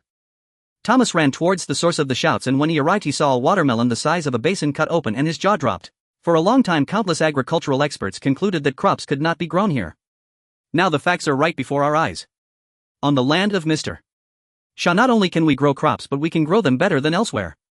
This is a gift from the gods. That's right. Mr. Shah is simply the chosen one. A young man busy in the vegetable field raised his head and spoke to the crowd. The eastern face surprised everyone for a moment, then they realized Hassan. Wait a minute, the chosen one is a good term, I'll use this as the theme when I write my article tonight. Marsh Hall smiled broadly. Hassan cooperated excellently. Just now he hesitated, thinking it would be inappropriate to boast, and Hassan just broke the ice. Excuse me, will any vegetables or fruits grow particularly large here? That's right. Next we will visit the grape field where our grapevines have borne fruit for the first time. Later. Qin Fu was about to say that they would produce the best wine in the world, but thankfully he reacted in time. In the east the grapes from Turpan are the best because the local climate is dry and hot, resulting in a high sugar content in the grapes. Now the climate here in Mr. Shah's area is naturally the most suitable. Therefore, after conquering the cultivation of other fruits and vegetables, the grapevines that came from Turpan have also taken root here, benefiting from the long sunlight hours. The growth of the grapevines is rapid and they are now bearing fruit. The purple grape skins look very enticing and they are larger than quail eggs. Click click. Thomas kept pressing the shutter. He finished one roll of film, replaced it with the second, followed by the third, until all the spare film was used up, yet he still felt unsatisfied. The next day the Times front page headline: The miracle of vegetable cultivation in the desert. The entire page detailed the sights and sounds of the Carbon Water 1980 project base, lavishly accompanied by 7 or 8 photos of various vegetables and fruits. Even in black and white format they were enviable. The circular farmlands were prominently displayed under the headline. Bang! Faduri slammed the newspaper on the table. This Marsh Hall has gone too far. This kind of public news report, and he didn't even think to report here in advance. Now it caused a global sensation. Everyone knew that Mr. Shah had created a miracle in vegetable cultivation. Marsh Hall, the Easterners and others had all gained significant attention. In Mr. Shah's country, Marsh Hall also became a household name. After all, every household was enjoying the freedom to grow fruits and vegetables. But what about himself? He, the minister in charge of agriculture, surprisingly had no opportunity to make an appearance. Faduri looked at the person next to him. Have the guests arrived? They will arrive shortly. Mr. Faduri, please don't worry. A voice from outside said what they are doing is merely to create momentum. In the future anyone who dares to target them will be seen as opposing all of Mr. Shah's people. However, what they are doing will only backfire on themselves. Faduri was suddenly delighted. Mr. Jackson, please continue. You, Mr. Shah, are the big brother of the entire region. Now that you can grow vegetables and fruits, shouldn't you also help other brothers? Faduri's eyes suddenly lit up. At the Carbon Water 1980 engineering base. Indeed, behind Salalas Faduri, Mashhal gritted his teeth as he read the confidential letter. I never expected him to collude with the Americans. Qin Fu sat on the sofa stroking Hamza's for a calm expression on his face. In the future, fighters like Itua have been infiltrated like a sieve domestically. It is quite normal for some to show a pro-Western stance here. The key is to find out who is causing trouble behind the scenes. Indeed, money is the most effective means. By buying off the servants of some suspicious individuals, one can obtain the desired intel. The most terrifying enemy is the one hiding in the shadows. Now that he has been exposed, it is entirely possible to bring him down. Next comes the design of the trap. Where are John and Philip? They have already been released. On one hand, there is indeed no evidence. On the other hand, Mashal realized Fad Yuri has repeatedly suggested not to damage our good relationship with the West. After all, we still need to rely on them, especially for the Peace Sun project. Qin Fu became interested. Peace Sun project. That's right. After Ituwa purchased the F-14 Tomcat, we were filled with urgency. After repeated comparisons, we ultimately decided in 1978 to buy 60 F-15 heavy fighter jets from the West, with the entire project codenamed Peace Sun. Only aircraft with a takeoff weight of over 30 tons can be called heavy fighters. They are large, carry a significant number of weapons and ammunition, have long loitering times and strong combat capabilities, especially with two high-thrust engines, giving them a tremendous advantage in aerial dogfights compared to other fighters. There are very few third-generation heavy fighters in the world. The first F-14 Tomcat was selected by the financially robust Ituwa, and with the Persian Gulf separating them, they looked at each other unfavorably. Naturally, Salal wanted to acquire a fighter of the same type, so he chose the F-15. Currently, this batch of fighters has not yet arrived, and the West is using this to suppress Salal. Qin Fu's mind was racing. Unfortunately, the Eastern aviation industry is not performing well. The Bai is still not mature, lacking advanced radar at the nose. Although it has high altitude and high-speed capabilities, it lacks true combat power. As for the likes of Qi, Salal does not even consider them. What they want are heavy fighters. The Mirage 4000 would be suitable, but it's from the Gaul. There is no need to help them. Forget it. Mashal currently does not have enough power and status, and his relationship with the military is not strong enough. He should not worry about these matters for Salal. The most critical thing now is to design a trap to bring down Fad Yuri. Suddenly Hamza stood up, looking warily outside. Brother Mashal. Mr. Hassan. I'm here. Qin Fu stroked Hamza's fur and the beast lay down again, becoming lazily relaxed. Bang. The door opened and Walid's figure appeared at the entrance. I have brought a convoy of 50 refrigerated trucks dedicated to transport from now on. Rest assured, I will deliver the freshest vegetables to the capital and various major cities. Walid was in high spirits, following Hassan to have meat to eat. Previously, the Western suppliers pipeline was operated through Walid as an intermediary, earning him a considerable sum. He took a portion of that money to purchase 50 refrigerated trucks from the West, forming a fleet dedicated to vegetable transport. Even if in the latter days of the East ordinary trucks struggle to operate at a loss, refrigerated trucks can still make a huge profit. Not to mention the era of Salal, the so-called fleet is essentially just a second-hand dealer. Well, to ensure the citizens eat the freshest vegetables, we should preferably harvest them in the afternoon, transport them at night, and deliver them to the markets in the morning. Mashal began. As for the price, it should be 10% cheaper than imported goods so that the people can feel the benefits of our own cultivation. Listening to Mashal's lengthy introduction, Qin Fu suddenly had a bright idea. He had just been thinking about how to trick Faduri, and now this opportunity had arrived. Prince Walid, I have a favor to ask and I hope you can help me. Of course, no problem, just command. Once Qin Fu finished speaking, both Walid and Mashal were left with their mouths agape. Is this appropriate? The next day, early in the morning in the capital. Due to the extreme heat in Salal's country, ordinary people generally do not go out during the day unless necessary, waiting for the sun to set before becoming active. However, today they gathered early at the entrance of Panda Supermarket, waiting for it to open. The once empty parking lot of the supermarket was now filled with various luxury cars. The wealthy with a cloth over their heads lined up for the first time, and occasionally a few servants holding Westlake silk umbrellas in the crowd would immediately attract envious glances. At 9 o'clock the supermarket opened and countless people rushed in, heading straight for the fruit and vegetable section. Indeed, the rugby-sized eggplants and basin-sized watermelons were exactly as depicted in the newspapers. Finally, the long-awaited day had come, and these were produced by our own Salal. Everyone felt a surge of excitement. I want to buy 10 watermelons.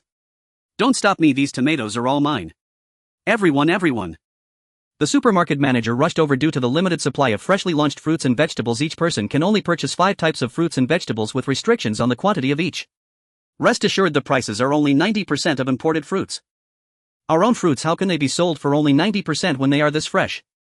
They should be sold for double. Exactly, we must support our own agricultural development with our actions. Everyone. The manager wore a broad smile. Prince Mashal has said that our agricultural development aims to provide everyone with freedom in fruits and vegetables.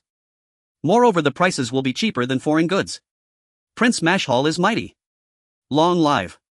Suddenly someone thought of something. Can we go to the fields to buy? No, everyone must not do that. The manager became anxious. Why? Because locusts are the greatest enemy for our fields. Currently there are no locusts at the Carbon Water 1980 engineering base, allowing our vegetables and fruits to grow normally. If you drive over and bring locusts with you, it would deal a devastating blow to our Carbon Water 1980 engineering base. The manager's face changed. Right now there are no pests in our fields and these crops do not require pesticides. This is the most environmentally friendly. What about the vehicles transporting the vegetables? When entering and exiting they will pass through a disinfection checkpoint. On this day, as the vegetables and fruits from the fields hit the various supermarkets, this news spread widely. The climate conditions in Sha's country are quite harsh, with only a few species of flora and fauna able to survive here. Locusts, which can swarm in vast numbers, only appear in areas with lush vegetation. Currently the Carbon Water 1980 project base is free of any pests, as those agricultural pests cannot survive in this scorching place, or rather such species do not exist locally at all. Looking at the bundles of vibrant green vegetables, indeed there are no signs of pest damage. Everyone nodded, saying that's right, we must protect the Carbon Water 1980 base. A certain villa. Panda under the Savola Group is the largest chain supermarket in Sha's country, with a total of 187 stores in major cities, 132 of which sell fruits and vegetables. After opening today, all domestic vegetables and fruits were sold out within 10 minutes. Fad Yuri listened to his subordinates report, his expression growing darker. If these achievements were all his, he would gladly accept the people's admiration, but now. Dawa Sali saw Faduri's increasingly grim expression and hesitated about whether to continue the report. Hearing the interruption, Fad Yuri shot him an annoyed glance, saying, "Why did you stop?" In the supermarket many people are shouting Mashor name. Since these vegetables and fruits hit the market, Mashor reputation has reached new heights. Poof. A sound escaped Faduri's nostrils. This guy is just good at showing off. Father. Just then a young man in his 20s rushed in, saying, "Father, I found a way to deal with Mashor." Faduri's face darkened even further. Tan, you just focus on growing up happily and stay out of these matters. Father, Mashor has stolen all your thunder. That guy is clearly coveting your position. I found a way to completely defeat him. Tan continued without waiting for Faduri's response. "Father, the Carbon Water 1980 base has launched vegetables and fruits that are green and pollution-free. There are no pests there, and if we transport a batch of locusts they will devour all the crops. I've investigated their breeding capacity." Nonsense. Fad Yuri glared coldly at his son. The Carbon Water 1980 project is a significant initiative for agricultural independence in our country. You actually think about destroying it? Go back immediately. Reflect on your mistakes and do not come out without my orders. Tan looked at his father in shock. Having been spoiled since childhood, he was now receiving severe scolding. Father, I get lost. Looking at Tan's dazed expression, Dawa Sali couldn't help but speak up. "Your Highness, Prince Tan is also doing this for you." "What for me? This is clearly a trap." Faduri's expression turned serious. "Where did this rumor about locusts being harmful to agricultural production come from?" Dawa Sali immediately felt his body sway. This news originally spread from the sales floor of the Panda supermarket. Those sales managers had repeatedly cautioned, intending to pass this harm on to specific people. Taking locusts over there is not so simple. After the last attack, the Carbon Water 1980 base is even equipped with helicopters. Anyone who goes there is walking into a trap. Faduri's tone was filled with anger. His son, indulged in pleasure, was utterly weak in politics. "Understood, Your Highness, you are wise. To strike them we still need to rely on other brother countries." "How is the contact with the agricultural leaders from other countries going?" "They should be able to come over together next week. At that time you will need to personally receive them and bring them to the Carbon Water 1980 project base." Fad Yuri nodded. "We have achieved great accomplishments in agriculture. Of course we must selflessly impart these achievements to our brother. If Mashor is unwilling, all the brothers will be dissatisfied with him. This is the ultimate trump card. Let's go, we'll head to the royal palace right now." Once Fad Yuri and the others left, a servant quickly wiped the table with a cloth. He looked around to ensure no one was watching, then swiftly pulled out a small object from under the coffee table and slipped it into his pocket. On the second floor in the room, Tan sat down in frustration, lay down, then stood up, pacing back and forth for a long time until he saw his father's car leave, then headed towards the underground garage. Minutes later, a Ford F-350 pickup truck roaring with power left the villa. The Carbon Water 1980 project base. Fad Yuri did not fall for the trap, but Faduri's 8th son, the one he cares about the most, has taken the bait. Mashor looked at Qin Fu. "Shall we take action?" "Of course we must take action, and it must be just when there are reporters on site." Mashor's eyes lit up. This Hassan is indeed quite scheming. Not only must Faduri's 8th son be captured, but the reporters must also know about it. This way Mashor could openly say, "Uncle Faduri, we are all family. We originally intended to teach him a lesson privately, but unexpectedly. With reporters present we couldn't help it. Hassan, if we don't take down Fad Yuri in one go, then we will come back multiple times, striking him repeatedly until he can no longer rise." Qin Fu said, "Your Highness Mashor, you are often too kind." "Kind?" Mashor looked at Qin Fu with a complex gaze. "What other plans do we have?" Of course, there are a series of plans. Now that the mask has been ripped off, it is time to strike hard. At this moment, Tan was completely unaware of the trap. He was driving his big pickup truck heading straight towards the Carbon Water 1980 base. Behind his truck there were 4 large boxes, each filled with locusts. His servant Najim was driving while excitedly narrating. Catching locusts is not difficult in the regions of Mahdi and Qasim. They have locusts and the people there even enjoy locust burgers. A bag of 100 locusts costs only 50 rials. We have 4 boxes totaling 4,000 locusts. Najim, having grown up with Tan, is undoubtedly a trusted confidant. To keep this action secret, the fewer people who know the better. Thus Tan only brought Najim along. 10 kilometers away from the Carbon Water 1980 project base, he will release all these locusts and then slip away. Even if the other side has helicopters, can they really find him? His father is just too cautious, thinking that doing various tricks must be like the Western commercial films. To seize control of a business, is it necessary to have all sorts of schemes and intrigues? Najim gripped the steering wheel tightly, shouting, "Your Highness, don't be afraid, it's just a flat tire, it's fine, it's fine." During a blowout, as long as one firmly controls the steering wheel and slows down gradually, they can stop safely. If one jerks the steering wheel, it will ultimately lead to a rollover. As Najim, the most trusted servant of Tan, had undergone such training, the vehicle finally came to a steady halt under his control. In the distance, a figure carrying a sniper rifle quickly retreated into the desert. To cause a blowout, one could lay down spike strips and advance on the road, or use a sniper rifle. Compared to the latter, the difficulty is much greater, but it is also less likely to be discovered. Najim steadied the vehicle, feeling the sweat on his back nearly soaking through. "Your Highness, don't worry, you'll go change the tire." Tan nodded. As long as he could continue to enjoy the comfort brought by the air conditioning in the car, once the tire was replaced, they could continue their journey. They were still 20 to 30 kilometers away from the Carbon Water 1980 project base, and right now. Oh damn. At that moment, Najim's curse came from outside. "What happened?" "Your Highness, our spare tire is broken." The spare tire for the pickup is mounted underneath the cargo box. God knows, when it was slashed open, the spare tire was worse than the one that had blown. What should they do next? This road leads to the Carbon Water 1980 project base, and usually no cars come here. What they needed to consider now was not the problem of releasing locusts, but how to save themselves. "Broken. You idiot, why didn't you check before departure?" Tan rolled down the window and cursed at Najim. "I didn't want to trouble my father, and now I have to alert him." Hello. In this era, using a car phone is quite cumbersome. Almost as soon as he picked it up, he could hear static in the earpiece, but now Tan heard nothing at all, shouting several times. Bang! Tan threw the phone onto the center console.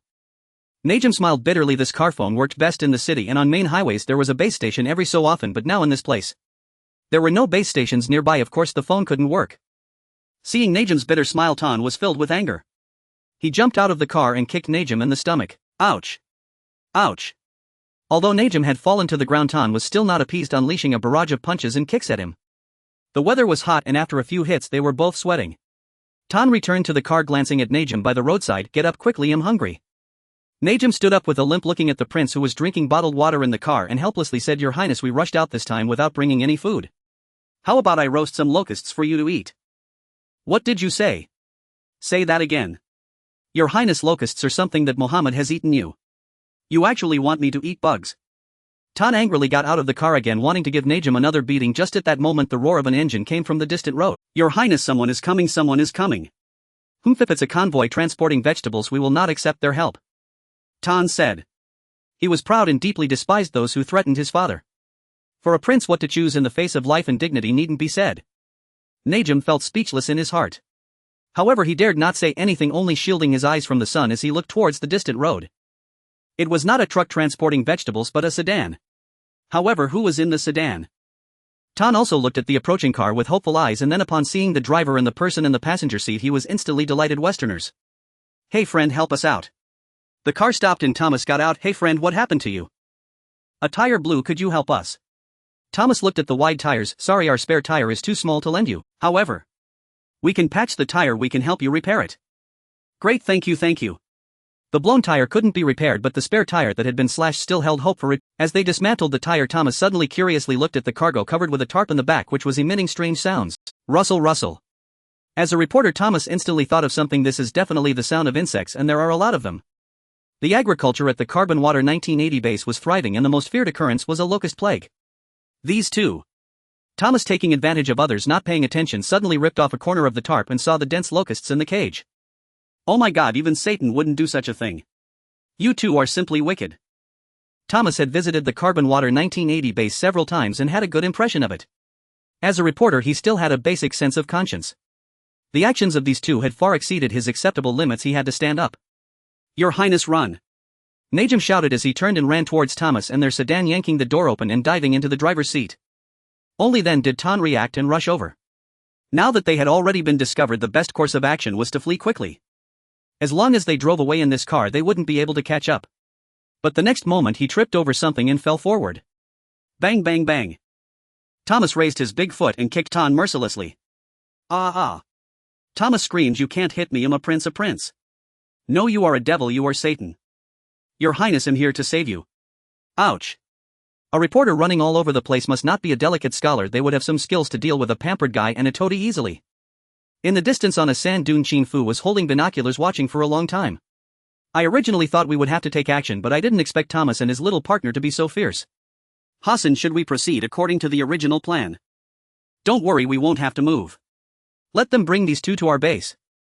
This way it's easier to distance ourselves from the plot to frame them. The people were caught by foreign reporters, it has nothing to do with us. We wanted to catch them but couldn't. In the distance the screams were still echoing. The sun slowly sank toward the horizon, then gradually disappeared beyond it. Tarn and Najim were tightly bound and left beside crates teeming with locusts, a sight that made Tarn's stomach churn with nausea, though he continued cursing under his breath. "You wretched scoundrels, I swear you'll never leave this place alive." The tire had been repaired. Thomas drove the Ford pickup truck trailed by his companion in a sedan as both vehicles headed toward the Shuetan 1980 agricultural base. Oof. You'd do well to worry about yourselves first. Men like you deserve to be hanged on a cross.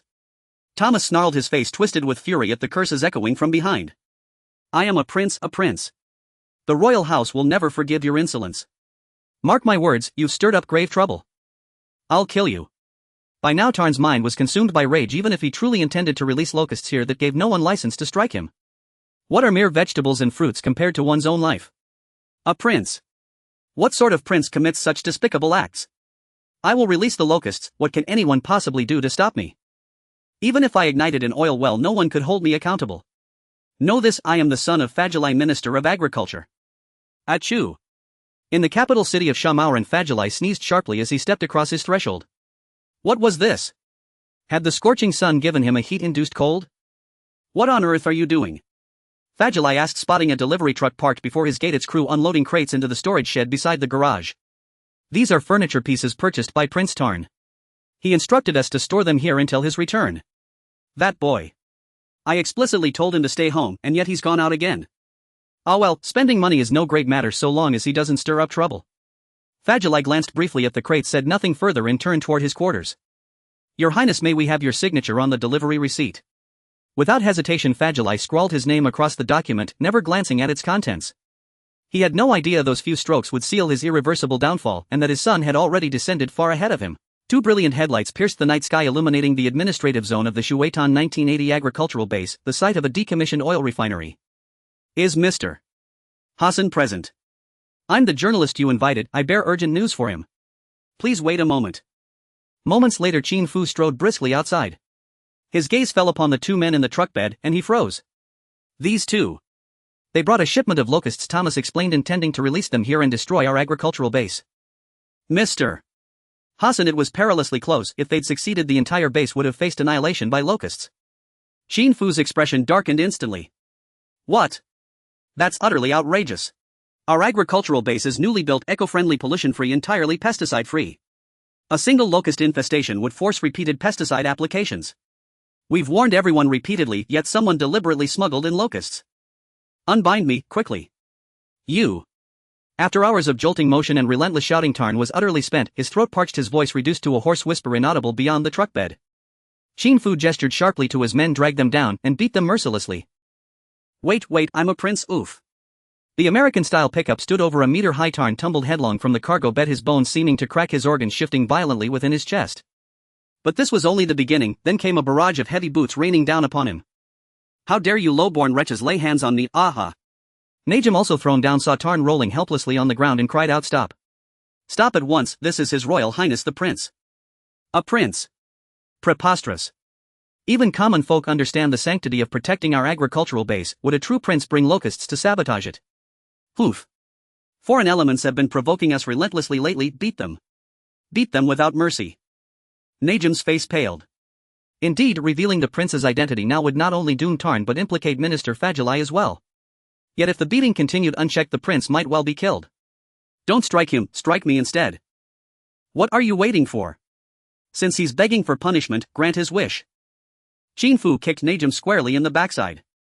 So you've served as a servant half your life and grown accustomed to groveling. No wonder you're so abject.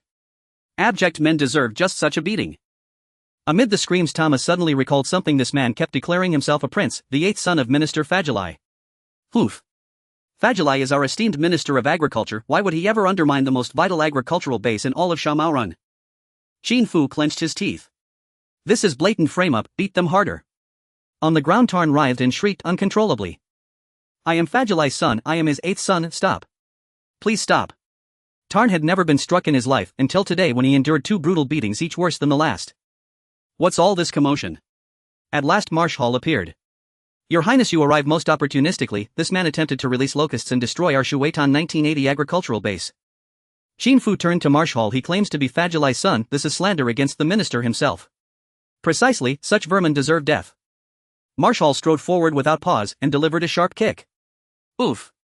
Tarn flipped sideways, his face exposed. You? Marshal paused, intrigued.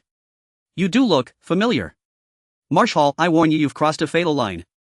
My father will not spare you. Tarn rasped the words through a raw, shredded throat. You dared strike me. All of you will die. Thomas stood frozen in disbelief. Your Highness, is he truly Minister Fajali's son? Tarn. I know why you're here. I eclipsed your father's prestige, and he resented it deeply. But must personal grudges drive you to devastate our entire agricultural foundation? Thomas's eyelids fluttered wildly. A scoop, this was the scoop. Inside the conference room. Your Highness's today's incident has exposed our royal family to ridicule. We humbly ask for your discretion. Marshal began. Your Royal Highness, what exactly transpired? We remain utterly perplexed. Thomas continued. Cultivating vegetables in the desert is itself a miracle. Granting Shamu people self-sufficiency in fruits and vegetables carries profound significance. Yet, someone seeks to sabotage it. Within the royal household, never mind. Best left unsaid. Marshal sighed deeply. Thomas exchanged a knowing glance with his colleague. Indeed, this was palace intrigue. They had never imagined that Shamu, long renowned for its warmth and hospitality, harbored such sordid internal strife. Your Royal Highness, since you entrust us thus, we shall guard this matter with absolute silence. Though this story would make a sensational headline, we honor your choice. For journalists, breaking an earth-shattering story promises fame and acclaim. Competition in this profession runs fierce. War correspondents risk their lives on the front line, stopping at nothing in pursuit of the Pulitzer Prize. Yet now, moved by Prince Mashal's sincerity, they chose to abandon the story entirely. Thank you, Prince Mashal said, placing his right hand over his heart and bowing deeply, his expression radiating genuine humility. As they left the conference room, the 2 reporters reflected with quiet admiration. Prince Mashal truly was a man of integrity. Though he could have used this opportunity to retaliate against Fajali, he instead prioritized the royal family's dignity. Alas, power so often falls into the hands of petty, vindictive souls. The night air grew pleasantly cool. As they approached the building's entrance, they spotted Qin Fu visibly anxious. Your Highnesses, what did the prince say? To preserve the royal family's dignity, he wishes the matter kept strictly confidential. No. This must not happen. Qin Fu shook his head vigorously. If we suppress this, we are all doomed. We? Yes, gentlemen, inquire for yourselves. That man named Tain is implacable in vengeance. A year ago he lost a street race in the capital, and that very night he torched his rival's car. 2 years prior, after a roadside quarrel, his opponent vanished without trace. Thomas froze. Today I ordered the beating. I and my men will surely face his retribution. If only we suffered, perhaps it would be bearable. After all, we are Shamu people, but you too may well be in grave danger. All along the way, Thomas had heard countless warnings that Tain intended to kill him, yet he'd assumed such threats were mere bluster. He hadn't expected them to be real. Equality before the law, a Western ideal. Here society is rigidly stratified.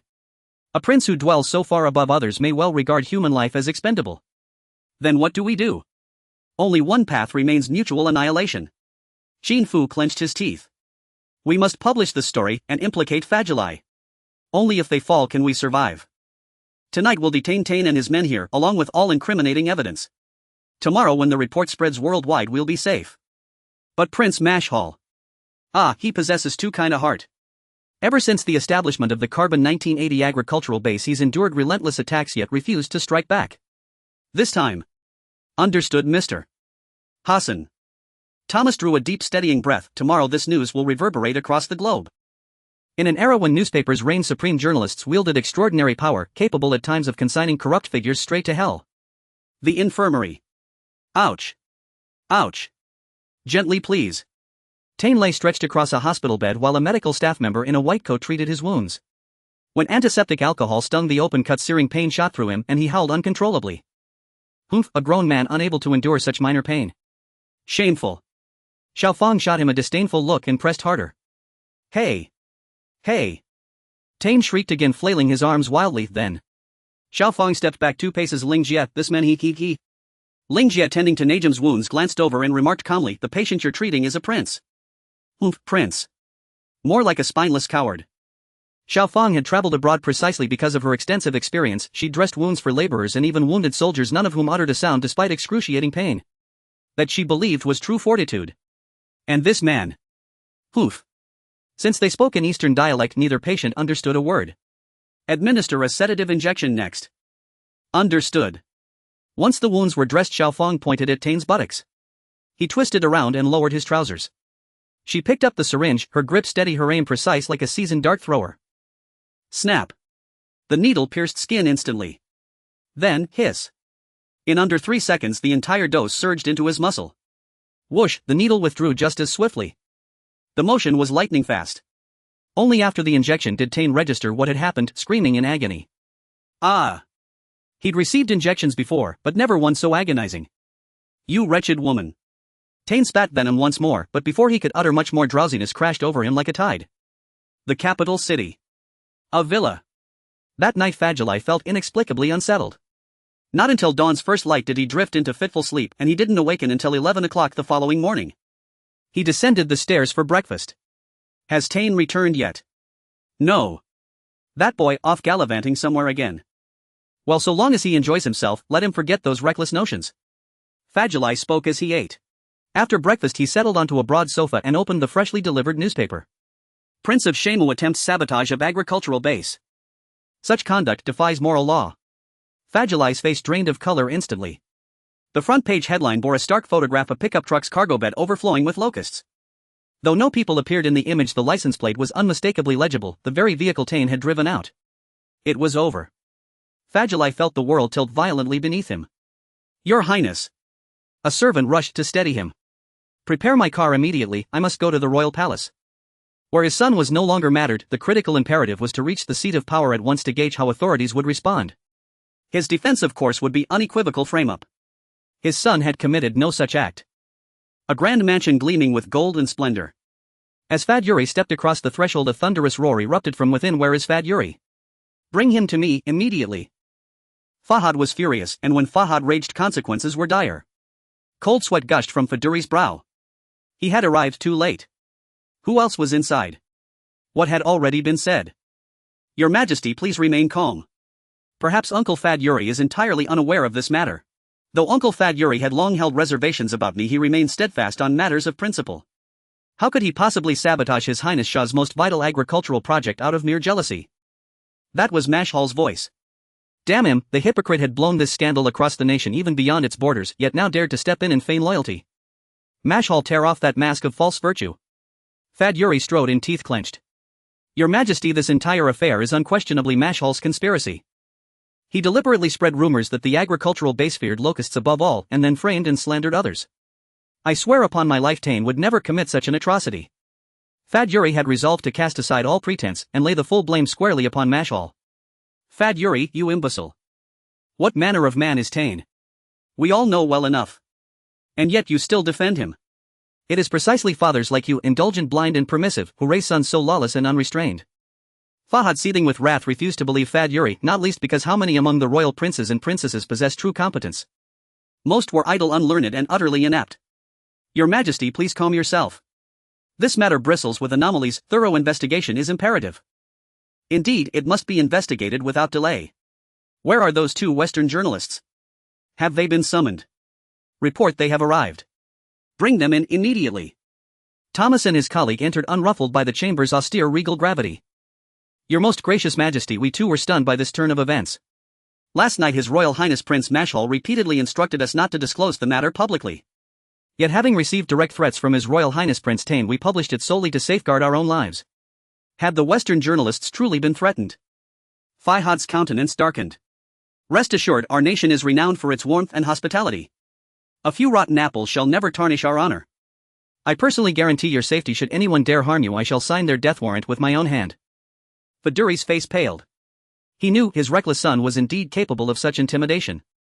Though warned repeatedly not to speak recklessly, the boy had refused to listen. Now he had brought catastrophe upon them all. We thank your majesty. Now I shall recount last night's events exactly as they transpired. If I lie, I willingly submit to any punishment. Western journalists, neutral impartial witnesses. Once Thomas finished speaking, Fahad's expression turned grim as stone. Faduri, what do you say now? Tane must have been ensnared. He is not inherently wicked. Bring in Najim. Fahad's face grew ominously dark. Even now Faduri clung to excuses for his son. Could it be, was Faduri himself the mastermind behind this? Najim was already trembling uncontrollably, dragged forward by two royal guards, a dark stain spreading beneath him. Najim, speak. How did those locusts arrive?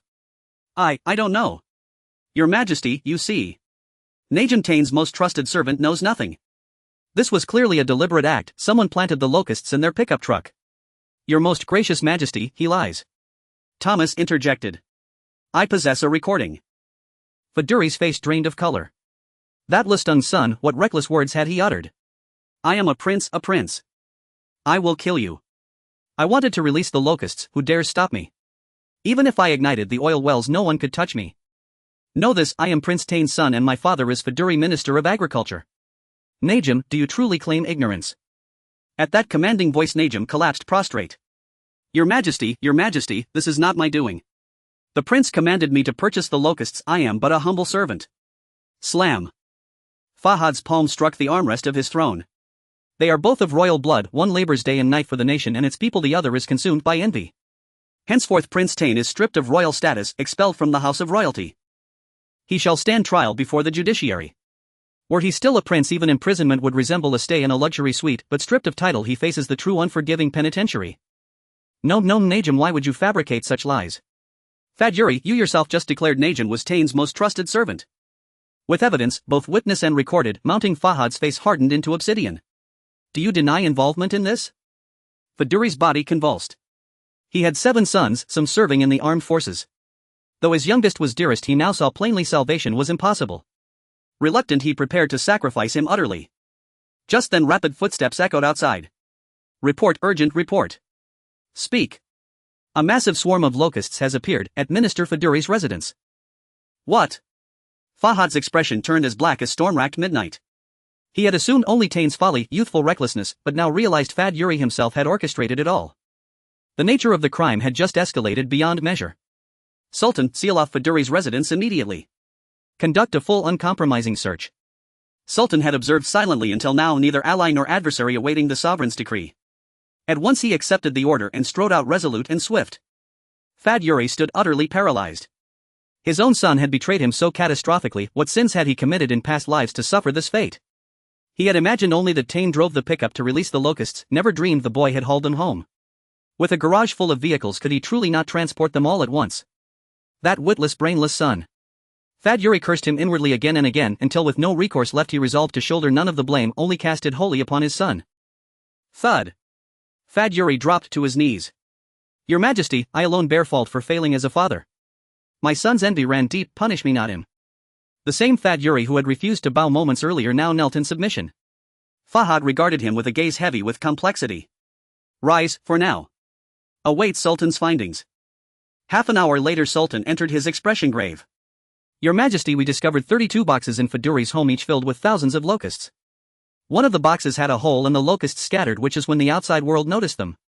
Tens of thousands of locusts. Fahad's expression was serious. Faduri, you have locusts in your home. Do you have any explanation for this? Faduri knelt again. This must be the doing of my son. Your punishment is wise, Your Majesty. I will learn my lesson and will never indulge my son again. Fahad did not look at Faduri and continued to inquire of Sultan, have you found out where these locusts came from? We are investigating and will have answers soon. Report, we have found the person who transported the locusts. At that moment a guard entered to report. Bring him in.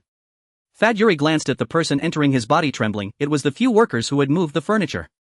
Your Majesty, this batch of locusts was transported from the north, originally meant for restaurants. However, when Prince Fad Yuri urgently requested them, we delivered them all to Faduri's villa. Don't slander me. When did I say I wanted them? Fad Yuri thought to himself that this was clearly a trap. His son was merely bait and the real target was himself. To be a minister is no ordinary feat. Having weathered great storms, how could he stumble in such a pitfall? We have the order form and you signed it. Bring it here. Fad looked at Faduri's handwriting on the order form. His expression darkened instantly. Faduri, do you still deny that you planned this? Faduri's forehead dripped with sweat, his entire body soaking. No, I did sign the order form, but it was for furniture. Furniture. Faduri's mind raced. Your Majesty, if I had truly schemed this, why would I sign my name? That is simply illogical. We have asked the butler of the villa. For all accounts, only your signature is considered valid, the worker said. Fad Yuri was utterly dumbfounded. As a miser, he had this trait: every account had to be personally signed by him. He never expected to fall into this trap. There must be spies in his own home. Many things required inside help to accomplish. Who among them was foolish enough to be bribed? Faduri, do you still not confess? I did not. I absolutely did not. I am being framed. Faduri, you have indulged your son and destroyed major projects of our nation. The evidence is conclusive. Now I declare that you will no longer serve as Minister of Agriculture. Fad Yuri collapsed on the ground, carried out by others. It's over, it's completely over. In the upper echelons of Shah, everything seemed peaceful on the surface, but the power struggles were just as fierce. He had been cautious, never expecting to be outdone by a prince decades younger than him. He originally wanted to take a leadership role in the more important oil department, but now he couldn't even lead in agriculture. Your Majesty, wise as always. Voices of flattery came from within. Fad scanned the room and his gaze settled on Masher. Masher, you have suffered unfairly. Your Majesty, it's nothing. I just want to contribute to our nation. I feel quite guilty for the embarrassment we've faced internationally. Now that the position of Minister of Agriculture is vacant, someone must step up to continue leading our agriculture. I think Masher would be excellent for this role. Yamani spoke up, taking this opportunity to elevate Masher. After all, Masher had helped him quite a bit. No, these ministerial positions have always been held by us brothers. At that moment someone stood up. Masher is too young. Even if he made outstanding contributions to the Carbon Water 1980 project, it doesn't mean he can lead our agriculture. Alicia, the Carbon Water 1980 project has developed so well that it can now supply our large cities with vegetables and fruits. Does that not mean he can lead our agriculture? Yamani replied. Alicia, the Minister of Labor, held a position lower than that of the Minister of Agriculture. Thus it was obvious that Alicia wanted to shift positions. Thank you for your support, Uncle Yamani. Alicia is right, I am indeed too young and still cannot lead the agricultural development of the country. Masher said humbly. Masher family. The biggest flaw of Prince Masher is his identity, Qin Fu said. Therefore it won't be easy to elevate him. Just like in the workplace, those who have served for 10 or 20 years are still grinding through their qualifications and suddenly a newcomer sits above them. Who would accept that? Everyone would feel discontent and the newcomer would not be able to hold that position. After all, no one below would cooperate and might even sabotage him. On the opposite side, Delilian watched Qin Fu with her bright, lively eyes. In the middle of the night, Qin Fu and Masher arrived here making various arrangements. This morning Masher entered the palace and Qin Fu was still directing here. Now news came from the palace that Fad Yuri had stepped down. At this moment Delilian admired Qin Fu immensely. He was a remarkable man. Because the two shared a common lion, they now sat together. Delilian knew this was quite bold, but she really wanted to do it. Hearing Qin Fu say that, Delilian became nervous again. What should we do? We can only help Masher accumulate some capital, hoping it will be of assistance. In the palace. Yes, Masher, you are indeed young, but your talents deserve a bigger stage. Your Majesty, everyone, I just received news that our Turwa oil field has officially started production. All of this is thanks to you. What? For the first time a smile appeared on Fad's serious face. Let's go, let's take a look together. An old oil field has been re-exploited for oil in the simplest way, which holds immense significance. And all of this is due to Masher efforts. In the Turwa oil field many wells were drilled initially not only to determine the geological conditions below but also to prepare for water injection. Inside the oil field new pipelines were laid out and seawater gushed into the ground. Liguz's face was filled with worry. I say, if we pump seawater directly in, will it damage the ecosystem here? What ecosystem is there? Besides, desalted seawater is so precious, can we really just pump it in? That would be a waste. Water here is more valuable than oil.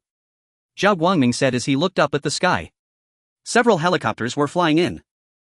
Fad stepped off the plane and walked straight towards the sculpture outside the base's office area. Under the sunlight, the sculpture gleamed with a dazzling golden light, appearing exceptionally striking. However, this 3-meter-tall sculpture surprisingly depicted the figure of an Eastern man. Yamani, is the wealth of the kingdom wasted like this? Have you really erected a statue of an Eastern man here? Shouldn't we place a statue of our most esteemed His Majesty Abdul here? Alicia interjected, in fact felt a tinge of curiosity. Your Majesty, the last time I went to the East I saw the Iron Man. And then you made a golden man. Alicia's face was filled with sarcasm. Indeed, I believe we should promote the spirit of the Iron Man here. It embodies a spirit of self-sacrifice for the nation, which is a rare virtue for our materially abundant country. Yamani spoke of the deeds of the Iron Man, and the faces of Fad and the others gradually grew solemn. To them, the distant East was merely a concept seen on television and in newspapers, with no one truly understanding it. Yet today they finally realized that so many ordinary builders had emerged in the East, individuals who placed national interests above all else. This spirit of the Iron Man deserves our promotion. Fad nodded. If Fad Yuri could adopt this spirit, placing national interests first, they wouldn't have made those mistakes out of jealousy. Alicia was quite dissatisfied but dared not oppose at this moment. Let's take a look at the oil field. Isn't it producing oil now? How exactly is the oil being produced? Alicia asked. Of course, we are now driving to the first well that has resumed production. Several off-road vehicles sped towards the oil well. Upon disembarking, they saw a group of busy Eastern workers. Your Majesty, allow me to introduce Mr. Li Guozhu and Mr. Zhao Guangming. It is thanks to these two, along with several hundred Eastern workers who have worked day and night to complete the resumption of the oil field in such a short time. Naimi introduced them. Li Guozhu and Zhao Guangming felt a bit embarrassed. You two have worked hard on behalf of the Saudis. I thank you for your contributions. Fad was very pleased. Let's reward these diligent and brave Iron Men with a bonus. Engineers will receive 100,000 and ordinary workers will receive 20,000 each. Alicia looked at the crude oil flowing through the pipeline in astonishment. He had not heard the sound of the pump nor seen any newly added pumps. Everything was original equipment. This was just too absurd. How did you accomplish this? Li Guozhu was about to say something when he saw several Cherokees rushing over. Feeling delighted, it seemed that Mr. Hassan's plan was perfectly timed. The vehicle stopped and Jackson hurried over, looking astonished at the restored oil well. No, this is absolutely impossible. What means did you use to restore production at the oil well? As the president of Aramco, Jackson was very dissatisfied with the Easterners' involvement in Saudi Arabia's oil industry. He had always maintained a high level of vigilance and attempted various maneuvers, but unexpectedly the Easterners had succeeded. This situation was quite embarrassing for the West. Therefore he had to come and undermine their efforts. It's water injection technology for the oil field, Li Guozhu said calmly. That's impossible. This is all desert. The desert cannot retain moisture.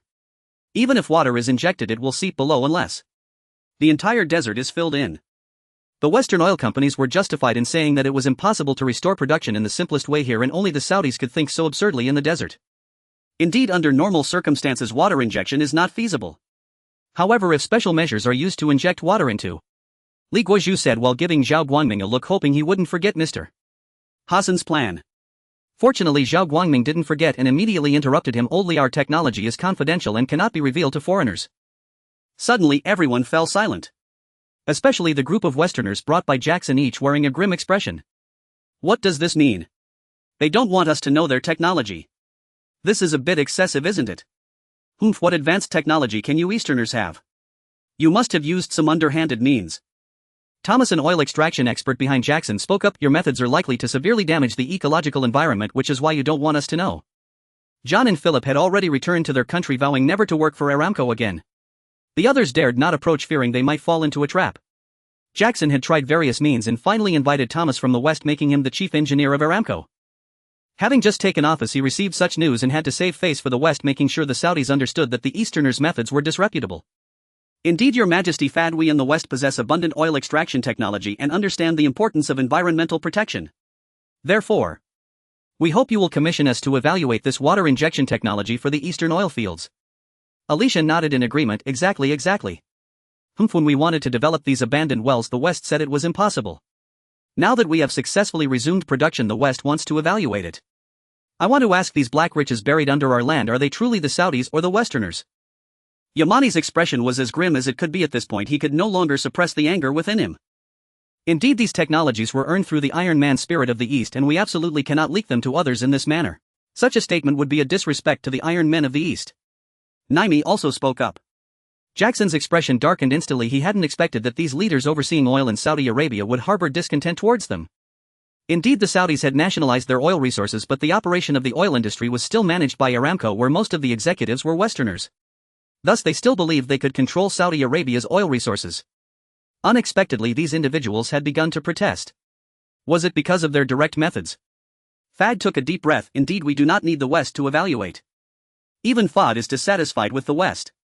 Jackson's face grew increasingly dark and his mind was racing. What to do? Inform someone named Shah that if they do not allow the assessment, the Westerners will completely leave the American oil company, leaving him with a mess. Of course not. Judging by Shah's current attitude, it is evident that if the Westerners leave, he will likely invite the Easterners to help operate and maintain it immediately. This is something that absolutely cannot be done. Continue to suppress them with the delivery of F-15 fighters. If these words are repeated too often, will Shah in anger completely turn against them and run to the Gulls to buy fighters? This tactic cannot be used either. In that moment, Jackson realized that he had no way to change the current situation. Just then another voice spoke up. I believe that the Easterners are friendly and willing to share their technology with their peers. However, peers must also understand how difficult it is to develop a brand new technology, so a symbolic consulting fee should be given. This way everyone is happy. The crowd turned to see a young man with an Eastern face speaking fluent Arabic. Hassan. That's right, mister. Hassan is right. Li Guozhu spoke up. We Easterners are hospitable and value friendship. If the Westerners from the American company want to understand the technology, they can come here to help us and research together. However, if they want to command us from a high position, that's out of the question. Zhao Guangming nodded. Yes, from the very beginning they were filled with hostility towards us, and now they want to use this method to steal our research results. We certainly will not accept that. We can introduce the entire set of technology to employer Shah, but we absolutely cannot share it with the Westerners for free. Jackson's eyes flared with anger. All right, how much do you want? We just want to see the price of similar technology in the West. Qin Fu spoke again. I have checked. Similar technology in the West costs $100 million. The Easterners are friendly, but we also cannot let them be at a disadvantage, mister. Jackson, how about you give the Easterners $100 million? Jackson felt a surge of blood rising in his chest. $100 million. Are you joking? Do the Easterners even have $100 million combined in foreign exchange? Alicia's eyes turned and he said, Hassan, you are asking for too much. Eastern technology has always been very cheap. How could it require $100 million? Even just for the recovery of our oil fields here, it would only be about $10 to $20 million. This guy is truly a godsend. Qin Fu couldn't help but feel amazed. Indeed, this reflects the friendliness of the East. Qin Fu said the West asks for $100 million while the East only requires $10 to $20 million. However, what kind of person is our employer Shah? Can he let our Eastern friends be at a disadvantage? Can we ask our Eastern friends to introduce the technology to the West at a low price? Marsh Hall remained silent throughout, watching Qin Fu perform from the side. He was not suited to interrupt since he wasn't from the oil department, but as long as he raised the Easterners' worth, he could enhance his own influence. After all, he also relied on the Easterners. Fad nodded. Indeed, we absolutely cannot let our Eastern friends be at a disadvantage. This time, when the oil fields are successfully restored, all our domestically abandoned oil wells can be handed over to the Eastern friends for recovery. Jackson's face was so dark it could drip water. He gritted his teeth and said, Your Majesty, Fad, your side has ordered F-15 fighters from us. Alright, this guy really dared to bring it up. Without waiting for the others to react, Qin Fu stood in front of Jackson. Mr. Jackson, you are the president of the American Oil Company. Your every move should represent the interests of the American Oil Company. Now why do you keep talking about the F-15 fighters? Fad's expression also darkened. Being repeatedly reminded of the fighters by these guys could make even the most good-tempered person lose control. Moreover, can you represent McDonnell Douglas? Can you represent Congress? Do you have that much power? If you do, our employer Shah would never bow down. After all, there is more than just the F-15 heavy fighter in the world. Jackson glanced at Qin Fu. Mr. Hassan, can your words represent the meaning of His Majesty? That's right, they can. Fad said from behind. Mr. Jackson, you all should go back. Think carefully about who the American Oil Company serves. This was a dismissal. Jackson glared angrily at Qin Fu. Hassan, you scoundrel, harboring malice and deliberately sowing discord between us Westerners and Shah. We will thoroughly investigate your background. If you have violated our Western laws, just wait to suffer the consequences. Everything I do is for the benefit of our Shah. Only with a nation can one have a home. The nation's interests are paramount. The Iron Man can sacrifice his life for the country, and so can I. Jackson finally realized he had just lost his composure, and this guy had just boosted Shah's favorability. Looking at the anger in the eyes of those from Shah, Jackson suddenly felt a chill down his spine. At this moment, should he apologize? The thought flashed through Jackson's mind, but his pride from the Western world prevented him from bowing before Shah. Thus he could only turn and leave. Hassan, rest assured, no matter where you are in the world, our country will protect you. Fuad's words came from behind. Jackson felt waves of regret. He had just made a threatening remark. Friends, now we can introduce our oil-field water injection technology to you. Li Guozhu walked over with a smile. Let us first introduce the basic concept. Oil-field water injection technology is not rare. Many oil wells around the world are using it. By injecting water into the geological layer where the oil field is located, it increases the pressure underneath, thereby pushing the crude oil to continue flowing. It can be said to be the simplest and most reliable technology for increasing oil production. But how to use it in the desert? In the oil fields of the desert, we carefully studied the geology here and found that the conventional methods didn't work. Therefore, we added a special chemical substance to the water, directly injecting it into the bottom of the oil well, allowing the oil well and the surrounding sand to form a dense protective layer. In simple terms, it means adding water into the oil well to squeeze out the oil while allowing this water to gather inside the oil well, preventing the infiltration of the water source through the thick protective layer at the edge of the oil field. This technology sounds simple, but achieving it is not easy. It is the crystallization of wisdom and technology. Indeed, very good Eastern technology, the best in the world. Fuad nodded repeatedly. Alicia's heart sank to the bottom. Affirming the East means affirming Marsh Hall. Sure enough, in the next moment Fuad looked at Marsh Hall. Marsh Hall, you found good friends who sincerely want to help us. From the very beginning I have been fond of the Eastern people. From the principle of peaceful coexistence of 5 items, I knew they were a refreshing stream in this world of the survival of the fittest. Masher proudly stated later, each of these events proved my assumptions correct. But what does that mean? In the end, this world still values strength above all else. Alicia expressed that he really couldn't hold back. Noticing a multitude of accusatory gazes directed at him, Alicia took a deep breath. Given the current situation, if we continue to oppose the Americans, it is obvious they will exploit the F-15. Are we really going to buy the Mirage 4000? Not only is it expensive, but it is also an aircraft only for export. Hearing Alicia's words, the others fell silent. Indeed, in this world strength is revered. Some people have wealth, but if they lack strength they can only find someone powerful to protect them. However, unexpectedly this guardian harbored vast ambitions, constantly pointing fingers at the master. Masher glanced at Qin Fu. Now it's up to you. Qin Fu rolled his eyes. Relying on purchases cannot bring about a strong nation. We will always be restricted by others. Have we never considered developing our own capabilities? This reasoning is earth-shattering. Everyone's eyes widened. Hassan, what are you saying? Build an aircraft. Do you have any idea how difficult it is to build an aircraft? This isn't about planting vegetables or fruits. Alicia looked at him with utter disdain. However, in Sultan's eyes a glimmer of hope sparkled. Everyone, the Westerners, used to say we couldn't grow fruits and vegetables in our desert and could only buy them. Now look at us. We have successfully cultivated them. Didn't the Westerners ridicule our desert oasis project? Isn't it now under construction? Qin Fu looked at the crowd. Indeed, building an aircraft is very challenging, but as long as we have resilient willpower and sufficient funding we can certainly achieve it. Qin Fu pointed into the distance. Amidst the vast yellow sands a golden sculpture could be seen glimmering in the sunlight. Everyone has heard the story of the Iron Man. Back in the day the East was merely a backward industrial nation, but after a 5-year plan it transformed into a comprehensive industrial nation. It must be noted that the East had no money. They built it by tightening their belts. We on the other hand have wealth and good international relations. What we lack is the steadfast belief akin to that of the Iron Man. Fuad's expression was complex. The man named Hassan had already created numerous miracles, and every time he spoke it resonated profoundly. Some people have money. As long as they throw money into it, are they still afraid that industry won't develop? Masher's eyes also sparkled with excitement. Truly, Hassan is capable. With just a few simple words he has swayed the uncles. You speak so eloquently. Are you going to suggest that we ask the Easterners for help in bringing over their aircraft? What do the Easterners have? The MiG-21 from the 1960s was the mainstay of the East. Alicia saw that everyone was being swayed and couldn't help but speak up again. Indeed, in the field of aviation the East is indeed backward.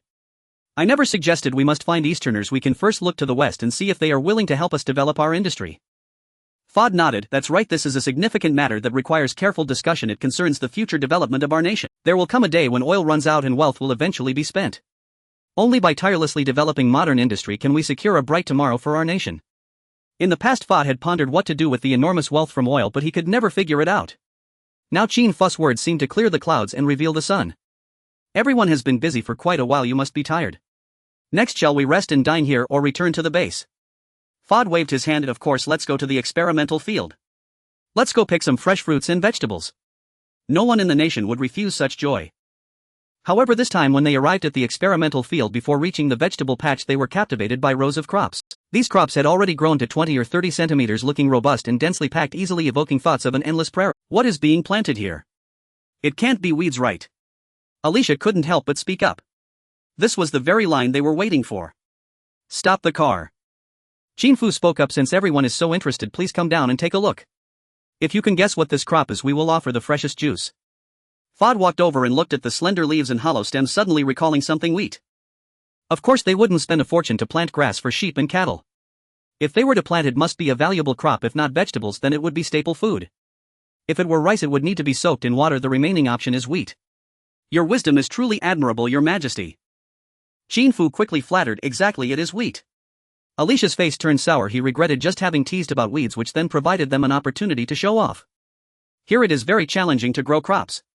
Even if we desalinate seawater, it requires enormous costs. Planting fresh fruits and vegetables to meet the needs of our people is already sufficient.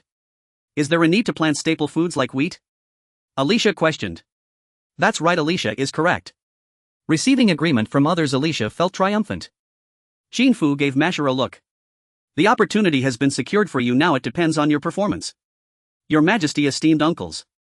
Masher spoke. I believe our Carbohydrate 1980 project is not merely for growing some fruits and vegetables. These are only to satisfy our enjoyment. The most important aspect for us is still staple food. Indeed, purchasing wheat internationally is very cheap, but what if we encounter a year of famine? Fod became serious. When the nation was first established, it was impoverished, often facing hunger. Now with the underground black wealth, we can have whatever we want, yet they have lost their sense of urgency, always thinking that with money everything can be bought. This is the norm, but what if we face extraordinary years? In the face of nature, humanity is too insignificant. Masher continued. If abnormal natural disasters occur, such as the entire earth facing drought, storms and other adverse conditions, or if a certain virus suddenly appears, at that time those grain exporting countries may refuse to export food and we won't be able to buy even with money.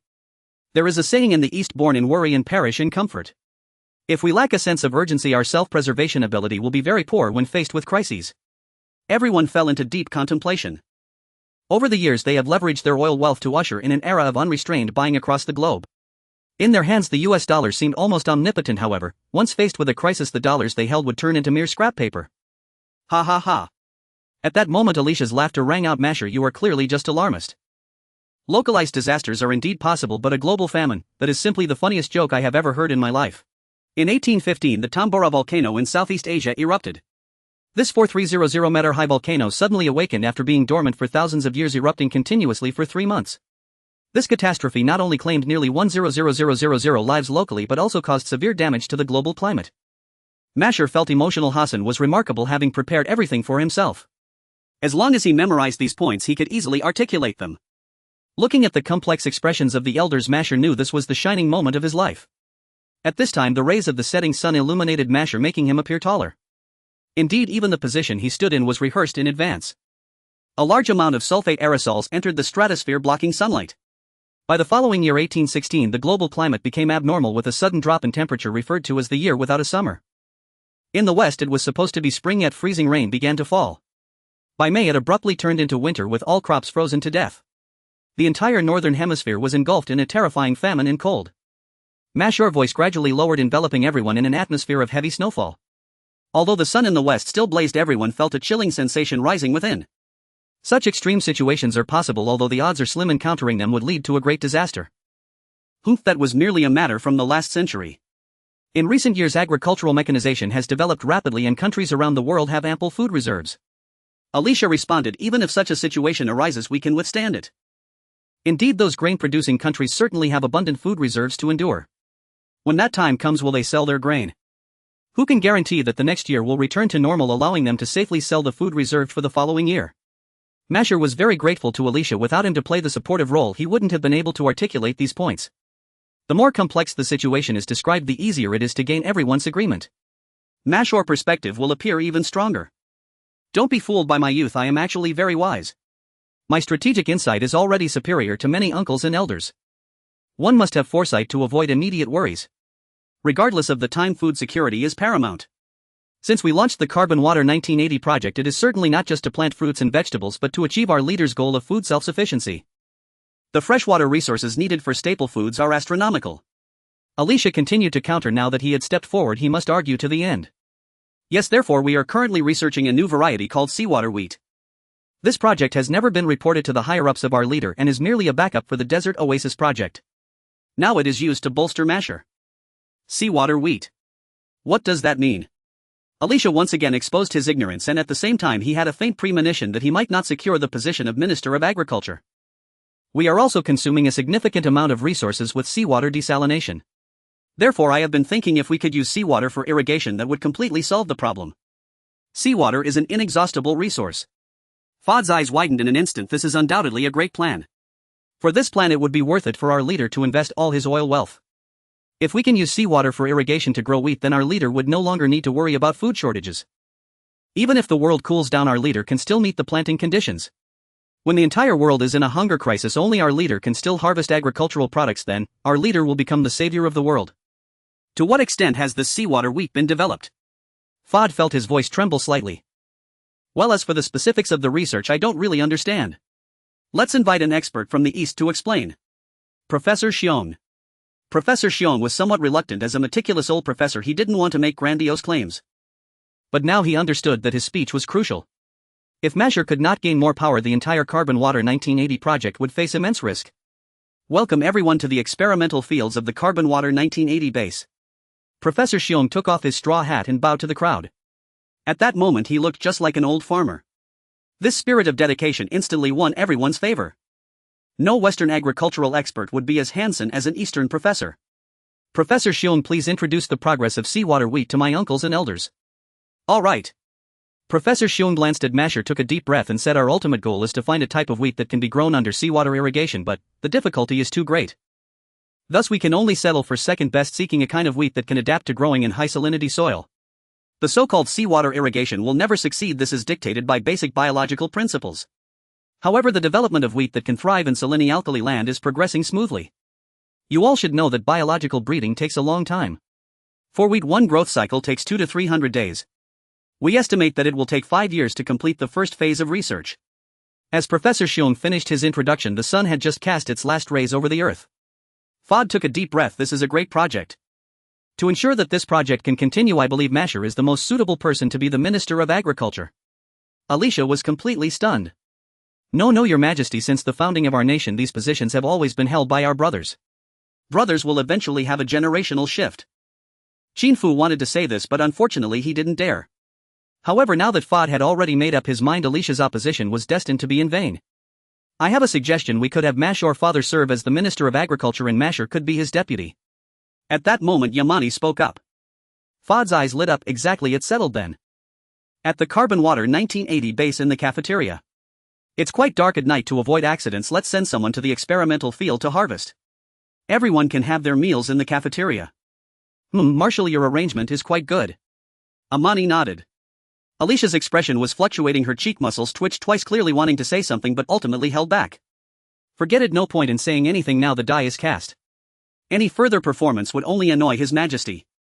Yet the pent-up frustration has nowhere to vent. It's truly uncomfortable. Marshall appeared radiant as he led everyone into the cafeteria. At this moment some people were still eating their plates filled with intriguing white crescent-shaped items, each the size of a walnut. They used chopsticks to pick up the items and dip them into a vinegar bowl, then took a bite out of one half, revealing the thin outer skin that encased the filling, making it truly mouth-watering. What is this? Fod became interested. Dumplings. Qin Fu said the Lunar New Year is approaching in the East. Every household eats this delicacy. Hearing Qin Fu's words, Su Xiaoman, who was eating dumplings, had a hint of displeasure in her eyes. Mr. Hassan, today is already the first day of the Lunar New Year. Dumplings on the first day, noodles on the second. What? Qin Fu was instantly dumbfounded. Recently he had been busy helping Hassan rise to power that he had forgotten the date. Even if he knew, the calendar here wouldn't reflect the Eastern lunar calendar. To his surprise, it was already the first day of the Lunar New Year. He had still planned to set up a few large color TVs at the base before the New Year so that the Easterners could watch the Spring Festival Gala. Although the Central CCTV Spring Festival Gala started organizing in 1983, in 1981 the Central and Guangdong TV stations had collaborated on a successful one which received great acclaim. Unexpectedly he had missed it. Looking at Qin Fu's awkward expression, Su Xiaoman realized that he had genuinely forgotten about the Spring Festival. Last night the base was still discussing whether to invite Mr. Hassan to make dumplings together for New Year's Eve to liven things up, but they couldn't find anyone. Mr. Hassan, is this date very important? Marshall asked. Yes, the Lunar New Year is the most important festival in the East. No matter where you are, you must hurry back. Even if the family is poor, dumplings must be made and eaten on New Year's Eve. Qin Fu's tone was complex. Fod nodded. On this most important day, our Eastern guests are still struggling on the front lines. They have worked hard. Everyone will receive a bonus of $5,000. Marshall, arrange it immediately. Yes. Su Shaman was stunned. Since becoming a translator and coming here, she often marveled at how wealthy Mr. Sha was. She never expected there would be bonuses during the new year, and it would be $5,000. Alicia couldn't help herself. Your Majesty, during Christmas those Westerners working in our Aramco only received $1,000 as a bonus along with a few days off. Can Westerners compare to Easterners? Fod shot Alicia a glance. They come to the West to make money. No matter the project, they always demand a high price. Look at the Easterners, they came with friendship. Just the Carbon Water 1980 project alone has saved us so much compared to the budget. Alicia realized she had misspoken. Clearly the recent series of events had made His Majesty deeply dissatisfied with the West. Now lavishly distributing bonuses was also a statement. How could she be so foolish? She absolutely couldn't say anything more. Meanwhile, others eating in the cafeteria were also getting excited. An additional $5,000 in income, how much is that in RMB? In any case, it's a lot. This new year is truly worth celebrating. Long live. Long live His Majesty. The sounds of excitement echoed. Everyone, you have worked hard here at Mr. Sha's place. You have poured your youth and sweat into this. We at Mr. Sha will definitely not treat you poorly. Fod stated, we certainly will not shortchange true friends. Alright, everyone, continue eating. Once you're done, get back to work. Qin Fu, fearing that these people would crowd around, quickly said. That's right, let's eat quickly and then get back to work. Soon the cafeteria was filled with the sound of chewing, with many stuffing dumplings into their mouths as they walked outside. Fod looked at the crowd with a complex expression. Alicia, do you see? These are our friends, true friends. Look at which Westerner doesn't take 2 hours to eat a meal like a gentleman. When have they ever wasted time on life instead of work? Yes indeed, Alicia nodded. Tonight we will also have dumplings. Alright, lamb with scallions, lamb with cabbage, lamb with chives, and lamb with celery. Which do you choose? We want them all. Then several plates of dumplings were brought up. Amani clumsily used a knife and fork to put a dumpling into his mouth and his eyes lit up instantly. Not bad, delicious, really good. Inside was a juicy red meatball paired with green chives wrapped in a thin white skin, making one salivate. When eaten, there was no hint of gaminess, just fragrant and fresh with juices flowing in the mouth. This feeling was simply divine. Although it was a bit hot, Amani still wolfed down one and then reached for a second. Uncle Amani, slow down. Moreover, you need to dip it in vinegar, it tastes even better. Okay, Amani said, already having devoured his third dumpling. The others watched him, their appetites whetted. Fod placed a dumpling dipped in vinegar in his mouth and chewed slowly. It was tender and juicy, truly a delicacy. This texture is so much better than our mento. Locally there are also similar meat-filled dishes called mento, which resemble steamed dumplings and have a pronunciation similar to the Eastern mantu. Compared to Eastern cuisine, mantu are merely something to fill the stomach. Delicious, delicious. After finishing, Fod was still excited. I want to go to the cafeteria and see how dumplings are made in the kitchen. Old man, you have so much energy. Qin Fu was curious, but since His Majesty wanted to see, he decided to go alone. In the kitchen, a group of cooks, mostly from the East, were chatting and laughing, working swiftly. Some were rolling dough while others were wrapping dumplings. One person completely covered in a black robe stood out. She was. Only her eyes were exposed, who could tell who she was. However, looking at the lion beside her made it easy to guess. Dalian. At this moment, Delilian was clumsily wrapping dumplings with her own hands when she suddenly heard a familiar voice, and her heart leaped with joy as she quickly looked over. In that moment, her gaze was solely on Qin Fu. Brother Hassan, how do you like the dumplings I made? It seems Brother Hassan doesn't like them. His face was as dark as charcoal and his eyes were blinking sideways. Delilian looked over as well, and there was Masher. That's not much, just a relative. Wait, are there others? Delilian was so scared that her body shook, causing the dumplings in her hands to fall to the ground. She heard people in the base say that the New Year was very important for Easterners and they must eat dumplings, so she secretly came to learn how to make them. Although Hassan had the identity of a certain person from the desert, Delilian had long guessed that Hassan had a close relationship with Easterners, and perhaps he was one of them who also liked to eat dumplings. If it were just Easterners, servants from the base, or other desert people, it wouldn't matter, but now His Majesty and all the ministers are here. This is a huge problem. Will I be executed? Thinking of this, Delilian's body trembled even more. Delilian, what are you doing here? Fod's voice was filled with elderliness and kindness. Oh, it's like this. I was originally here to pick up Hamza, and I happened to hear that Easterners eat dumplings for the New Year, so I thought I would learn a bit. Your Majesty, there are only Eastern women here, not a single man. Good, learn more. Fod nodded. In the future, if we send someone to study in the East, you can go along too. Thank you, Your Majesty. Delillian's face was filled with excitement. She never expected that not only would His Majesty not pursue responsibility, but he also supported her in engaging more with Eastern culture. Eris's gaze was fixed on Delillian, her eyes gradually losing focus as if contemplating something. Once the high-ranking desert officials left the kitchen, Delillian felt her entire body go limp as she plopped down onto a chair, her back drenched in cold sweat, her clothes completely soaked. Delillian, what's wrong with you? A woman beside her spoke. It's nothing, just a bit. Wearing so much you will definitely sweat. It's better to dress like us. Delillian didn't answer. You don't understand Arabic and don't know who just came in. However, seeing Brother Hassan's worried expression, the corners of her mouth curved into a smile. Brother Hassan is truly good to me. Hamza, you just saw Brother Hassan, didn't you? I wonder how long it will be until we can live together and never be apart. Hamza seemed to sense her loneliness and rubbed his head against her leg. After seeing Afad and the others, Qin Fu felt the sweat on his back soaking through. He sat down on the sand, then lay back gazing at the stars above. Footsteps approached, but Qin Fu did not look over until a voice rang out. Mr. Hassan, do you like the princess? Sagar, when did you become so gossipy? Gossipy? You mean curious about matters between men and women? Moreover, here it seems that marriage doesn't require the woman's opinion. If it weren't for Sagar and Masher, I would have probably been sunbaked into jerky on the beach. I am grateful to them, and since we are close, my words are a bit more courteous. I've been to the west with Prince Masher and to the east with you. I know about free love. Sagar's voice grew quieter as if afraid of being overheard. Princess Delillian has grown up before my eyes. She is truly remarkable. I've never seen her treat any man the way she does you. Hassan, your age is also right for marriage. Are you really not considering Princess Delillian? This Sagar is here to play matchmaker. Cough cough, matchmaker. Qin Fu took a deep breath. Sagar, thank you for your words, but I really haven't considered marriage. If it weren't for you saving me, I would have died by the sea. Right now I just want to accomplish something and help the desert country develop. As for personal matters, I'm sorry. Sagar sighed deeply. All right, in 3 days Prince's family will be back. The prince specifically asked me to invite you to join the banquet. I originally thought at the banquet you could. Sagar shook his head again. Family? I haven't met Prince Masher's family yet. Can you tell me about them? The prince's father is named Abdul and he has a total of 23 sons. Prince Masher is the youngest. Among these children, some are studying in the West and some are working in various places. 6 sons accompanied Abdul abroad and have now been brought back. For a moment Qin Fu felt overwhelmed. With so many brothers, would some think that it is not suitable for Masher to assist his father Abdul and that it should be left to these elder brothers? Then there would be family infighting. For power, fathers and sons and brothers can turn against each other. Helping his father to the throne is unavoidable, but there is no need to help these brothers to the throne, right? What if they are all spoiled children? Qin Fu suddenly sat up. Do these people have any ambitions? Sagar was also taken aback. Hassan's thinking was indeed more comprehensive. They probably don't have any. They all enjoy indulgence who would come to stir things up in the desert. Sagar's words reminded Qin Fu. Indeed, if these people have ideas, let them undergo training in the desert by then.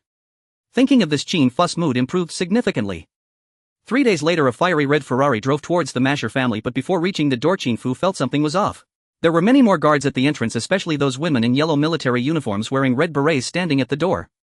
What is going on? Fortunately, the guards checked Qin Fu's documents and let him in. Upon entering the gate, he immediately saw a large tent on the open grassland. This was not an ordinary camping tent nor a yurt. This tent was over 10 meters long and about 7 or 8 meters wide, encompassing more than 100 square meters of space. Outside, female soldiers stood guard and 2 camels were tethered nearby, currently nibbling on the costly grass that was kept alive. This. Qin Fu suddenly thought of something. Could it be that the colonel has arrived? In the entire world, only that most peculiar man would have such a bizarre approach. Inside the tent, a boisterous voice was ringing out. Abdullah, in my eyes, among all these desert folk, only your family has a future. You are the most suitable to occupy the position of crown prince. Just this one sentence made Qin Fu even more convinced. Only that eccentric colonel would dare to speak like this.